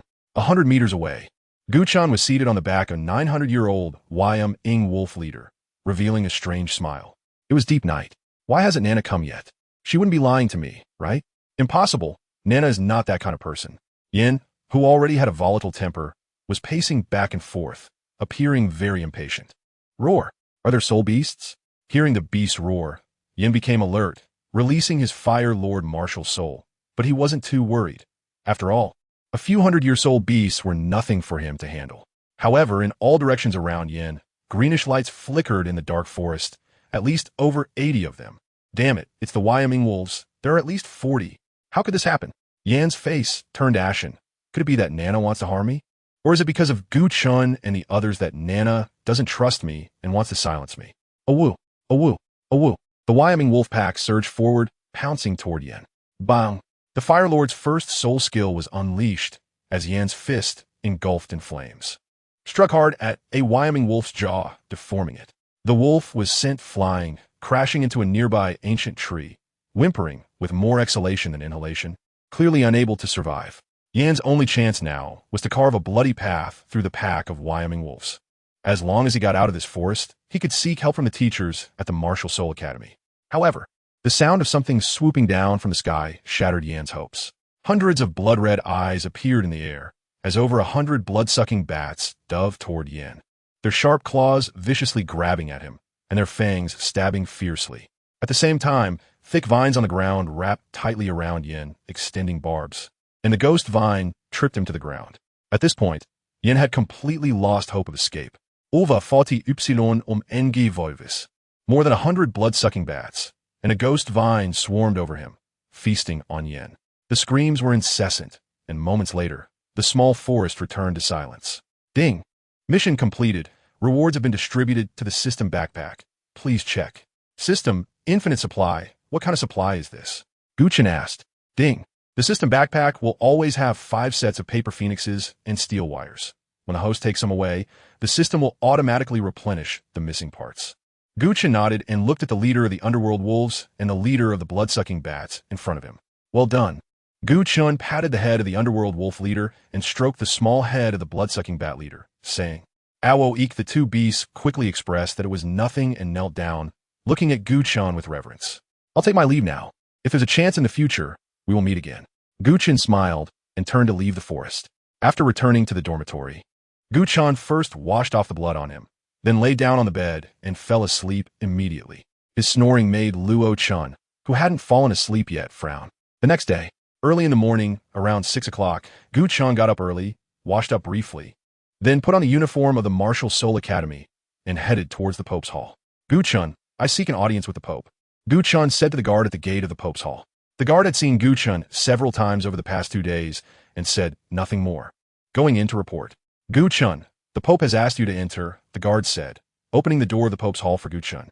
At this time, there was only Qin Xuanji inside the Pope's Hall, but of course, there were at least several title-level powerhouses secretly protecting him. How is it? Do you feel that one day is not enough and want to extend the time? The Pope is not so easy to deceive. Qin Xuanji said to Gu Chen with a half-smile. Gu Chen didn't care and said, Your Holiness, Hu Laina, Xieyu, and Yin are all dead. What? Qin Xuanji was shocked. Chapter 50. Dragon Valley Mimetic Training Ground. What did you say? You killed Hu Laina and the others in less than a day? Qin Xuanji asked in astonishment. Gu Chen said lightly, Yes, it's just killing 3 people, right? Qin Xuanji had to admit that this guy was really good at putting on show. Come here. Qin Xuanji waved his hand, and one person stepped out from the shadows behind him. This person surprisingly had the cultivation level of Contra. Qin Xuanji looked at him and said, Go check if Hu Laina and the others are really dead. Make sure not to disturb the scene. Yes. The person knelt on one knee and saluted before quickly leaving the Pope's palace. Gu Chen and Qin Xuanji waited for a quarter of an hour in the Pope's hall before the soul door returned. Your Holiness, Hu Laina has died in her dormitory. Her roommate has reported it to the teachers of the Spear Hall. Cause of death, pierced through the heart by a sharp weapon. Xieyu has died in the commercial street of Spirit City. Cause of death, pierced through the heart and his skull shattered. Yin has died in the illusory forest training ground of the Spear Hall, leaving only bones and a token to prove his identity. Cause of death, eaten by soul beasts. The soul door reported, and each method of death for Hu Laina and the others surprised Qin Xuanji. Especially the manner of Yan's death made Qin Xuanji narrow his eyes and look at Gu Chen. Do you have a soul skill to control soul beasts? Gu Chen smiled faintly. It's just the kind of powder that can attract soul beasts. He wouldn't expose his abilities in front of Qin Xuanji. After all, Qin Xuanji was very suspicious. Only then did Qian Xuanji show a smile and said, "You're quite good. Speak, what reward do you want?" Ding. The system detected the current situation of the host and activated the daily choices. A. Request the position of Saint Son and also request the position of Saint Daughter for Gu Yue Na. B. Leave it to Pope Qian Xuanji to decide. I choose B. Gu Chen said. If he directly asked for the positions of Saint Son and Saint Daughter, Qian Xuanji would definitely not agree. Even if he did, his impression in Qian Xuanji's mind would drop significantly, which would be extremely disadvantageous for his future development in the Wuhuan Hall. I leave it to you, Your Holiness, Gu Chen said, raising the corners of his mouth, kneeling on one knee and cupping his fists. Very well. Then I grant you the qualification for the selection of the Saint Son position, and also grant your sister, Gu Yue Na, the qualification for the selection of the Saint Daughter position. Furthermore, from now until the confirmation of the Saint Son position, your cultivation resources will be the same as those of the Saint Son, and your monthly salary will be increased to 10,000 gold soul coins, Qian Xuanji said. Thank you, Your Holiness, Gu Chen said.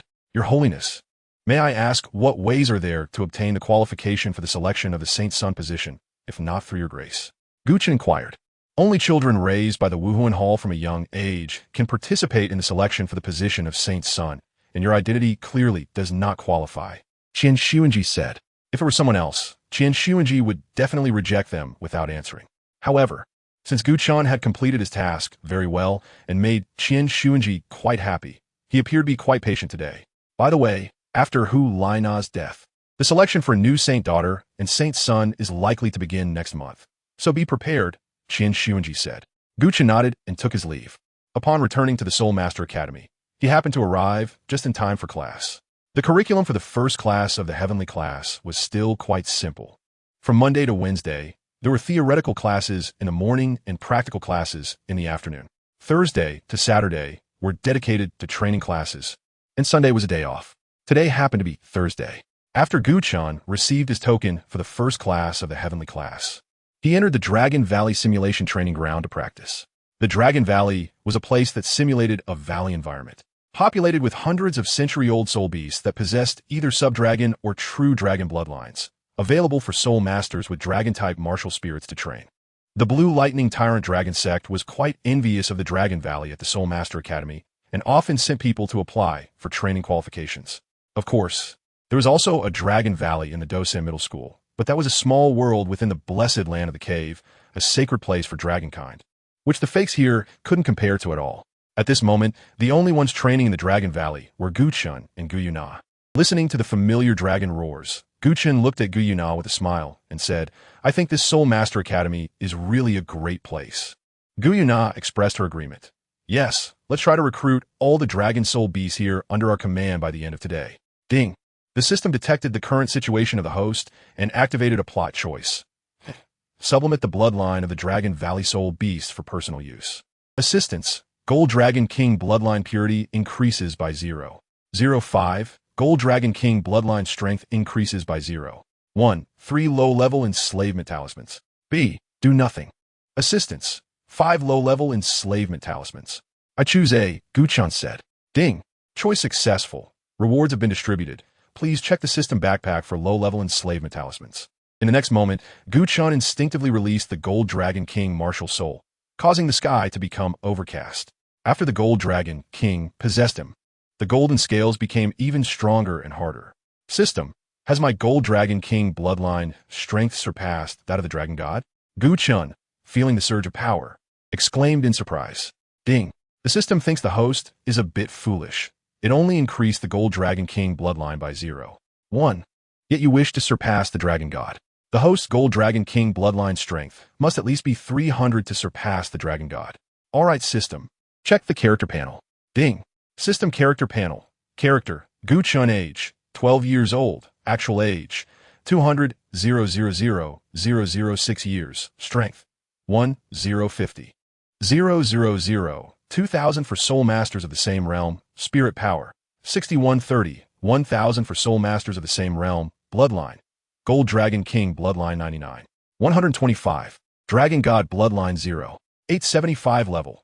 Level 41 soul master. For layers of seal have been lifted. Soul rings. Purple, black, black. Black comprehensive evaluation. The The displayed strength can rival a soul Douluo, but the actual strength is unimaginable. System Backpack, 980 gold soul coins, 8 soul power amplification cards, 4 low-level enslavement talismans, Night Cloak, 5 original song puppets, original song paper phoenix, original song steel wire, 1 scorpion pistol, 960 scorpion pistol bullets, 1 bronze sword, 10 packs of way long spicy strips, 1 velociraptor egg, secret technique, 8 extremes collapse, 300 system points. Brother Chen, what is this? Gu Yue Na looked at Gu Chen in confusion. My bloodline has sublimated, probably because of the Dragon Valley mimicry training ground, Gu Chen said. Gu Yue Na sincerely said, congratulations to you. This mere simulated training ground has actually allowed your bloodline to transcend. Sometimes, the transcendence of a bloodline doesn't require rare treasures. Sometimes, just one opportunity is enough. Clearly, in Gu Yue Na's view, the transcendence of Gu Chen's bloodline is due to this opportunity. Roar. Gu Chen let out a dragon's roar, summoning all the dragon-type soul beasts in Dragon Valley. Within Dragon Valley, there were actually 113 dragon-type soul beasts. Upon seeing Gu Chen and Gu Yue Na, these dragon soul beasts looked at them as if they were deities, their eyes shining with the light of faith. And they all bowed down in submission. Chapter 51. The Saintess Selection Competition. Gu Chen unleashed the golden dragon claw from his right hand and made a forceful slash across his left arm. Golden blood, like shimmering particles, fell and was caught by Gu Chen. Seeing Gu Chen's blood, the dragon tribe's soul beasts erupted with excitement, looking at Gu Chen with eager anticipation. Gu Chen sprinkled blood into the air, and as the blood exploded, it split into more than 100 drops that fell into the mouths of each dragon soul beast. Having absorbed the blood of the Golden Dragon King, the auras of these dragon soul beasts began to rise, their bloodlines were sublimated, and their soul power cultivation was also enhanced. Among them, a few soul beasts could not control the explosive cultivation and were about to enter the ranks of thousand-year soul beasts. But Gu Chen unleashed a powerful dragon might to forcibly suppress their realms. The soul beasts looked at Gu Chen gratefully. Not only did the suppression of their realms allow their soul power to become more solid, but they could also break through to become thousand-year soul beasts at any time. Most importantly, this Dragon Valley simulation training ground only allowed 100-year soul beasts to exist. If any thousand-year soul beasts appeared, they would surely be killed by the teachers of the Martial Soul Academy to ensure the safety of the students. Therefore, Gu Chen suppressing their strength was essentially saving their lives. Gu Chen sublimated their bloodline just to do good deeds? How is that possible? Once Gu Chen's blood merged with the bloodline of the soul beasts, he could connect with these soul beasts at any time through bloodline sensing, and their lives and deaths would be in his hands. After doing all this under the worship of the 100 beasts, Gu Chen and Gu Yue Na practiced in Long Valley for an entire day before returning to their dormitory. Upon entering the dormitory, Gu Chen asked Luo Chen for a few bowls of delicious fried rice to serve as dinner. After handing over the fried rice, Luo Chen said, "Brother Gu Chen, have you heard? Yue Na and the others died yesterday." Gu Chen nodded while eating the fried rice. "Do you think it could be that the hostile forces of the Spirit Hall targeted our academy? Will we be in danger in the future?" Luo Chen said fearfully. "Don't worry, I'll protect you." Gu Chen patted his chest and said. However, Luo Chen still worriedly said, "But I heard that Yue Na and the others were killed instantly. Their opponent might be at the level of a soul sage or above." Gu Chen finished his last bite of food and couldn't help but feel amused, not expecting to be regarded as a soul saint.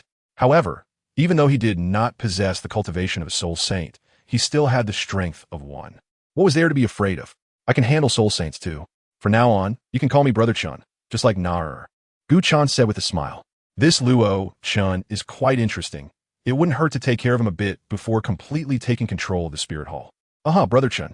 Luo Chen replied obediently. Gu Chen stretched out a hand. "I'm still hungry. Give me 2 more bowls of the really fragrant fried rice." After taking the fried rice, Gu Chen seemed to remember something and picked up a pack of way long spicy strips, tearing open the seal and taking out a piece to eat with the rice. To be honest, way long spicy strips are really good with rice. In his previous life, when there were no vegetables at home, Gu Chen often ate rice with way long spicy strips. Brother Chen, what is this?" Luo Chen smelled the aroma of the spicy strips and asked curiously. "Way long spicy strips, here, have one." Gu Chen pulled out a spicy strip and handed it to Luo Chen. "Thank you, Brother Chen." Luo Chen took the spicy strip, put it in his mouth, and his eyes lit up. "So good. Look how this kid is tempted." Gu Chen looked at Luo Chen with a smile and handed over a pack of spicy strips, saying, "Here, take this pack." Knock, knock, knock. At that moment, there was a knock on the door. "Gu Chen, this is your cultivation resources and salary for this month." Upon opening the door, a teacher from the Martial Soul Academy appeared. The teacher said this and handed over a storage ring, explaining that the cultivation resources inside were to be dealt with, and the storage soul guide would be returned to the academic office tomorrow. "Thank you." Gu Chen took the ring and expressed his gratitude. After closing the door, Gu Chen poured out the cultivation resources from the soul guide all at once. These resources included herbs that promote cultivation, treasures from soul beasts like 100-year-old whale glue, and the remainder was 10,000 gold soul coins. So many precious materials. It's more than 10 times what I have, Luo Chen said enviously. Gu Chen smiled, shared some cultivation resources with Luo Chen, and then stored the remaining resources in the system backpack. He checked Luo Chen's system character panel and thought to himself, "Ding! System character panel. Character. Luo Chen age. 12 years old strength. 200 mental power. 750 bloodline. Human bloodline 100 level. Level 29 Great Soul Master Soul Rings. Yellow.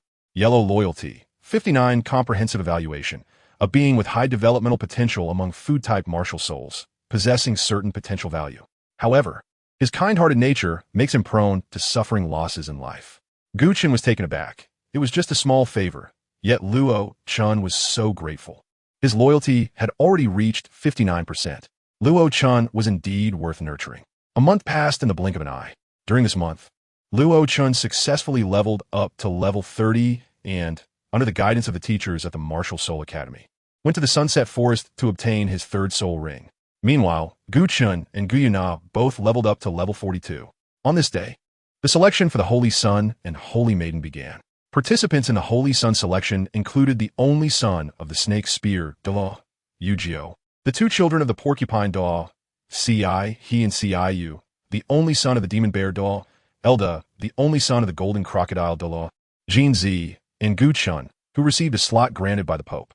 Participants in the Holy Maiden selection included the daughter of the Ghost Leopard Douluo, Yin Shaoli, the twin daughters of the White Armor Douluo, Miao La and Miao Yu, the daughter of an unknown elder, Ling Xiaojio, and Gu Yue Na, who also received a slot granted by the Pope.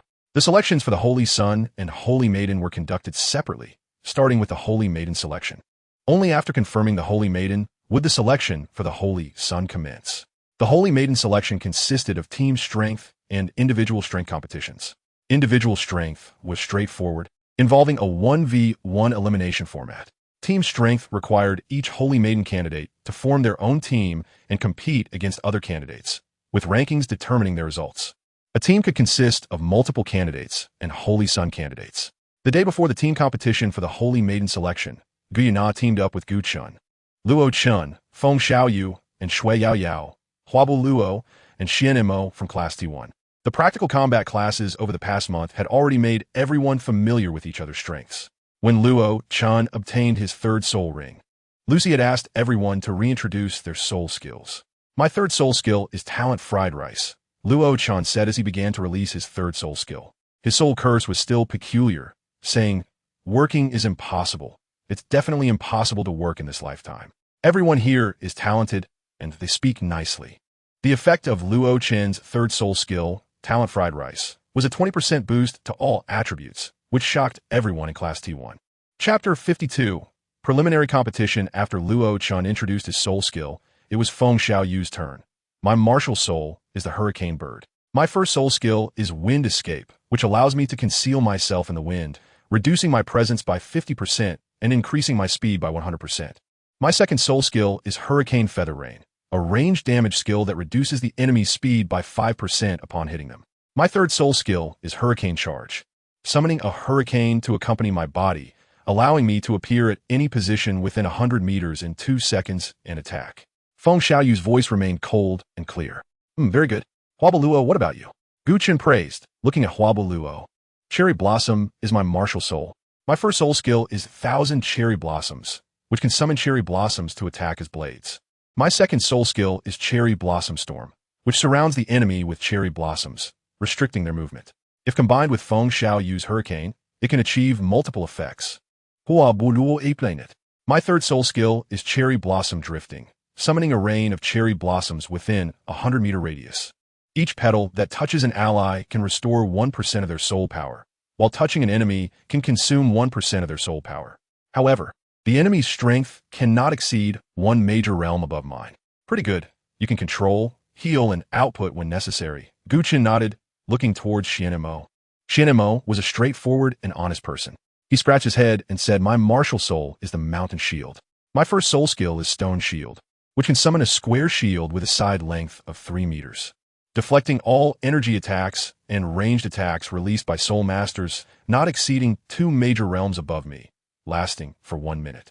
My second soul skill is mountain charge, allowing me to lift the mountain shield and charge in one direction, stunning the target for at least 0.5 seconds, with the stun duration related to the target's mental strength. I once charged at a soul master and stunned him for a whole day. That's impressive. Can defend and attack." Gu Chen praised, but he couldn't help but feel puzzled.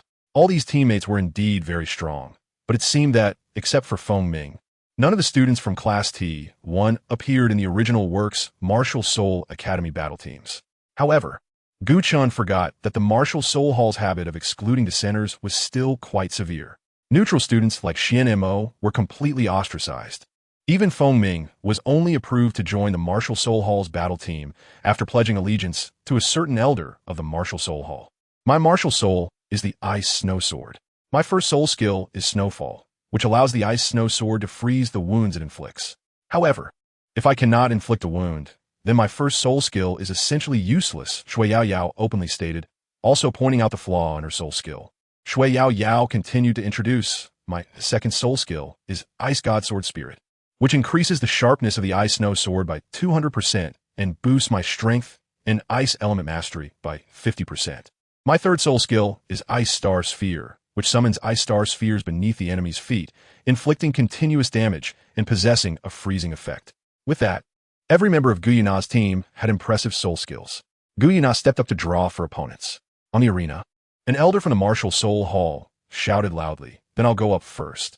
Gu Yue Na smiled at Gu Chen and walked up. Gu Yue Na took out the draw and looked at it. It was number 3. According to the selection rules, number 1 would fight number 2, and number 3 would fight number 4. Gu Yue Na walked back to the team holding the drawing and gently said, "I am number 3. Luo Chen saw the drawing in Gu Yue Na's hand and said, "I just checked. Number 4 is the daughter of an elder, Ling Xiaojiu. She has the smallest background among us, except for Sister Nair. Her martial soul is 9-leaf swordgrass, a support and control type martial soul." Do you have any other information? Luo Chen shook his head. In Ling Xiaojiu's team, there are 5 strong attack-type soul masters, 3 of whom are boys with martial souls of Swift Wind Sword, Blood Cry Knife, and Soul Seizing Gun, respectively. The other 2 are a pair of sisters with martial souls of Cineblade, which is a type of dual swords. The remaining one is a boy with the martial soul of Unfading Bow, a ranged attack soul master. The boy with the Unfading Bow and Ling Xiaojiu are both Soul Zone, while the others are all Soul Zone. A cold voice came, and it was Feng Xiaoyu speaking. Her eyes were somewhat dark, indicating that she hadn't slept well last night. Although Feng Xiaoyu is relatively aloof, she takes every matter very seriously. It seems they are going for an extreme output strategy. Xianmo, as soon as you enter the arena, directly release your third soul skill, Barrier Shield, to protect Luo Chen, said Gu Chen. "Boss Gu Chen, the shape of my third soul skill can change. It's not just a wall enclosing the city. I can form a small barrier to protect Luo Chen. This way, Luo Chen won't need protection from others. If someone tries to ambush Luo Chen, the time it takes for them to break the barrier will be enough for us to support him," Xianmo said. Gu Chen exclaimed in surprise, "This is great. We can unleash all our combat power for output. So, Feng Xiaoyu, your task is to cut to the back line and take out the shooter." Feng Xiaoyu was confused. Cut the back line? What does that mean? Gu Chen coughed. "It means to eliminate the soul master with the sunset bow on the opposite side. If you can accomplish that, then try to take out Ling Xiaojiu." He had forgotten that the people here didn't know the professional terminology from his previous life. "Okay," Feng Xiaoyu nodded. "Shui Yu, your task is to eliminate the soul master on the opposite side, who has the Swift Wind Sword. Hua Buyo, you and Nader work together to control and take out the soul masters on the opposite side who have the Blood Cry Blade and the Soul Snatching Gun. If possible, eliminate them. Xianmo, your task is to protect Nader, Hua Buyo, and Luo Chen. As for me, I will deal with the sisters who have a Sperm Whale Blade martial soul on the opposite side," Gu Chen arranged. The other few had no objections. Team 3, Gu Yue Na, and Team 4, Ling Xiaojiu, come to the stage. The elder on the competition platform announced. First, the competition is between Team 3 and Team 4, followed by Teams 1 and 2. Let us go, Gu Chen said. Since Gu Yue Na was the main character in this selection of the Holy Maiden, Gu Chen deliberately took a step back, allowing Gu Yue Na to take the lead. After completing the necessary pre-competition rituals, the match began at the referee's announcement. As soon as the match started, Xian Mo released his third soul skill, generating a barrier to protect Luo Chen. Meanwhile, Luo Chen chanted soul spells with unprecedented speed, creating true fragrant fried rice, secret fried rice, and talented fried rice. The bowl for talented fried rice was somewhat unique, resembling the battery of an electric bike from Gu Chen's previous life. Chapter 53. Overpowering. After throwing the 3 types of fried rice to Gu Chen, Luo Chen began making fried rice for the others. Gu Chen gulped down all the fried rice, fully charged, and with the Golden Dragon King possessing him. He summoned the Golden Dragon Spear, charging straight towards the sisters of the sperm whale blade martial soul. Meanwhile, Feng Xiaoyu also used Wind Escape to reduce his presence. Stop him, the Swift Wind Sword Master said, activating his first soul skill, increasing his speed as he raced towards Gu Chen. The Blood-Weeping Blade Master grunted and also attacked Gu Chen. However, the Blood-Weeping Blade Master's right foot suddenly sank. Unbeknownst to him, the ground beneath him had turned to mud, pulling him down. As his foot sank to a certain extent, the ground solidified again. To free himself, the Blood-Weeping Blade Master had no choice but to raise his Blood-Weeping Blade and strike at the solid ground beneath him. This transformation of solid ground into mud was the work of Gu Yue Na. After controlling the Blood-Weeping Blade Master with the earth element, a massive fireball shot towards him. At the same time, Huabu Luo unleashed the Cherry Blossom Storm, restraining the Swift Wind Sword Master, while Feng Xiaoyu enhanced the Cherry Blossom Storm with a hurricane. Countless cherry blossoms swirled around the Swift Wind Sword Master, carving numerous wounds on his body. Ice Star Spiral. Shui Yu also made her move, hitting the Swift Wind Sword Master with the Ice Star Spiral, followed by the Ice and Snow Sword Slash, adding the effect of her second soul skill, Ice God Sword Spirit, leaving a deep blood mark on the Swift Wind Sword Master's back. The first soul skill, Snowflakes Falling, was unleashed, instantly freezing the wound on the Swift Wind Sword Master, and Shui Yu kicked him off the stage. Without stopping, Shui Yu teamed up with Huabu Luo to attack the soul-devouring Spear Master, Duong. However, a beam of golden light slammed into her face, making her dizzy. The attacker was the opposing no-fall bow master, using his first soul skill, Shockwave Light. Before Shui Yu could react, 2 more shockwave lights struck her face, causing her to faint. Ha! The no-fall bow master laughed loudly, but his joy was short-lived. Behind him, Feng Xiaoyu appeared, releasing her third soul skill, Hurricane Stab, as a sharp feather pierced through the no-fall bow master's back and out through his abdomen. The no-fall bow master immediately lost his combat ability and was kicked off the stage by Feng Xiaoyu. Meanwhile, Gu Chen was engaged in battle with the Sperm Whale Blade sisters. Although Gu Chen's strength far exceeded theirs, their soul skills were indeed troublesome. Shadow Strike.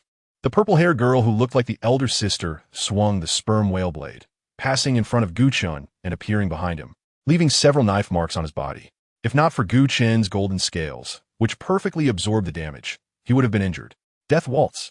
The purple-haired girl who looked like the younger sister also quickly approached him, her sperm whale blade spinning 360 degrees without any blind spots, inflicting hundreds of knife marks on Gu Chen's golden scales in just 1 second. Unfortunately, you can't break my defense. Gu Chen grinned. Assassination. Assassination was the elder sister's third soul skill, allowing her to instantly appear behind the enemy and launch a surprise attack with dual blades. Dark elements accompanied the assassination, striking fiercely at Gu Chen's back. The elder sister's full-force strike actually penetrated Gu Chen's golden scales, but after piercing through, she was exhausted, and the sperm whale blade did not break through Gu Chen's skin. Golden Dragon Quake. Gu Chen's second soul ring was unleashed, and 8 golden dragons soared into the air, striking fiercely at his sister. In an instant, his sister was left battered and bruised, and with Gu Chen's final blow from the golden dragon, she was directly knocked out of the arena. The expression on the face of the sister with the dark-scented blade changed drastically as her second soul ring shimmered, and dark elemental fluctuations emerged. Her second soul skill was stealth, allowing her to dispatch a clone to launch a shadow attack before disappearing. while her main body could remain invisible for 5 minutes. Seeing this, Gu Chen had no choice but to temporarily let her go and headed towards the soul master of the soul-devouring spear. 9 leaves cool, ice grass. Ling Xiaojio's voice was sweet as she summoned the 9-turn sword grass in her hand. The first soul skill, cool sword grass release. 2 green lights shot out, embedding themselves into the bodies of the blood-weeping blade and the soul-devouring spear soul master. The effect of Ling Xiaojio's first soul skill was to break control. Unconditional control release. The blood-weeping blade soul master immediately broke free from Gu Yue Na's control, and the soul-devouring spear soul master, who had just been controlled by Hua Buluo, also escaped from control. Tiger Slash.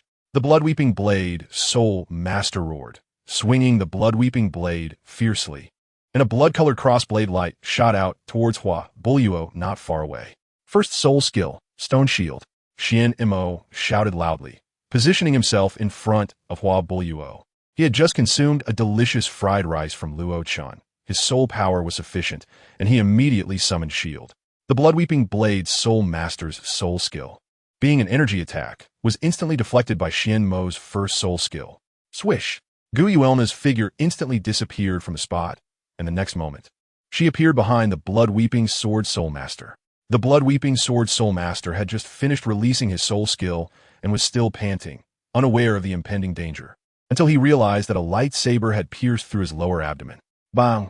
Gu Yue Na kicked the crying blood-blade soul master, who had lost the ability to fight, off the stage, and then changed her form to head towards Ling Xiaojio. Ling Xiaojio's face turned pale, and she released her third soul skill, covering herself with a sword grass cage used to control others. At this moment, this cage turned into a tool for her protection. On Ling Xiaojio's side, only she and the soul master of the soul-claiming spear were present. No, wait, where's the smoke blade sister? Suddenly, a black shadow flashed, and the smoke blade sister appeared behind Hua Buluo, releasing the same third soul skill as her sister, instantly severely injuring Hua Buluo, rendering her unable to fight. At the same time, Gu Chen's golden dragon claw struck, causing the soul master of the soul-claiming spear on Ling Xiaojio's side to spit blood continuously, and was then knocked out of the arena by Xian Mo with a wild charge. Seeing Hua Buluo's condition, Gu Chen was shocked. Quick defend. The smoke blade sister quickly headed towards Luo Chen's direction, but at that moment, a white figure appeared and Feng Xiaoyu, using the same method as the smoke blade sister earlier, appeared behind her, unleashing a hurricane stab that severely injured the smoked blade sister and kicked her out of the arena. At this time, on Gu Yue Na's side, only Hua Buluo had lost the ability to fight, and the previously fainted Shui Yao also slowly woke up. However, on Ling Xiaojio's side, there was only Ling Xiaojio left. Even if Ling Xiaojio had great abilities, in the end, she was merely a support-type soul master and couldn't stir up any waves. Are you going to jump down yourself? Or should we send you down? Gu Yue Na asked. Ling Xiaojio slowly squatted down, hugging her head with both hands, her adorable big eyes blinking as she trembled. I will jump down myself. Chapter 54. Goodbye. Polite. After Ling Xiaojio jumped off the stage, the referee announced Gu Yue Na's victory in this match.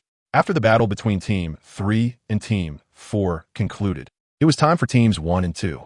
To everyone's surprise, in Team 1, the candidates Miao La and Miao Yu were actually in the same team, which meant that if one succeeded, they both succeeded, and if one failed, they both failed. However, with 2 candidates in Team 1, they easily defeated Team 2, where Yin Xiaoli was. The team competition for this day came to an end, and the next day would be the finals between Gu Yue Na's team and the Miao La, Miao Yu team. After the competition ended, the 7 of them gathered at a tavern in Soul Master City for dinner. Do you know anything about Miao La and Miao Yu's team for tomorrow? Gu Chen asked. Although he had been at the Soul Master Academy for a month, he was still not very familiar with other academies. I know this. Both Miao La and Miao Yu inherited the martial soul of the 3 offerings, the white armored earth dragon. They are both level 42 control-type soul masters. Miao La chose to be a defensive soul master, but her abilities are not limited to defense. Her combat capabilities are also quite strong. Miao Yu chose to be a strong attack type, and she was the main attacker in the recent match, Luo Chen said. What about the other 5? Hua Buduo. Luo Chen replied. One of them is called Tan Shi, with a martial soul of the soul-devouring snake, a level 39 control-type soul master, and is Miao Yu's roommate. Another is called Chao Yu Jiao, with the martial soul of the bright moon jade plate, a level 37 support type soul master, and is Mio LA's roommate. I don't know about the other three. One of the other three is a Seven Treasures Glaze Pagoda Soul Master who defected from the Seven Treasures Glaze sect to join the Spirit Hall and now has a strength of level 42. The other two boys are both support type soul masters with martial souls of food type, chicken leg, and plant type, bellflower. Gu Yue Na said, clearly having researched them. However, it's quite surprising that Mio La and Mio Yu's team has 5 girls. This is really a case of females outnumbering males. Is this a pig-raising strategy? Gu Chen was taken aback. What is a pig-raising strategy? The others asked curiously. The pig-raising strategy is where only 1 or 2 people are damage dealers, and the rest are all supports, allowing the damage dealers to deal the strongest damage, Gu Chen explained. So, boss, what should we do this time? Xian Mo asked. This time, Shui Yao Yao, your opponents have many supports and control types, and you don't have any decontrol skills. Gu Chen looked at Shui Yao Yao, a bit hesitant. Shui Yao Yao clearly remembered her performance in today's match, feeling very wronged, her tears falling. I'm sorry, everyone. I got stunned at the beginning, and I couldn't protect Huabu Luo, which led to her being severely injured. Hey, no, I'm not blaming you. Please don't cry. Gu Chen panicked a bit. It's okay, just do better next time. Gu Yue Na stepped forward, wiped away Shui Yao Yao's tears, and squatted down to speak. The reason she squatted was that the 1'6" little girl, Shui Yao Yao, could only communicate well with Gu Yue Na when she bent down. Thank you. Sister Knocker, 3, Shui Yao Yao nodded. Feng Xiaoyu, you should try to take out the opponent's food type soul master. Nar, you should teleport behind the opponent's 7 treasures glazed pagoda soul master at the start and kick her out of the battlefield. This way, the opponent will lose 2 supports, and the pig-raising strategy can be said to be directly invalidated. I will hold back Mio LA's attacks. Xian Mo, Huabu Luo, you 2 hold back Mio Yu. Shui Yao Yao, you are responsible for taking out the opponent's Bellflower Soul Master. Then, Feng Xiaoyu and Nara will deal with Xiao Jiao, and Shui Yao Yao will hold back Tan Qi. After Feng Xiaoyu and Nara finish off Xiao Jiao, help Shui Yao Yao take down Tan Qi. Then you guys can assist Huabu Luo in taking down Mio Yu. I will deal with Mio La alone, Gu Chen said. Facing Mio La alone at the start is definitely feasible. After all, he could even go head-to-head with a Soul Emperor. Even though this is a match where killing the enemy is not allowed, he still couldn't hold back, but defeating a Soul Zone is not a simple task. Although Huabu Luo and Xian Mo are somewhat weaker, with Luo Chen as support, holding back a defense-focused Mio, you should still be possible. Shui Yao Yao raised her hand, but Tan Qi is a control-type Soul Master. As a strong attack-type Soul Master, I can't hold her back. Or, I might even get control myself. I was too reckless. Let me think again, Gu Chen said thoughtfully. How about this? After Shui Yao Yao takes down the Bellflower Soul Master, I take down the 7 Treasures Glazed Pagoda Soul Master, and then Shui Yao Yao and Feng Xiaoyu go deal with Xiao Jiao. I will handle Tan Qi. After Shui Yao Yao and Feng Xiao, you take down Xiao Jiao. They don't need to come help me. Just directly help Huabu Luo take down Mio Yu, Gu Yue Na suggested. That works, Shui Yao Yao nodded. At that moment, the dishes were served, and the waiter brought plate after plate of delicacies to the dining table. The 7 of them were in a large private room, and it was quite quiet. After the dishes were served, they began to eat dinner while planning the details for the next day's match. To be honest, if Gu Chen and Gu Yue Na were to unleash their full power, even a title Douluo couldn't stop them, let alone a few soul zones. Unfortunately, in this kind of internal competition, Gu Chen and the others could not go all out. After all, a full-powered punch could kill a Soul King.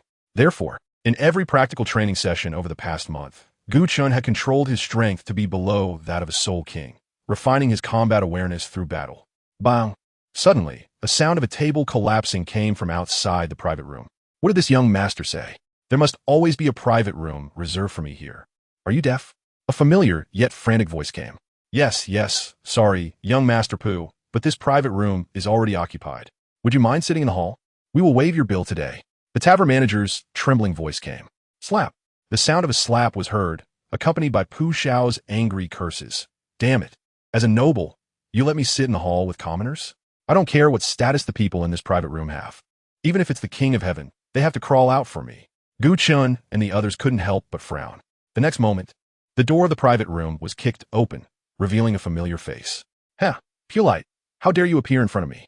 Gu Chen said with a dark expression, looking at the person at the door. Upon seeing Gu Chen in the private room, Pulite couldn't help but curse his bad luck. I had to hide in the Soul City for a month last time, And I just got back today, only to run into this calamity again. What kind of bad luck is this? And Master, I didn't know you were inside. Pulite was on the verge of tears. Slap. Gu Chen directly slapped Polite, causing him to spin 3 times on the spot. His face began to swell visibly, and blood flowed uncontrollably from the corner of his mouth. Gu Chen struck Pu Lite's abdomen with a punch, causing Pu Lite to double over in pain. His face contorted, and he crouched on the ground. If I see you appear in Soul Master City again, I will make you die here. Understand? Gu Chen said. I understand. Pu Lite replied, enduring the excruciating pain. After Gu Chen closed the private room door, Pu Lite fled in a panic. Brother Chen, do you know him? Luo Chen asked in surprise.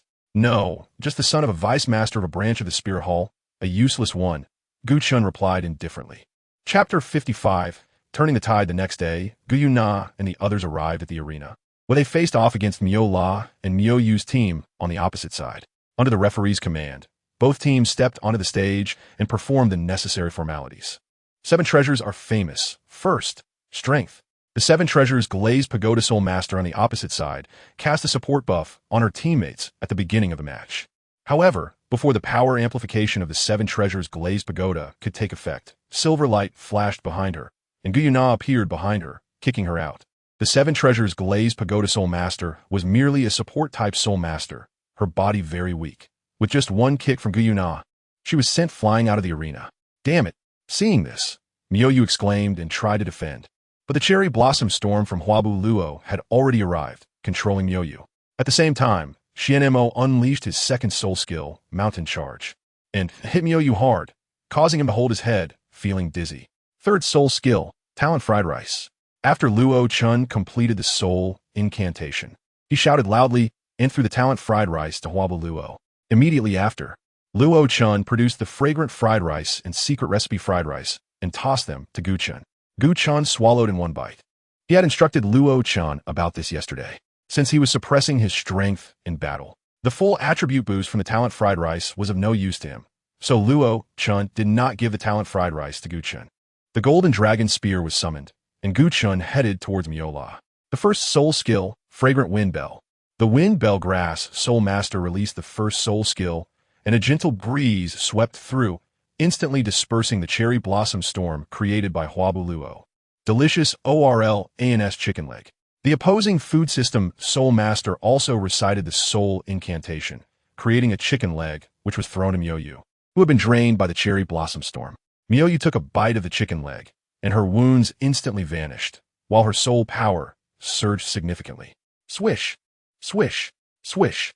Since the opposing non-support Soul Masters were only 3, they couldn't spare any power to protect their food system Soul Master. After Feng Xiao Yu released the first soul skill, Wind Escape, to reduce her presence, she successfully reached the back of the food system Soul Master, unleashing a hurricane thrust that instantly eliminated the opponent's chicken leg Soul Master. After defeating the chicken leg Soul Master, Feng Xiao Yu and Gu Yue Na simultaneously headed toward Qiao Yu Jiao. Qiao Yu Jiao's expression changed drastically, and she threw the Mingyue Jade Plate high into the air. Third soul skill, Night of the Full Moon.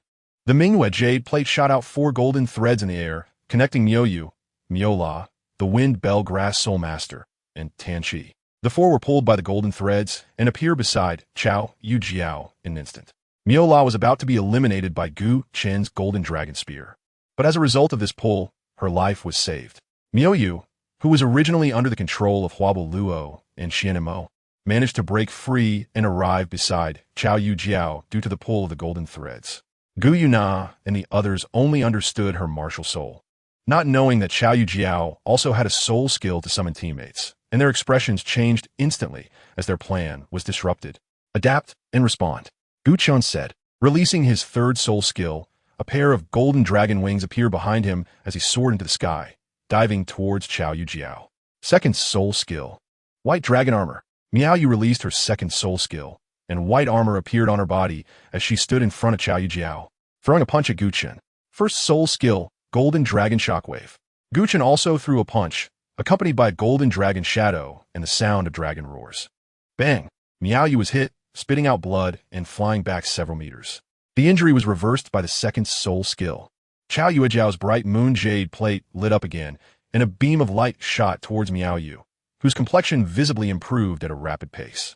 Third soul skill, Storm Rhapsody. The Wind Bell Grass Soul Master shook the Wind Bell Grass in her hand, and green halos surrounded all her teammates. Storm Rhapsody is a soul skill that cannot be self-controlled to stop. Once released, it only ends when the caster's soul power is depleted. The skill effect of Storm Rhapsody is to increase all teammates' attack speed and movement speed by 150%. Third soul skill, Soul Serpentide. Tan Shi released her third soul skill, and hundreds of small snakes formed from soul power appeared beside her. At Tan Shi's command, they rushed towards Douluo and the others. Second soul skill, Hurricane Feather Rain. At this moment, Feng Xiaoyu released her second soul skill, and countless feathers of hurricane birds fell like a torrential rain from her control, striking down and maximizing the elimination of the energy snakes on the ground. Scatter. Thousand Cherry Blossoms. Douluo also unleashed her first soul skill, and countless cherry blossoms shot out, combining with Feng Xiaoyu's Hurricane Feather Rain to completely wear down Tan Shi's energy snakes before shooting towards Tan Shi. First soul skill, Serpent Transformation. Tan Shi's body seemed to transform into a slippery snake, constantly dodging among the cherry blossoms of Thousand Cherry Blossoms, and while Douluo's cherry blossoms still failed to hit her. However, the situation suddenly changed. Gu Yue Na's figure appeared in front of Tan Shi, her expressionless yet stunningly beautiful face sending a chill down Tan Shi's spine. Two lightsabers appeared in Gu Yue Na's hands, continuously slashing at Tan Shi. With Gu Yue Na's mental power, she easily noticed Tan Shi's subtle dodging movements, and after just 4 strikes, Tan Shi lost her ability to fight.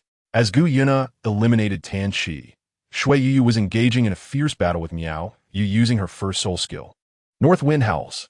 Thanks to the freezing effect of her first soul skill, Shui Yu managed to exhaust Miao Yu's stamina to nearly nothing. However, Miao Yu's martial soul, the white armored earth dragon, had formidable defensive capabilities. Seizing an opportunity presented by Shui Yu's momentary lapse, Miao Yu struck her chest with a palm, sending Shui Yu flying to the ground. Bang! Another collision occurred as Xian Mo rushed in for support, stunning Miao Yu once again, but was then controlled by the Wind Bellflower Soul Master's first soul skill. Shui Yu picked up her ice snow sword, stood up, rubbed her sore chest, and angrily charged back. Third soul skill, Cherry Blossom Petals. Douluo unleashed her third soul skill from her Cherry Blossom Martial Soul, causing countless cherry blossoms to fall indiscriminately, hitting Miao Yu, Shui Yu, and Xian Mo alike. The only difference was that Miao Yu's soul power was continuously depleted by the cherry blossoms, eventually leading to its exhaustion, forcing her to release her martial soul's possession. Meanwhile, Xian Mo and Shui Yu regained their soul power, and even Shui Yu's swollen chest seemed to hurt less. Seeing that Miao Yu had lost her ability to resist, Shui Yu stepped forward and kicked Miao Yu's rear, sending her off the stage, avenging the earlier blow. At this moment, only Miao La, the Wind Bellflower Soul Master, and Xiao Yuejiao remained in the arena. Miao La was being held back by Gu Chen, and despite being skilled in offense, she was now constantly defending. Miao La found an opportunity and signaled Xiao Yuejiao, but at the same time, she was discovered by Gu Chen and was forced back several steps by a punch. Xiao Yuejiao noticed Miao La's gaze and unleashed her third soul skill again, pulling Miao La back from Gu Chen. Once freed, Feng Xiaoyu's figure appeared right behind Miao La. However, Miao La's combat awareness was also strong. She instantly sensed Feng Xiaoyu's presence, elbowing back. As Feng Xiaoyu was a sensitive attack-type soul master with relatively weaker physical qualities, she was pushed back 2 steps, losing her footing. Miao La turned around and threw a punch, releasing her first soul skill, directly knocking Feng Xiaoyu off the stage. Before anyone else could react, Miao La ignored Luo Chun, who was protected by a barrier, and directly used her second soul skill to appear in front of Douluo. Simultaneously, she unleashed her third soul skill, eliminating Douluo from the match. Just as Shui Yu was about to attack, she was tripped by the Wind Bellflower Soul Master's second soul skill, Bell Leaves, and fell to the ground, only to be kicked off the stage by Miao La. The originally 3 against 7 situation was instantly reversed. Even though it was now 3 against 4, it was still a significant improvement compared to before. Chapter 56. Saintess Gu Yue Na. However, at the same time, Miao La eliminated Shui Yu. Gu Yue Na executed a spatial teleportation to get close to the Wind Bellflower Soul Master and launched a fireball, knocking her out of the arena. Meanwhile, Gu Chen performed a golden dragon flight and then stomped down on Tan Shi's chest, sending her off the stage directly. Miao La also disregarded her teammates and charged straight at Xian Mo, taking her down in one go. seeing Miao La looking at him. Luo Chen quickly tossed 2 prepared servings of fried rice to Gu Chen and Gu Yue Na, then climbed out of the barrier. I jumped off the stage. After consuming the fried rice, Gu Chen and Gu Yue Na demonstrated astonishing coordination. Gu Chen took the lead and launched a golden dragon shock towards Miura. Just as Miura was about to dodge, the solid ground beneath her feet turned into mud, pulling her down. This was the same move that Gu Yue Na had used in the previous match. Miura's expression changed. But her Bellflower Soul Master had been eliminated and could not free her from control. Miura had no choice but to forcibly withstand the Golden Dragon Shock. The moment Miura blocked the Golden Dragon Shock, Gu Yue Na moved, and countless fireballs rained down from the sky, draining Miura's soul power completely. With her soul power exhausted and her physical strength depleted, Miura fainted on the ground. Gu Yue Na's team won, the referee announced, writing Gu Yue Na's score on the parchment in hand. There were a total of 2 matches in the team competition, and each winner earned 5 points. Gu Yue Na, 10 points. Yin Xiaoli, 0 points. Ling Xiaojiu, 0 points. Miao Yu, 5 points. Miao La, 5 points. These are the current scores of all the Sanus candidates. The next day will be the individual competition of the Sanus election, which will conclude in 1 day and require a maximum of 4 battles. Each victory will earn 3 points. The following day, the individual competition begins. Through a draw, Gu Yuna's opponent is Miao Yu. Miao La's opponent is Yin Xiaoli, while Ling Xiaojiu has a bye. At the beginning of the battle, Gu Yue Na used fierce tactics, combining teleportation with lightsabers and fireballs to strongly suppress Miao Yu. When Miao Yu's defense revealed a gap, Gu Yue Na thrust her lightsaber and directly eliminated Miao Yu from the match. Next, to everyone's shock, Yin Xiaoli unleashed a power that she did not possess during the team competition, defeating Miao La with overwhelming force. In fact, the reason Miao La and Miao Yu's team was able to defeat Yin Xiaoli in the team competition was simply because Yin Xiaoli did not have good relationships, and her willing teammates were not strong either. Ultimately, when all her teammates were eliminated, facing a 1-against-7 situation, Yin Xiaoli could not possibly win. After the first individual match ended, the scores of several candidates also changed. Gu Yue Na, 13 points. Yin Xiaoli, 3 points. Ling Xiaojiu, 3 points. Miao Yu, 5 points.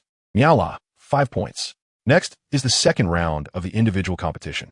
Since Miao Yu and Miao La have been eliminated, only 3 people remain. Therefore, the second round of the individual competition is divided into 3 matches. The first match is Gu Yue Na versus Ling Xiaojiu. The second match is Yin Xiaoli versus Ling Xiaojiu. And the third match is Gu Yue Na versus Yin Xiaoli. As Ling Xiaojiu is a support-type soul master, she surrendered in both individual matches.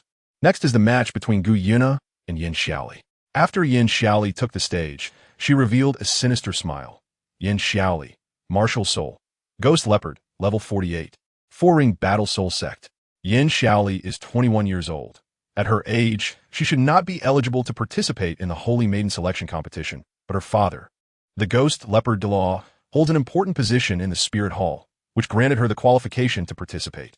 Gu Yue Na, Martial Soul, Colorful Dragon, level 42, 4-ring Soul Master.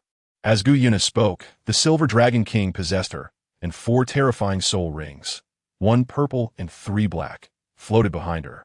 First soul skill, Ghost Leopard Strike. Yin Xiaoli's body moved rapidly, and a pair of sharp claws appeared in front of Gu Yue Na, swinging toward her face. Yin Xiaoli had long been jealous of Gu Yue Na's stunning beauty and wanted to take this opportunity to destroy it. Whoosh! A wave of spatial energy surged, and Gu Yue Na's figure appeared dozens of meters away. All of her soul rings lit up almost simultaneously. First soul skill, Elemental Tide. Second soul skill, Elemental Control. Third soul skill, Elemental Fusion. Fourth soul skill, Elemental Staff.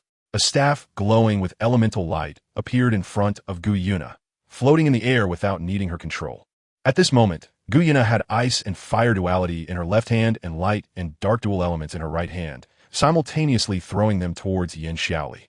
The elemental staff continuously unleashed a wind blade array, rushing towards Yin Xiaoli at high speed. It should be noted that both the ice and fire duality in her left hand and the light and dark annihilation in her right hand, as well as the wind blade array released by the elemental staff, all possess the power to kill a soul emperor.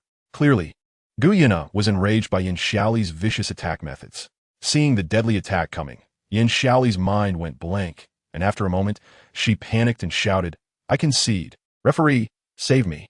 But it was too late. The first arriving wind blade array shredded Yin Xiaoli's body, even if she still had a breath left. She was severely injured and would need at least over a month to recover. The referee realized the seriousness of the situation and quickly stood in front of Yin Xiaoli, releasing his soul Douluo cultivation to forcibly block the ice and fire duality and light and dark annihilation.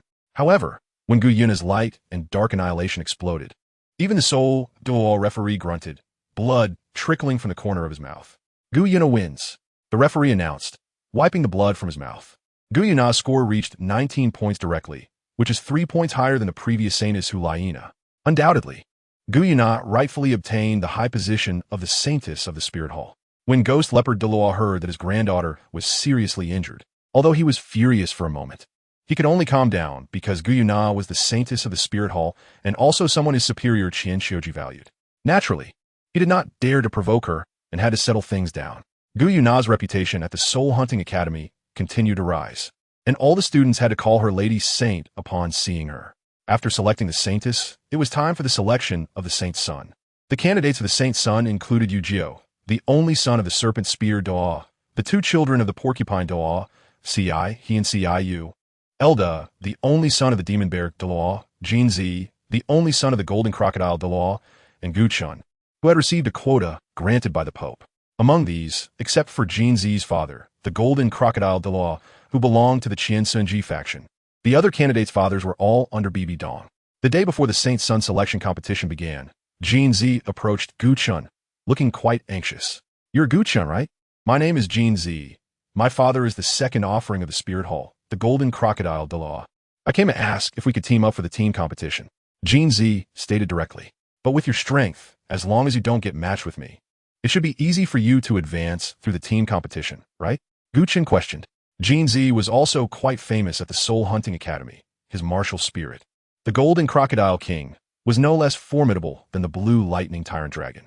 Upon hearing Gu Chen's confident tone about defeating him, Jin Zi smirked and said, You should know that apart from us, the fathers of the other candidates are all under Bibi Dong's command, right? I heard news that the 4 of them decided to form a team together to eliminate us first. So, we can only team up to have a chance of dealing with them. If that's the case, won't the preliminary round directly turn into the finals? Gu Chen said speechlessly, wondering which fool set such a rule that multiple Saint Son candidates could enter the same team. If everyone was on the same team, wouldn't that mean there was no need to compete? Ashu, Qian Sunji, sitting in the Pope's hall, sneezed and rubbed his nose, wondering who was cursing him. Chapter 57. The preliminary round is the finals. Fine. Let's team up. But I have one requirement. The command of the team must be in my hands, Gu Chen said. Jin Zi nodded in agreement. Let's eliminate all the candidates from Bibi Dong's faction first. Then the Saint Son will be between you and me, Jin Zi said. So, are you joining our team alone, or are you bringing teammates with you? Gu Chen asked. Jin Zi replied, Ling Xiaojio's mother is my aunt. She's also my friend. She will join our side for this Saint Son selection team competition. Okay, Gu Chen nodded. Having a former Saintess candidate join was the best. Then let's replace Xian Mo and Shui Yao Yao.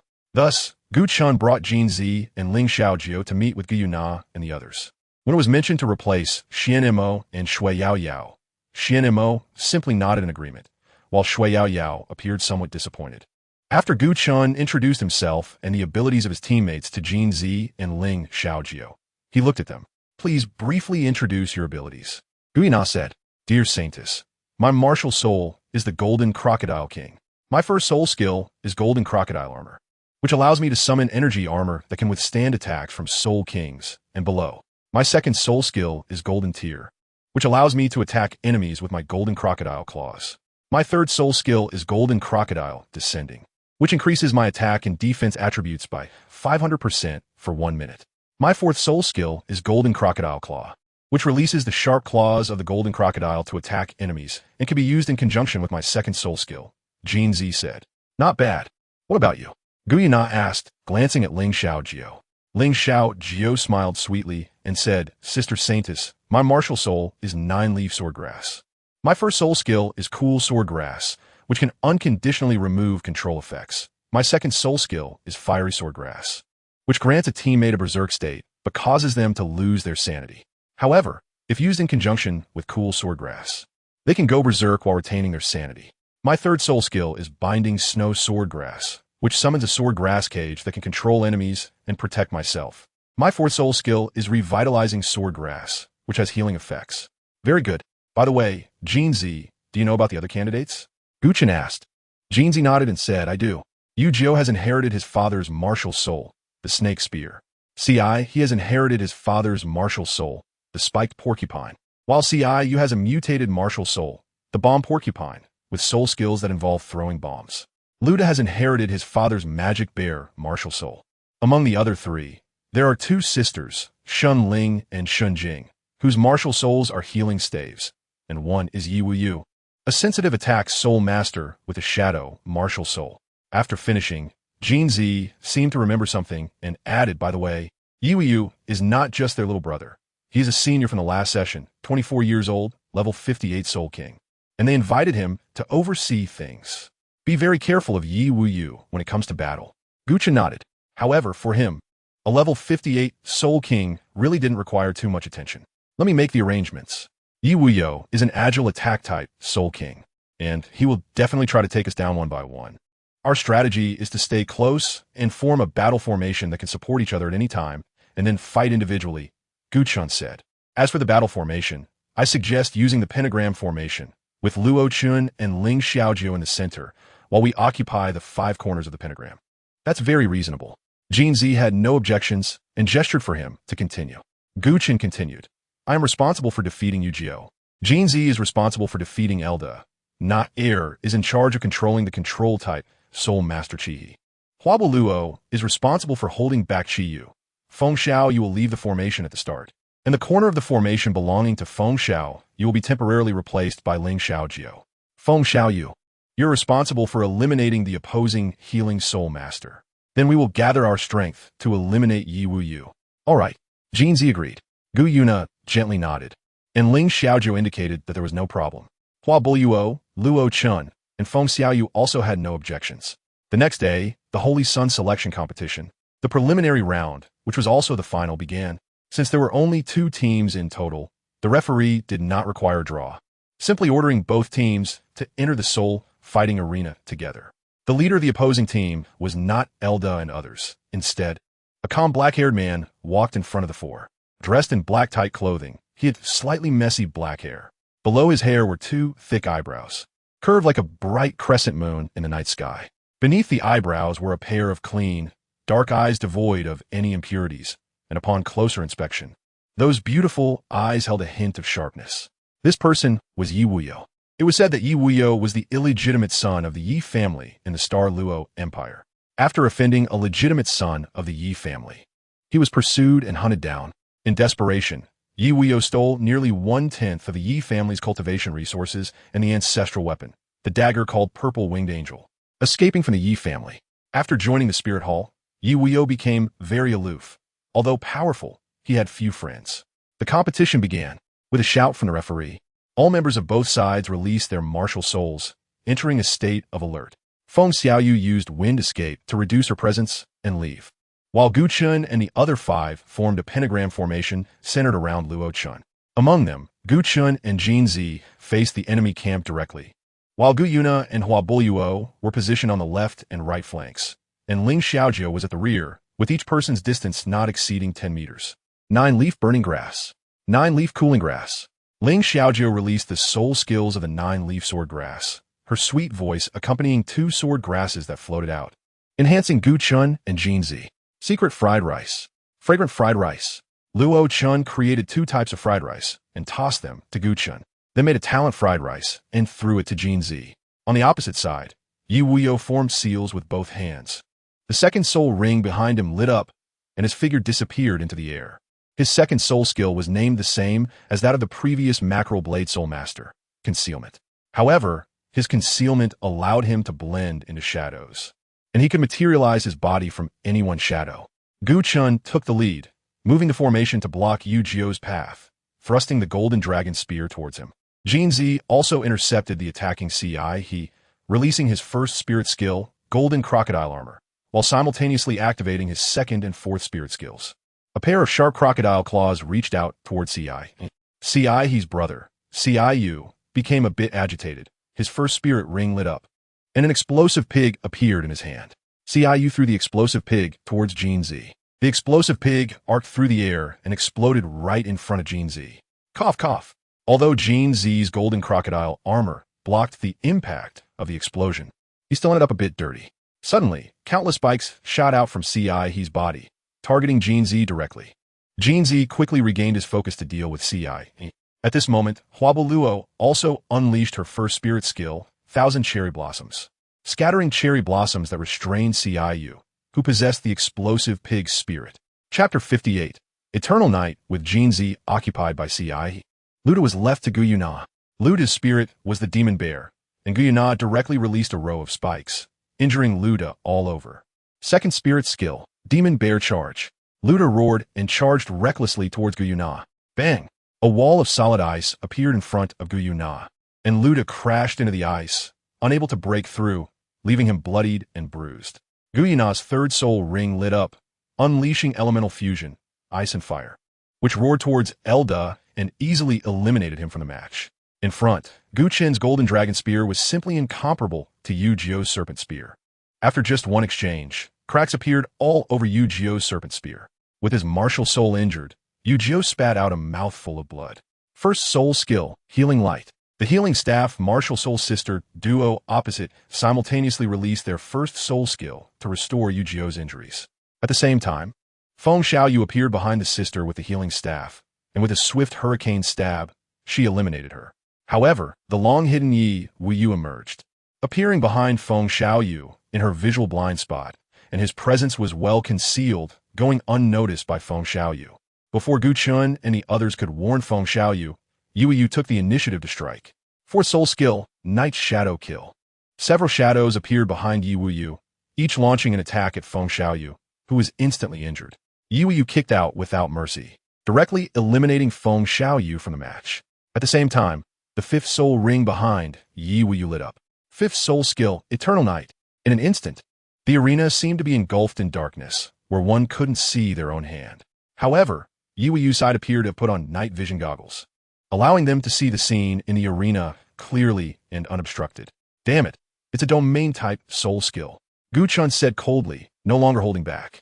The Golden Dragon Spear, with the effect of Golden Dragon Shocking Heaven, pierced towards Yu Jio, shattering Yu Jio's martial soul into two halves, causing him to spit blood and lose consciousness, thus losing his combat ability. However, Yu Wuyo's figure reappeared, this time behind Luo Chun. Not good, support Luo Chun. Although she couldn't see anything, Gu Yue Na sensed Yi Wuyo's position with her powerful spiritual power. It was already too late. Yi Wuyo unleashed his first soul skill, Nightblade, which penetrated Luo Chen's lower abdomen, injuring him instantly. Bang!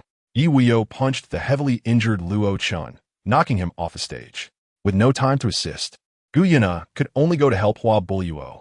A blade of light flew out, illuminating the scene within a 5-meter radius of the Eternal Night domain, while simultaneously piercing into the body of Ciu, who was controlled by Douluo's Cherry Blossom Storm. Douluo unleashed another 1,000 cherry blossoms, continuously striking Ciu until he ultimately fell unconscious and lost his combat ability. Yi Wuyo's figure reappeared, this time behind Ling Xiaojiao. 9 leaves floating snow, binding grass. Ling Xiaojio's spiritual power was considered strong among her peers, and she quickly released the sword grass cage to trap herself. Third soul skill, Shadow Attack. Yi Wuyo released his third soul skill, but despite having the same name, his shadow attack skill was different from that of the Sperm Whale Blade Soul Master. Within the sword grass cage, Ling Xiaojio's shadow slowly stood up, delivering a punch to Ling Xiaojio's head, knocking her out. As the battle unfolded, it seemed that for every opponent Gu Chen and the others eliminated, Yi Wuyo would eliminate one of Gu Chen's teammates. Clap!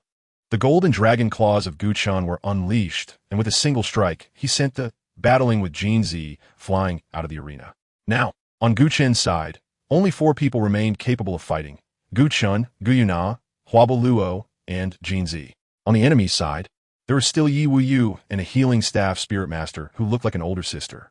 Yi Wuyu's presence reappeared, this time targeting Luo. Fortunately, Gu Yue Na was nearby, and taking advantage of the fact that her third soul skill, Elemental Fusion, had not yet expired, she raised her hand to unleash a light and dark annihilation.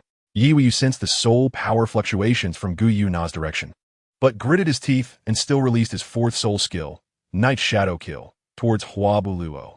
Huabuluo quickly activated her third soul skill in an attempt to wear down Yiwu. But Yiwu's Night Shadow Kill had already hit Huabuluo, interrupting her third soul skill and eliminating her from the match. However, the forced elimination of Huabuluo resulted in Yiwu taking a direct hit from Gu Yue Na's Light and Dark Annihilation. The powers of light and darkness exploding simultaneously on him, leaving him bloodied and mangled. First soul skill, Healing Light. Second soul skill, Injury Reversal. Third soul skill, Healing Power. The Healing Staff Spirit Master quickly released 3 skills, Green Light shining on Yiwu, rapidly restoring his injuries. Yiwu kept retreating. Then his second soul ring lit up, entering stealth. However, Yiwu's Eternal Night had lost its effect, and the appearance of the arena reappeared before everyone, with several incapacitated students lying on the ground, now unconscious. Seeing Yiwu disappear again, Gu Chen unleashed his third soul skill, Golden Dragon Soars, quickly arriving in front of the Healing Staff Spirit Master and eliminating her with a punch. Returning to Gu Yue Na and Jin Zi's side, the three of them huddled closely together to prevent a sneak attack from Yiwu. Gu Yue Na suddenly closed her eyes. A few seconds later, she looked toward the air not far away, and several wind blades abruptly slashed towards that air. There, Yiwu had no choice but to reveal himself to dodge. His eyes filled with surprise. How did you find me? I have the ability to control dark elements. As soon as Gu Yue Na finished speaking, Yiwu realized that she had disappeared. Yiwu's expression changed drastically. Without even looking, he threw a night blade behind him. But Gu Yue Na's light sword had already pierced through his abdomen. Gu Chen quickly walked up to Yiwu. Even though Yiwu was a level 58 Soul King, he couldn't withstand Gu Chen's Golden Dragon Claw. Yiwu was knocked off the ring with a single claw strike. Gu Chen's team wins. The referee announced. The scores of all the candidates for the Holy Sun changed, and since there were only 2 teams, when the team competition ended, the candidate scores had only 2 possible outcomes. Gu Chen, 5 points. Jin Zi, 5 points. Elvide, 0 point. Yu Jiu, 0 points. Ci 0 points. Ciyu, 0 point. The next day is the individual competition for the selection of the Holy Sun.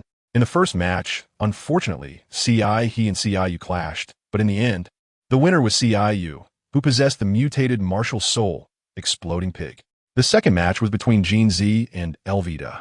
Jin Zi's combat awareness and martial soul quality far surpassed Elvida's, and Jin Zi won, without surprise. The third match was between Gu Chen and Yu Jiu.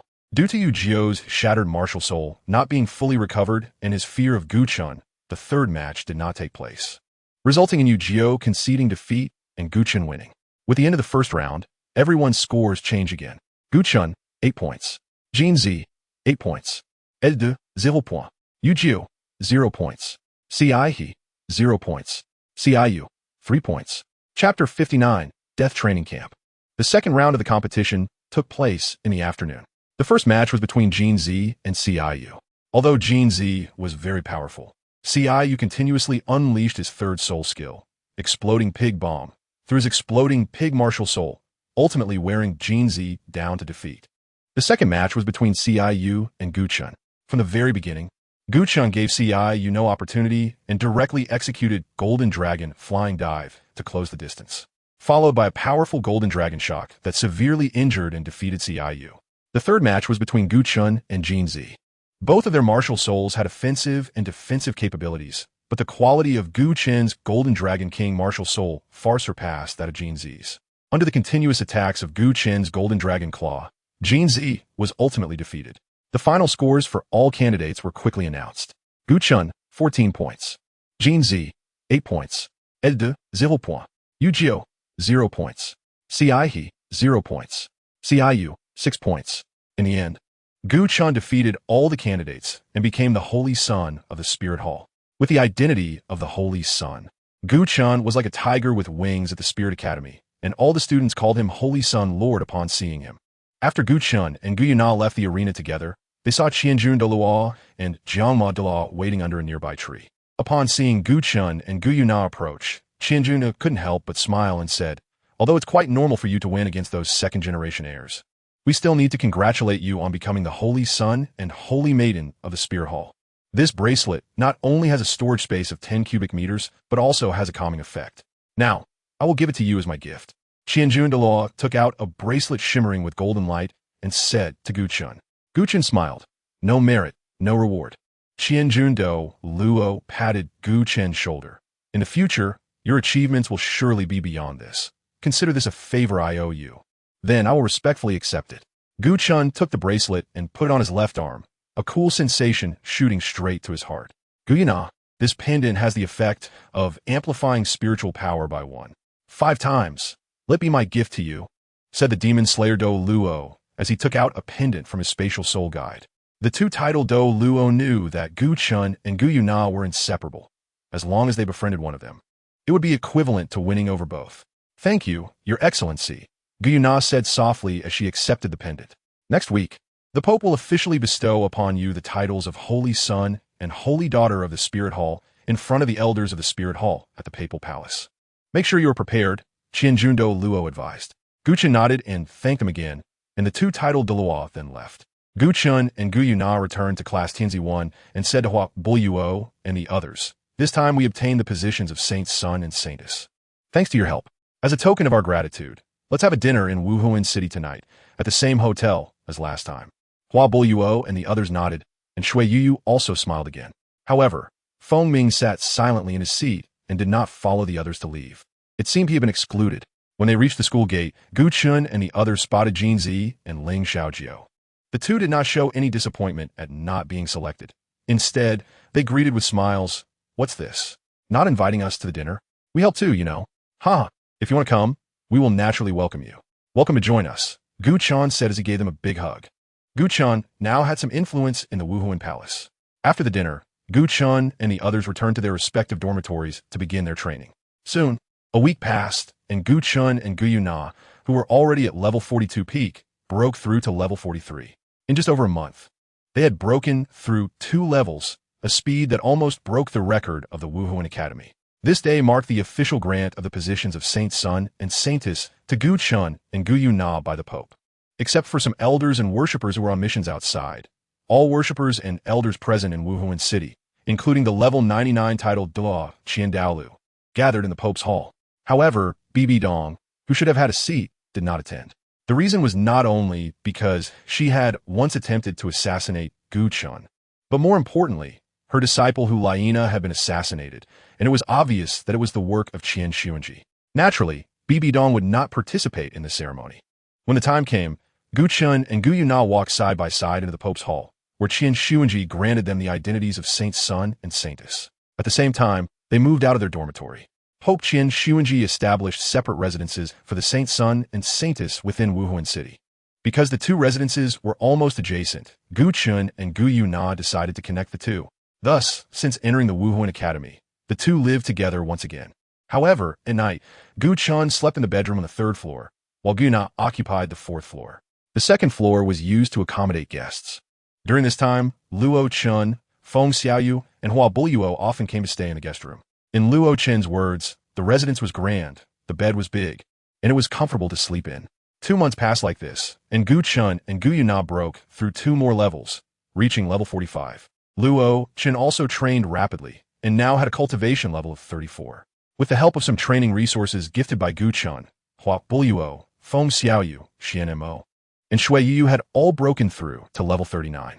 Jin Zi and Ling Xiaojiu, who recognized Gu Chen as their boss, also reached level 45. At this time, Gu Chen and Gu Yue Na were summoned again by Pope Qian Xuanji.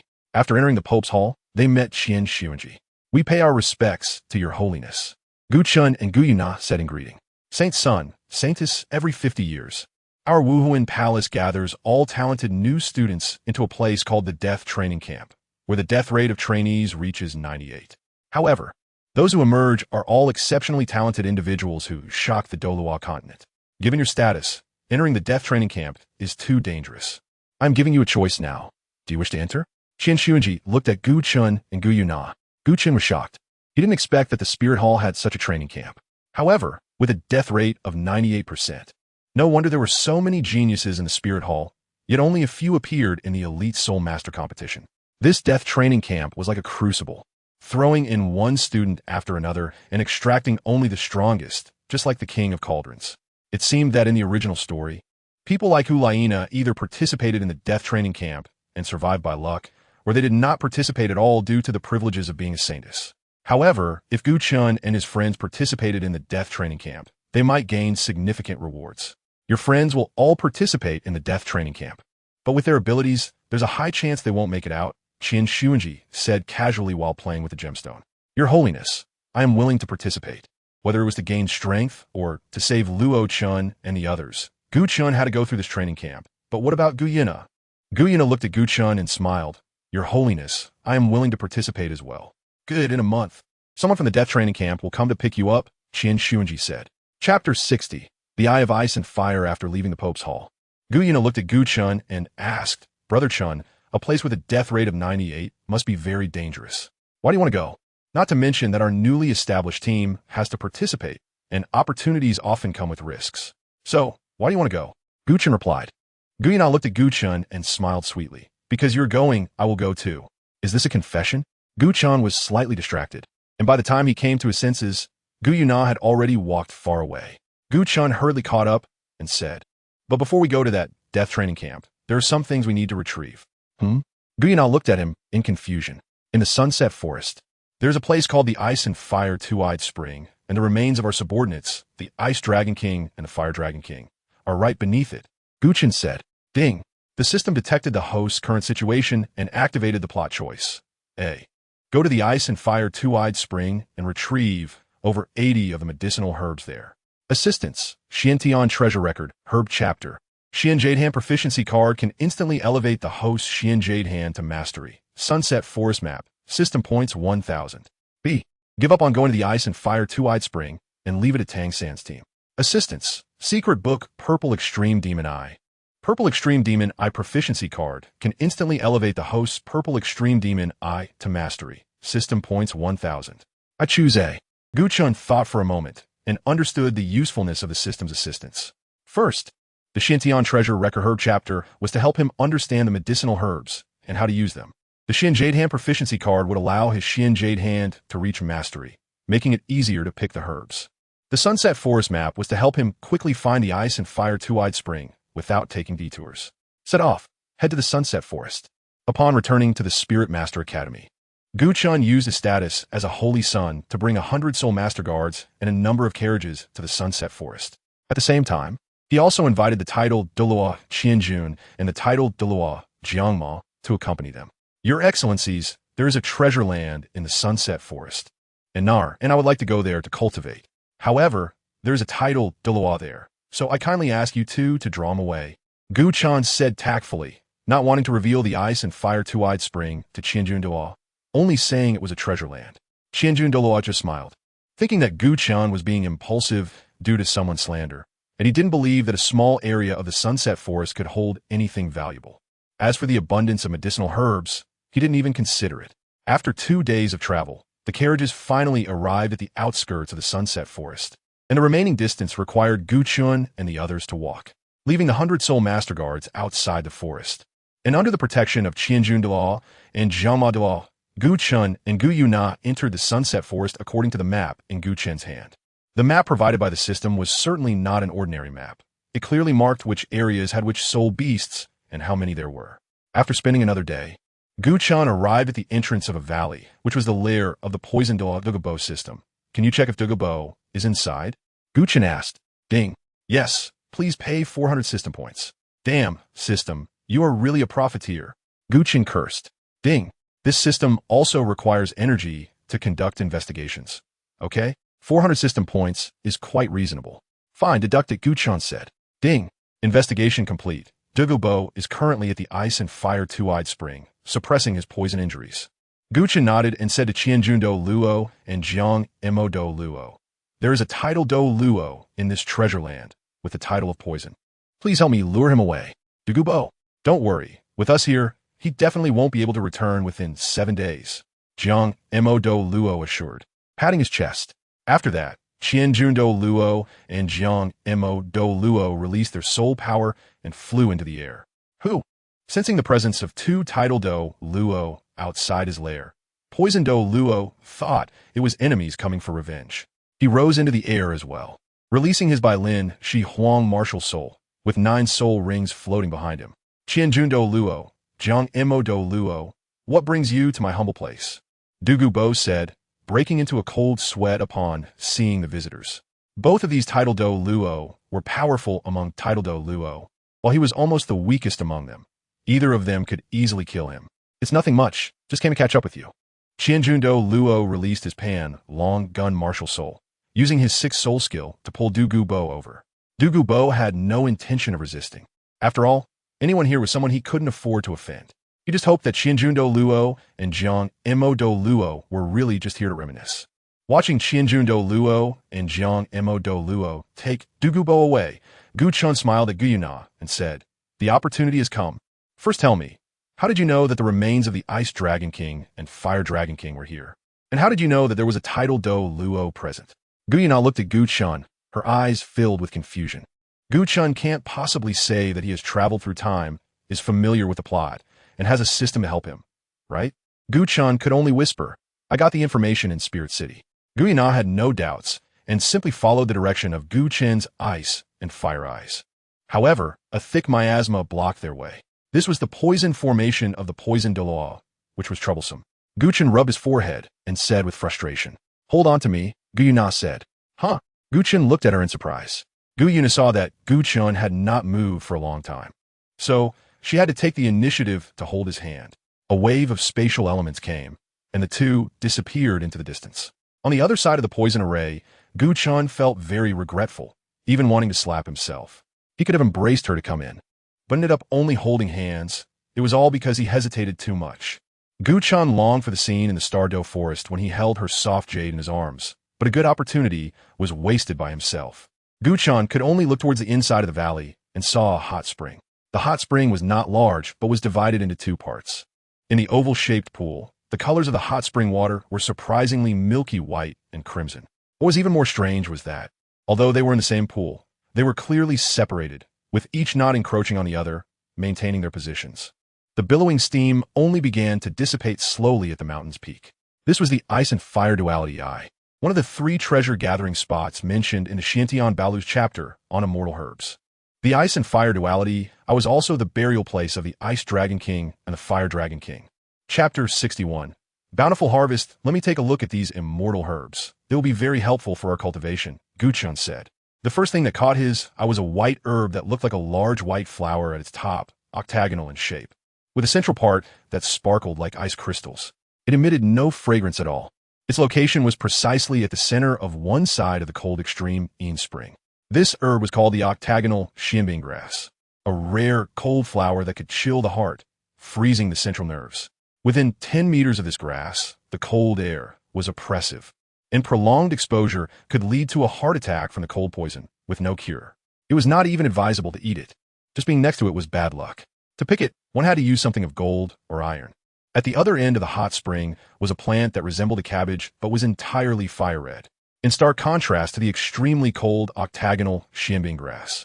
This plant was a top-grade poisonous immortal herb known as the fiery apricot blossom, which thrived in extreme heat. It could even survive in magma, and its effects were entirely opposite to those of the octagonal xianbing grass. The fiery apricot blossom could not be cut with metal. It had to be picked with jade to retain its potency.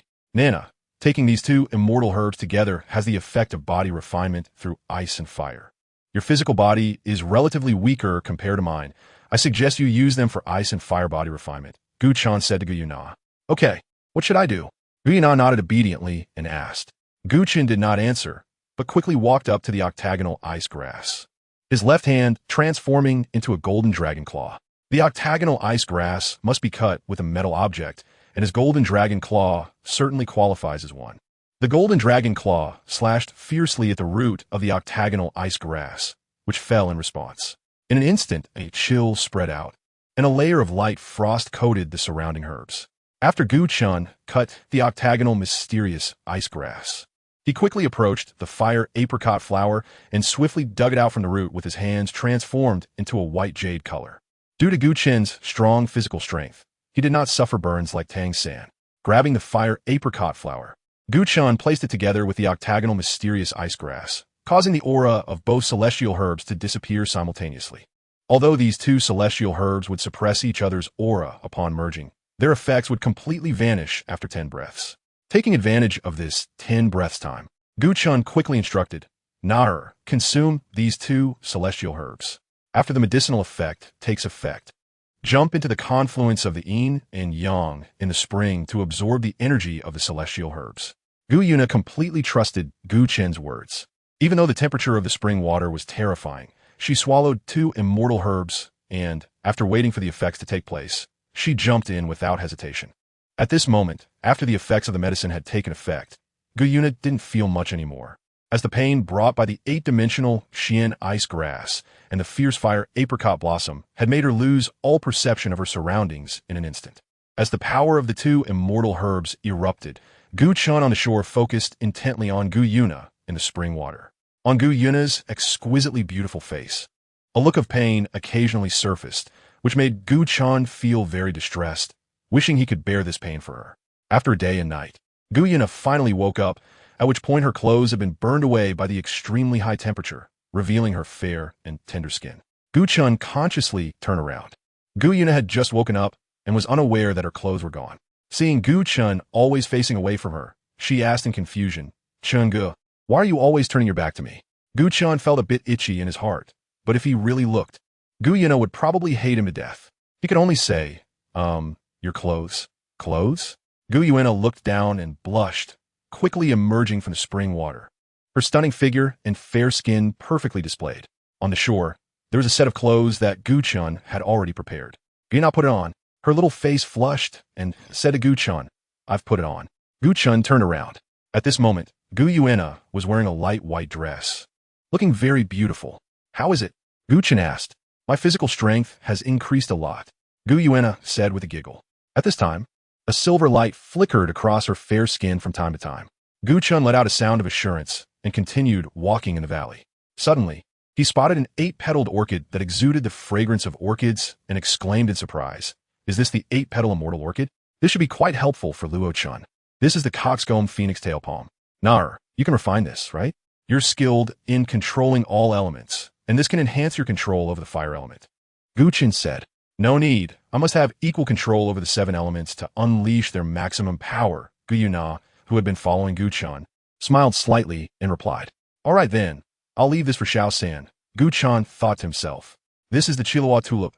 It's suitable for Xiao Jiu, so I'll keep it." Gu Chen used his Xian Yu hand to pick it up. "The heartbreak red? I'll leave it for Xiao Wu since she is one of us." "The water fairy jade bones?" Gu Chen saw a flower that was as pure as a blue lotus and white lotus, pristine and crystal clear, and dug it out. "Nar, you should take this. It can help balance your body." Gu Chen offered it to Gu Yue Na like a treasure. "Okay," Gu Yue Na replied sweetly, taking the water fairy jade bones and starting to refine it. She really enjoyed this time spent with Gu Chen. Taking the water fairy jade bones was not dangerous. So Gu Chen felt at ease to continue searching for immortal herbs in the valley. 9-grade purple Ji. It strengthens the foundation and enhances energy. It has quite a significant effect on my mental strength. Gu Chen pondered as he dug it out and consumed it. After taking the 9-grade purple Ji, Gu Chen's mental strength improved again. Since he had previously consumed the autumn water elixir and couldn't take it again, he decided to leave the autumn water elixir here for Tang San. After consuming the immortal herbs, Gu Chen and Gu Yue Na continued to explore the valley, where Gu Chen gradually discovered other medicinal materials for detoxification, such as snow silkworm and vermilion lotus, as well as the detoxifying Yuxiang Chilua immortal products. The ancient morning all collected it into the system backpack. Is this the snow-colored swan's kiss? Before the ancient morning, there was a plant that was crystal clear and snow white, with each blade of grass seemingly dripping with water, long and curved, resembling the neck of a swan. Gu Chen quickly extended his claws and, without coming into contact with the snow-colored swan kiss, extracted it from a distance and placed it into his system backpack. The activation virus effect of the snow-colored swan kiss was something he couldn't bear even now. Hiss! Suddenly, a small green snake sprang out from the grass not far from him, hissing at Gu Chen. This small snake was almost transparent, about 5 inches long, with swirling green light inside and a pair of bright red eyes that looked particularly cute. It had a total of 9 bamboo, joint-like stripes on its green body. This was the top-grade 9-segment emerald among the bamboo leaf green. Wasn't this the pet of Douluo? He actually didn't take it away, Gu Chen thought, and seeing this little creature hissing at him, he released his dragon might. The overwhelming dragon might suppress the 9-segment emerald, causing it to lie on the ground, trembling. Gu Chen picked up the 9-section jade and planned to crush it. Wait, Gu Yue Na called out to Gu Chen. What's wrong? Gu Chen looked at Gu Yue Na in confusion. Gu Yue Na snatched the trembling 9-section emerald from Gu Chen's hands, gently stroked the little guy's head, and said softly, "This little guy is so cute. Can I raise it?" Chapter 62. Ice and Fire Mortar. Gu Chen was taken aback for a moment, and then smiled. "Of course, I can." Gu Yue Na looked at the little creature in her palm. She gently parted her fingers and squeezed out a drop of silver blood to feed the 9-section jade. After drinking the blood of the Silver Dragon King, the 9-section jade immediately fainted in Gu Yue Na's palm. Its bloodline was continuously evolving, becoming immune to most poisons and gaining a trace of dragon bloodline. Gu Yue Na placed the fainted 9-section jade into her waist pocket and continued to search for medicinal herbs in the valley with Gu Chen. Gu Chen did come across a few rare medicinal herbs, but few were suitable for himself or his companions. In the end, he only dug up some ordinary treasures of heaven and earth and 2 or 3 rare medicinal herbs. When the 2 returned to the hot spring, their expressions revealed a hint of seriousness. The remains of the Ice Dragon King and the Fire Dragon King lay beneath this hot spring. But how to descend was a very important question. "I'll take you down," Gu Yue Na said as she looked at Gu Chen. Gu Chen understood the meaning and embraced Gu Yue Na from behind. Feeling the strong masculine aura behind her, Gu Yue Na's face turned bright red. She quickly released her control over the space element and blinked 5 times in a row, bringing the 2 of them to a small space beneath the hot spring. Although it was called a small space, it would be more appropriate to describe it as a blessed land or a paradise. Gu Chen reluctantly released his hand, the fragrance of the girl lingering on his palm, evoking a sense of longing. When Gu Chen opened his eyes and looked around, he was astonished. The entire space was filled with the divine powers of ice and fire. He never expected that in the Dragon God War, both the Ice Dragon King and the Fire Dragon King had also fallen. In fact, if Gu Chen hadn't taken Gu Yue Na to escape, their fate would have been no better than that of the Ice and Fire Dragon Kings. In the space, not only were there the divine powers of the 2 Dragon Kings, but also their divine consciousness. "Master, you are the Ice Dragon King." Upon seeing Gu Chen and Gu Yue Na's arrival, excitedly approached them. Gu Chen simply explained his current situation with Gu Yue Na and his plans. Regarding the revival of the Beast Tribe, the Ice Dragon King's tone became serious. "My lord, if you discover any good candidates in the human world, you can bring them here. I will pass on my 2nd-level divine position as the Ice Dragon King to them. As long as the inheritor accepts my divine position, their subconscious will forever be loyal to you." System, is the effect of this inheritance similar to that of the enslavement symbol? Gu Chen asked in his heart. Ding. The enslavement symbol does not make the enslaved subject bow down to the host, but rather puts them in a state of absolute loyalty to the host, never betraying them, while retaining their consciousness. Like the inheritance from the Ice Dragon King, it changes the other party's perception of the host at a subconscious level. Moreover, after using the enslavement symbol, if the other party develops any dissatisfaction with the host, the symbol will again modify their subconscious, making them believe that whatever the host does is reasonable. Gu Chen nodded and said to the Ice Dragon King, "Okay, my lord, I feel the same way. Anyway, I am already dead, so the divine position can be passed on to the chosen one by you," said the Fire Dragon King's spirit. Since this was the case, Gu Chen no longer needed to take them away, so he said, "In that case, we will take our leave now." "My lord, wait." The Ice and Fire Dragon Kings shouted in unison. Gu Chen looked at the souls of the 2 Dragon Kings with confusion. "My lord, we have transformed our remains into a weapon to present to you, hoping that you can achieve the ideal of unifying the continent of Douluo for the dragon race," said the Ice Dragon King. The Ice and Fire Dragon Kings simultaneously controlled their own remains to rise and continuously merge. The prototype of a divine weapon appeared, and thus 2 whole days passed. Eventually, a weapon shimmering with ice blue and flame red appeared before Gu Chen. The shape of this weapon resembled the mortar from Gu Chen's previous life, and it was the type that could be held by a single person. "My lord, this object can launch energy shells containing ice and fire attributes, capable of being thrown over 1,000 meters, and it will explode, with a blast radius of several dozen meters.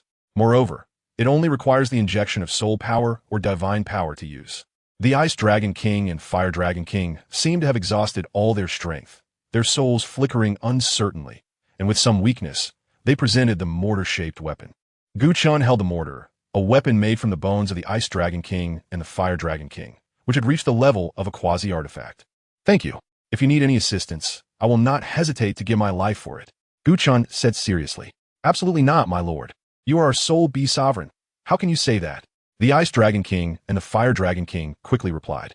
The Fire Dragon King added, by the way, my lord, please give this artifact a name. Gu Chen thought for a moment and said, let's call it the Ice and Fire Mortar. The Ice Dragon King flattered. As expected of the master, this name is really good. All right, Na. We should go now, Gu Chen said to Gu Yue Na, who had been silent beside him. Gu Yue Na gently nodded and linked her arm with Gu Chen's. Master, I wish you success. Accompanied by the blessings of the two Dragon Kings, Gu Yue Na and Gu Chen's bodies transformed into a silver light and disappeared. After several flashes, they appeared outside the original hot spring. Due to the dragon bones of the Ice and Fire Dragon Kings being taken away by Gu Chen as weapons, the energy supporting the Ice and Fire.To had dwindled to almost nothing. In just a few decades, the Ice and Fire.To would become an ordinary hot spring. Counting the time they spent here, it had already been 6 days. Entering the Ice and Fire.To counted as the first day. Gu Yue Na spent a day and a half refining her body with ice and fire.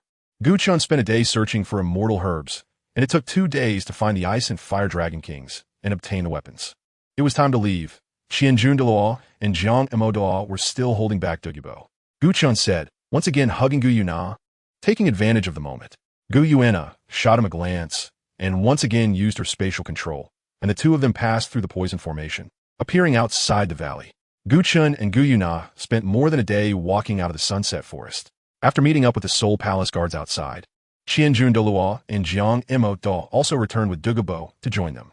Douluo and Douluo didn't actually do anything to Douluo. They just took him to a tavern and drank for 7 days and nights.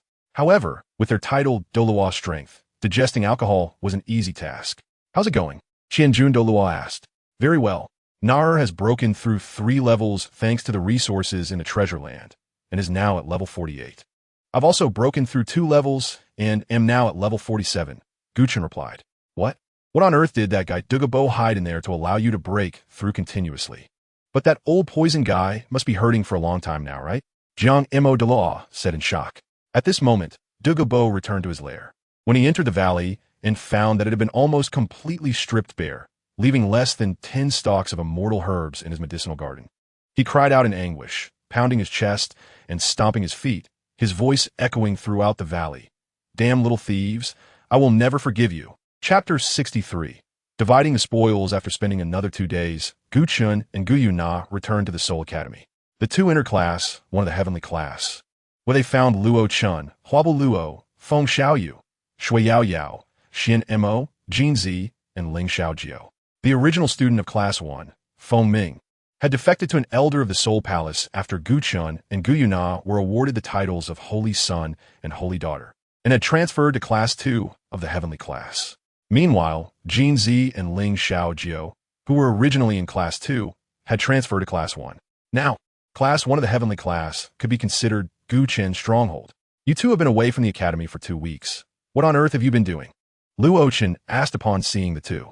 We went to a good place and brought you some good stuff, Gu Chen said with a mysterious smile. What good stuff? Ling Xiaojiu and Shui Yao Yao asked curiously. Gu Chen said, the items that assist in cultivation, I am now level 47, while Nar is level 48. Wow. Everyone exclaimed. What good items can allow Gu Chen and the others to break through multiple levels in a row? Gu Chen took out several boxes from his system backpack. One of them was a white jade box, which looked quite valuable, but in reality, it could be bought for just 2 gold soul coins. Luo Chen. This is for you, Gu Chen said as he handed over the white jade box. Luo Chen received the white jade box with surprise. Thank you, Brother Chen. Luo Chen opened the jade box, and inside was a striking 8-petal fairy orchid. This item, known as the 8-petal fairy orchid, is a celestial-grade medicinal herb that must be stored in a jade container. As long as it is kept in a jade-made vessel, it will not wither for 1,000 years and will not fade for 100 generations. Among all the celestial-grade medicinal herbs I brought back this time, this one has the mildest medicinal properties, yet it is also the most potent. It is easy to absorb, but takes a long time. Its function is to strengthen the foundation and expel impurities from the body, which is enough to compensate for your slow cultivation speed as a food-type soul master. The effects can even last until you reach level 70 in your cultivation, Gu Chen explained. Is it really that good? Thank you, Brother Chen. Luo Chen said excitedly, his hands trembling. He rubbed his hands and carefully took the jade box containing the 8-petal fairy orchid. Ling Xiao asked with concern. Using medicinal substances to enhance strength, won't there be side effects? Some soul masters have trained this way before, but the outcomes weren't very good. We are already exceptionally talented and don't need to take such shortcuts. Don't worry. The rare materials I've chosen for you are based on the characteristics of your martial souls, and there will definitely be no side effects, Gu Chen replied. Ling Xiao smiled sweetly. Then thank you very much, Brother Chen. Jinzi, this is for you, Gu Chen continued, taking out a large chrysanthemum from the system backpack. The chrysanthemum was a magnificent purple color, and strangely, every petal looked fluffy and particularly cute. The whole chrysanthemum appeared as one, yet there was no fragrance emanating from it. The central flower core rose more than half a foot above the petals, and the tip of the flower core sparkled with a faint golden light. What is this? Jinzi asked. Gu Chen replied, the Qirong chrysanthemum is a neutral-grade immortal herb. Consuming it can enhance the circulation of your limbs and blood through the 8 meridians, allowing you to cultivate an indestructible body. An indestructible body? Jinzi was taken aback, although the idea of an indestructible body is somewhat exaggerated. This herb is indeed very compatible with your martial soul. Your soul power is neutral, fierce, and domineering. Your strength lies in your hands and feet, and having this herb will make your training much more effective. Its effects will last, and you should see even greater improvements. Gu Chen continued. This Qirong chrysanthemum is not only suitable for Dai Mu Bai, who has the evil white tiger martial soul, but also for Jinzi, who possesses the golden crocodile, king martial soul. Although Dai Mu Bai can be considered friend, a friend who can betray you at any moment is never as important as a loyal and powerful subordinate. Therefore, Gu Chen decided to bring this Qirong chrysanthemum back for Jinzi. Thank you, Brother Chen. Jinzi solemnly accepted the Qirong chrysanthemum. Xiaojiu. Gu Chen called out, Hey, does Brother Chen have any immortal herbs suitable for me? Ling Xiaojiu's eyes brightened as she looked at Gu Chen. Gu Chen nodded and took out the Chilua tulip from his system backpack. This item is called the Chilua tulip. It is elegant and luxurious. By consuming it, you can absorb the essence of heaven and earth, as well as the radiance of the sun and moon. Your 9-leaf swordgrass is already a type of spirit herb soul, and with the help of this Chilua tulip, it will achieve complementary effects. This flower cannot be eaten. You need to gently inhale the flower's stamen, slowly taking in its essence into your body, and then cultivate your soul power gradually, allowing the medicinal effects to spread throughout your limbs and bones. Thank you, Brother Chen. Ling Xiaojin's eyes sparkled as she took the Chilua tulip. Brother Chen, how should we use our spirit herbs? Luo Chen asked. They don't have any special way of consumption. Just chew and swallow them. They taste sweet and fragrant. You and Jinzi should gather your soul power to help the medicinal effects integrate into your bodies. You can absorb them slowly later on, Gu Chen said. Luo Chen nodded. These are all the spirit-grade herbs I have, but I also brought many ordinary heavenly materials and earthly treasures that are suitable for you. Gu Chen added, although Feng Xiaoyu, Shui Yaoyao, Hua Bulyuo, and Xianmo, who did not receive spirit-grade items, felt a little disappointed, they still looked at Gu Chen with anticipation. Gu Chen took out a white, delicate flower that looked as pure as a blue lotus and handed it to Feng Xiaoyu with a smile, saying, Xiaoyu, this flower is called Water Immortal Jade Skin Bone. It has the function of nourishing tendons and supplementing bones, and it can open the 7 meridians and 8 vessels. Although it is not an immortal item, it is very suitable for you. The immortal grade Water Immortal Jade Skin Bone had already been refined by Gu Yue Na, leaving only immortal grade 1 for Feng Xiaoyu. However, even though it is a mortal item, it possesses medicinal effects comparable to those of an immortal grade herb. Thank you. Chingu. Feng Xiaoyu's voice remained cold, but there was a hint of gratitude. Gu Chen said, when consuming it, only eat the petals and finally suck the stamens to absorb its effects. It also requires soul power to activate. Xiaoyu, remember to be calm and peaceful to absorb its essence. Hua Bulyuo, this is the 9th grade spirit cherry blossom, and your martial soul is cherry blossom. It can cleanse and strengthen your martial soul. Gu Chen took out a cherry blossom and handed it to Hua Bulyuo. Thanks, Brother Chen. Hua Bulyuo said as she received the 9th grade spirit cherry blossom. Release your martial soul and absorb its energy through your cherry blossom martial soul, Gu Chen instructed. Hua Bulyuo responded. Shui Yu, this is a 1,000-year snow fungus. It can enhance the strength of your martial soul and boost your ice element power.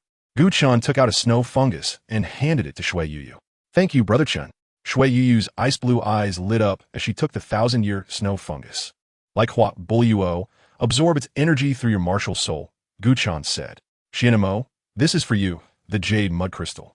It's not an immortal herb, but it is also a highly effective celestial material and earthly treasure.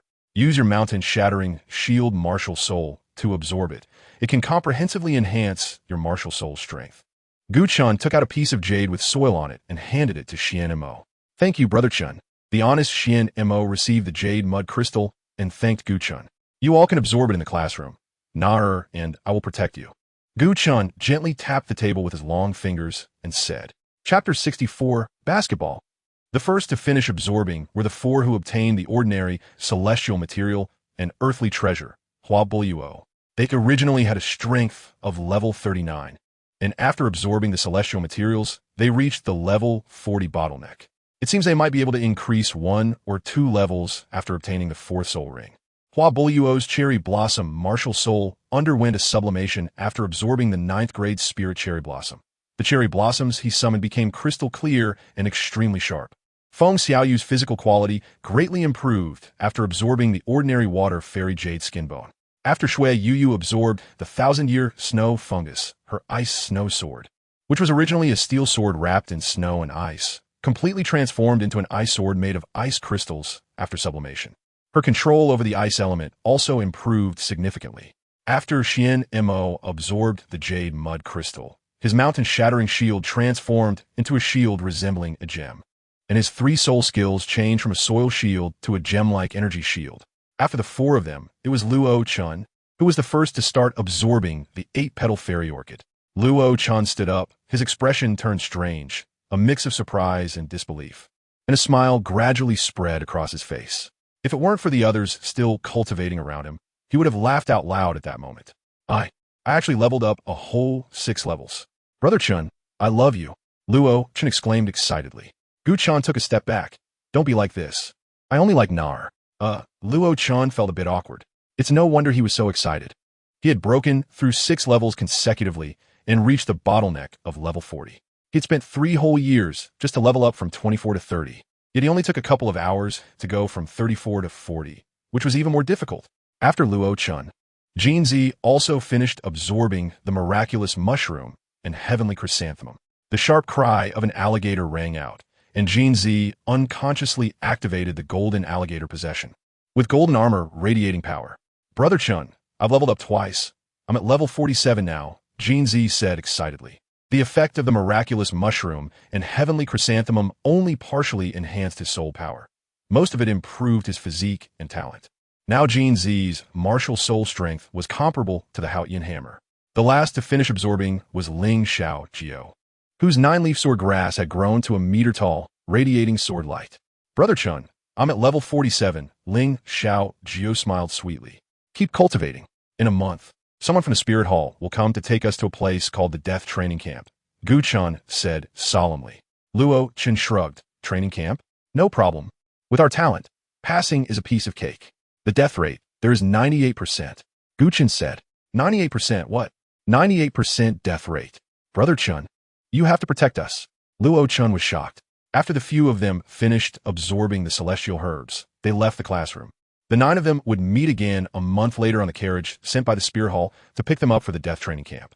During this month, Luo Chen, Huabu Luo, Feng Xiaoyu, Xianmo, and Shui Yao, under the guidance of their mentor, obtained their 4th soul ring. Luo Chen, what is your 4th soul skill? Gu Chen asked Luo Chen on the carriage. Luo Chen replied, my 4th soul ring is chicken fried rice. After use, it can summon an energy ball that attacks enemies within 10 meters for 10 minutes. The quality of the energy ball summon varies for each person. Let's give it a try, Gu Chen suggested. Luo Chen nodded and recited the soul incantation, which was a bit strange, almost like a song. After a while, a rice ball appeared in front of everyone, filled with chicken pieces, and the entire carriage was filled with the aroma of chicken. Luo Chen took a bite and opened his arms, and a milky white energy ball floated in front of him, about half a meter in diameter. Make one for me too, Gu Chen said, somewhat interested.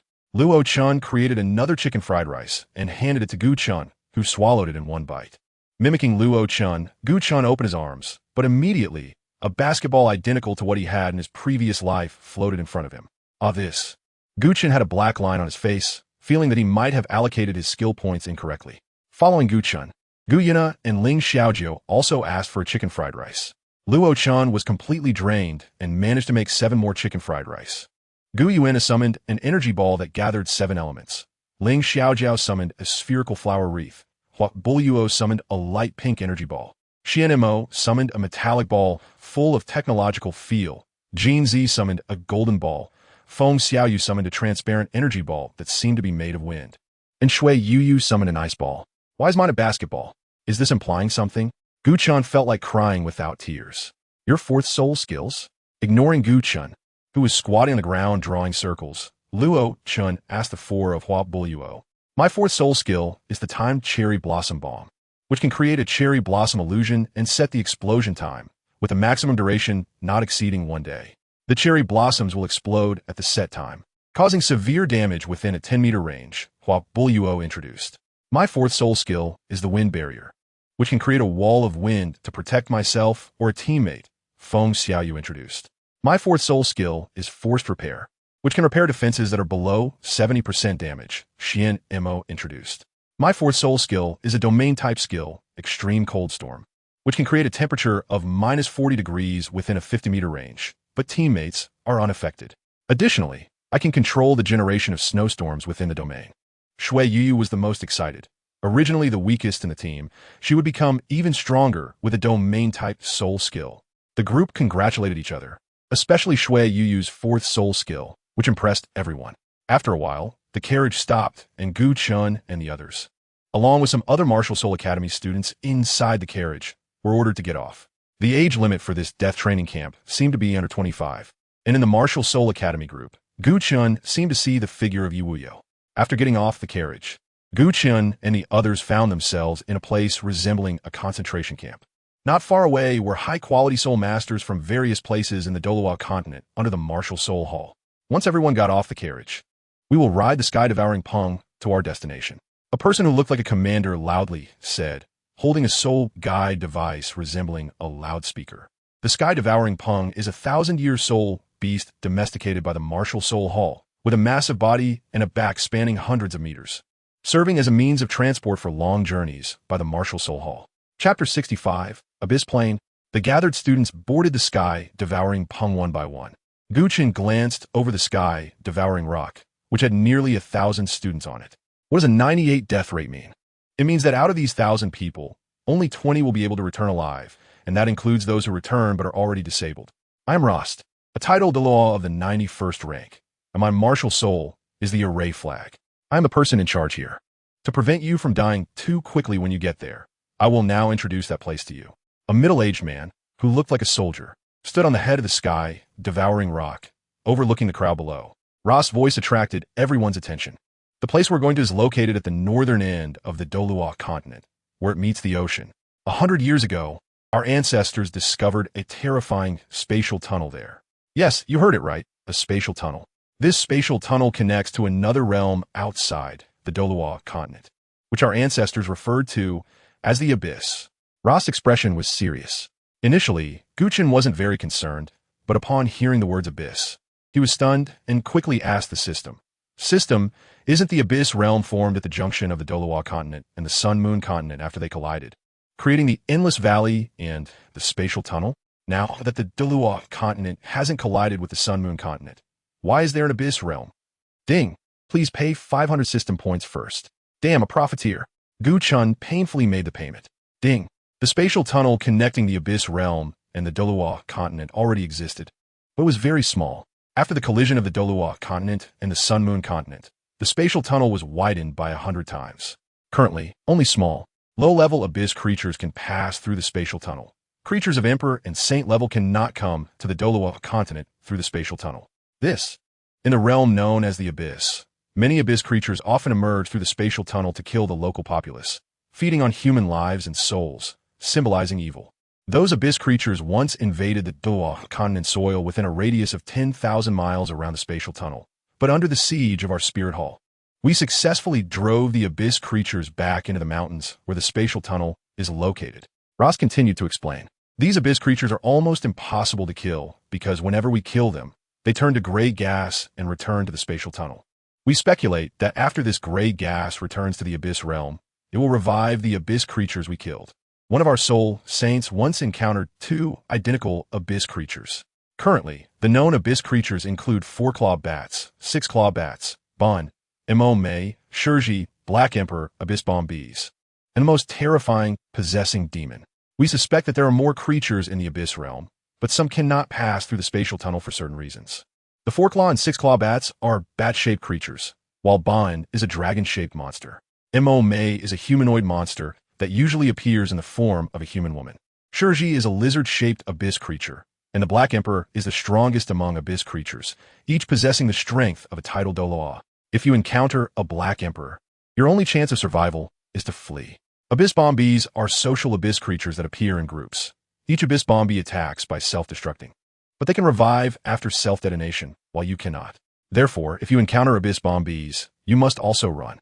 The most terrifying is the possessing demon, which usually appears in the form of a spiritual entity. Once possessed by a possessing demon, you will be controlled by it, and those below the tidal Douluo rank cannot resist it. Even the mental power of a tidal Douluo will be greatly affected, and only by fighting with all your might can you possibly break free. But during this struggle, it is difficult to move.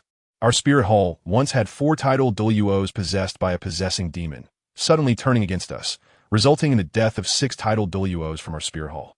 However, we found that a possessing demon can only possess 3 targets in its lifetime, so they choose their targets carefully. Rost solemnly introduced the situation of the abyss realm, casting a deep glance at the 1,000 students below, and said, "What you need to do is to bring a month's worth of food and water and enter that valley, which has no Douluo Continent creatures, only abyss creatures, and try to kill as many abyss creatures as possible. Once there, I will give each of you a counting soul guide. Every time you kill an abyss creature, the counting soul guide will automatically assign points based on the strength of the abyss creature. You can exchange these points for food, water, and weapons. If you have no points, even after a month, you will not receive new supplies. Additionally, even if you gain enough points, you're only allowed to leave the valley for resupply once in a month." Rost announced the rules of the death training camp. This is not a training camp. It is simply a hellish battlefield. They are not training these newcomers artificially, but using abyss creatures to temper them, selecting the strongest from these newcomers. And being allowed to leave the valley only once a month means that during the 30 days after entering the valley, they will not get a good night's sleep, living in constant fear, needing to deal with attacks from abyss creatures and humans trying to snatch food, water, and points. "I must remind you," Ross said with a smile that was not quite a smile, "the most terrifying thing in this valley is not the abyss creatures, but human hearts." After finishing, Rost jumped down from the head of the sky, devouring rock, and went to the area where the leaders were resting.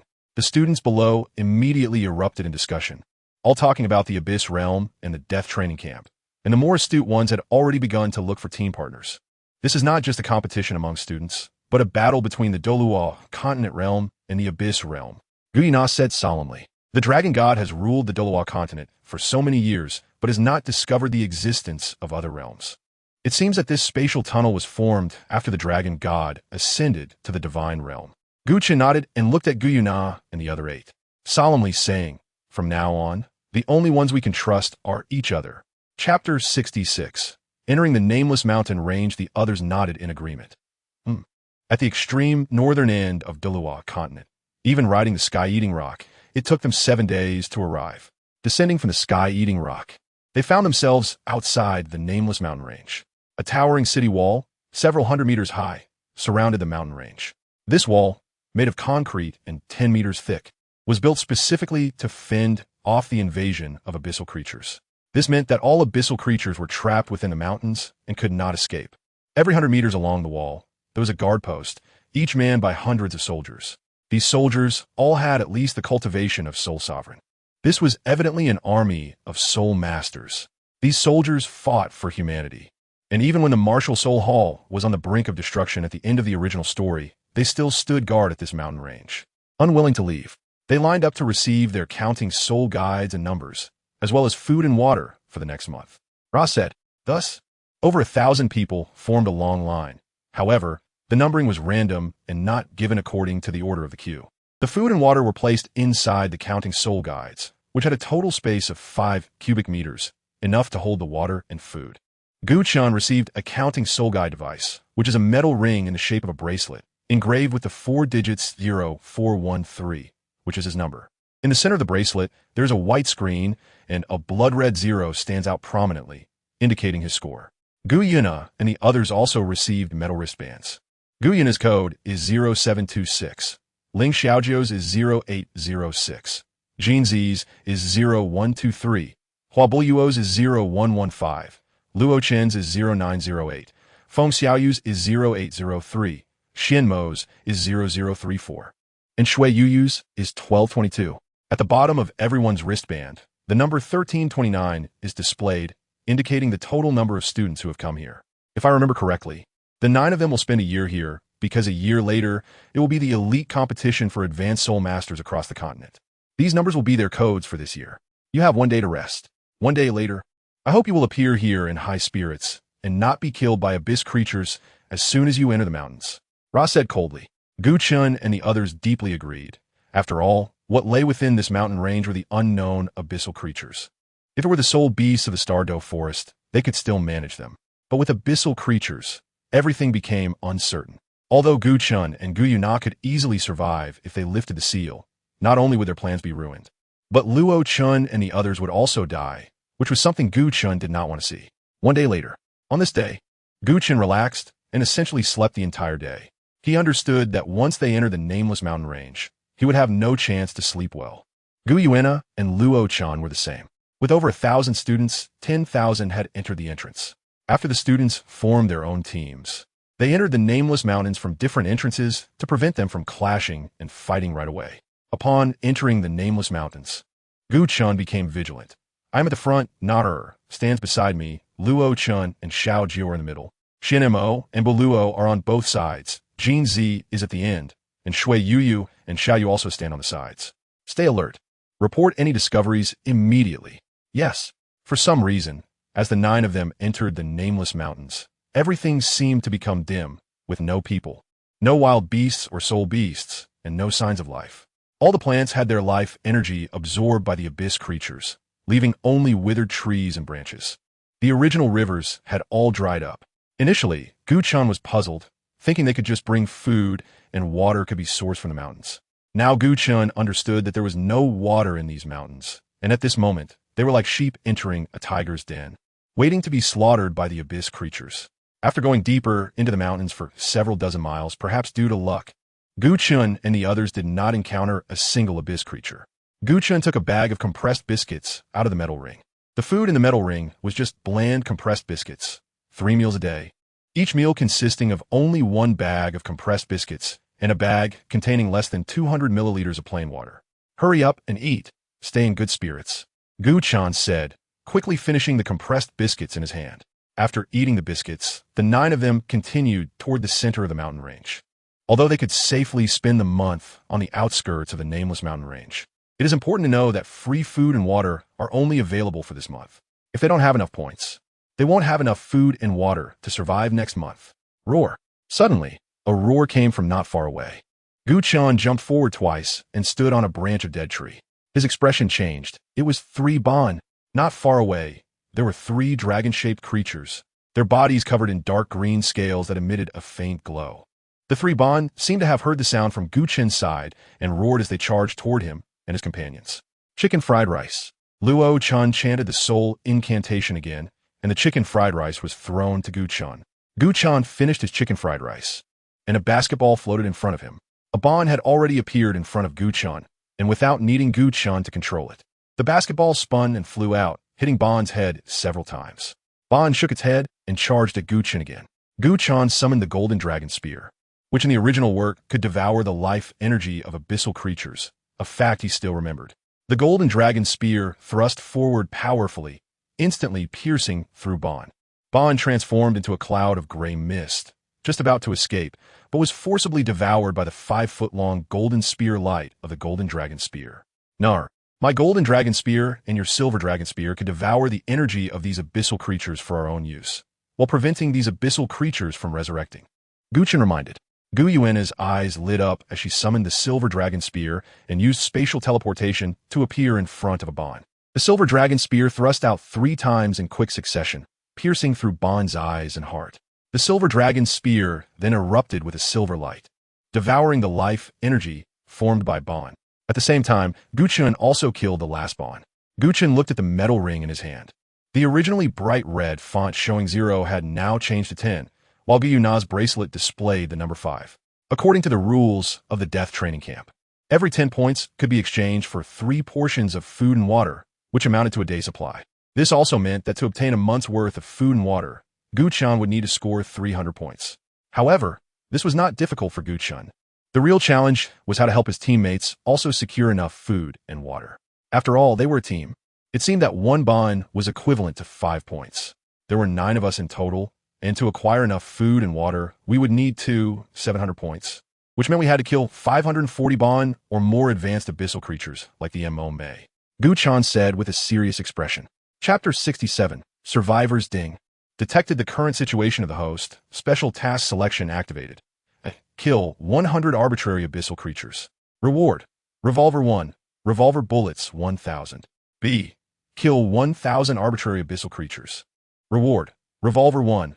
Revolver bullets 1000. Low-level enslavement talisman 3. C. Kill 10,000 arbitrary abyssal creatures. Reward. Revolver 1. Revolver bullets 1000. Low-level enslavement talisman 3. Intermediate enslavement talisman 1. I choose C. Gu Chen decisively made his choice. Gu Chen and the others continued to advance towards the center of the nameless mountain range.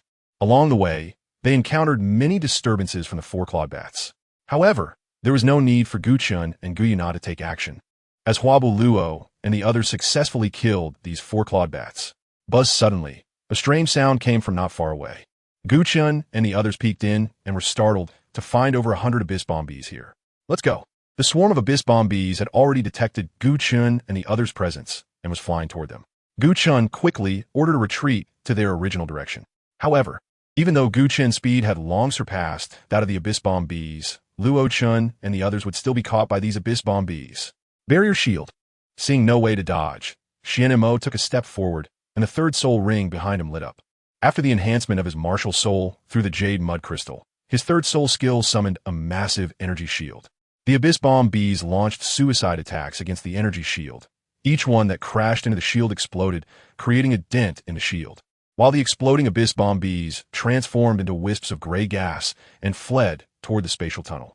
4th soul skill, forced repair. Xian Mo hurriedly stepped forward to use his 4th soul skill to repair the energy shield. But no matter how high Xian Mo's soul power was, it couldn't withstand the relentless charge of so many abyss bomb bees, and eventually, the energy shield shattered. Gu Chen's expression changed drastically as he summoned the golden dragon spear and began stabbing at the abyss bomb bees one by one. Gu Yue Na also summoned the silver dragon spear, killing the abyss bomb bees. However, once these abyss bomb bees got close to them, they self-destructed, leaving Gu Chen and Gu Yue Na in a dire situation.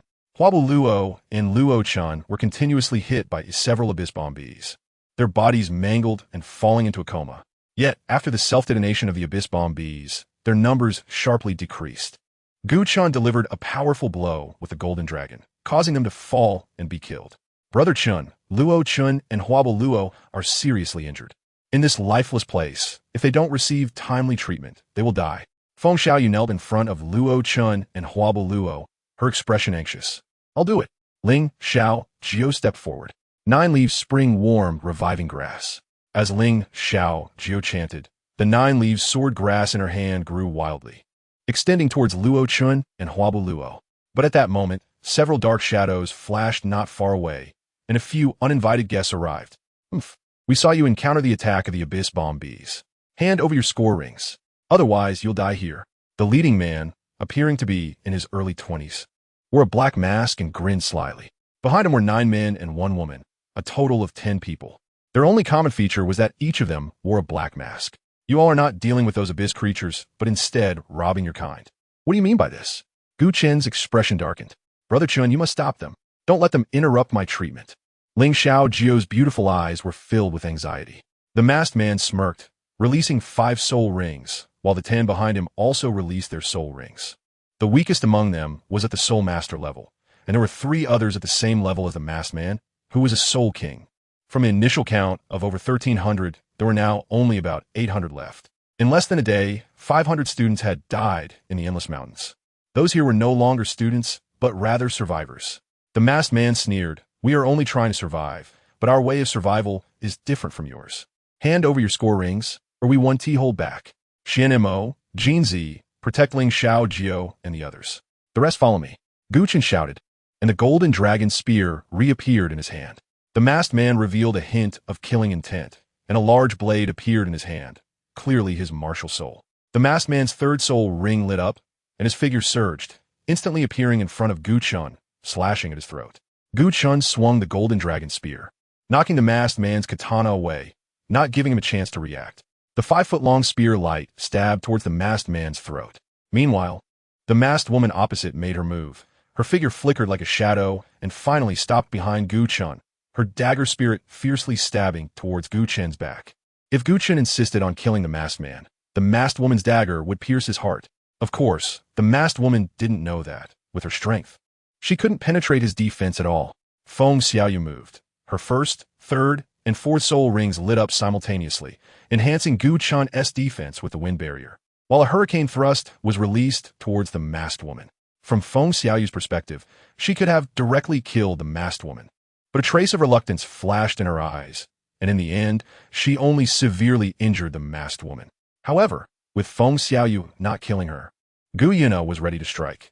Using spatial teleportation, Gu Yue Na appeared above the masked woman and thrust the silver dragon spear down with all her might, piercing straight through the masked woman's throat. The masked woman's eyes widened, dying with her eyes open. Meanwhile, the masked man's throat was also pierced by Gu Chen's golden dragon spear. The group of 11 from the Black Masks suddenly lost 2 members.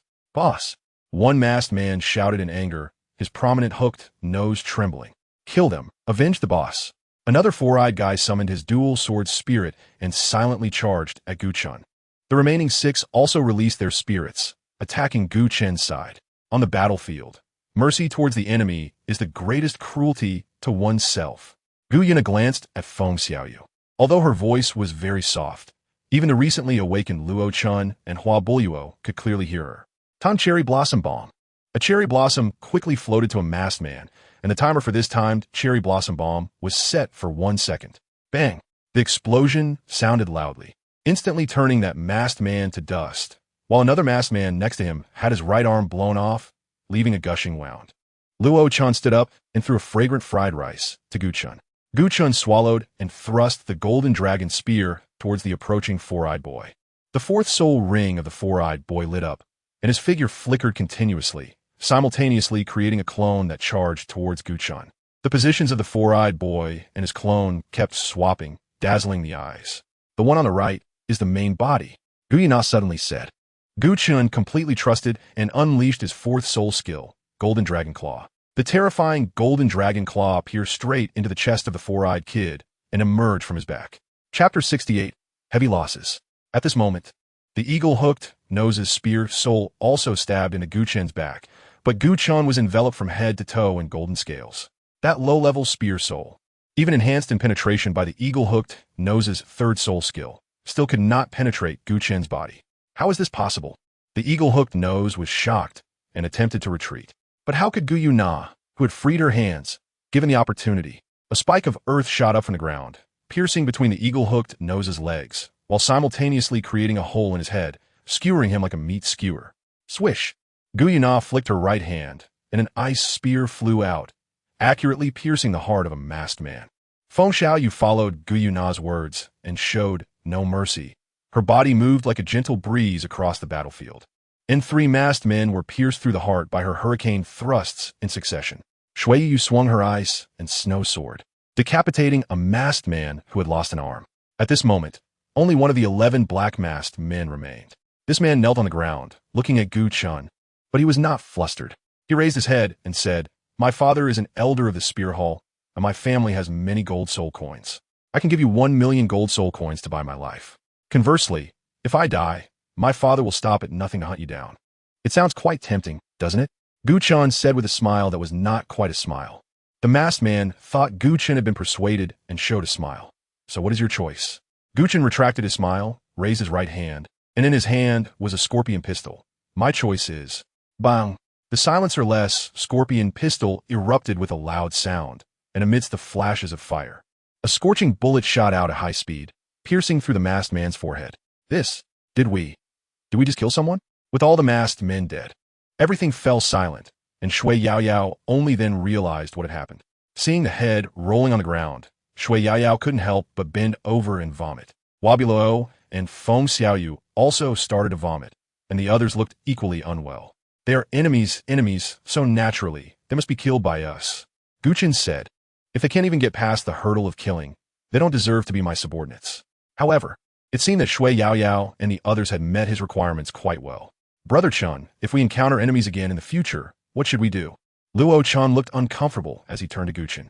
One strike, no chances, Gu Chen said coldly, then bent down to search the bodies for their respective score rings, storing them in his own ring's storage space. Luo Chun, come here, Gu Chen called out.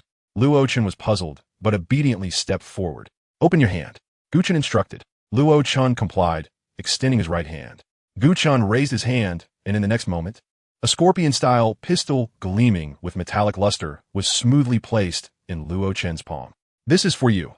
Take good care of yourself, Gu Chen's voice softened.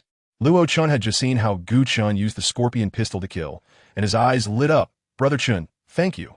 Gu Chen smiled and patted Luo Chen's shoulder. Do we still need to say thank you between us? Gu Chen had seen Luo Chen's attribute panel, and his loyalty had reached a full 90%. Just based on that, Gu Chen had no reservations in handing over the scorpion handgun to him. However, this scorpion handgun was not equipped with a silencer, and there were only 19 rounds in the magazine.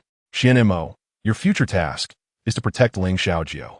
Jin Zi, you will hunt abyss creatures with us, Gu Chen said. The two nodded.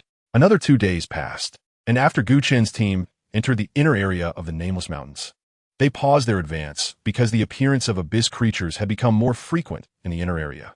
In these 2 days, Gu Chen and the others encountered 4 waves of abyss bomb bee swarms, over 300 four-clawed bats, and Ban, and even Mo May appeared. Meanwhile, Feng Xiaoyu was gravely injured and on the brink of death from a sudden attack by the Mo May yesterday. Even with Ling Xiaojiu's treatment, she was still in a coma. Luo Chun voluntarily carried Feng Xiaoyu on his back. There's a fire ahead, Gu Chen said. 100 meters away, there was a wooden hut made of dead wood, with flickering firelight inside. Nar and I will go take a look. The others stay here, Gu Chen said, walking towards the wooden hut. He knocked on the door, but no one responded, so Gu Chen pushed the door open. Seeing the scene inside, Gu Chen's eyes lit up. So many compressed biscuits and water bags. We have food for 3 days. Nar, let's move it all. I don't know which guy was so carefree to leave food and water in the hut, but since it was like this, the food and water would benefit Gu Chen. The two quickly picked up the food and water bags from the ground. Who are you? A surprised voice exclaimed, and the source of the voice quickly jumped in through the window, trying to stop Gu Chen. Nar! Gu Chen shouted, and then punched the newcomer in the jaw, sending them tumbling backward. Gu Yue Na supported Gu Chen's shoulder and performed spatial teleportation, and the two immediately appeared 100 meters away, where Luo Chun and the others were. There are people there. We need to retreat quickly, Gu Chen said. I sense the soul power fluctuation of that person. They should be at the level of a soul emperor, probably a 25-year-old survivor, Gu Yue Na said. The 9 quickly retreated. On the way out, Gu Chen and the others inadvertently encountered a large group of abyss bomb bees. This group of abyss bomb bees had at least over 1,000. The largest group Gu Chen and the others had ever seen. Surprisingly, this group of abyss bomb bees was relentlessly pursuing Gu Chen and the others. Nar, use Dragon God Transformation. The only way to eliminate these abyss bomb bees is to use Dragon God Transformation. Gu Yue Na Gu Chen. The feeling of soft jade in his arms made Gu Chen momentarily lose his senses, but he had no time to enjoy the soft feeling in his embrace, and quickly output his soul power to merge with Gu Yue Na. A massive dragon god phantom appeared, and terrifying energy was brewing. A 9-color beam of light shot out, streaking across the sky, turning countless abyss bomb bees into ashes, and even the gray air currents could not form, completely extinguished from the world. More than 1,000 abyss bomb bees, under the full force of the dragon god's awakening attack, were left with less than 200 that survived. Seeing Gu Chen and Gu Yue Na fall to the ground, exhausted of soul power, the swarm of abyss bomb bees surged forward like crazy. Xianmo, who stood in front to protect Gu Chen and Gu Yue Na, along with Jin Zi, killed dozens of Abyss Bomb Bees before both fell to the ground severely injured. The remaining Abyss Bomb Bees, however, continued to rush towards Gu Chen and Gu Yue Na. Gu Chen and Gu Yue Na, without soul power for defense, were also severely injured. Although Huabu Luo and others fought to resist and managed to eliminate the Abyss Bomb Swarm, Shui Yuyu was seriously injured and unconscious. And the only one capable of healing the group, Ling Xiaojio, was also in a coma. Huabu Luo had fallen unconscious as well, and Feng Xiao, who had previously been unconscious, still had not woken up. At this moment, the only one standing was Luo Chun, who had exhausted all the bullets from his scorpion-style pistol. Chapter 69. Survivor Base. When Gu Chen opened his eyes, he found himself in a completely unfamiliar place. Above his head was a ceiling made of deadwood, and he was lying on a bed also made of deadwood. Gu Chen struggled to sit up. Once he sat up, Gu Chen realized that Gu Yue Na was lying beside him, and Jin Zi, Ling Xiaojio, and 4 others were also in this desolate wooden room. Besides the newly awakened Gu Chen and Luo Chun, there was a strange woman in the room. The woman had waist-length hair, and her eyes were green. Her face was covered in dirt, likely from being splashed during a battle with abyss creatures. Hello, my name is Zhang Yishuan. My martial soul is the Green Lotus. I'm 24 years old, and a level 53 support type, tool, spirit master. Zhang Yishuan introduced herself. Where's this place? Gu Chen asked, somewhat confused but remained calm. Zhang Yishuan replied, this is our survivor base. We lost several companions while being chased by a group of Abyss Bomb Bees and ended up here. This survivor base was established by the previous batch of people who came here 50 years ago, and we are using it to defend against the abyss creatures. Gu Chen nodded, looked around the room, and noticed that although Gu Yue Na and the others still had some wounds, their complexion had obviously improved.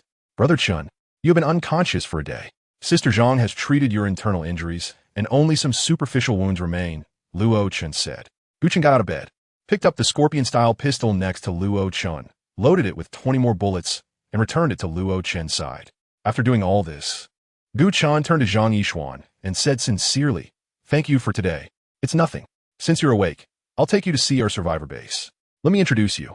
Zhang Yishuan said enthusiastically. Gu Chen nodded and brought Luo Chen along. Zhang Yishuan pushed open the withered wooden door and led the 2 of them outside. The 3 of them were on the first floor of a 3-story withered wooden building. Opposite the withered wooden building was another 2-story withered wooden building. In the open space between the 2 buildings, there were some weapons which seemed to have been brought in by the survivors here. The survivor base was quite small. Apart from these 2 withered wooden buildings, there was only a wall made of withered wood and a row of wooden stakes. Just after stepping out of the withered wooden building, they saw 2 young men in their 20s and a boy just over 10 years old nearby. Hey, Yishuan, are these the guys you brought back from outside? One of the young men asked. Let me introduce myself. I'm Yuan Yi. My martial spirit is Iron Pillar, and I'm a level 54 Soul King. The leading young man looked somewhat stocky, but his gaze seemed a bit unkind. Em Suvai. My martial spirit is Lonely Heart Sword, and I'm a level 52 Soul King, said the other young man, who looked somewhat frail, pointing to the boy beside him. His name is Mo Yun. His martial spirit is Green Scorpion King, and he's a level 34 Soul Master. His sister unfortunately sacrificed herself 3 days ago while hunting abyss creatures outside the survivor base. I'm Gu Chen, a level 48 Soul Master. By the way, is this survivor base just these few people? Gu Chen asked. Yuan Yi replied, how could it be? Dongfang Pe and the others are still outside hunting abyss creatures and haven't returned yet. Boss Yuan, according to the time, they should have arrived by now. But there is no sign of them at all. They wouldn't have run into trouble, would they? Zhang Yishuan said worriedly. Yuan Yi's expression changed, and he said, that is a possibility. Let's go take a look. Hurry up and follow. Zhang Yishuan reminded Gu Chen and Luo Chen. The group hurriedly made their way outside the survivor base, following the footprints of Dongfang Pe and the others. In just a few hundred meters, they spotted Dongfang Pe and his companions. Along with Dongfang Pe were 2 men and a woman, a total of 4 people. And their situation was indeed not good. At that moment, about 10 Ba and surrounded the 4 of them, and a few in the front row had already swung their dark green claws. Dongfang Pe's martial spirit was a cyan dragon-winged spear, and he had 4 soul rings behind him. The 2nd and 3rd soul rings lit up, and the spear tip gleamed with cyan light. Dongfang Pe dashed back and forth among the 10 or so Ba and, agile and swift, constantly leaving marks on their bodies. The woman named Lu Yin was a control-type soul master, and she also had 4 soul rings floating behind her. A chessboard appeared in her hand, and her small hand continuously tapped on the board, causing black and white pieces to appear. At the same time, her first soul ring lit up, and several pieces equivalent to the number on the chessboard fell from the sky, with one larger piece smashing down hard on a Bain's head, resulting in an explosion. Gu Chen, you protect Zhang Yishuan. Subai, let us go, Yuan Yi said, summoning a large iron pillar and charging towards the Bain. As he released his first soul skill, the already gigantic iron pillar transformed into an even larger pillar, smashing down on a Bain's head and killing it on the spot. The other 2 boys with Dongfang but took action. One, named Wan Tianyu, had the martial spirit of army flag. He released his 4th soul skill, casting several red lights on everyone. The speed at which Dongfang Pa, Yuan Yi, and Su Bai killed the Bain increased, and in an instant they had slain several of them.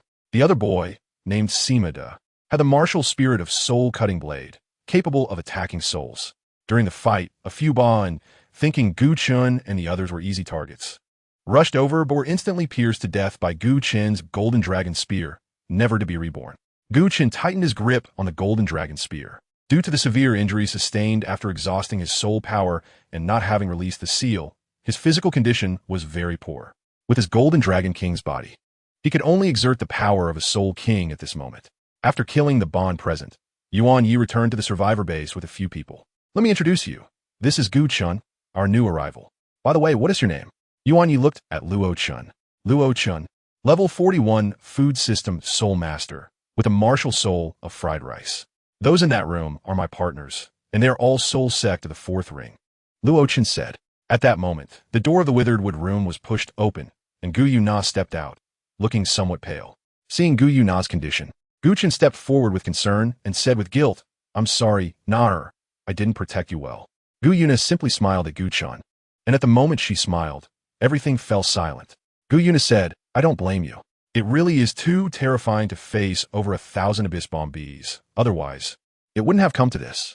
Chapter 70. Demon Charm what? You encountered over 1,000 abyss bombees. Dongfang Po exclaimed incredulously. In his view, if one encountered so many abyss bombees, the only outcome would be death. After all, this was not the technologically advanced world of Dosan. Here, the most powerful defense project was merely like the Great Wall from Gu Chen's past life. Yes, we were lucky enough to exterminate that group of abyss bombees, but we were severely injured as a result. Gu Chen nodded in response. Dongfang Po looked at Gu Chen with a bit more caution in his eyes. Nana, how is your body? Gu Chen inquired through telepathy. Gu Yue Na transmitted. It's okay, but I was seriously injured when my soul power was exhausted. If it weren't for the body strengthening from the ice and fire tempering technique earlier, I might still be unconscious.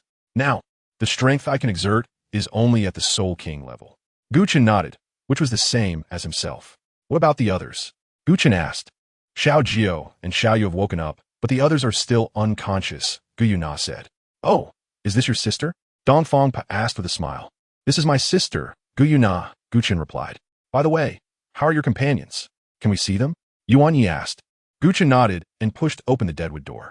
Feng Xiaoyu was currently taking care of others, while Ling Xiaojia was unleashing her 9-leaf sword grass martial soul to heal the injured. Brother Chun, who are they? Ling Xiaojio asked warily upon seeing Yuan Yi and the others behind Gu Chen. Sister Xiaojio, this is Yuan Yi. His martial soul is Iron Pillar, and he is the leader of this survivor base. This is Zhang Yishuan. Her martial soul is Green Lotus, and you are the one she helped treat. This is Dongfang Pa. His martial soul is Dragon Wing Spear. This is Wan Tianyu. His martial soul is Army Flag. This is Su Bai. His martial soul is Lonely Heart Sword. This is Lu Yin. Her martial soul is Square Chessboard. And this is Sima De. His martial soul is Soul Cutting Blade. They're all people from this survivor base, Luo Chen introduced, clearly having been informed about Dongfang Pa and the others by Yuan Yi earlier. Ling Xiaojio nodded and said softly, Thank you, everyone, for saving us. No need to thank us. It's what we should do, Yuan Yi replied, but there was a flicker of thought in his eyes. At that moment, Jin Zi, Huabu Luo, and Xian Mo awakened simultaneously, and Ling Xiaojio hurriedly helped the 3 sit up. Soon after, Shui Yu also woke up. Since everyone is awake, let's have dinner together, Yuan Yi suggested. Su Bai went out first, lit a pile of deadwood as a bonfire, and then took out a large piece of wild boar meat from his spatial ring. Wow, where'd you get this wild boar meat? Jinzi exclaimed, saliva dripping. He smuggled it in from outside. Dongfang chuckled. Awesome. Gu Chen gave a thumbs up. Tonight, consider it our welcome feast for you. From now on, you're also part of this survivor base. Starting tomorrow, we will go out in batches to hunt abyss creatures. Since you are all injured, I will go along with you, Su Bai said. The next day, Ling Xiaojiu, Feng Xiaoyu, and Luo Chan stayed in the Deadwood room to care for the still recovering Huabu Luo and the others, while Gu Chen, Gu Yue Na, and Su Bai left the survivor base to hunt abyss creatures. At first, the hunting of abyss creatures went very smoothly. But just as the three were exhausted and preparing to return, the situation suddenly changed. A lurking demon charm, sensing that the three had let their guard down, struck without warning with a lethal attack. This demon charm could sense the powerful bloodline aura of Gu Chen and Gu Yue Na, so it directly targeted the weakest Su Bai, and its sharp claws pierced through Su Bai's abdomen, pulling out his bloody intestines. Gu Yue Na was the first to react, teleporting to Su Bai's side to grab his collar, and then teleporting again to bring him to the hand of the demon charm. The golden dragon spear of Gu Chen was shot out, its 5-foot-long spear light aimed directly at the center of the demon's forehead. But the demon was not so easy to kill. With a cold smile, the demon tilted its body to the right, just in time to evade the attack of the golden dragon spear. However, a silver dragon spear, which had been predicted long ago, pierced through the demon's head, carrying it several dozen meters away before the demon transformed into gray mist, consumed by the silver dragon spear. Although the demon had been killed, Su Bai's condition was not good at this moment. Su Bai's intestines were spilling everywhere, and he had fallen into a coma. Clearly, if he could not receive timely medical treatment, Su Bai would surely die here. Gu Chen quickly stepped forward and roughly stuffed Su Bai's intestines back in.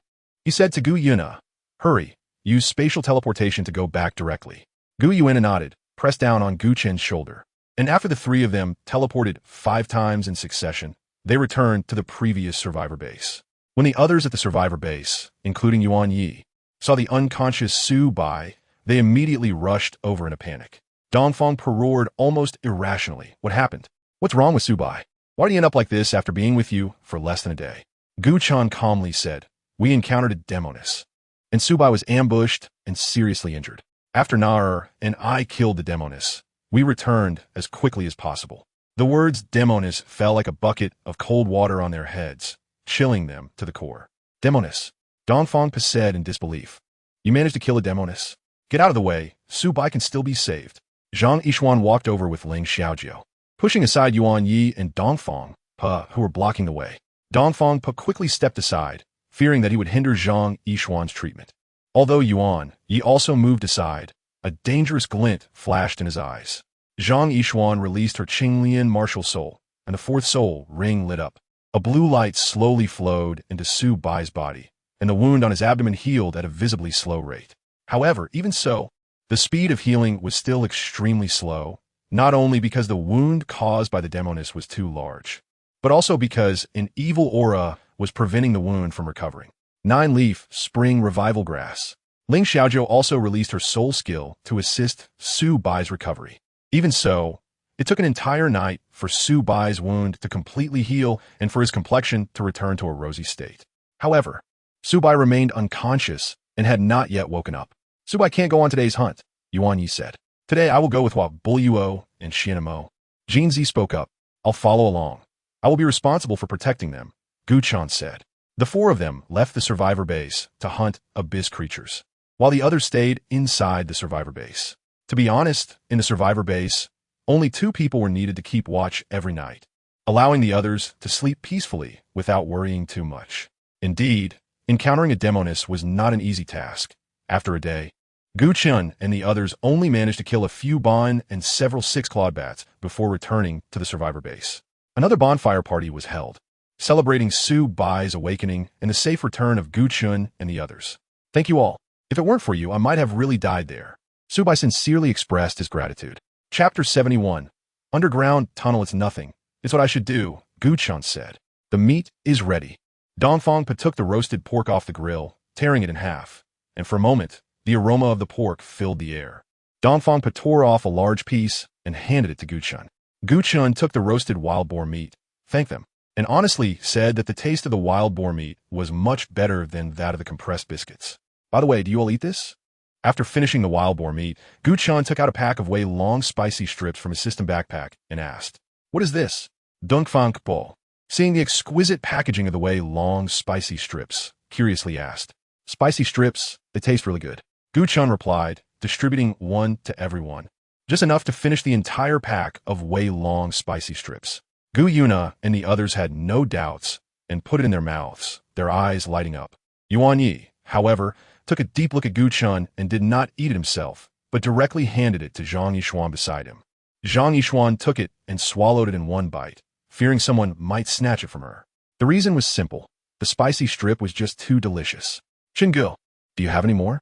Gu Yue Na asked, sucking on her fingers and looking at Gu Chen with big eyes. Gu Chen felt his youthful heart being melted, and without saying a word, he took out a pack of long spicy strips from his system backpack and handed it to Gu Yue Na. Gu Yue Na's eyes shone like the bright moon as she tore open the packaging of the long spicy strips and started to enjoy them. "Bro, can you give me a pack too?" Dongfang Po looked eagerly at Gu Chen. Gu Chen glanced at him. "It's gone." "No, I've only eaten one." Dongfang Po wailed. "System. Check the attribute panel." Ding. System character panel. Character. Gu Chen age. 12 strength. 1, 150, 000 mental power. 8, 130 bloodline. Golden Dragon King bloodline 99. 125. Dragon God bloodline 0. 875 level. Level 48 soul master. For layers of seal have been unlocked. Soul rings. Purple, black, black. Black comprehensive evaluation. Surface strength comparable to soul Douluo, but actual strength is unimaginable. System backpack. 61, 980 gold soul coins, 8 soul power amplification cards, 4 low-level enslavement talismans. Night cloak, 5 original puppets of Yuenga, infinite original paper chicks of Yuenga, infinite original steel wires of Yuenga, 920 scorpion-type pistol bullets, 1 bronze sword.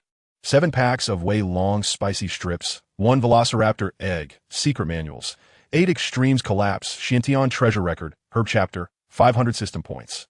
System. Check Dongfang Po's attribute panel. Ding. System character panel. Character. Dongfang Po age.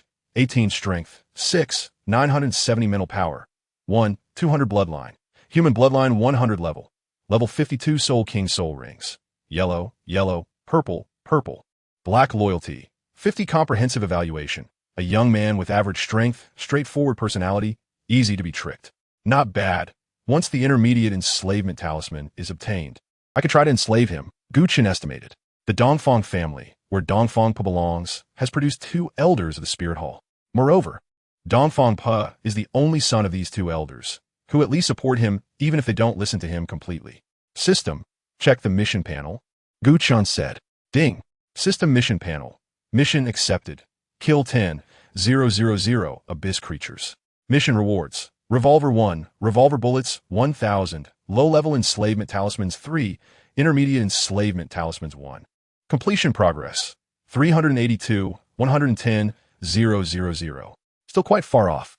Gu Chen sighed. In fact, if it weren't for the previous swarm of over 1,000 abyss bomb bees, his mission progress wouldn't have reached this much at all. As night deepened, everyone returned to their rooms to sleep, leaving Zhang Yishuan and Yuan Yi to keep watch. Due to the limited number of wooden rooms, the 9 of them had to stay in one room, making it quite crowded. Since there were only 2 wooden beds, Jin Zi, Huabu Luo, Xin Mo, and Luo Chan voluntarily chose to sleep on the floor. Ling Xiao Jiu, Feng Xiaoyu, and Shui Yao Yao squeezed on a one bed. Gu Chen originally intended for Gu Yue Na to sleep alone on the bed while he would sleep on the floor, but Gu Yue Na forcibly pulled him onto the bed. However, the 2 old wooden beds in the room weren't exactly small, so they weren't crammed together. Suddenly, Gu Chen felt the urge to urinate, so he planned to get up to relieve himself.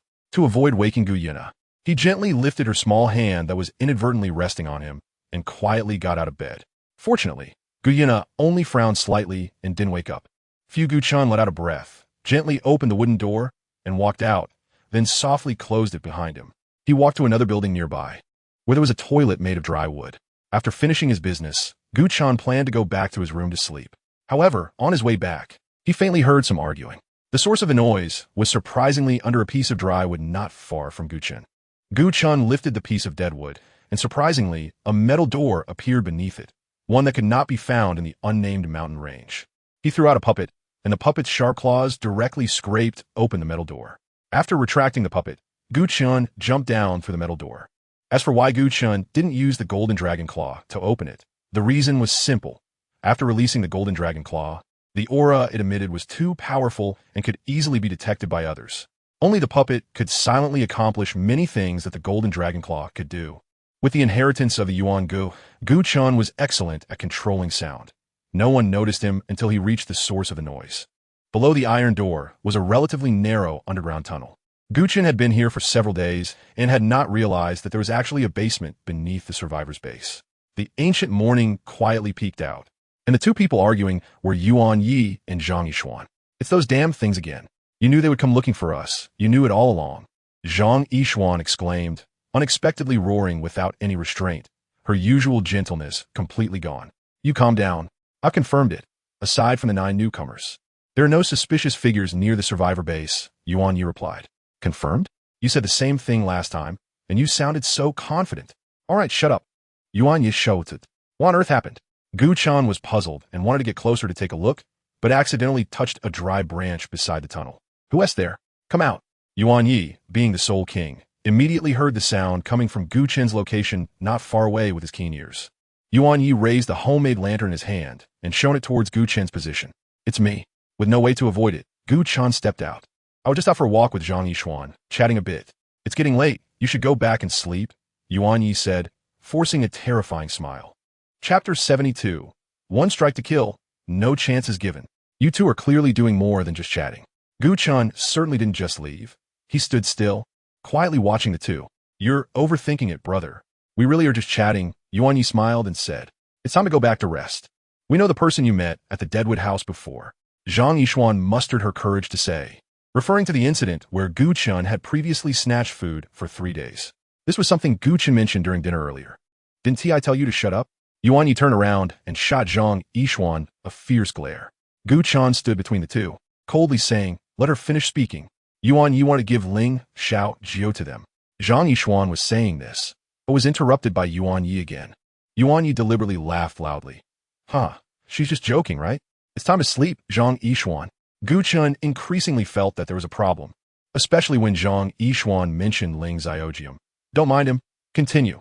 That was a group of very powerful students, and they had always known we were here. To please them, Yuan Yi would send young girls over every once in a while, Zhang Yishuan said, her voice breaking into sobs. That's enough, Zhang Yishuan, enough. Yuan Yi shouted. Mo Yun's sister was also sent over by him. Zhang Yishuan, suppressing her fear of Yuan Yi, spoke up. I told you to shut up. Yuan Yi exploded, slamming a steel pillar down on Zhang Yishuan's forehead. Blood gushed from her head immediately. But at that moment, a stream of energy entered Zhang Yishuan's body through her 7 orifices. She slowly stood up, her eyes opened to reveal an entirely black color, extremely enchanting. The Blue Lotus martial soul was released, and in addition to the Blue Lotus, there were several powers that Zhang Yishuan had never possessed. Damn, it's a possession demon. The angry expression on Yuan Ye's face vanished, replaced by deep fear.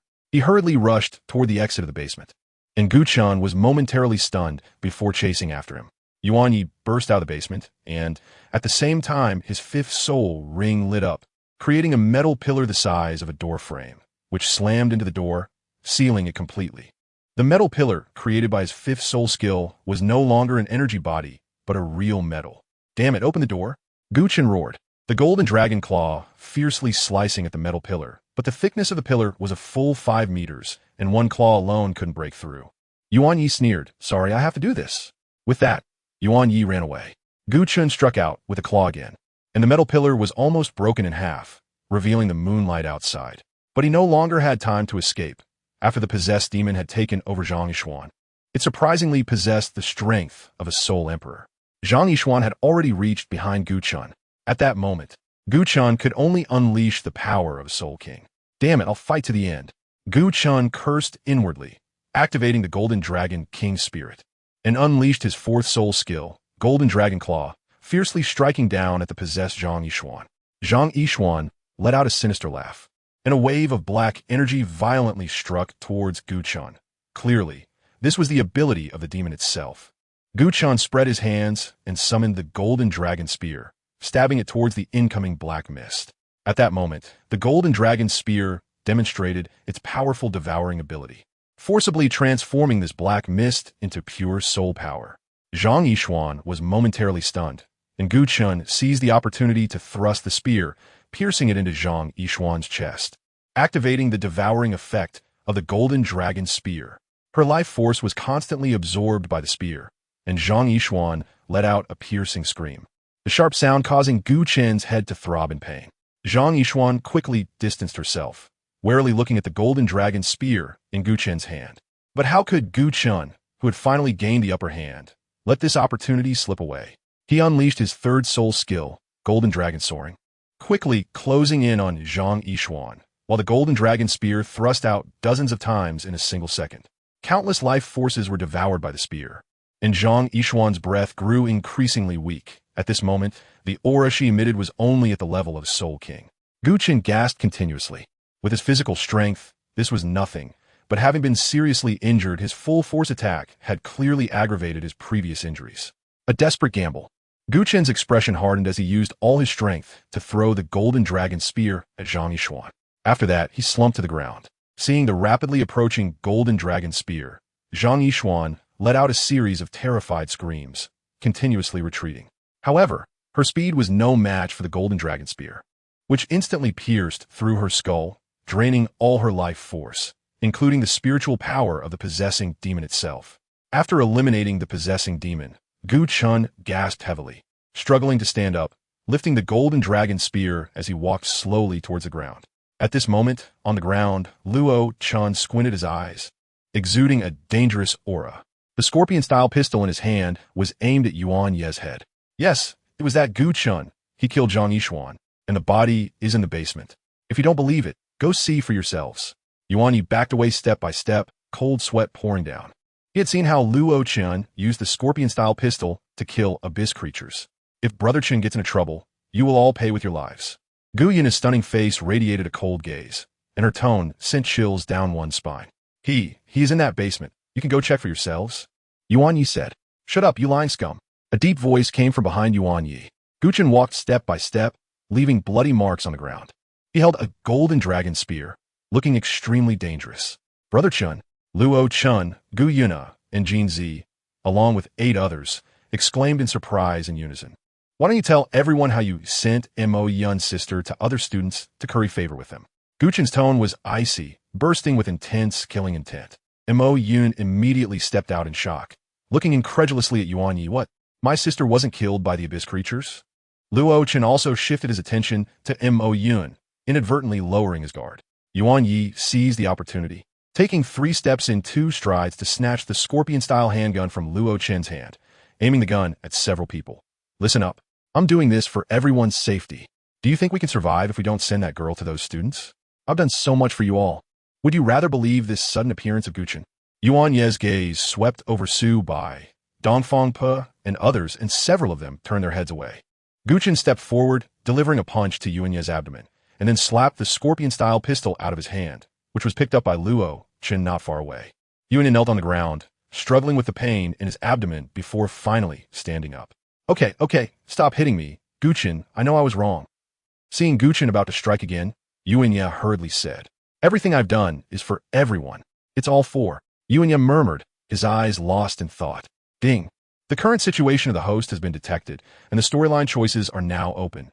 Hey, spare Yuan Ye, as having one more person means one more strength. Assistance. Intermediate Enslavement Talisman 3.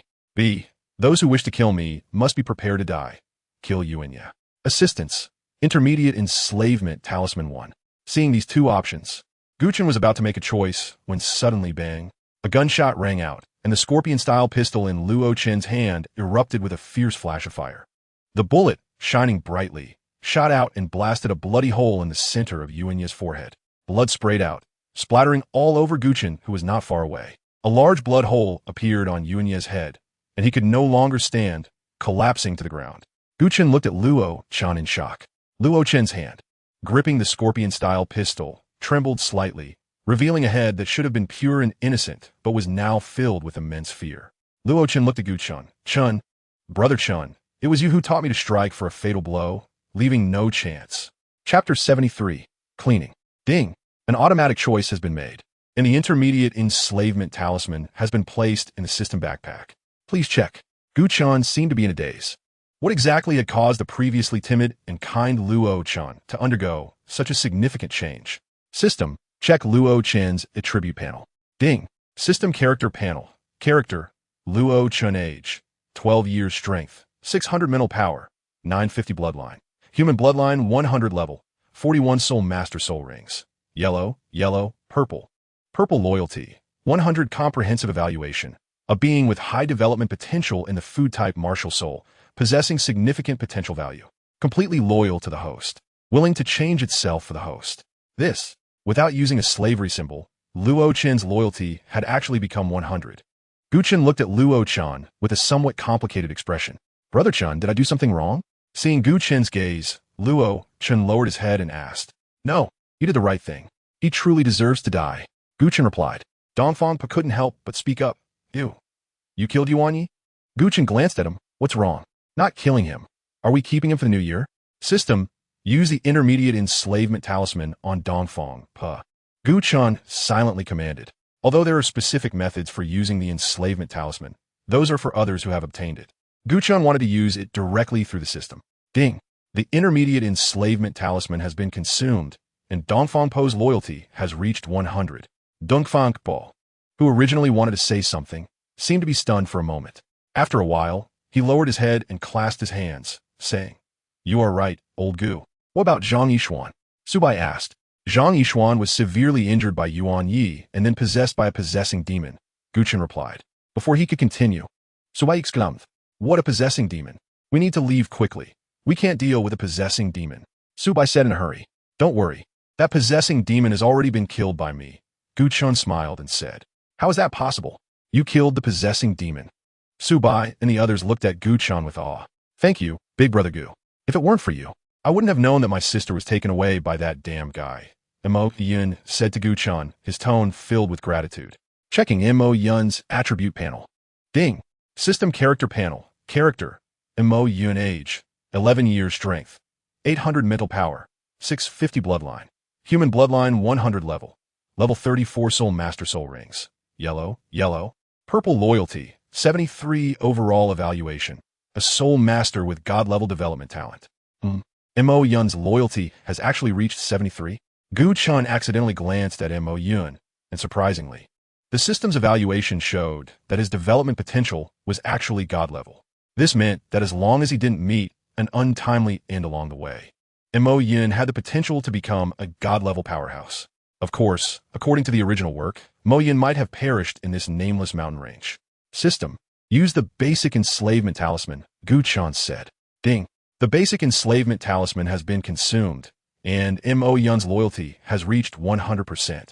Mo Yun also seemed a bit dazed, but he didn't reject the subconscious influence that the system gave him. So he didn't exhibit the obvious dazed behavior like Dongfang Pa did before. Please let me follow you from now on, big brother Gu Chen. Mo Yun said. Me too. Dongfang Pa said. Gu Chen nodded and said, From now on, you two will also be under my command. At this moment, Gu Yue Na leaned closer to him and whispered in his ear, Brother Chen, can they be trusted?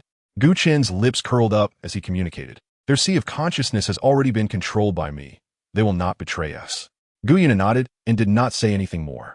It seemed that with the loss of Yuan Yi, the backbone of the survivor base, Su Bai's loyalty had also reached 61%, meeting the threshold for using a primary enslavement talisman.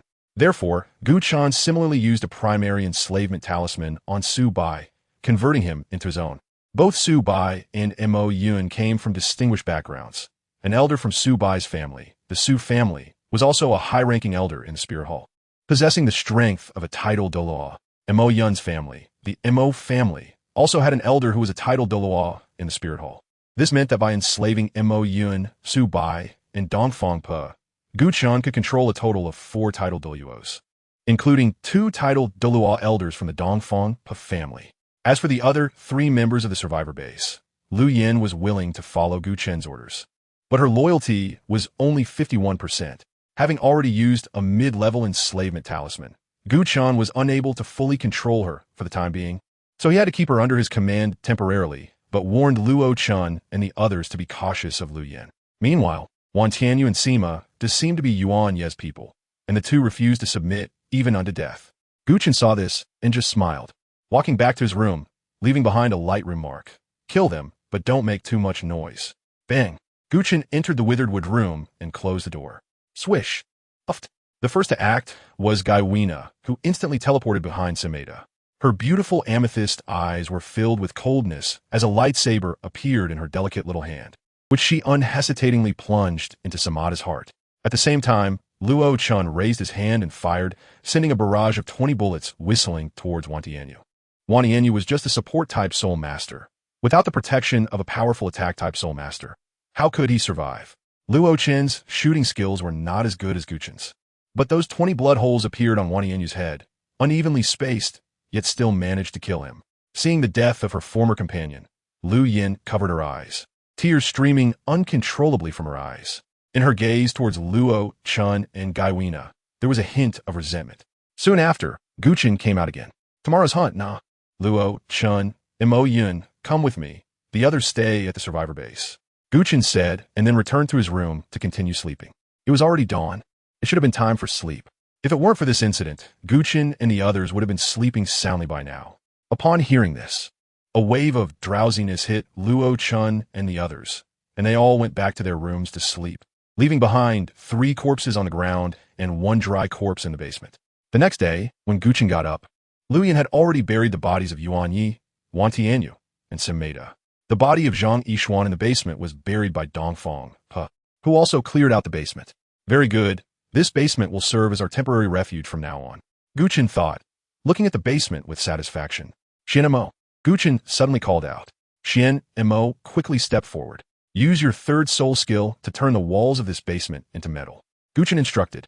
Ever since Yuan Yi blocked the door, Gu Chen had felt that he could use the ability of metallization to create a defensive project. Xian and Mo accepted the order and went down to the basement, continuously releasing his 3rd soul skill. Because of Gu Chen's needs, what appeared was not an energy shield, but the previous kind of metal shield. The metal shield transformed into walls according to Xian Mo's thoughts, and soon, the entire basement resembled a metallic space, with metal surrounding them. Even the ceiling above their heads was made of metal. Chapter 74, The Ironclad Man Gu Chen. Very good. Now only the door remains. For the door, ordinary metal will definitely not do. Gu Chen pondered, while the others stood behind him in silence, with Gu Yue Na slightly leaning against him.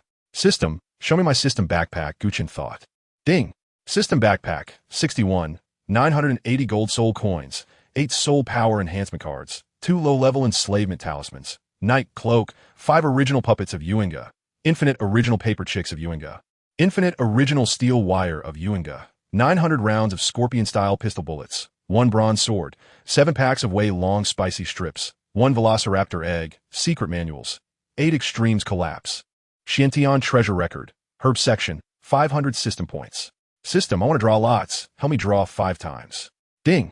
Congratulations to the host for obtaining. Thank you for your patronage. Meteorite alloy door can be disassembled at will. 1. From the level 3 technological plane, 24th century Earth. 5 bottles of chilled cola from the level 2 technological plane, Earth. A set of seasoning kits, including salt, monosodium glutamate, sugar, pepper, and 39 other seasonings. 3 cans each from the level 2 technological plane, Earth. 1 soul power enhancement card. Gu Chen's eyes lit up. This was simply a pillow given when one was sleepy. He took out the meteorite alloy door he had obtained from the system backpack and forcibly installed it onto the original door frame. Gu Chen was about to push open the meteorite alloy door, but found that he couldn't move it. Upon closer inspection, he realized that it was actually a fingerprint scanner.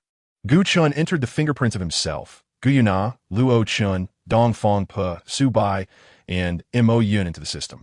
Others can only enter the underground shelter if they follow one of these 6 individuals.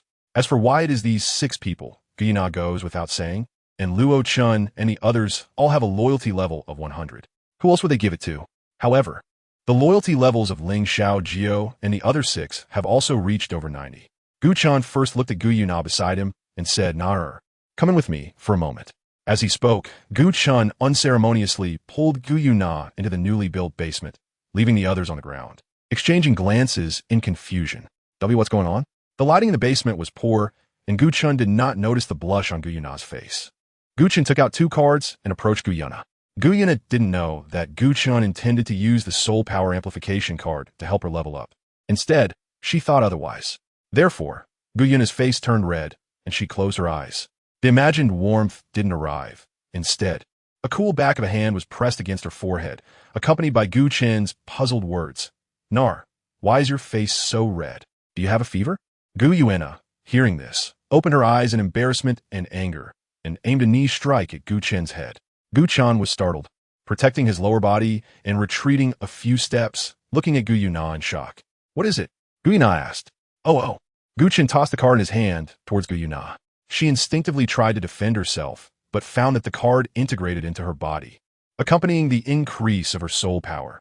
Surprised to find herself boosted to level 50, Gu Yue Na looked at Gu Chen in astonishment. What is happening? Gu Chen smiled mischievously. It's a secret. Gu Chen suddenly remembered that this soul power enhancement card is only applicable to soul masters below the Soul King level. If he doesn't use it now, he might never have the chance to use it again. What the heck, he thought, as Gu Yue Na shot a glance at Gu Chen. Gu Chen then noticed some clues. It turned out that Gu Yue Na thought she was going. However, it should be possible to make up for it now, right? It should be possible, right? With this in mind, Gu Chen approached her. Gu Yue Na lifted her knee again, startling Gu Chen, who quickly stepped back. Humph. Gu Yue Na huffed arrogantly, with her hands behind her back, and walked straight out of the basement. Slap. Gu Chen gave himself a slap, and wondered why he was so foolish.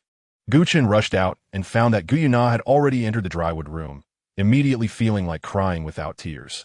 Snowflakes were drifting, and the north wind was howling after Gu Yue Na. Luo Chen was also called into the basement. Could it be that Chen Gu is gay? Jin Zi shrank his neck. Don't talk nonsense. Chen Gu must have something to discuss with Luo Chen. Ling Xiao Jiu Shan a glance. In the basement, Gu Chen gave the remaining 7 soul power enhancement cards to Luo Chen. As for why he gave them all to him, apart from the fact that Luo Chen was the first friend he made at the Soul Master Academy, it was mainly because Luo Chen was the only one who reached 100% loyalty without needing a slave symbol, which made Gu Chen willing to help him improve his cultivation. Chen Gu, what is this? Luo Chen was surprised to see his cultivation level suddenly increase to level 48. Looking at Gu Chen in astonishment. This is my secret, but now, it's also your secret. You understand what I mean, right? Gu Chen looked at him. But what was with that fatherly gaze? MMM. Luo Chen nodded vigorously. The two of them walked out of the basement, and Jinzi was glancing around at both of them. Gu Chen glanced at him. What are you looking at? Nar, Luo Chen, Mo Yin, come with me. The others stay and guard the base. After giving the instruction, Gu Chen took the lead and walked out of the survivor base. Gu Chen's voice was neither too loud nor too soft, but Gu Yue Na in the room could still hear it. In an instant, she appeared beside Gu Chen. Her small face was still slightly flushed. Luo Chen and Mo Yin quickly followed. Luo Chen held Mo Yin's hand, while the other hand gripped a scorpion-style pistol. Along the way, the 4 of them killed more than 100 abyss creatures, including a swarm of over 40 abyss bomb bees, while the rest were scattered bond and 4-clawed bats. The most dangerous encounter was when the 4 faced an attack from 2 6-clawed demons. One of the 6-clawed demons rushed straight at Luo Chen, while Gu Chen and the others were held back by the other 6-clawed demon. Fortunately, Mo Yin fought desperately to block that 6-clawed demon, nearly having his throat slashed. At that moment, Luo Chen took the opportunity to raise his scorpion-style pistol and fired 20 consecutive bullets, each penetrating the 6-clawed demon's head. At this point, Gu Yue Na had already used her silver dragon spear to kill the other 6-clawed demon. Gu Chen then freed his hand, thrusting the golden dragon spear fiercely, draining the life force of the attacking 6-clawed demon, ensuring it would never be reborn. Mo Yin, are you alright? Gu Chen looked at Mo Yin, the youngest among them, whose face was filled with determination, but his chest was a bloody mess. Mo Yin shook his head, and the second spirit ring on his back lit up, his injuries visibly healing at a rapid pace. Mo Yin's second spirit ability turned out to be a self-healing skill, which would remain useful even at high levels. Just then, footsteps could be heard not far away, as if someone was approaching the 4 at great speed. Conceal yourselves, Gu Chen communicated to the others, and the 4 quickly hid behind a corroded boulder. Chapter 75. Encountering Yi Wuyo again, the newcomer was like a dark ghost, his entire body hidden in the shadows. He swiftly moved to the other side of the stone where Gu Chen and the others were, sitting down and breathing heavily. His arms and feet were covered in blood, clearly injured. Yi Wuyo? Gu Chen exclaimed in surprise. Who? Yi Wuyo immediately became alert, flipping his palm to reveal a dagger, his weapon, the purple-winged angel. It's me. Gu Chen said. It's you guys. Yu relaxed slightly, but just then he heard hurried footsteps nearby, and his body tensed up again. He released his second spirit ability and vanished into the darkness. Soon, dozens of people ran past them, exuding a murderous aura. Quick, that kid went this way. Kill! One person shouted angrily. Gu Chen recognized him as the individual who had stolen food from him 3 days prior. Yu, what's going on? Gu Chen asked, puzzled. Looking at Yu, that SA group of students. Once they discover my presence, they tried to forcibly recruit me. Anyone who refuses is killed on the spot. Yu whispered. I didn't want to join, so they chased me here. Thankfully, they don't understand the nature of my martial soul, or I would have really been done for. Gu Chen, those are the ones who wanted to swallow our survivor base before. My sister was given to them by Yuan Yi. Mo Yun looked at the retreating figures of the group, his eyes filled with hatred. Gu Chen said to Yu, why don't you join us first, take a little rest at our survivor base, and then we can make plans. Yu thought for a moment, sighed, and said, all right, I'll join you. After all, we're from the same Martial Soul Academy. Welcome to our team. Douluo Continent extended a hand and shook hands with Yu. By the way, Yu, could you introduce us to your soul skills? Gu Chen suggested. Yu nodded and spoke. My first soul skill is Nightblade, which allows me to summon sharp blades to quickly stab my enemies. My second soul skill is Shadow Escape, which lets me hide in shadows and can generate my body from anyone's shadow. My third soul skill is Shadow Strike, which can summon the enemy's shadow to attack their main body. My fourth soul skill is Night Shadow Kill, which can summon multiple shadows to deliver a fatal blow to a single target. My fifth soul skill is called Eternal Night, a domain-type soul skill that plunges a 100-meter radius into endless darkness, with allies unaffected, while enhancing my attack speed and movement speed by 10%. Gu Chen nodded and introduced his own soul skills, as well as those of Gu Yue Na and Douluo Continent, to him. Then he looked at Mo Yun, paused for a moment, and asked, by the way, Mo Yun, it seems we haven't asked about your soul skills yet? Big brother Gu Chen. My martial soul is the Green Scorpion King. My first soul skill is called Green Scorpion Strike, which allows me to extend my scorpion pincers to strike. If it causes a wound, it carries a deadly poison that can kill a soul king. My second soul skill is Poisonous Tail Spike, which allows me to whip out spikes for attack. These spikes also carry deadly poison that can kill a soul emperor-level expert. My third soul skill is Healing Light, which can heal my own injuries, Mo Yin introduced. Gu Chen nodded and said to Douluo Continent, although your fragrant fried rice doesn't have the effect of healing injuries, it can replenish soul power. Make one for Yu to eat. Douluo Continent nodded and recited the soul spell. Even if I starve to death, jump down from here. I won't eat a single thing from you. Oh, my fragrant fried rice, the first soul skill, fragrant fried rice. This time, Douluo Continent's voice seemed a bit louder. Yu grinned, took the fragrant fried rice, and said, what kind of soul spell is this? It's a bit strange, huh? Gu Chen chuckled, and this time he clearly heard. He remembered a certain great philosopher from his past life who said, it's fine. I also know another soul master with a sausage martial soul, and that soul skill is really strange. Yu shook his head and ate the delicious fried rice. Let's go back to the survivor base first, and let Xiao Jiao heal your wounds, Gu Chen said, getting up and heading in the direction of the survivor base. Yu stood up, and his injuries were revealed to everyone. A blood mark ran from the base of his neck down to his abdomen. If the attacker had used a bit more force, Yu might have died here. Even so, blood continued to pour out from the wound.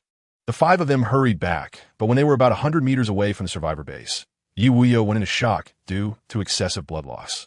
With no other choice, Gu Chen had to let Gu Yue Na use her space element control to forcibly bring all 5 of them back to the survivor base at once.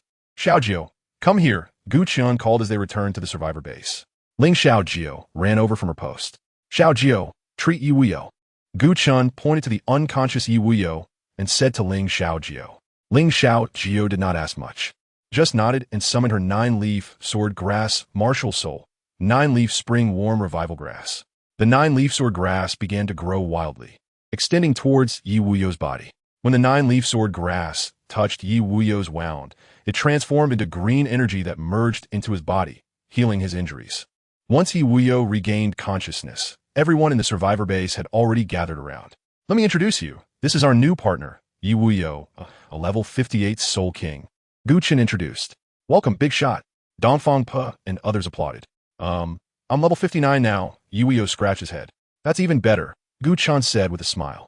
Yi Weiyou reintroduced his soul skills, and Ling Xiao Jiao and others introduced themselves, leaving only Dongfang Pe, Su Bai, and Lu Yan. My martial soul is the Lonely Heart Sword. My first soul skill is Heart-Piercing Joy, which allows me to stab an enemy, making them uncontrollably feel joy, affecting their judgment, while also causing mental and physical damage. My second soul skill is Heart-Piercing Anger, which allows me to stab an enemy, making them uncontrollably feel rage, affecting their judgment, while also causing mental and physical damage. My third soul skill is Heart-Piercing Worry, which allows me to stab an enemy, making them uncontrollably feel worry, affecting their judgment, while also causing mental and physical damage. My fourth soul skill is Heart-Piercing Thought, which allows me to stab an enemy, making them uncontrollably feel longing, affecting their judgment, while also causing mental and physical damage. My fifth soul skill is Heart-Piercing Sadness, which allows me to stab an enemy, making them uncontrollably feel sadness, affecting their judgment, while also causing mental and physical damage. Subai quickly introduced his soul skills like a rapid-fire cannon. All 5 of your soul skills have similar effects. Can't you summarize them? Gu Chen said, facepalming. He hadn't realized before how much Subai talked. Sorry, I'm used to it, haha, Subai laughed. Chapter 76. The Arrival of Invaders, the Appearance of the Black Emperor's Trace.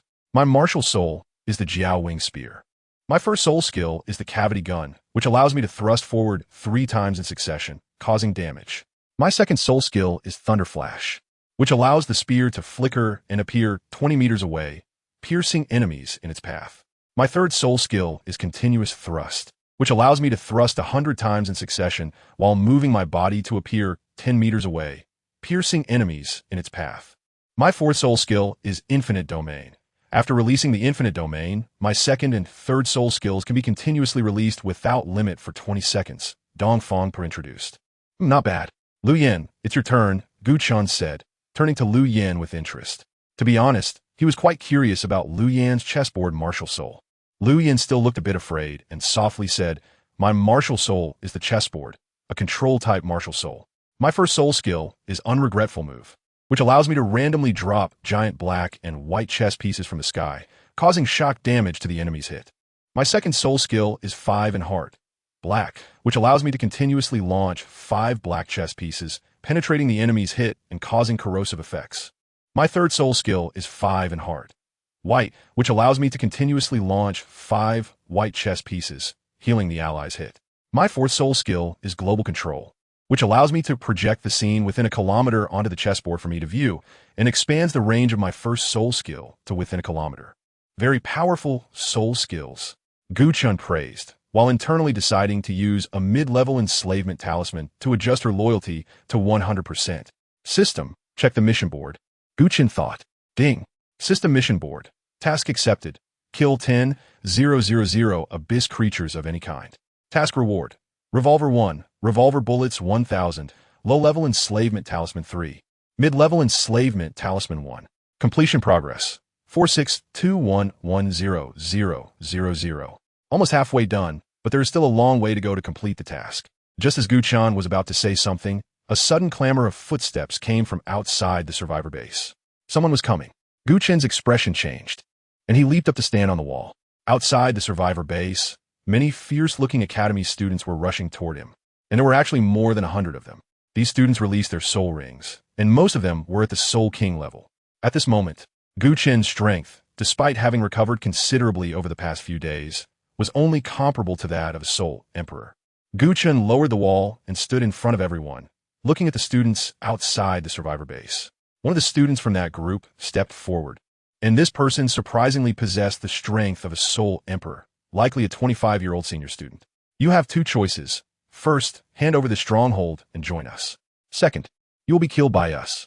The Soul Emperor grinned menacingly at Gu Chen. Ding! The host's current situation has been detected, triggering a plot choice. A.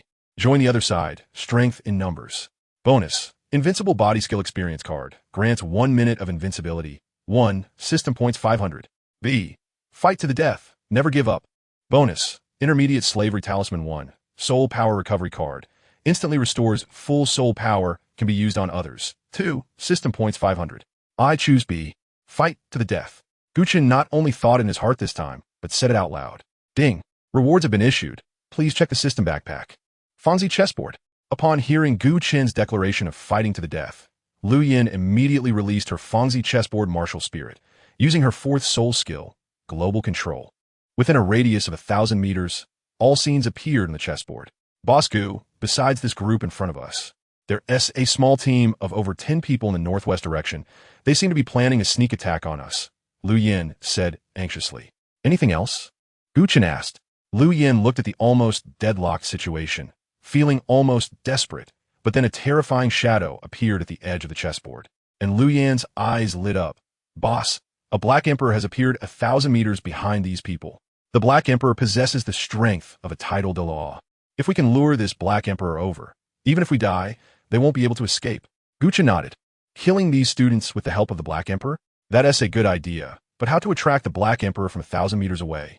It's worth noting that, for now, both Gu Chen and Gu Yue Na can only exert the strength of a Soul Emperor individually, and they can't defeat more than 100 people. Nar, use Dragon God transformation. The 9-colored rays of the awakened Dragon God can reach 1,000 meters. Gu Chen remembered something and said to Gu Yue Na. Gu Yue Na hesitated for a moment. After all, with their current cultivation, releasing the Dragon God transformation would exhaust all their soul power, leaving them completely defenseless. However, Gu Yue Na firmly believed that Gu Chen would not harm her, so she took a step forward and embraced Gu Chen. Gu Chen wrapped his arm around Gu Yue Na's slender waist, and Gu Yue Na looked up at Gu Chen, who was only a hair's breadth away. Gu Chen lowered his head and kissed Gu Yue Na's lips, the soft fragrance entering his mouth, while their soul power continuously infused into each other. The golden and silver soul powers intertwined, merging together, transforming into beams of 9-colored light. The massive Dragon God Phantom looked down upon the students below, who seemed like ants, as the 9-colored energy continued to gather. What kind of martial soul fusion skill is this? It's terrifying. A Soul King shouted in fear and wanted to escape, but was immediately pierced to death by the leading student. No one is allowed to run. Break it now. The leading Soul Emperor roared, commanding others to rush and interrupt the martial soul fusion skill. However, the energy of the 9-colored giant dragon had already charged up, and a 9-colored beam shot across the sky, crashing into the crowd. All the students touched by the 9-colored beam turned to ashes. Dragon God transformation, first transformation. Dragon God awakens. The Soul Emperor student narrowly dodged and looked at the 9-colored dragon phantom with eyes full of fear. Come, this damn thing has killed so many of us. Go, capture their companions and make them laborers. Meanwhile, 1,000 meters away, a Black Emperor watched the nearly explosive 9-colored light rush toward her and couldn't help but feel a pang of fear. If that 9-colored beam had been a few meters longer, it would have struck her and severely injured her. However, this Black Emperor was very interested in the source of the 9-colored beam. With the strength of a tidal Douluo, she believed she could completely annihilate those humans. Chapter 77, Dragon God Possession, Annihilate the Black Emperor. After Gu Chen and Gu Yue Na unleashed the Dragon God transformation, first style, Dragon God Awakens, they completely ran out of soul power. Gu Chen quickly took out the soul power replenishment card awarded by the system and on the foreheads of himself and Gu Yue Na. Ding! Fully revived. What is this? Gu Yue Na exclaimed in surprise. It's a secret. Gu Chen smiled again and said. At this moment, the number of invaders outside had sharply reduced from over 100 to less than 50 under the impact of the colorful ray.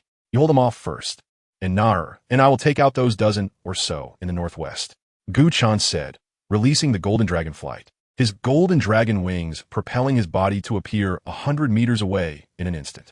Gu Yue Na also used spatial shuttling to keep pace with Gu Chen. The dozen or so people were startled to see Gu Chen and Gu Yue Na suddenly appear, and quickly unleashed their martial souls in an attempt to resist them. However, Gu Chen and Gu Yue Na were like wolves entering a sheep pen. With a single swipe of Gu Chen's golden dragon claws, he could send a person flying. While Gu Yue Na shot ice cones at these students, with countless ice cones piercing into their hearts. In just a few breaths, all these students were dead, some unable to even unleash their martial souls in time. If the leader of those invaders knew that his carefully arranged ambush team had been wiped out like this, he would surely be furious to the point of spitting blood. The speed of a tidal Douluo, if not 1,000 meters per second, is certainly more than enough to cover a kilometer in a minute. When Gu Chen and Gu Yue Na returned to the survivor base, the Black Emperor had already appeared. The Black Emperor was already quite irritated as he had not discovered the source of the colorful ray, and upon encountering these chattering ants, he immediately lashed out in anger. The more than 50 invaders were almost entirely killed or injured, with only a few fast-moving agility-type Soul Emperors fleeing. The leader of the invaders was one of those agility-type Soul Emperors. After the Black Emperor killed all the invaders at the entrance of the survivor base, he clawed through the withered wooden wall of the survivor base and charged towards Dongfang Pe and others inside. Gu Chen quickly blocked in front of Dongfang Pe as the golden dragon extended its claws and fiercely struck, clashing with the Black Emperor's claw. However, this action aggravated his previous injuries. Even though he used his soul power to replenish his strength and had nearly recovered, Gu Chen, possessing the power of Soul Saint, was still sent flying by that claw.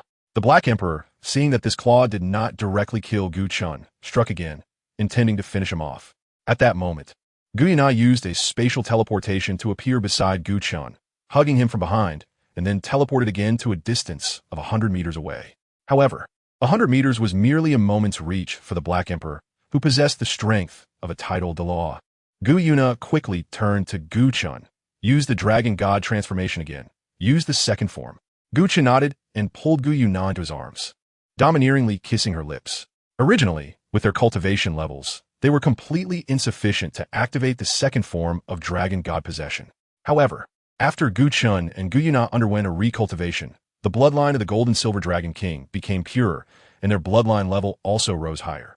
Thus, they were able to release the second form of Dragon God transformation, Dragon God possession, through the advantage of their bloodline.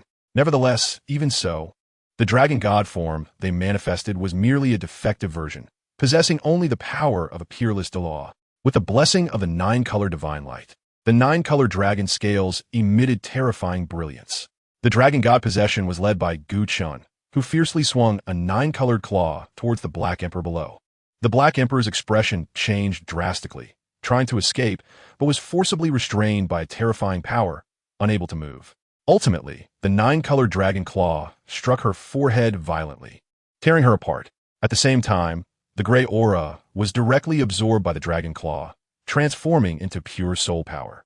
After delivering this strike, the two could no longer withstand the terrifying consumption of soul power and immediately separated, ending the effect of Dragon God possession. Gu Yue Na lost all her soul power and collapsed onto the ground. Gu Chen instinctively fell down and ended up sitting on Gu Yue Na. This position is indescribable, only to be understood. After a while, Gu Yue Na opened her eyes. Are you done sitting? Enough, enough. Gu Chen quickly got up. Gu Chen looked at the survivor base. After the arrival of the Black Emperor, the entire survivor base had almost turned into a pile of ruins. Many intact dead trees had been shattered or burned to ashes. Xianmo, can your fourth soul skill repair them? Although Gu Chen had little hope left, he still asked Xianmo, who stood before him. Xianmo shook his head and said, I'm sorry, my fourth soul skill can only repair defensive structures with damage levels below 75%. The damage here has already reached over 90%, and I cannot repair it. However, the basement has about 10% damage, and I can repair it. By the way, how is everyone else? Gu Chen looked at Dongfang Pe, who was walking over, and asked. At this moment, Dongfang Pe seemed a bit anxious. Boss Missouri Yun, Huabu Luo, and Shui Yu have been captured by those people. What? Gu Chen's eyes erupted with intense, killing intent. These people were truly courting death. At this time, Yu stepped forward. Gu Chen, I know where their headquarters is. However, there are many of them. Even if 100 of them have died, there are still nearly 200 people in their camp. 200 people? Luo Chen exclaimed. But it seems that there are only about 500 survivors left now, right? It should be noted that the red number on the back of everyone's metal wristband had already decreased from over 800 to over 500. However, among those 200 people, more than 100 were forced laborers captured by that group, most of whom were at the soul zone level. If we can convince them to rebel together, we might be able to deal with that group. Yu said, let's go. Take us to their headquarters. Gu Chen said, but what about your and Gu Yue Na's soul power? Yu hesitated for a moment and asked.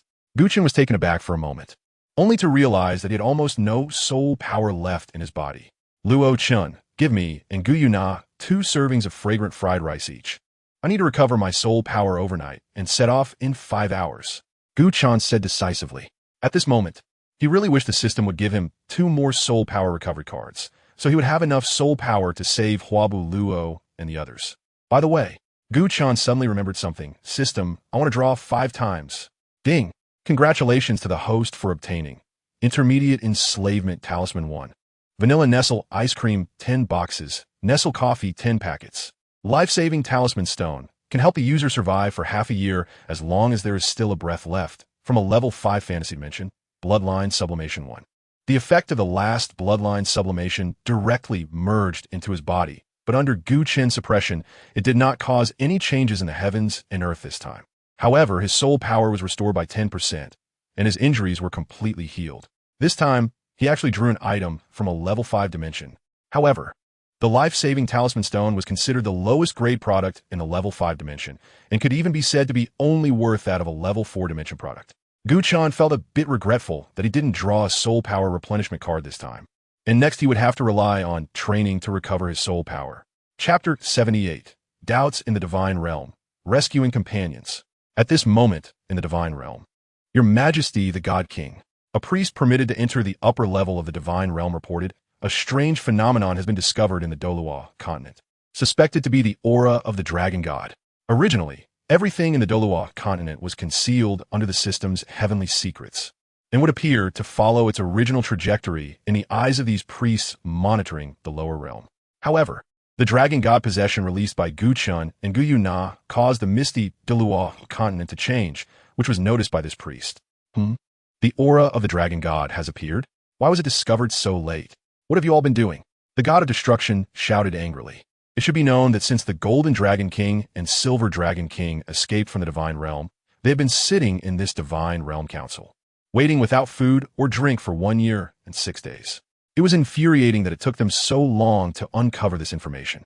The goddess of life comforted the god of destruction and then looked at the priest. Xiao Zi, you did well. Now, tell us what exactly happened. Your Majesty the God King, I discovered that the Douluo Continent has emitted an aura different from its original trajectory. I am not sure if this is caused by the Golden Dragon King and Silver Dragon King. The priest said tremulously. The god of Shura frowned. Let us do this. We will send a priest close to the 3rd level god to check the lower realm. If it really is the Golden Dragon King and Silver Dragon King, then we must kill them, even at the cost of the Douluo Continent's collapse. But aren't you planning to pass on the position of the god of Shura to the child of destiny from the Douluo Continent? The kind God King asked. The god of Shura smiled confidently. What does that matter? At worst, I can have that inheritor kill the Golden and Silver Dragon Kings for me. The god of Shura had never considered that if Tang San inherited the divine position, he might join the side of the Golden and Silver Dragon Kings. However, it would take at least 10 days of time travel for the priest to leave the Divine Realm and reach the Douluo Continent. By the time they arrived in the Douluo Continent, 10 years would have passed there. The evil god King frowned. Ha! The Dragon God has been cultivating in the Douluo Continent for millions of years and is at the level of a God King. Given 10 years to the Golden and Silver Dragon Kings, what can they achieve? The god of Shura scoffed. Let us just send a priest to check the Douluo Continent. In the Douluo Continent, in a nameless mountain range. Although Gu Chen had only spent 2 hours recovering all his soul power, he still waited for Gu Yue Na to recover her soul power before they set off.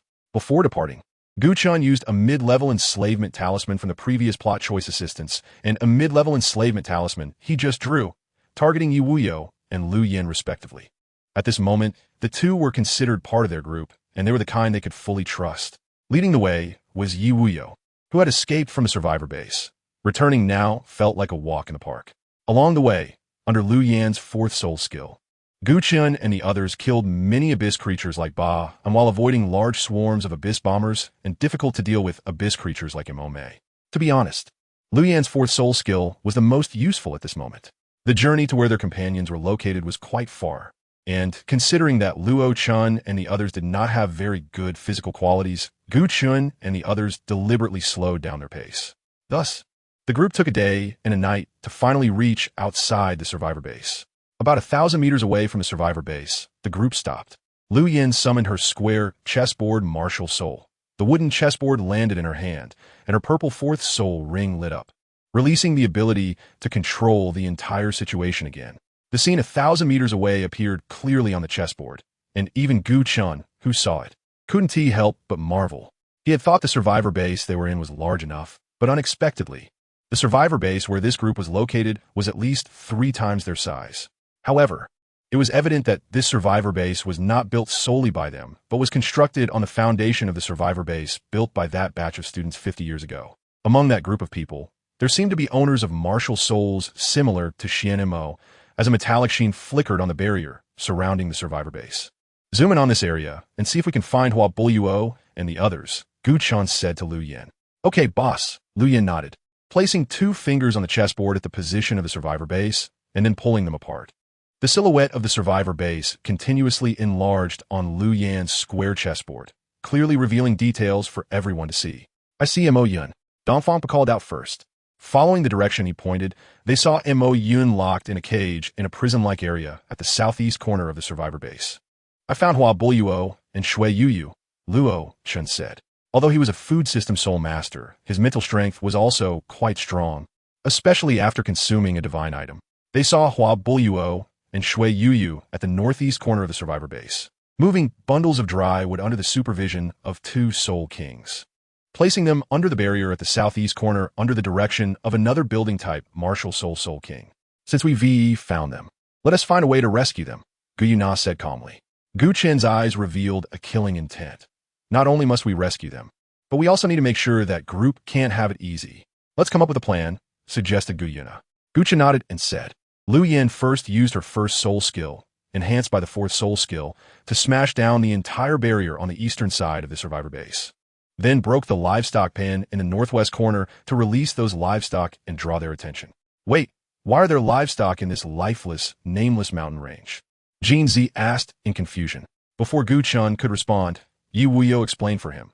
The leader of this group has a powerful background.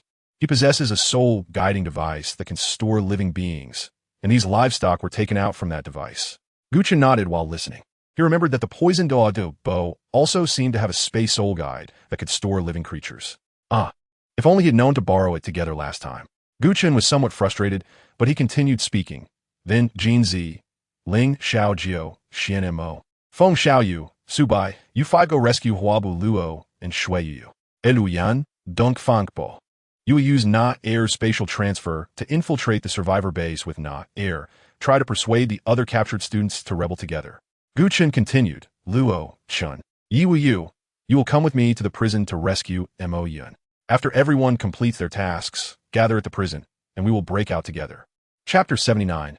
I don't want him to become a murderer. Is there any problem? Gu Chen asked. The others all indicated there were no issues. The first step of the plan was set in motion as Lu Yan once again adjusted the size of the chessboard representing the survivor base until it was appropriate. She dragged the square chessboard with her left hand while quickly tapping the positions of the eastern wall on the chessboard with her right hand. One by one, black and white pieces appeared on the board, and in reality, black or white pieces appeared above the eastern wall, each the size of a card. The metal pieces slammed down on the wall, shattering it to pieces, and then the metal pieces mysteriously disappeared. Enemy attack. Some soul cultivators in the survivor base noticed the eastern wall had collapsed and shouted. But the next second, a huge black piece descended, smashing one of the soul cultivators into a pulp. After doing this, Lu Yan pointed to a fenced area in the northwest corner of the chessboard representing the survivor base, where livestock was kept.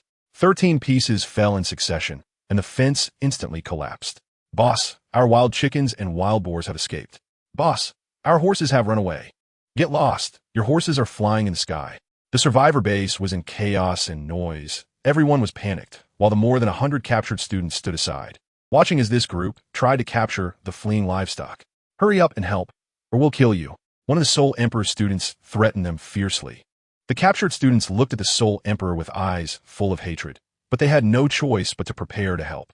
Just then, silver light flashed behind this Soul Emperor, and Gu Yue Na, Dongfang Pe, and Lu Yan appeared behind him. A light sword suddenly appeared and pierced the Soul Emperor's heart.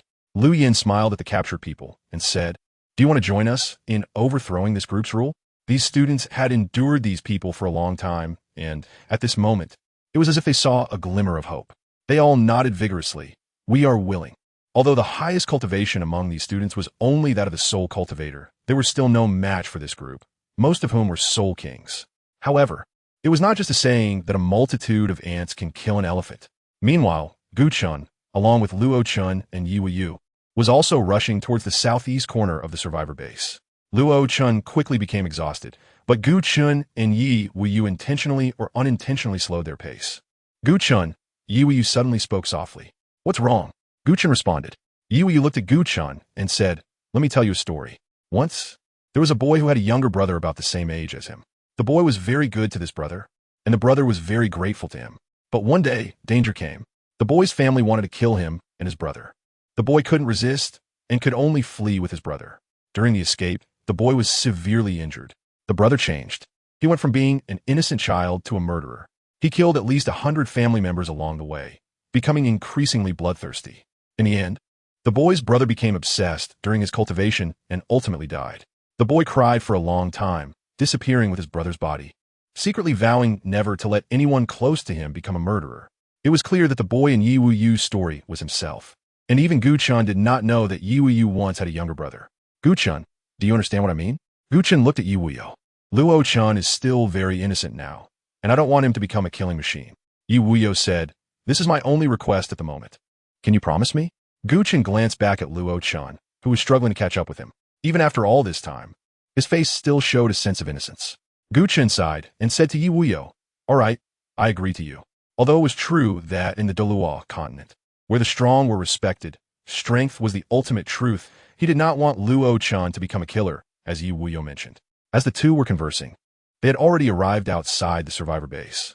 The barrier of the survivor base had been shattered by Lu Yan's first soul skill, revealing the scene inside. In a massive iron cage, dozens of 12 or 13-year-old students were imprisoned. Most of them had soul power around level 30, which was not a threat to the group. Additionally, many of the other abducted students had close ties to these 12 or 13-year-olds. Therefore, this group had locked these young boys in the iron cage as hostages, commanding the other captured Soul Kings in Soul Zone. Originally, when Lu Yin, Gu Yue Na, and Dongfang Po appeared in the survivor base, they managed to rally the students. But what truly motivated these people to take action was when Lu Yin mentioned that Gu Chen and the others would come to rescue the boys in the cage. This made the Soul Zone and Soul Kings follow Gu Yue Na and the others wholeheartedly, as they were currently causing chaos and destruction on the west side of the survivor base to attract attention. Gu Chen leaped into the prison and delivered a powerful elbow strike to one of the guard trainees, knocking him unconscious. He then threw a paper phoenix, which pierced straight into the heart of another guard trainee. Since they didn't want Luo Chen to kill, he would take it upon himself to eliminate those who needed to be killed. The prison had 3 levels, with only 2 guards on each level. After silently dealing with the first level's guards, Gu Chen did not find the key to the cage on their bodies.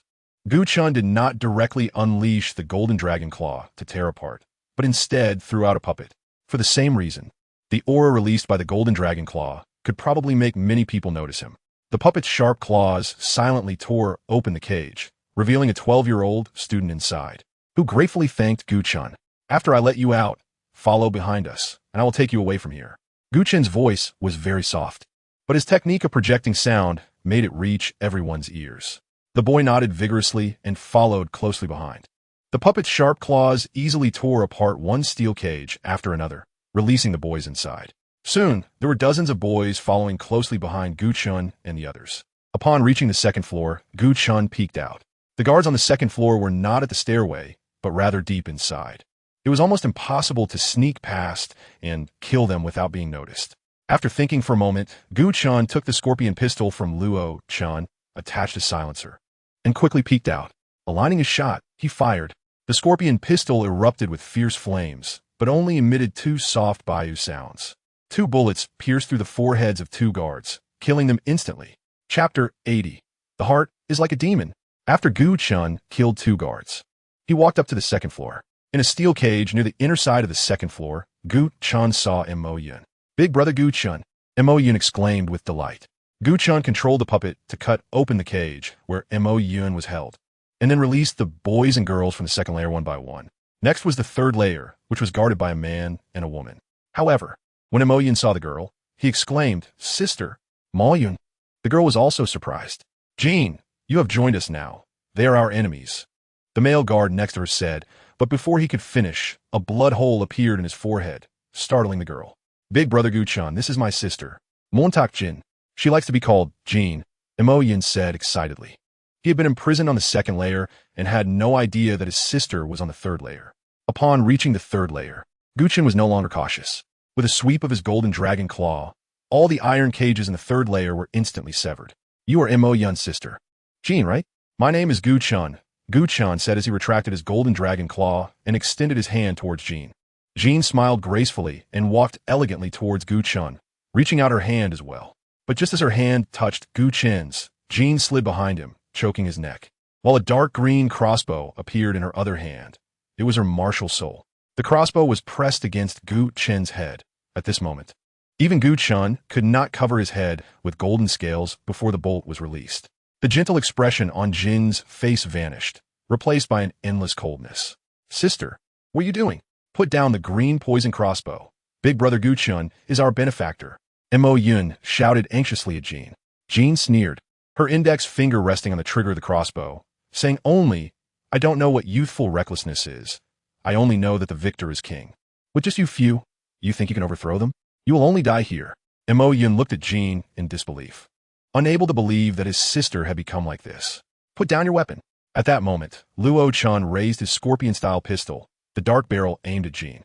Luo Chen stepped closer to Jean, keeping the dark muzzle aimed at her forehead the entire time. Jean had seen how Gu Chen had used the scorpion-style pistol to kill before. That stealthy method of killing made her feel some fear. Jean hesitated, her single-handed crossbow trembling slightly in her hand. She didn't believe that if she put down her weapon, Luo Chen would really spare her life. "Put it down, or I will shoot." Luo Chen's index finger was firmly on the trigger, his eyes fixed on Jean, as if he would not hesitate to pull the trigger at any sign of her non-compliance. Jean was startled by Luo Chen's actions and had no choice but to lower the crossbow in her hand. But in the next moment, Gu Chen seized Jin's arm from behind, taking control of her. "I will kill you," Luo Chen said as he prepared to shoot. But just before he pulled the trigger, Yi Wuyo stepped in front of Luo Chen, forcibly stopping him from firing, and looking at Luo Chen with a puzzled expression, he said, "Enough, she can no longer resist. You don't need to kill her. But she wants to harm Brother Chen. She must die." Luo Chen's eyes turned red as he shouted. Gu Chen thought of what Yi Wuyo had said before. He didn't want the people close to him to become murderers. Gu Chen kicked Jean to the corner, and he stood up, turning his back to her and walking towards Luo Chen. "It's fine, Luo Chen. She can no longer pose a threat to us," Gu Chen said, lowering his gun. Yi Wuyo nodded and reached out his hand towards Luo Chen. After hesitating for a long time, Luo Chen finally lowered his hand that was holding the gun and placed the scorpion pistol in Yi Wuyo's palm. But at that moment, no one noticed that Jean was slowly walking towards Yi Wuyo, a steel dagger appearing in her hand. "Yi Wuyo, be careful." The only one who saw Jin's movement was Mo Yun, who quickly warned. But it was too late. A sharp dagger pierced into Yi Wuyo's back, penetrating his heart. Ugh! Yi Wuyo's heart was cruelly shattered by Jean, and he collapsed to the ground, his life force rapidly fading. Jean quickly snatched the scorpion pistol from Yi Wuyo's palm, pulled the trigger, and coldly aimed it at Luo Chen. Damn it! Damn it! Gu Chen finally realized the mistake. Of course, it wasn't Yi Wuyo's fault, but the fault of this world. This world simply does not allow good people to live. Bang! At that moment, a cherry blossom floated gently in through the third-floor window, sticking to Jin's back, making a slight sound. Boom! An explosion erupted, and that cherry blossom exploded without hesitation, while Jean was directly blown to pieces. The scorpion pistol was flung away in the explosion, crashing hard at Gu Chen's feet, and for a moment, wooden splinters flew everywhere. Luo Chen quickly bent down to pick up the scorpion pistol from the ground. In the corridor, a series of footsteps approached rapidly. But Gu Chen didn't care about that. Instead, he grabbed Yi Wuyo's shoulder, anxiously calling out in his heart, "System, use the life-saving talisman." Ding! Life-saving talisman used successfully. The current life energy of the target is 0.001. Gu Chen let out a sigh of relief, thinking to himself how close it was. Perhaps if he had been even a second later, Yi Wuyo would have been dead. At that moment, the people coming up the corridor were none other than Hua Buoyuo and Jin Zi, who had come to rescue Hua Buoyuo. Even though I possess extraordinary abilities, I cannot suppress the dark nature of human hearts. Gu Chen sighed and looked at Jin Zi and the others approaching. Jin Zi, carry Yi Wuyo, Gu Chen said. Among all the people present, apart from himself, only Jin Zi was a power-type soul master, making him the perfect choice to carry Yi Wuyo away. As they exited the prison building, the survivor base outside was in chaos. Some dissatisfied students had already started fires in the survivor base. In an instant, smoke rose everywhere. And everything that the group that enslaved the other students had done was in vain. Nearly 100 students were also suffering heavy losses, with almost half of them taken down under the assault of the other captured students. Of course, many of the attacking students also suffered casualties. After all, They were Soul Respect and Soul Sect, while the enemy was Soul King, or even Soul Emperor. After Gu Chen and the others exited the building, they joined the battlefield. Due to Yi Wuyo's influence, Gu Chen's killing intent surged. The golden dragon spear appeared in his hand, and with each swing, it claimed a life. Luo Chen seemed to have transformed into a killing demon, but unlike Yi Wuyo's brother, he was not consumed by madness. He remained calm while killing, devoid of the frenzy typical of a killing demon. Luo Chen raised his scorpion-style pistol with a cool demeanor, aiming at one head after another on the battlefield. Bullets roared and shot out, piercing through the heads of those students, spilling blood and brains all over the ground. Chapter 81. The submission of the crowd. Even among these students, there were many Soul Emperor experts, but in the face of Gu Chen and Gu Yue Na, they could only die in regret. The battle lasted for a quarter of an hour before falling silent. The ground was a river of blood, littered with the corpses of this group of students. The only ones standing were Gu Chen and his companions, along with those students who had been captured and enslaved by this group. Xian Mo, can this base be repaired? Gu Chen asked. Xian Mo shook his head and said, perhaps it could have been repaired, but many areas have been set on fire by them, leading to excessive damage, making it irreparable. Gu Chen nodded and looked at the group of students, saying, since these people are dead, let's part ways. The students, fearing that Gu Chen and the others would enslave them like those before, hurriedly left in groups, not even having time to express their thanks. Gu Chen looked again at the attribute panels of Hua Bulyuo and Shui Yuyu, and found that their loyalty had reached 100%. This meant that they were the second and third subordinates to be completely loyal to him after Luo Chen. Looking at Jin Zi and Ling Xiaojiu, he saw that their loyalty was already above 90%, while Xian Mo and Feng Xiaoyu's loyalty was around 95%. Xiaojiu, heal Yi Wuyo, Gu Chen said.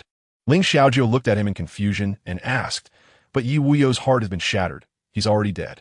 How can I heal him? Gu Chen explained. I have used a treasure to suspend his life. You just need to heal his injuries, and he will wake up. At this moment, Hua Bulyuo looked deeply at Gu Chen, surprised that he would go to such lengths for his own people, using such a precious treasure. Indeed, how could a treasure that can suspend a person's life not be valuable?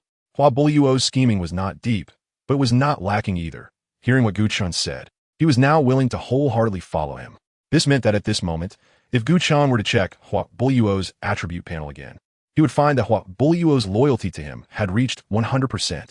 Ling Xiaojiu's eyes lit up, and she nodded.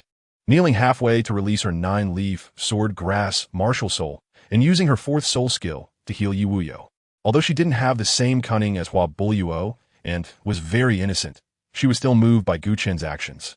And her loyalty to him also reached 100%. Jin Zi carried Ling Xiaojiu on his back, saying, don't interrupt Xiaojiu's healing. While Xian Mo carried Yi Wuyo, let's return to the previous survivor base. Gu Chen said. However, wasn't that previous survivor base already completely destroyed? Xian Mo asked in confusion.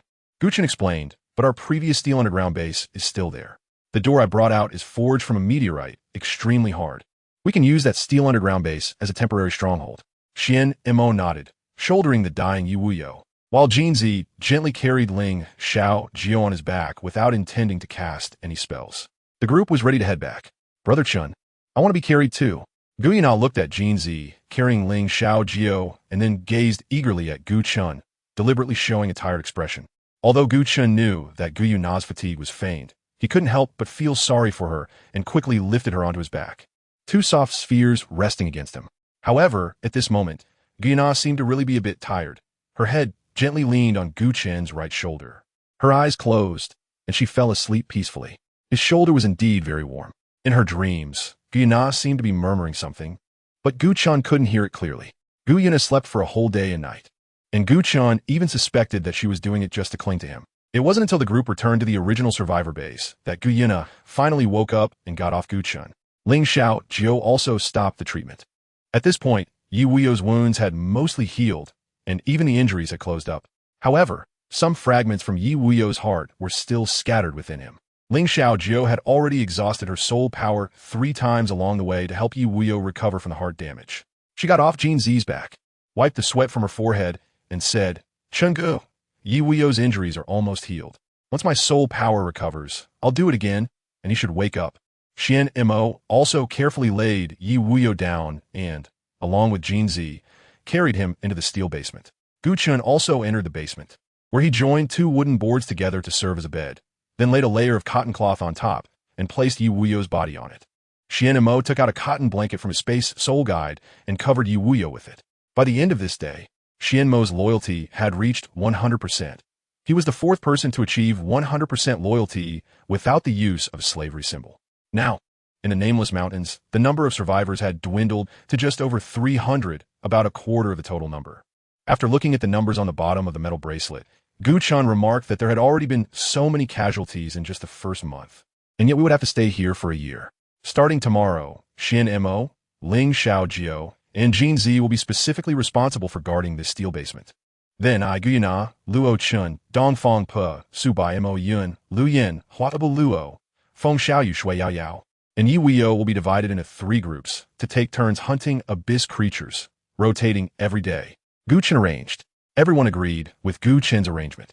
The next day, before Gu Chen and the 3 set out, Jin Zi and Feng Xiaoyu approached Gu Chen almost simultaneously, expressing their heartfelt willingness to recognize him as their elder brother. At that moment, both of their loyalty levels had reached 100%. To be honest, Gu Chen felt extremely delighted when he discovered that everyone's loyalty had reached 100%. When Gu Chen and the 3 returned from hunting, Yi Wuyo had also awoken.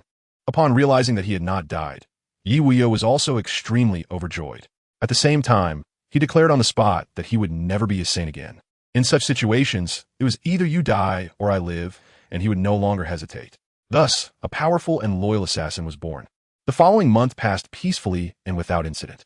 Although during this time Gu Chen, Gu Yue Na, and Luo Chen encountered a Black Emperor again. Fortunately, this Black Emperor was relatively weak among its kind. Gu Chen and Gu Yue Na unleashed the Dragon God Awakening and killed it, gaining a substantial amount of points. After killing the Black Emperor that day, Gu Chen suddenly received a message from the system.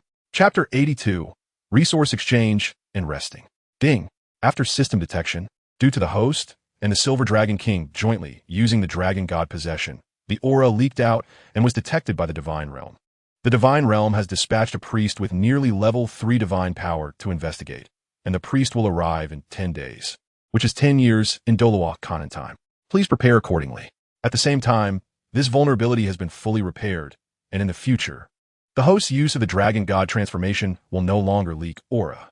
This system will compensate the host with an armed drone, which will have unlimited power supply and ammunition from the system, and the armed drone can fly within a radius of 10,000 meters. Although obtaining this almost bug-like weapon, the armed drone, made Gu Chen feel somewhat better, his mood was still quite poor, as nearly level 3 divine priest would arrive in 10 years. Even if he could, within 10 years, temporarily possess the power of a level 3 divine being by using the 3rd transformation of the Dragon God transformation with Gu Yue Na. After killing that priest, the Divine Realm would certainly notice something amiss. Gu Chen told Gu Yue Na everything as it was. Gu Yue Na just sighed lightly and said, "Brother Chen, you can make all the decisions. I'll follow your lead." In the past month, many things had happened. For example, Gu Chen had completed the task of killing 10,000 abyss creatures, and he had received 3 low-level enslavement talismans and 1 mid-level enslavement talisman, all of which were stored in his system backpack. The revolver was given to Ling Xiaojio, as she was also a support-type soul master without any means of defense. With the revolver, she could gain some self-protection capability. Of the 1,000 rounds of revolver ammunition, 100 were with Ling Xiaojio, while the remaining 900 were stored in Gu Chen's system backpack for backup. At this moment, it was also the day of the month when they could leave the Nameless Mountain Range. The entrance to the Great Wall on the outskirts of the Nameless Mountain Range would only open for 7 days and nights. If the students could not pass through the Great Wall's exit within these 7 days, they would lose the opportunity to leave the Nameless Mountain Range. Gu Chen and the others rushed at full speed and finally reached the exit on the 4th day. Under the gaze of numerous soldiers, including General Soul Duel, Gu Chen and the others left the Nameless Mountain Range through the exit. Next was the stage of exchanging points for supplies. Why don't you all gather your points with me, and I'll be responsible for exchanging the items you need, Gu Chen suggested. Gu Yue Na and others completely trusted Gu Chen and handed over the score bracelets. The method for exchanging supplies was also very simple. The person in charge, Rost, would hand the list of supplies to the surviving students one by one. After the students confirmed the supplies they needed, they would go to a designated exchange place to trade. Once they received the list of supplies, everyone gathered around Gu Chen to take a look. The available supplies were straightforward, divided into 4 categories: food, weapons, medicine, and rare materials. After all 14 people's scores were attributed to Gu Chen, his score had reached a terrifying 100,000 points. Of course, it was impossible to achieve 100,000 points solely by relying on a 5-point bond, as it would require killing 20,000 of them. The real contributors to the team's score were the more than a dozen magic charms, each adding 500 points. The 2 Black Emperors, each adding 5,000 points, and the Possessed Demon, which added 10,000 points. With such a large number of points, it was enough for Gu Chen and the others to indulge heavily. Besides the cheapest ordinary compressed biscuits and fresh water, there were better options. For example, the meat of a 1,000-year-old beast costs 200 points per pound. Considering the physical condition of their companions, Gu Chen and Gu Yue Na, both of whom were beast types, suppressed their inner hatred in exchange for 200 pounds of 1,000-year-old beast meat. They also exchanged for 5,000 points of high-purity water. Normally, only 300 points would be needed to exchange for enough compressed biscuits and fresh water, but the food and water obtained for 45,000 points were clearly more beneficial for their bodies. In this regard, they absolutely could not be stingy. The remaining score was around 500. Gu Chen looked at the weapons. Luo Chun and Ling Xiao Jiu already had handguns as their weapons, while Gu Chen and Gu Yue Na had a golden dragon spear and a silver dragon spear, respectively. Yi Weio also had a purple winged angel as his weapon.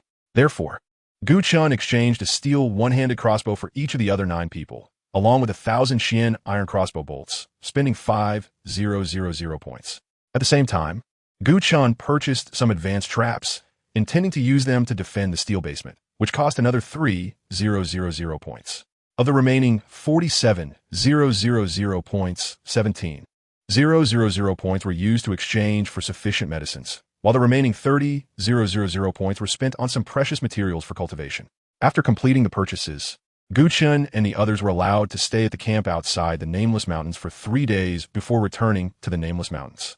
Inside the camp, there was a rule prohibiting fighting. Violators would be killed on the spot, and each camp was guarded by a soul saint or a soul Douluo, so no student dared to act recklessly. Gu Chen suddenly realized that the so-called Spirit Hall had grand ambitions, yet there weren't many high-level soul masters. It turned out that these high-level soul masters were guarding the Nameless Mountains for the survival of humanity. Meanwhile, the sects outside showed no mercy in attacking the Spirit Hall. During these 3 days, Gu Chen and the other 14 people slept soundly, even more so than in the steel-guarded basement. After all, a mere steel shell could be easily shattered by any soul king or soul emperor. The steel shell of the basement could only defend against the attacks of low-level abyss creatures like Bon. After 3 days of rest, Gu Chen and his companions, who had been hunting in the Nameless Mountains for a whole month and were already quite exhausted, became rejuvenated, and everyone returned to peak condition. In fact, a few of them even increased their soul power levels by 1 rank during these 3 days. Finally, it was time to enter the Nameless Mountains. The more than 300 surviving students were gathered together and then dispersed to nearly 100 entry points. As the number of survivors dwindled, almost every small team could occupy an entry point. Lone wolves without teammates, whether they were powerful or cunning, could also enter through an entry point alone. The purpose of this was the same as before, to prevent these students from turning on each other as soon as they entered the Nameless Mountains, causing unnecessary casualties. After spending nearly 4 days, Gu Chen and his group returned to the steel basement they had previously stayed in. However, at the entrance of the basement, there was a team of about 5 people. These students were using all their strength to try to open the door, but were failing one after another. Seeing this, Gu Chen furrowed his brow and walked over, sneering, "What are you doing sneaking around at the entrance of our base?" Chapter 83, Period of Comfort. The guardian of title, one of the 5 stepped forward and arrogantly replied to Gu Chen, "Your base? Sorry, but from now on, it's ours." As he spoke, he released his martial soul, and 6 soul rings floated behind him. The 4 others behind him also released their martial souls, each with 6 soul rings floating behind them. This was clearly a small team composed of 5 soul emperors. "I'm giving you a chance, get lost," Gu Chen coldly shouted. "Oh, brothers, let us teach him a lesson." The soul emperor disdainfully swung his stick-like martial soul towards Gu Chen. Bang! Gu Chen sidestepped to avoid the blow, while simultaneously summoning the golden dragon spear with lightning speed, forcefully stabbing the over 5-foot-long spear into the heart of the soul emperor, killing him in an instant. Yi Wuyo was the second to act. In an instant, he entered stealth mode, rapidly appearing behind a Soul Emperor. He simultaneously unleashed 3 skills: Night Shadow Kill, Shadow Strike, and Night Blade, successfully killing a Soul Emperor despite being at the Soul King level. Meanwhile, Ling Xiaojio and Luo Chun stood to the side, each holding a revolver and a scorpion-style pistol, respectively, and opened fire on the remaining 3 Soul Emperors. One of the Soul Emperors, who was merely a support type, was directly shot dead by the barrage. The other 2 Soul Emperors cried out in despair, quickly dodging the bullets, yet they were still forced to retreat repeatedly, with several bullets piercing their bodies and blood spraying out. Gu Yue Na used a space teleportation combined with a lightsaber to directly stab and kill a Soul Emperor, while the last Soul Emperor was killed instantly by Gu Chen's golden dragon soaring in its claws. The 5 Soul Emperors ended up dead, just like that, without even a chance to resist. In the previous month, the cooperation among Gu Chen and his team had become quite skilled, but facing just a few Soul Emperors. Even Jin Zi and the others didn't need to intervene. According to the original plan, let's hunt in 3 groups, Gu Chen said. The first 10 days went relatively smoothly, but from an unknown day, the abyss creatures in the Nameless Mountain Range started to increase in number. Commander, the 50-year period of tranquility for the abyss creatures is almost over, and those damned abyss creatures are appearing more frequently. Even more powerful ones have emerged. Outside the Nameless Mountain Range, in a military camp, a Soul Daw in military uniform said anxiously, "If we just let it go like this, those students will probably not survive." The commander, known as the Title Daw, furrowed his brows and pondered for a moment before saying, "The 50-year period of tranquility should last for a year. I didn't expect this time that it only lasted a little over a month before anomalies occurred. But fortunately, the number of abyss creatures appearing in the current abyss tide is not too many, and there aren't too many powerful beings either. If they are willing to unite, there is still a chance for survival." It turns out that the 50-year death training camp is not a rule set by the Spirit Hall, but rather because there is a tranquility period in the Nameless Mountain Range every 50 years, during which the number of abyss creatures emerging from the spatial tunnel is greatly reduced. However, this year's tranquility period only lasted a little over a month before small-scale abyss tides began to emerge. But if these people do not survive and cannot provide talents for the Spirit Hall, if they blame us, our resources will be reduced, and then the casualties among our brothers will surely increase, another Soul Douluo said. Hearing this, the commander shouted angrily, "Those good-for-nothings, why should they reduce our resources? We fight desperately for the survival of humanity. What have they done?" It is said that the current pope is not very capable but loves to meddle. The Holy Son and Holy Maiden he personally appointed have also come here for trials. If they die, the pope will definitely intervene with us. A Soul Douluo sighed and advised. Although this commander was very tough, he had to consider his subordinates and brothers. He sighed and said, "Very well. The originally planned year of trials will be shortened to 6 months. Additionally, General Meng, I trouble you to protect the Holy Son and Holy Maiden and ensure they do not die." Their names are Gu Chen and Gu Yue Na, right? At the back of the conference table, a man stood up from the shadows, his body muscular but covered in claw marks from abyss creatures. He had joined the army at the age of 12, and his childhood was spent on the outskirts of the Nameless Mountain Range. At that time, abyss creatures had broken through the Great Wall's defenses using special methods and invaded his small village, leaving no one behind. If he hadn't been on his way to the Spirit Hall for the Great Soul Master certification, he would have likely perished with the villagers. To avenge his former compatriots, his parents, and his sister, this man joined the army of the Great Wall and fought his whole life against the abyss creatures. Now he was already a Title Daw, known as the Title Guardian, signifying his intention to protect humanity. General Meng walked up to the commander and saluted, saying, "I am willing to secretly protect the Holy Son and Holy Maiden for the sake of my brothers. But as long as they are not in a life-or-death situation, I absolutely will not intervene." The commander nodded slightly and looked at a captain beside him, saying, "General Rost, you are in charge of the death training camp. What were Gu Chen and Gu Yue Na's scores in the previous month?" General Rost handed a notebook to the commander and said, "Commander, in terms of scores, Gu Chen and Gu Yue Na scored 30,000 and 28,000 respectively, breaking the highest single-month scores in the history of our death training camp." The commander's eyes brightened slightly, then dimmed again. What a talent. It's a pity that they will eventually return to serve the Spirit Hall and cannot stay in this barren Nameless Mountain Range to contribute to humanity's survival. "General Rost, you must report their scores to me every month from now on," the commander said, feeling a bit interested. Yes. As the gaze turned back to Gu Chen's side, with the increasing number of abyssal creatures in the nameless mountain range, they no longer needed to hunt abyssal creatures outside. Every day, a large number of low-level abyssal creatures would pass by the basement, detecting human presence and frantically banging on the steel door. Some even displayed a degree of intelligence, digging up all the soil around the basement to expose the thin iron sheet underneath. It was late at night, and Gu Chen and the others, confident in the hardness of the steel door, were unaware that abyssal creatures would take an alternative route, and thus slept quite soundly. It was Gu Yue Na who timely discovered the torn steel wall and woke Gu Chen and the others, prompting Xian-Mo to use the fourth soul skill for emergency repairs. Gu Chen and the others then charged out of the steel basement, exterminating over 100 abyssal creatures surrounding the area. Every day, a number of oblivious abyssal creatures would attack their stronghold, allowing Gu Chen and the others to simply sit in the stronghold and reap sufficient abyssal creatures. Chapter 84. Survivor meeting in the face of countless abyssal creatures. A thin layer of steel was no longer sufficient. Fortunately, Gu Chen drew 5 consecutive times through the system and received meteorite alloy walls in all 5 draws. Literally, these are walls made of meteorite alloy. The meteorite alloy door, under the siege of those abyssal creatures, did not even bear a scratch, showcasing the immense strength of the meteorite alloy door. At this moment, he had drawn 5 meteorite alloy walls. To install the meteorite alloy walls, Gu Chen and the others once again left the steel basement and conducted a sweep of the abyssal creatures within 100 miles. Immediately after, Gu Chen removed the meteorite alloy door and abandoned the almost shattered steel basement.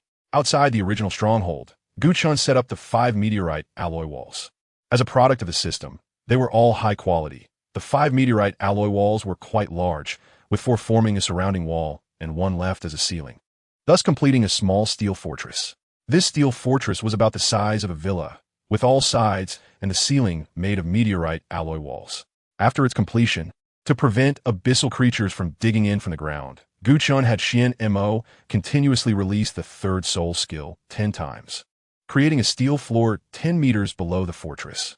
Even if the Black Emperor descended, it would likely be unable to penetrate 10 meters of steel in one strike. The large steel fortress was empty inside, but Gu Chen and the others were self-sufficient, and within just 2 days, the 14 of them cleared all the dead wood within 100 meters, leaving a clear line of sight. This dead wood was selected by Xian-Mo, who had a carpenter background, to make stairs, floors from the 2nd to the 4th level, and various furniture. Meanwhile, Gu Chen used his powerful golden dragon claw to forcibly create a small hole in the meteorite alloy ceiling for a single person to pass through, constructing a lookout tower with the dead wood above. By the 20th day of this month, the number of abyssal creatures in the nameless mountain range had nearly doubled compared to 20 days ago. Gu Chen also took out the armed drone rewarded by the system and explained its function and usage to the others. Luo Chun and the others had unconditional trust in Gu Chen, a trust that was almost blind.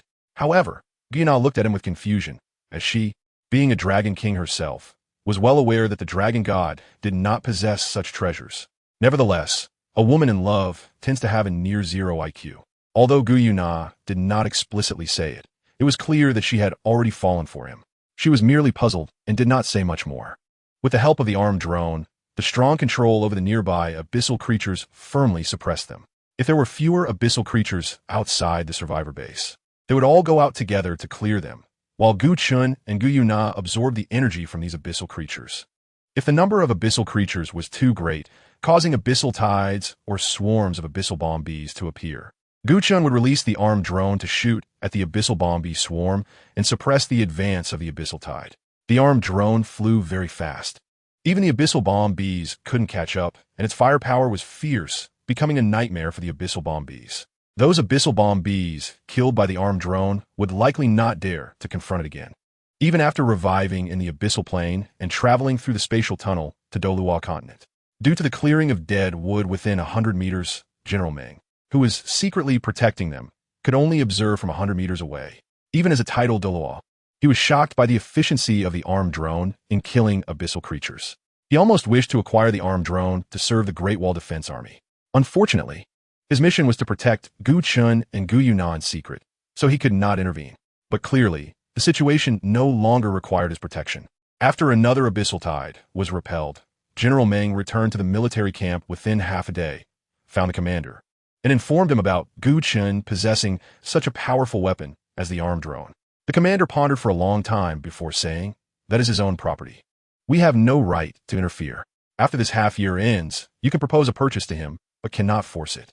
Yes.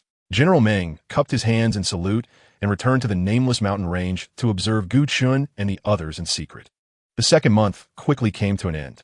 Before leaving the steel fortress, Gu Chen and his group first completely destroyed the lookout tower outside the meteorite alloy ceiling. Then Gu Chen took out the piece of meteorite alloy he had previously withheld and installed it in the hole. The 14 of them observed that there were no longer any vulnerabilities that would allow strangers to enter the survivor base before heading towards the exit. Due to the abyssal tide, even without robbing other students this month, Gu Chen and his group S score not only did not decrease but instead increased, even exceeding 3 times the original amount. After exchanging for the resources needed for the next month, Gu Chen returned to the trainee camp. At this time, he noticed that the number of surviving trainees had become even scarcer. Turning his score bracelet, he found that there were only 213 survivors left. At this moment, the remaining survivors seemed to realize the seriousness of the situation, and some leaders of small groups jointly initiated a so-called survivor meeting. Gu Chen only learned about this after members of these small groups invited him and others to participate. The survivor meeting sounded interesting. Gu Chen touched his shoulder-length black hair and smiled. The location of the survivor meeting was in the middle of the trainee camp, where a few tents were moved aside to clear an outdoor space for the gathering. The leaders of these small groups did not put on airs or claim high positions. Instead, they arranged more than 200 chairs around the clearing. Gu Chen and others arrived here with great interest. At this time, most of the chairs were already occupied, and the 14 of them found seats. At this moment, the leader of a small group stepped out from among the students, walked to the empty space in the middle, cleared his throat, and said, "Everyone, please be quiet. As you all know, the number of abyss creatures has suddenly increased for some unknown reason, and our survival rate has greatly decreased as a result. We're not only competitors, but also kindred spirits. We are all human. Instead of fighting against those damned abyss creatures, we are turning against each other. Does that make any sense? Why don't we form a large team of over 200 people, divide our tasks, and collectively resist the invasion of the abyss tide? What do you all think?" The leader of the small group asked loudly. At this time, a titled Douluo general 100 meters away observed everything. He stood on the high wall, looking at another general beside him, and smiled, saying, "It's only been 2 months, and they have already understood this. Do you remember when that batch of kids from 50 years ago grasped this concept? Wasn't it around the 8th month?" Chapter 85. The new survivor base. Most of the students responded positively to this student's words, but a few began to mock. It's easy to say that. So, after forming a large group, who will be the leader? If something goes wrong, who will take responsibility? What you are saying is just wishful thinking. Exactly. No matter who becomes the leader, there will likely be dissent.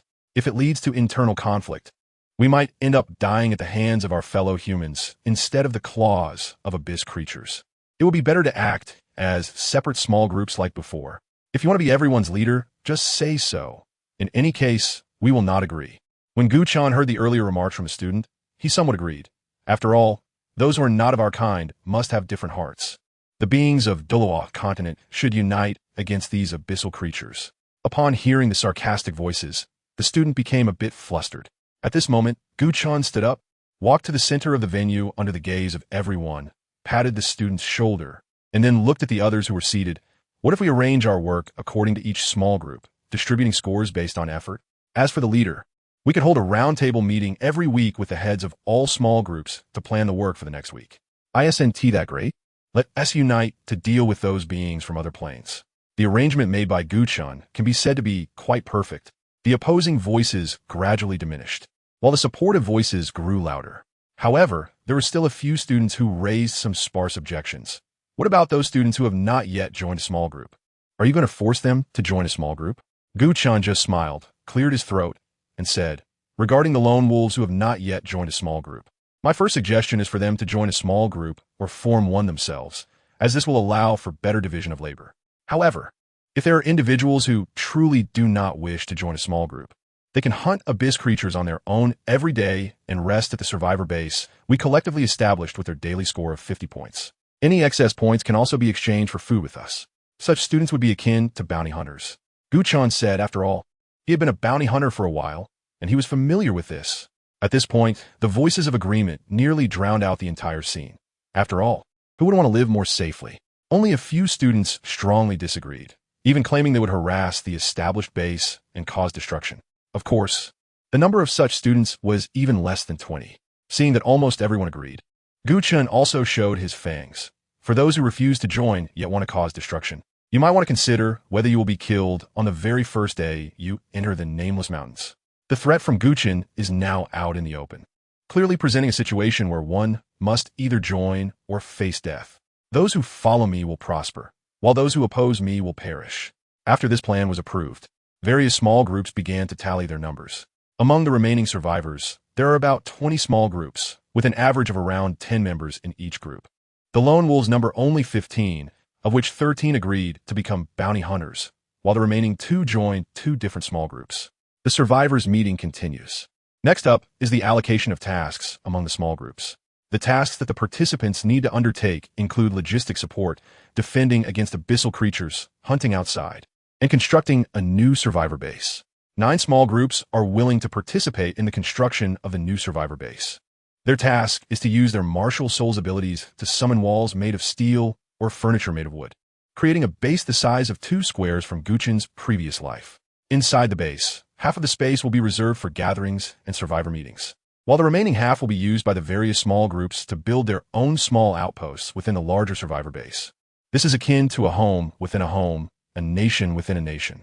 6 small groups, primarily composed of defense-type soul masters, are willing to defend against the onslaught of abyssal tides and resist the attacks from abyssal creatures. 2 small groups are responsible for logistic support, and these 2 groups have many healing-type soul masters. The remaining 4 small groups, along with the 13 bounty hunters, will be responsible for hunting outside to acquire points. The small group of 14, led by Gu Chen, plan to participate in outdoor hunting activities. After 3 days of rest, 2 days were spent discussing the division of labor within the larger group, leaving only 1 day for Gu Chen and the others to truly relax. A day later, over 200 people gathered at the same entrance. By the way, do you have a fixed base inside? At this moment, the leaders of the 21 small groups were gathered together, and Gu Chen asked. The others shook their heads, and one of them spoke up.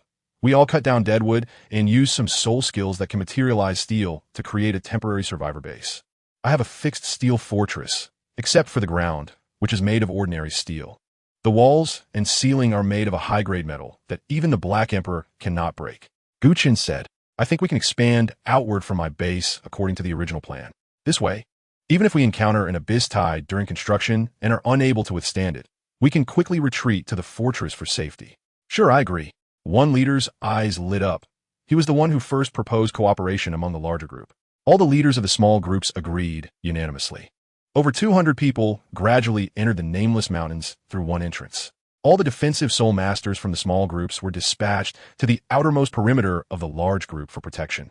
And Shen Mo was also sent to the end of the team, on guard against the abyss creatures that could appear at any moment nearby. Due to the large number of people, the progress towards Gu Chen's steel fortress was slow. After experiencing nearly 100 attacks from abyss creatures and a small abyss tide, they finally arrived at Gu Chen's steel fortress. Since all the deadwood within 100 meters had been cut down by Gu Chen and the others, the soul masters with materialization skills stayed to build, while the 9 teams responsible for construction began cutting down the deadwood within 1,000 meters around the steel fortress. In just 5 days, they exceeded their task and built a survivor base the size of 3 squares. Meanwhile, Gu Chen's squad, responsible for hunting abyss creatures, also had a fruitful harvest, killing many low-level abyss creatures like Bon and four-clawed bats, and even over 30 magic seducers. Chapter 86. A sudden calamity indeed, with many hands. A large survivor base was successfully established. The walls of the survivor base were made of deadwood wrapped in steel sheets, materialized by the 4th soul skill of a soul master with a martial soul of an alloy shield. At this time, Gu Chen discovered a new use for the score wristbands. Even without robbing enemies of their score wristbands, scores could be transferred between wristbands through collisions, using one's mind. Because of this discovery, a small team originally responsible for building the base, which disliked killing, transformed their base into a cafeteria. Several food-type soul masters and those with cooking-related martial souls began cooking food or preparing purchased ingredients, selling them for score values. For example, A pound of thousand-year soul beast meat costing 200 score points, after cooking and processing, became individual meat steaks sold separately. But the overall price rose to 250 score points per pound. Although eating in the cafeteria was much more expensive than cooking for oneself, the students returning from hunting abyss creatures were exhausted and found having ready and delicious food to be a great benefit, leading almost everyone to dine at the cafeteria. The remaining 8 small teams, originally responsible for building the base, had one become the maintenance team within the base, with these defensive soul masters responsible for repairing damaged defensive structures and bases. Of course, even though Xian Mo's 4th soul skill was very suitable for such tasks, he remained loyal to Gu Chen's orders and went out to hunt abyss creatures every day. Due to the large area of the survivor base, the 6 small teams could only defend against some external enemies. Therefore, among the remaining 7 small teams originally responsible for base construction, 3 joined the outer wall guards. 2 were responsible for internal security of the survivor base, and the remaining 2 joined Gu Chen's team in hunting abyss creatures every day. The 2 logistics teams, primarily focused on healing, also transformed their bases into clinics, charging students receiving treatment a certain score fee. Thus, a preliminary profit distribution system was formed. 2 consecutive months passed, and there were very few casualties among all the students in the survivor base. Only 7 bounty hunters and some students who went out to hunt abyss creatures unexpectedly fell victim to abyss tides or attacks from the Black Emperor. Currently, the number of surviving students stood at 196, with 2 months left until the end of the death training camp. Due to the unity of the students, almost everyone held a considerable amount of score, which they exchanged for numerous precious resources. During these 2 months, Gu Chen also accepted several system tasks, all of which involved killing specific abyss creatures. For instance, the first task was to kill 5,0,0,0,4 clawed bats, the second was to kill 5,0,0,0,6 clawed demons, the third was to kill 10,0,0,0 abyss bomb bees, and the fourth was to kill 150 magic seducers. Upon completing these tasks, the system rewarded Gu Chen handsomely, providing him with over a dozen soul power enhancement cards, 2,000 system points, and 3 intermediate enslavement symbols.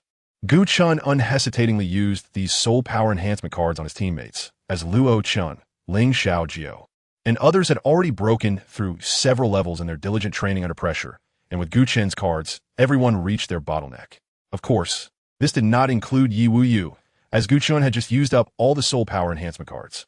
The main issue was that the enhancement cards only worked for soul masters below the Soul King level. Even if used on Yi Wu Yu, they would be ineffective and not raise his level. However, Yi Wu Yu's talent was impressive. During these 2 months, he also broke through to level 59. Although Luo Chun and others reached the bottleneck at level 50 and could not continue leveling up, they still diligently trained, knowing that the soul power they cultivated would be added all at once upon obtaining soul rings. As for Gu Chen himself, even without the help of the enhancement cards, he reached the bottleneck at level 50, thanks to his high-level bloodline as a Golden Dragon King and various precious resources. Although he and Gu Yue Na could directly condense soul rings and become soul kings, there were no soul beasts in this barren, nameless mountain, and they did not want to create excuses due to soul ring issues. After all, every excuse needed a set of justifications to cover its flaws. Originally, everything in the survivor base was perfect, but a sudden calamity shattered it all.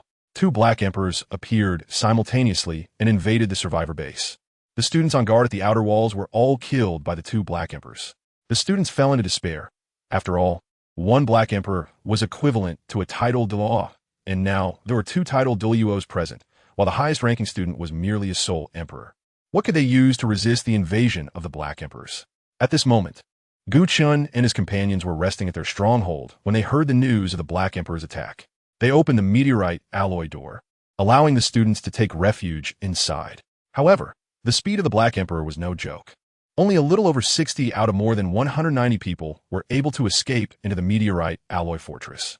With Gu Chen and his group, there were just over 70 people inside, while the remaining 100 or so fell victim to the brutal slaughter of the 2 Black Emperors. After killing all the students outside the meteorite alloy fortress, the 2 Black Emperors began to frantically smash the fortress but were unable to break through. Instead of leaving, the 2 Black Emperors surrounded the sides of the meteorite alloy fortress, clearly intent on blocking their escape. Although Gu Chen and Gu Yue Na's Dragon God transformation second form, Dragon God manifestation, could kill a Black Emperor, they would exhaust all their soul power after defeating one, leaving them vulnerable to the second Black Emperor, which would certainly not let them go. Gu Chen and others were trapped in the meteorite alloy fortress, and the Black Emperor had been blocking them for 3 days. Fortunately, among the students who retreated into the meteorite alloy fortress, there was a small team that had set up a cafeteria. They brought food stored in their score wristbands. Therefore, they wouldn't starve to death. However, there was only 1 week left until the monthly departure from the Nameless Mountain Range, and after accounting for the 4 days of travel, they only had 3 days left. Gu Chen thought for a moment, then took the piece of meteorite alloy from the hole, released the armed drone from the pit, and filled the hole back in. Gu Chen sat back in the second level of the meteorite alloy fortress, under the gaze of his companions, and picked up the remote control for the armed drone.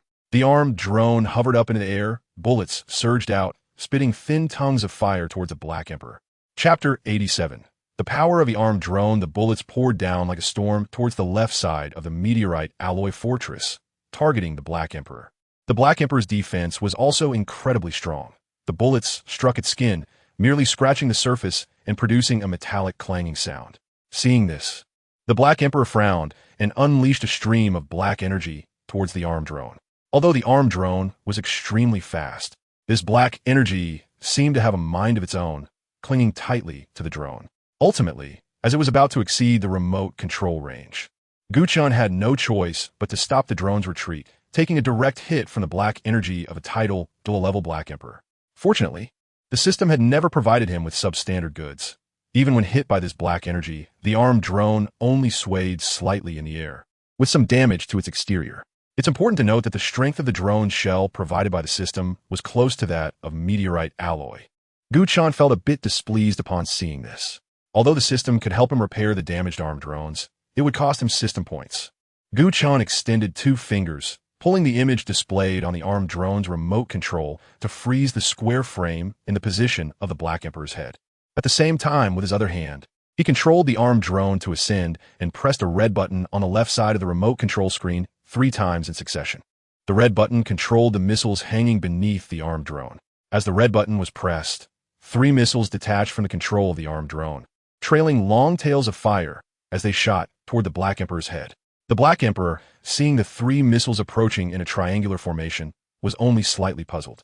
A black mist was released, hitting the foremost missile when it was 5 meters away. The missile exploded with a loud bang, creating a violent explosion that engulfed the Black Emperor in flames, but it did not harm him. However, the flames produced by the explosion successfully obscured the Black Emperor's line of sight. The remaining 2 missiles, which had not yet exploded, flew straight through the flames and struck the Black Emperor's head, detonating with a loud bang. Ordinary scorpion pistol bullets could injure a soul saint, let alone these missiles. The missiles exploded on the Black Emperor's head, releasing intense heat, and a shrapnel carrying a destructive aura pierced through the Black Emperor's skull, killing the unprepared Black Emperor. The armed drone provided by the system was indeed terrifying. Just 3 missiles were enough to kill a Black Emperor with the strength of a tidal Douluo. The other Black Emperor, seeing his companion die, was alarmed and quickly released waves of black mist, which gathered to form a shield, wrapping around him. This black mist had the defensive power of an ordinary defense-type tidal Douluo, and the Black Emperor intended to use it to withstand the armed drone's missiles. Gu Chen saw this scene on the display screen of the remote control device, frowned, and drew a box on the screen. The box disappeared instantly, replaced by a red dot of light at the center of the screen. Gu Chen continued to drag the screen, and the armed drone adjusted its direction according to Gu Chen's control. Eventually, a red dot appeared at the very center of the Black Emperor's shield. A long finger extended out and pressed the button on the yellow dial on the right side of the control device's display screen. The center of the armed drone caved in, transforming into a dark circular hollow. In the next second, a slender gun barrel popped out from the hollow. Flames erupted, and countless bullets poured onto the Black Emperor's shield, but they were constantly deflected by the shield, creating sparks upon impact. Clearly, the bullets from Gu Chen's armed drone could not break through this shield. Was Gu Chen's goal to deplete the Black Emperor's energy until it could no longer sustain a shield? Not at all. Even if the armed drone's gun barrel turned red-hot or even exploded, it would be impossible to exhaust the Black Emperor's energy. Gu Chen's objective was to check the energy intensity of every part of the Black Emperor's shield. In the upper right corner of the display, a message appeared: protection level high, penetration probability 1. 9. Checking other weapon data of the armed drone. After a while, the text disappeared, replaced by another set of data: weapon, tracking missile, remaining quantity 7, penetration probability 0, damage protection probability 63. Weapon, armor-piercing round, remaining quantity 5, penetration probability 62. Weapon, micro laser beam, remaining energy for firing 2 times, penetration probability 91. Estimated remaining laser energy after penetration 10 to 15. Clearly, the tracking missiles, armor-piercing rounds, micro laser beams, and machine guns were all weapons attached to the armed drone. Among them, the tracking missile was the one that killed the first Black Emperor after Gu Chen pressed the red button. According to the data, it was impossible for the tracking missile to penetrate the shield, but there was a chance it could explode on the shield and shatter it. The armor-piercing round also had a possibility of penetrating the shield. Of course, penetrating the shield and shattering were different. Penetrating the shield only meant creating a small hole, which could be repaired at any time by the Black Emperor releasing energy. Additionally, after penetrating the shield, the kinetic energy of the armor-piercing round would be minimal, making it impossible to inflict damage on the Black Emperor. As for the final laser beam, its probability of penetrating the shield was close to 100. However, the downside was that the energy beam required a large amount of energy to penetrate the shield, which would leave it with only 10 of its energy after penetrating the Black Emperor's shield, making it ineffective for causing substantial harm to the Black Emperor. After thinking for a few seconds, Gu Chen decisively made his choice. He dragged the red crosshair on the screen, continuing to shoot at the Black Emperor's shield, while the data in the upper right corner of the screen kept changing and updating. Although the Black Emperor was a title Douluo, it could not provide the same energy support to every part of the shield. There were indeed weaker areas in its shield, and Gu Chen could use those as breakthrough points, attacking them to completely destroy the shield. In the lower left corner of the shield released by the Black Emperor, Gu Chen finally saw the data he wanted. The upper right corner of the display showed a piece of text. Protection level, above average, penetration probability, 5, 9. Checking data for other armed drone weapons. After a while, the text disappeared, and another set of data appeared. Weapon, tracking missile, remaining quantity, 7, penetration probability, 0. Damage protection probability, 73. Weapon, armor-piercing round, remaining quantity, 5, penetration probability, 82. Weapon, mini laser ray, remaining energy for firing, 2 times, penetration probability, 100. Estimated remaining laser energy after penetration, 25 to 30. This was already the best data Gu Chen could see. Chapter 88. Annihilate the Black Emperor, unite the students. Nevertheless, the energy intensity of the Black Emperor's shield was not constant, and time did not allow Gu Chen to hesitate, because in the next second, the weakest point of the Black Emperor's shield might change. Gu Chen unhesitatingly released the yellow fire button, while simultaneously adjusting the red crosshair in the center of the display screen, transforming it into the green box used for tracking missile targeting. Inside the box was the weakest point of the Black Emperor's shield. The red button was pressed twice in quick succession by Gu Chen, and 2 missiles, trailing long tails of flame, shot out, tracing a perfect arc in the air towards the targeted location on the display screen. To prevent the tracking missiles from failing to breach the Black Emperor's shield, Gu Chen adjusted the green box once again, replacing it with a black crosshair. Gu Chen pressed the black button located below the red button on the left side of the remote control display screen. The barrel of the machine gun retracted, and a massive black barrel extended outward. With a loud bang, flames flickered as a dark armor-piercing round sliced through the air, the friction generating high temperatures that caused the round to glow slightly red. At that moment, the 2 tracking missiles simultaneously struck the Black Emperor's shield, exploding with a thunderous roar. Gu Chen felt a bit disappointed, despite the high probability of breaching indicated on the remote control display. The explosions only thinned the black gas shield, revealing the faint outline of the Black Emperor within. The Black Emperor, realizing its shield was nearly shattered, displayed a hint of panic on its face and hurriedly released energy, attempting to replenish the black gas consumed in defending against the tracking missiles. But just then, the armor-piercing round arrived. The round instantly pierced through the black gas, penetrating the Black Emperor's chest, leaving a massive black blood hole on its body, causing its aura to weaken. However, this was not fatal. The real deadly move was Gu Chen's next strike. Gu Chen once again adjusted the crosshair on the display screen, and a green circle appeared next. Gripping the handle on the right side of the screen, Gu Chen caused the armed drone to spin and tilt upward, revealing a protruding circular shape on the bottom, with a black hole in the center. Crack! Gu Chen's thumb pressed the button on the handle, and, at that moment, the black opening was aimed directly at the head of the Black Emperor. After 1 5 seconds of reading. The green light circle on the display screen locked onto the Black Emperor's head. Whoosh. Energy fluctuations came from the armed drone, which trembled slightly, and dim white light flickered within the black opening. After charging for 5 seconds, the white laser beam shot out, directly targeting the Black Emperor a kilometer away. The beam penetrated through the hole that had already been made by the armor-piercing projectile, without consuming any energy, and shot in from another angle of the same hole, piercing through the Black Emperor's skull. The immense energy instantly obliterated the Black Emperor's head, reducing his life energy to almost nothing, leaving only a faint gray mist that seemed to possess some awareness escaping, heading towards a spatial tunnel that led back to the Abyss dimension. Gu Chen's companions, Gu Yue Na and Luo Chen, were relatively calm, as they had previously witnessed the power of armed drones. Although Gu Chen had not used tracking missiles, armor-piercing rounds, or micro-laser beams at that time, only utilizing the drone's machine guns to combat the Abyss creatures, Luo Chen and the others were not as shocked now after seeing these capabilities. However, the other students who had come in for refuge reacted differently. They gasped and exclaimed in surprise. What kind of weapon is this? It can actually kill the Black Emperor. This is too powerful. What exactly is Gu Chen's identity to possess such weapons? Yet, there were also some discordant voices. With such good weapons, why didn't you bring them out sooner? If you had done so earlier, wouldn't they have survived? Before Gu Chen could respond, other students directly shouted back. Are you out of your mind? Whether he saves you or not is none of your business. Gu Chen is a good person. He saved you, and you should be grateful. It's normal if he doesn't save you. If you have a problem, you could just get lost. This fortress was built by Gu Chen and his group. Exactly. He has no obligation to save you. Gu Chen tapped his head. Does he still have to explain the origin of this armed drone? Gu Chen retrieved the armed drone, and the system would charge it and replenish its ammunition within the system backpack. However, any damage to the armed drone could only be repaired after he had exchanged enough system points. Looking at the circle of students surrounding him, Gu Chen could only attribute the origin of the armed drone to the Pope Hall, claiming that it was due to his identity as the Son of God that he possessed such a weapon. Upon hearing Gu Chen say that he and Gu Yue Na were the son and the daughter of God, the students began chattering again. What?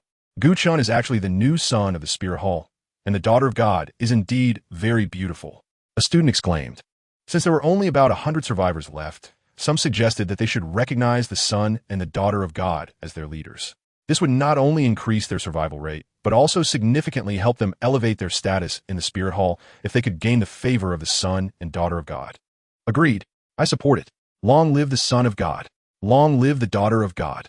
Because Gu Chen had just demonstrated his ability by controlling the armed drone to kill 2 Black Emperors in front of everyone, no student dared to question his capabilities. Thus, amidst the cheers, Gu Chen became the leader of all the survivors.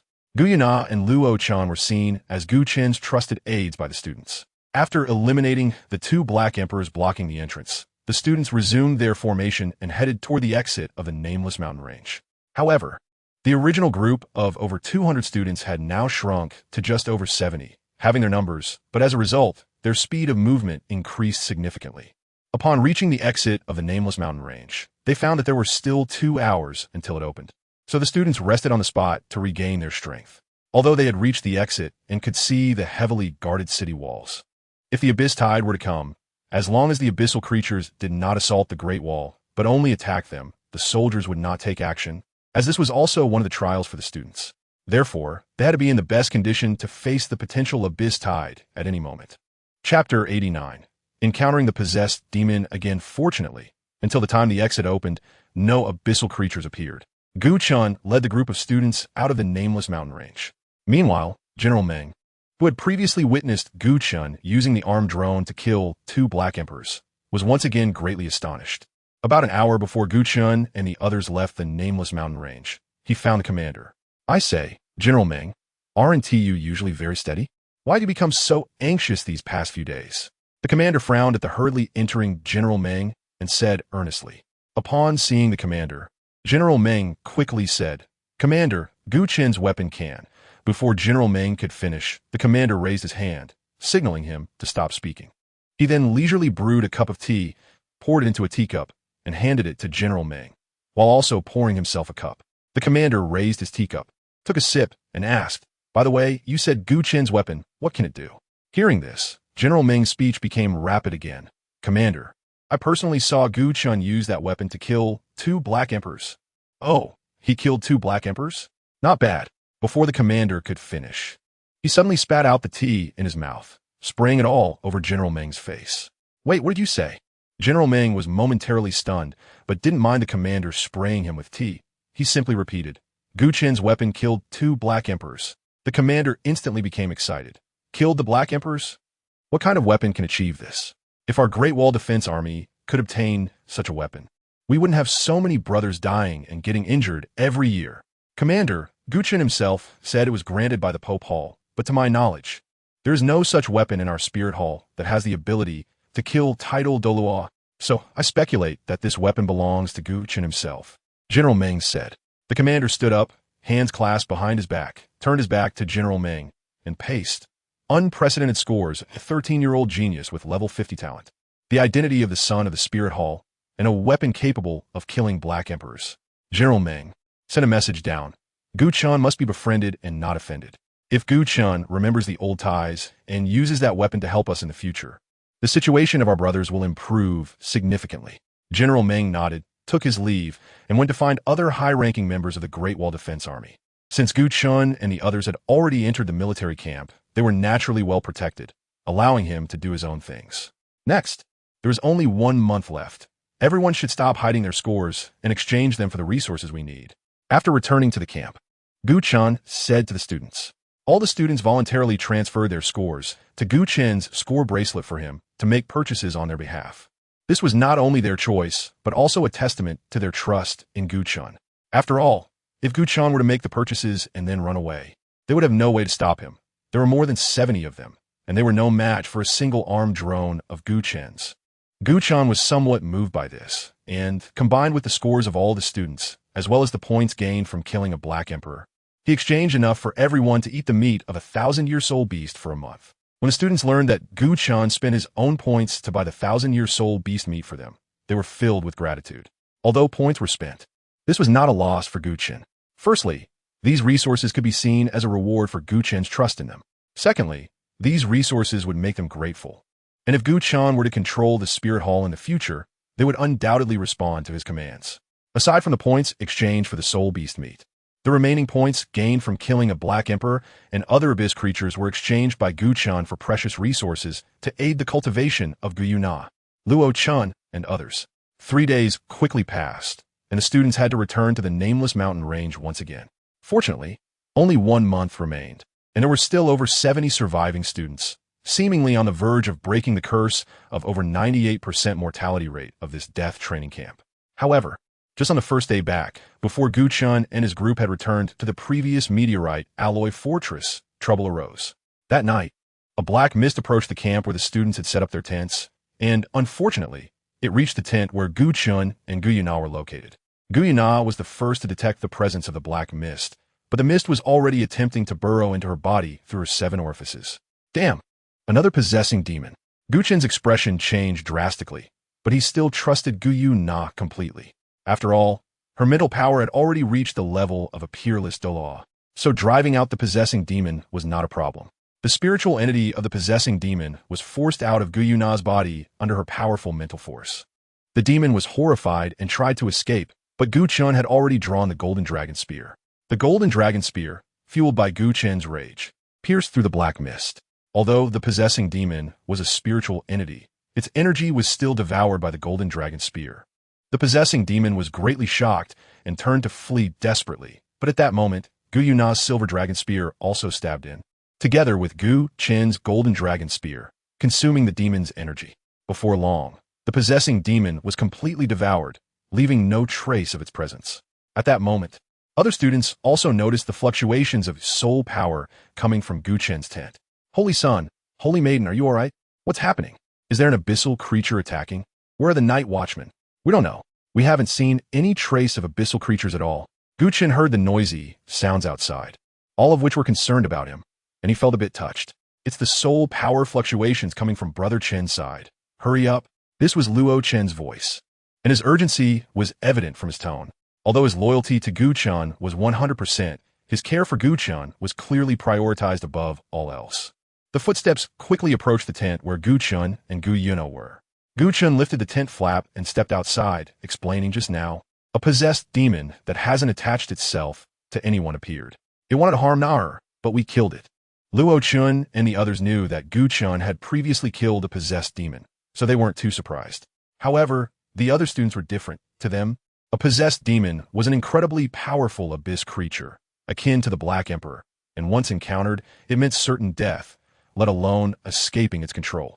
The fact that Gu Chen and Gu Yue Na could kill a possessed demon without relying on powerful weapons like armed drones clearly indicated that their strength and talent surpassed that of everyone else. At this moment, the students looked at Gu Chen and Gu Yue Na not only with awe, but also with a degree of respect for the strong. Chapter 90. General Meng possessed. The night quickly passed, and Gu Chen and his group set off again towards the location of the meteorite alloy fortress. After a whole day, aside from encountering some low-level abyss creature attacks, the group did not face any dangers, such as abyss tides or high-level abyss creature assaults. Soon, the second night arrived. As they got closer to the center of the nameless mountain range, the number of students on duty tripled. However, those assigned to the night shift had no complaints at all, as students who had been on duty for 2 days would be able to rest for 2 days without going out to hunt once they reached the meteorite alloy fortress. And they would also receive the food allocated during those 2 days. Once they reached the meteorite alloy fortress, all students would be divided into 3 groups. The first group would leave the fortress every morning to hunt abyss creatures and return at noon to rest. The second group would leave every afternoon to hunt and return after sunset. The third group would be responsible for keeping watch from a newly constructed lookout tower above the fortress from sunset until dawn. This was the 3-shift duty arrangement that Gu Chen proposed while at the camp. The students on night duty these 2 days could rest for 2 days and receive ample food, so they naturally had no complaints. As the night deepened, General Meng, who had been silently following the students from a kilometer away, also felt a bit drowsy. Although his title, cultivation, meant he didn't need sleep like an ordinary person. He had been unable to sleep these past few days due to his amazement at Gu Chen's armed drones. Furthermore, he had been guarding Gu Chen and the others for the past month, making it even harder for him to sleep. At this moment, he was starting to feel sleepy and didn't even notice the black gas floating not far away. If Gu Chen had seen it, he would have been shocked. This was because possessed demons were among the rarest of abyss creatures, with only more than 30 existing in the entire abyss plane. Yet in just 2 days, 2 possessed demons had appeared here, which was astonishing. As the possessed demon approached General Meng, it directly penetrated his body through his 7 orifices. Since General Meng focused on physical strength, his mental power was not very strong among titled Douluos, and combined with his poor mental state at that moment, this gave the possessed demon an opportunity. Once inside General Meng's body, the possessed demon easily occupied his spiritual sea before he could react, completely controlling him. Originally a level 92 titled Douluo, General Meng's level shot up to level 96 upon being controlled by the possessed demon, and his aura became even more powerful but also exuded a hint of evil. His eyes turned pitch black, only returning to normal after a long while under the demon's control. General Meng revealed a strange smile and looked in the direction of Gu Chen and the other students, intending to kill them directly. After all, in General Meng's view, they were merely a few soul kings and soul emperors. Even if he killed them, what would it matter to the Black Emperor of the Abyss Plane? They were just 2 foolish Black Emperors. To General Meng, Gu Chen and the others were nothing more than a few ants, easily crushed. However, just as he was about to move, a will to resist emanated from within him. Clearly, General Meng's consciousness did not want him to harm Gu Chen and the others. Trouble. It slowly uttered these 2 words, helplessly sitting down cross-legged, exerting all its strength to suppress General Meng's consciousness. The next day, Gu Chen and his group continued their journey toward the meteorite alloy fortress. According to their speed, they would arrive by evening. However, they were unaware that danger was quietly approaching. The possessed demon that had taken over General Meng spent an hour suppressing his consciousness before beginning to restore its depleted mental power. By the time it returned to its peak state, it was already broad daylight. General Meng quickly got up and chased after the direction in which Gu Chen and his group had departed. At noon, General Meng finally spotted the figures of Gu Chen and the others. The students were sitting under a dead tree, devouring cooked meat from a 1,000-year-soul beast. Gu Chen and Gu Yue Na were taking out 1,000-year spirit fruits and other treasures to consume. The 1,000-year spirit fruits not only filled the stomach, but also aided in cultivation. Just then, a dangerous aura descended. General Meng's figure slammed down among the students. releasing powerful soul power in all directions. Several young souls, only at the soul master level, were crushed to death by the sheer force. If Gu Chen hadn't protected Mo Yun in time, Mo Yun would likely have died there as well. You are a general of the Great Wall Defense Army. Why do you come to kill us? Gu Chen saw the token at General Meng's waist and fixed his gaze on his face, asking in a deep voice. General Meng revealed a strange smile. Do I need a reason to kill you, humans? Hearing the last two words, Gu Chen's body trembled. He understood everything. You are a possessed demon. Just yesterday, he had just devoured a possessed demon, and now another one had come. What? Do you want to send them one by one, like the Calabash brothers, saving their grandpa? Gu Chen mocked. Although General Meng didn't understand what Calabash brothers saving grandpa meant, he could hear the sarcasm, and his expression turned furious, his eyes seemingly about to pop out. Do you know that the one you devoured yesterday was my brother? While all possessed demons are formed from abyss energy, high-level abyss creatures like possessed demons possess their own consciousness and intelligence comparable to humans. It was entirely normal for General Meng to regard the previous possessed demon as his brother. Is that so? Then I must congratulate you, because you're about to fly together with your brother, live together. After all, families should be together, Gu Chen taunted. As the possessed demon likely did not know that he and Gu Yue Na could team up to kill a tidal Douluo, General Meng was furious and directly unleashed his martial soul. General Meng's martial soul was named the Sword of Guardian, a massive sword measuring 3 meters long, 1.5 meters wide, and half a meter thick. It was likely that even without General Meng swinging it, the sheer weight of the sword could crush a great soul master. The size of a Sword of Guardian would increase as the soul master's cultivation level rose. At this moment, General Meng was a 96th level tidal Douluo, and the size of the Sword of Guardian was naturally incomparable to an ordinary great sword. The third soul ring behind General Meng was released, and the already enormous Sword of Guardian actually doubled in size again, accompanied by even more terrifying gravity, crashing down fiercely towards Gu Chen below. Chapter 91. Gene Z blocks the sword. Yes, it was a crash. The effect of the third soul skill of the Sword of Guardian Martial Soul was to increase the sword's surface area while tripling its gravity. As the sword body grew larger, the originally sharp blade became somewhat dull, and crashing down effectively caused damage. As the gigantic Sword of Guardian crashed down, Gu Chen naturally would not sit and wait for death. The Golden Dragon King Martial Soul instantly possessed him, and a massive Golden Dragon Phantom appeared behind him, accompanied by 1 purple and 3 black soul rings. Third soul skill, Golden Dragon Soars. The black soul ring behind Gu Chen lit up, and his speed reached the speed of sound in an instant, allowing him to escape the attack range of the Guardian Sword. At the same time, he summoned the Golden Dragon Spear and launched a desperate attack towards General Meng. The Golden Dragon Spear pierced through space, aiming directly at General Meng's head. However, General Meng's strength was that of a level 96 tidal Douluo. As his 6th soul ring glowed, the Guardian Sword transformed into hundreds of Guardian shields, blocking in front of him.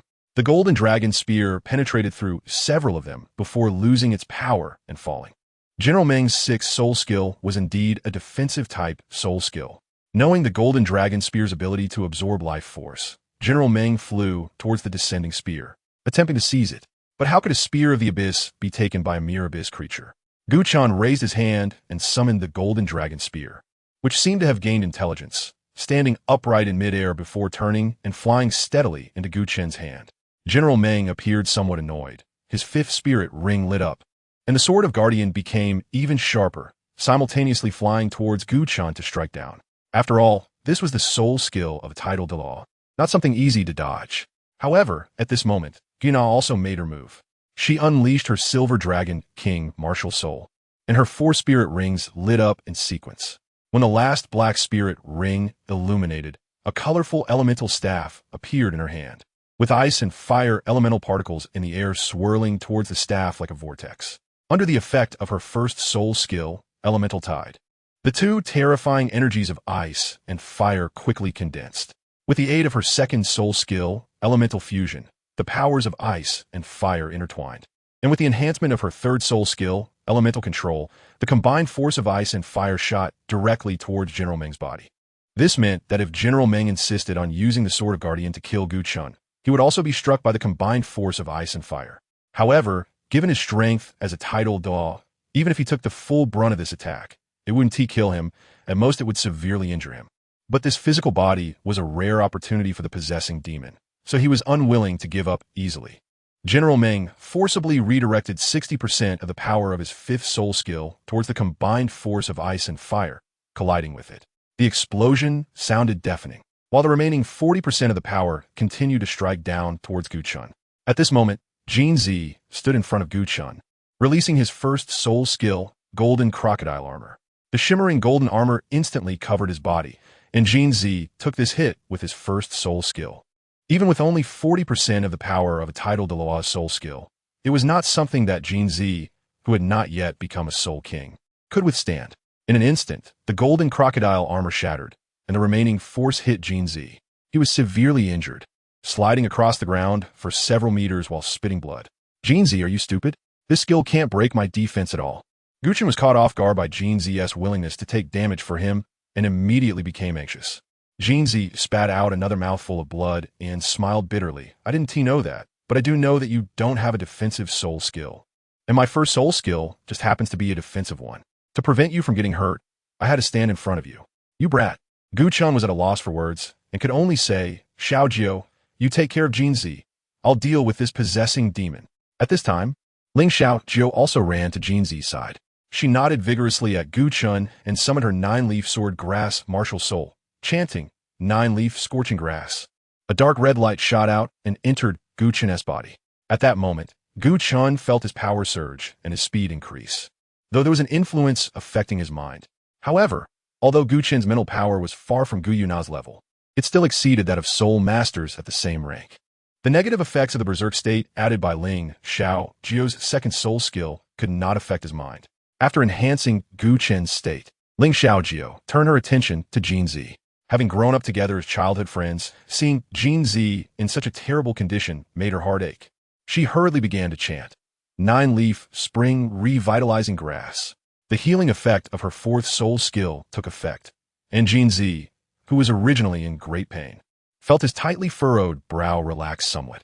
Though it was unclear whether it was due to Ling Xiao Jiu's sweet voice or the healing effects of the nine-leaf spring revitalizing grass. At this moment, after entering a berserk state, Gu Chen took a bowl of fried rice from Luo Chen's hand, gaining an all-attribute enhancement. The third soul ring behind him lit up again, and golden dragon wings appeared behind him. His body soared into the air, shooting towards General Meng. Gu Chen's fourth soul ring, which was black with red, also lit up, and the golden dragon's claws were released, tearing towards General Meng's chest with penetrating power. At the same time that Gu Chen made his move, Gu Yue Na teleported behind General Meng, still holding the elemental staff tightly in her small hands. At this moment, the elemental staff was gathering light and dark elements. The powers of light and dark continuously concentrated in front of Gu Yue Na, strangely forming a Taiji diagram. In the next instant, the Taiji diagram disappeared, and Gu Yue Na forcefully hurled the condensed light and dark obliteration towards General Meng. It is important to note that both Gu Chen's frontal strong attack with the Golden Dragon's claws and Gu Yue Na's surprise attack with the light and dark obliteration had the power level of a Douluo, despite their current soul power only being at level 50.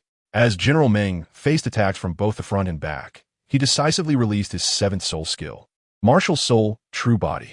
General Meng's body transformed as if it had become a guardian sword, and at the same time, his eighth soul ring lit up, unleashing the eighth soul skill, Sweeping Thousands. The thick sword light fiercely swept towards Gu Chen and Gu Yue Na. Chapter 92, Life Divine Water. This was the eighth soul skill of a Douluo, and it was released in the state of Martial Soul True Body. Even Gu Chen's Golden Dragon King scales were shattered by this blow, and Gu Chen was knocked down from the air, crashing heavily to the ground. Gu Yue Na's light and darkness were shattered in that moment by the sword's aura, but she evaded the attack through spatial teleportation, appearing below Gu Chen to catch him as he fell. However, her body couldn't withstand Gu Chen's weight, and they both fell to the ground, rolling a few times. Gu used Dragon God transformation. At that moment, Gu Chen was pressing down on her, and, as she looked at his face so close to hers, Gu Yue Na's face turned crimson as she softly suggested. Although it was a suggestion, Gu Yue Na didn't wait for Gu Chen's agreement and leaned in closer, their soul powers merging once again.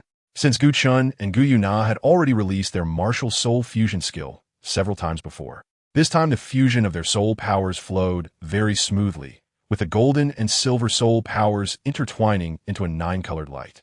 Behind them, the phantom of the dragon god slowly emerged, and the nine-colored light continued to condense within the dragon god's phantom, becoming increasingly brilliant. Sensing the aura from the dragon god phantom, General Meng's instincts triggered an extreme sense of danger, causing him to go almost mad as he released his sixth soul skill multiple times. The protective shield formed by his sixth soul skill was his only defensive soul skill. After releasing his sixth soul skill, General Meng gritted his teeth and, with determination, activated his ninth soul ring. The protective sword enlarged, seemingly blocking out the sky, and the overwhelming power struck fiercely towards the dragon god phantom. At that moment, the charging of the dragon god's initial awakening was complete. The nine-colored beam swept across the sky, shattering General Meng's ninth soul skill and then breaking his protective shield, before explosively shooting towards General Meng's chest with undiminished force. Fear filled General Meng's eyes as his subconscious told him he had to escape. Thus, the possessing demon quickly detached from General Meng's body and fled into the distance. However, after so many uses of Dragon God's initial awakening, the burden on Gu Chen and Gu Yue Na's bodies was no longer as great as it had been the first time. Gu Yue Na released spatial teleportation, bringing Gu Chen to the air where the possessed demon's spiritual body was located. She craved the masculine scent emanating from Gu Chen, unwilling to let go of her left hand holding him. With her right hand, she unleashed the silver dragon spear, its silvery light fiercely stabbing towards the possessed demon's spiritual body. Gu Chen was the same, his right arm wrapped around Gu Yue Na's slender waist, while his left hand held the golden dragon spear. They stood facing each other sideways, both simultaneously thrusting their companion artifacts. The golden and silver rays of the spears seemed to converge, and the devouring power erupted, completely engulfing the possessing demon that couldn't escape in time. Although both of them gained a large amount of soul power and mental power after devouring the possessing demon, these needed to be refined through the golden dragon spear or the silver dragon spear before being infused into their bodies. However, they were now completely exhausted of soul power, and both fell from a height of 4 meters, tumbling together once again. This time, Gu Yue Na was on top. Luo Chun and the others who rushed over quickly helped them up. Gu Chen and Gu Yue Na were panting heavily and accelerated the refinement speed of the golden dragon spear and silver dragon spear. A large amount of soul power and mental power was infused into their bodies, causing their complexions to become rosy. After a short while, the energy of the possessing demon was completely refined, and they returned to the state they were in before releasing the dragon god's awakening. Gu Chen and Gu Yue Na stood up at the same time, looking at each other with a hint of blush on their faces. Cough, cough. The seemingly lifeless General Meng suddenly moved, coughing up blood, startling everyone. Ding! The system detected the host's current situation and activated the task selection. General Meng, under the command of the Great Wall Guard Army, is to protect the host. Currently, General Meng has been severely injured due to demonic possession. Below are the task options. A. Heal General Meng reward. Scorpion Pistol Extended Magazine 1, Revolver Extended Magazine 1, System Points 2000. B.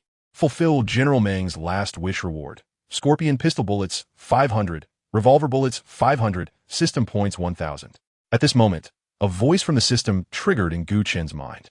When Gu Chen heard that General Meng was there to protect him, his emotions became somewhat complex. He said, "I'll take task A." At this time, General Meng struggled to open his eyes and looked at Gu Chen, his voice very soft. "Your Highness, can you fulfill one of my wishes?" General Meng's only wish was self-evident, to have Gu Chen use armed drones to help the Great Wall Guard Army reduce casualties. Gu Chen shook his head and said to General Meng, who looked confused, "Don't worry, you won't die.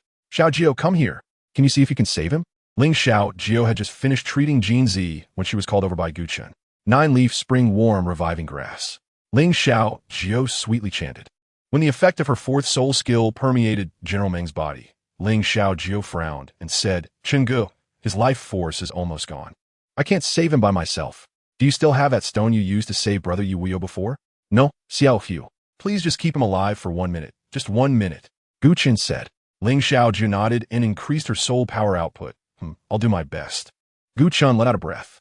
General Meng had come to protect himself. Although he hadn't played a role, Gu Chen's heart told him that he must go save him. System, I want to draw a lottery, 10 consecutive draws. Ding! 10 consecutive draws, 10 discount. 900 system points have been deducted from the host. Remaining points, 1,600. Congratulations to the host for obtaining. Thank you for your patronage. 100 system points, 50 system points, 150 system points. 500 rounds of Scorpion pistol ammunition from the secondary technology dimension Earth. 500 rounds of revolver ammunition from the secondary technology dimension Earth. Loken Fig life-saving talisman stone can preserve the life of the dying for 10 minutes. Thank you for your patronage. 10 packs of Wei Long spicy strips from the secondary technology dimension Earth. Red Dot Site 1 from the secondary technology dimension Earth.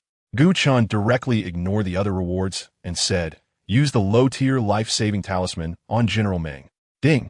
The low-tier life-saving talisman was used successfully, and the target's life force remaining is 3. Is this the previous life-saving talisman? Ling Xiao Jio's eyes lit up when she saw the talisman that Gu Chen took out. Gu Chen shook his head and said, this can only save my life for 10 minutes. Let me try to see if there are any other treasures. In his heart, Gu Chen thought, system.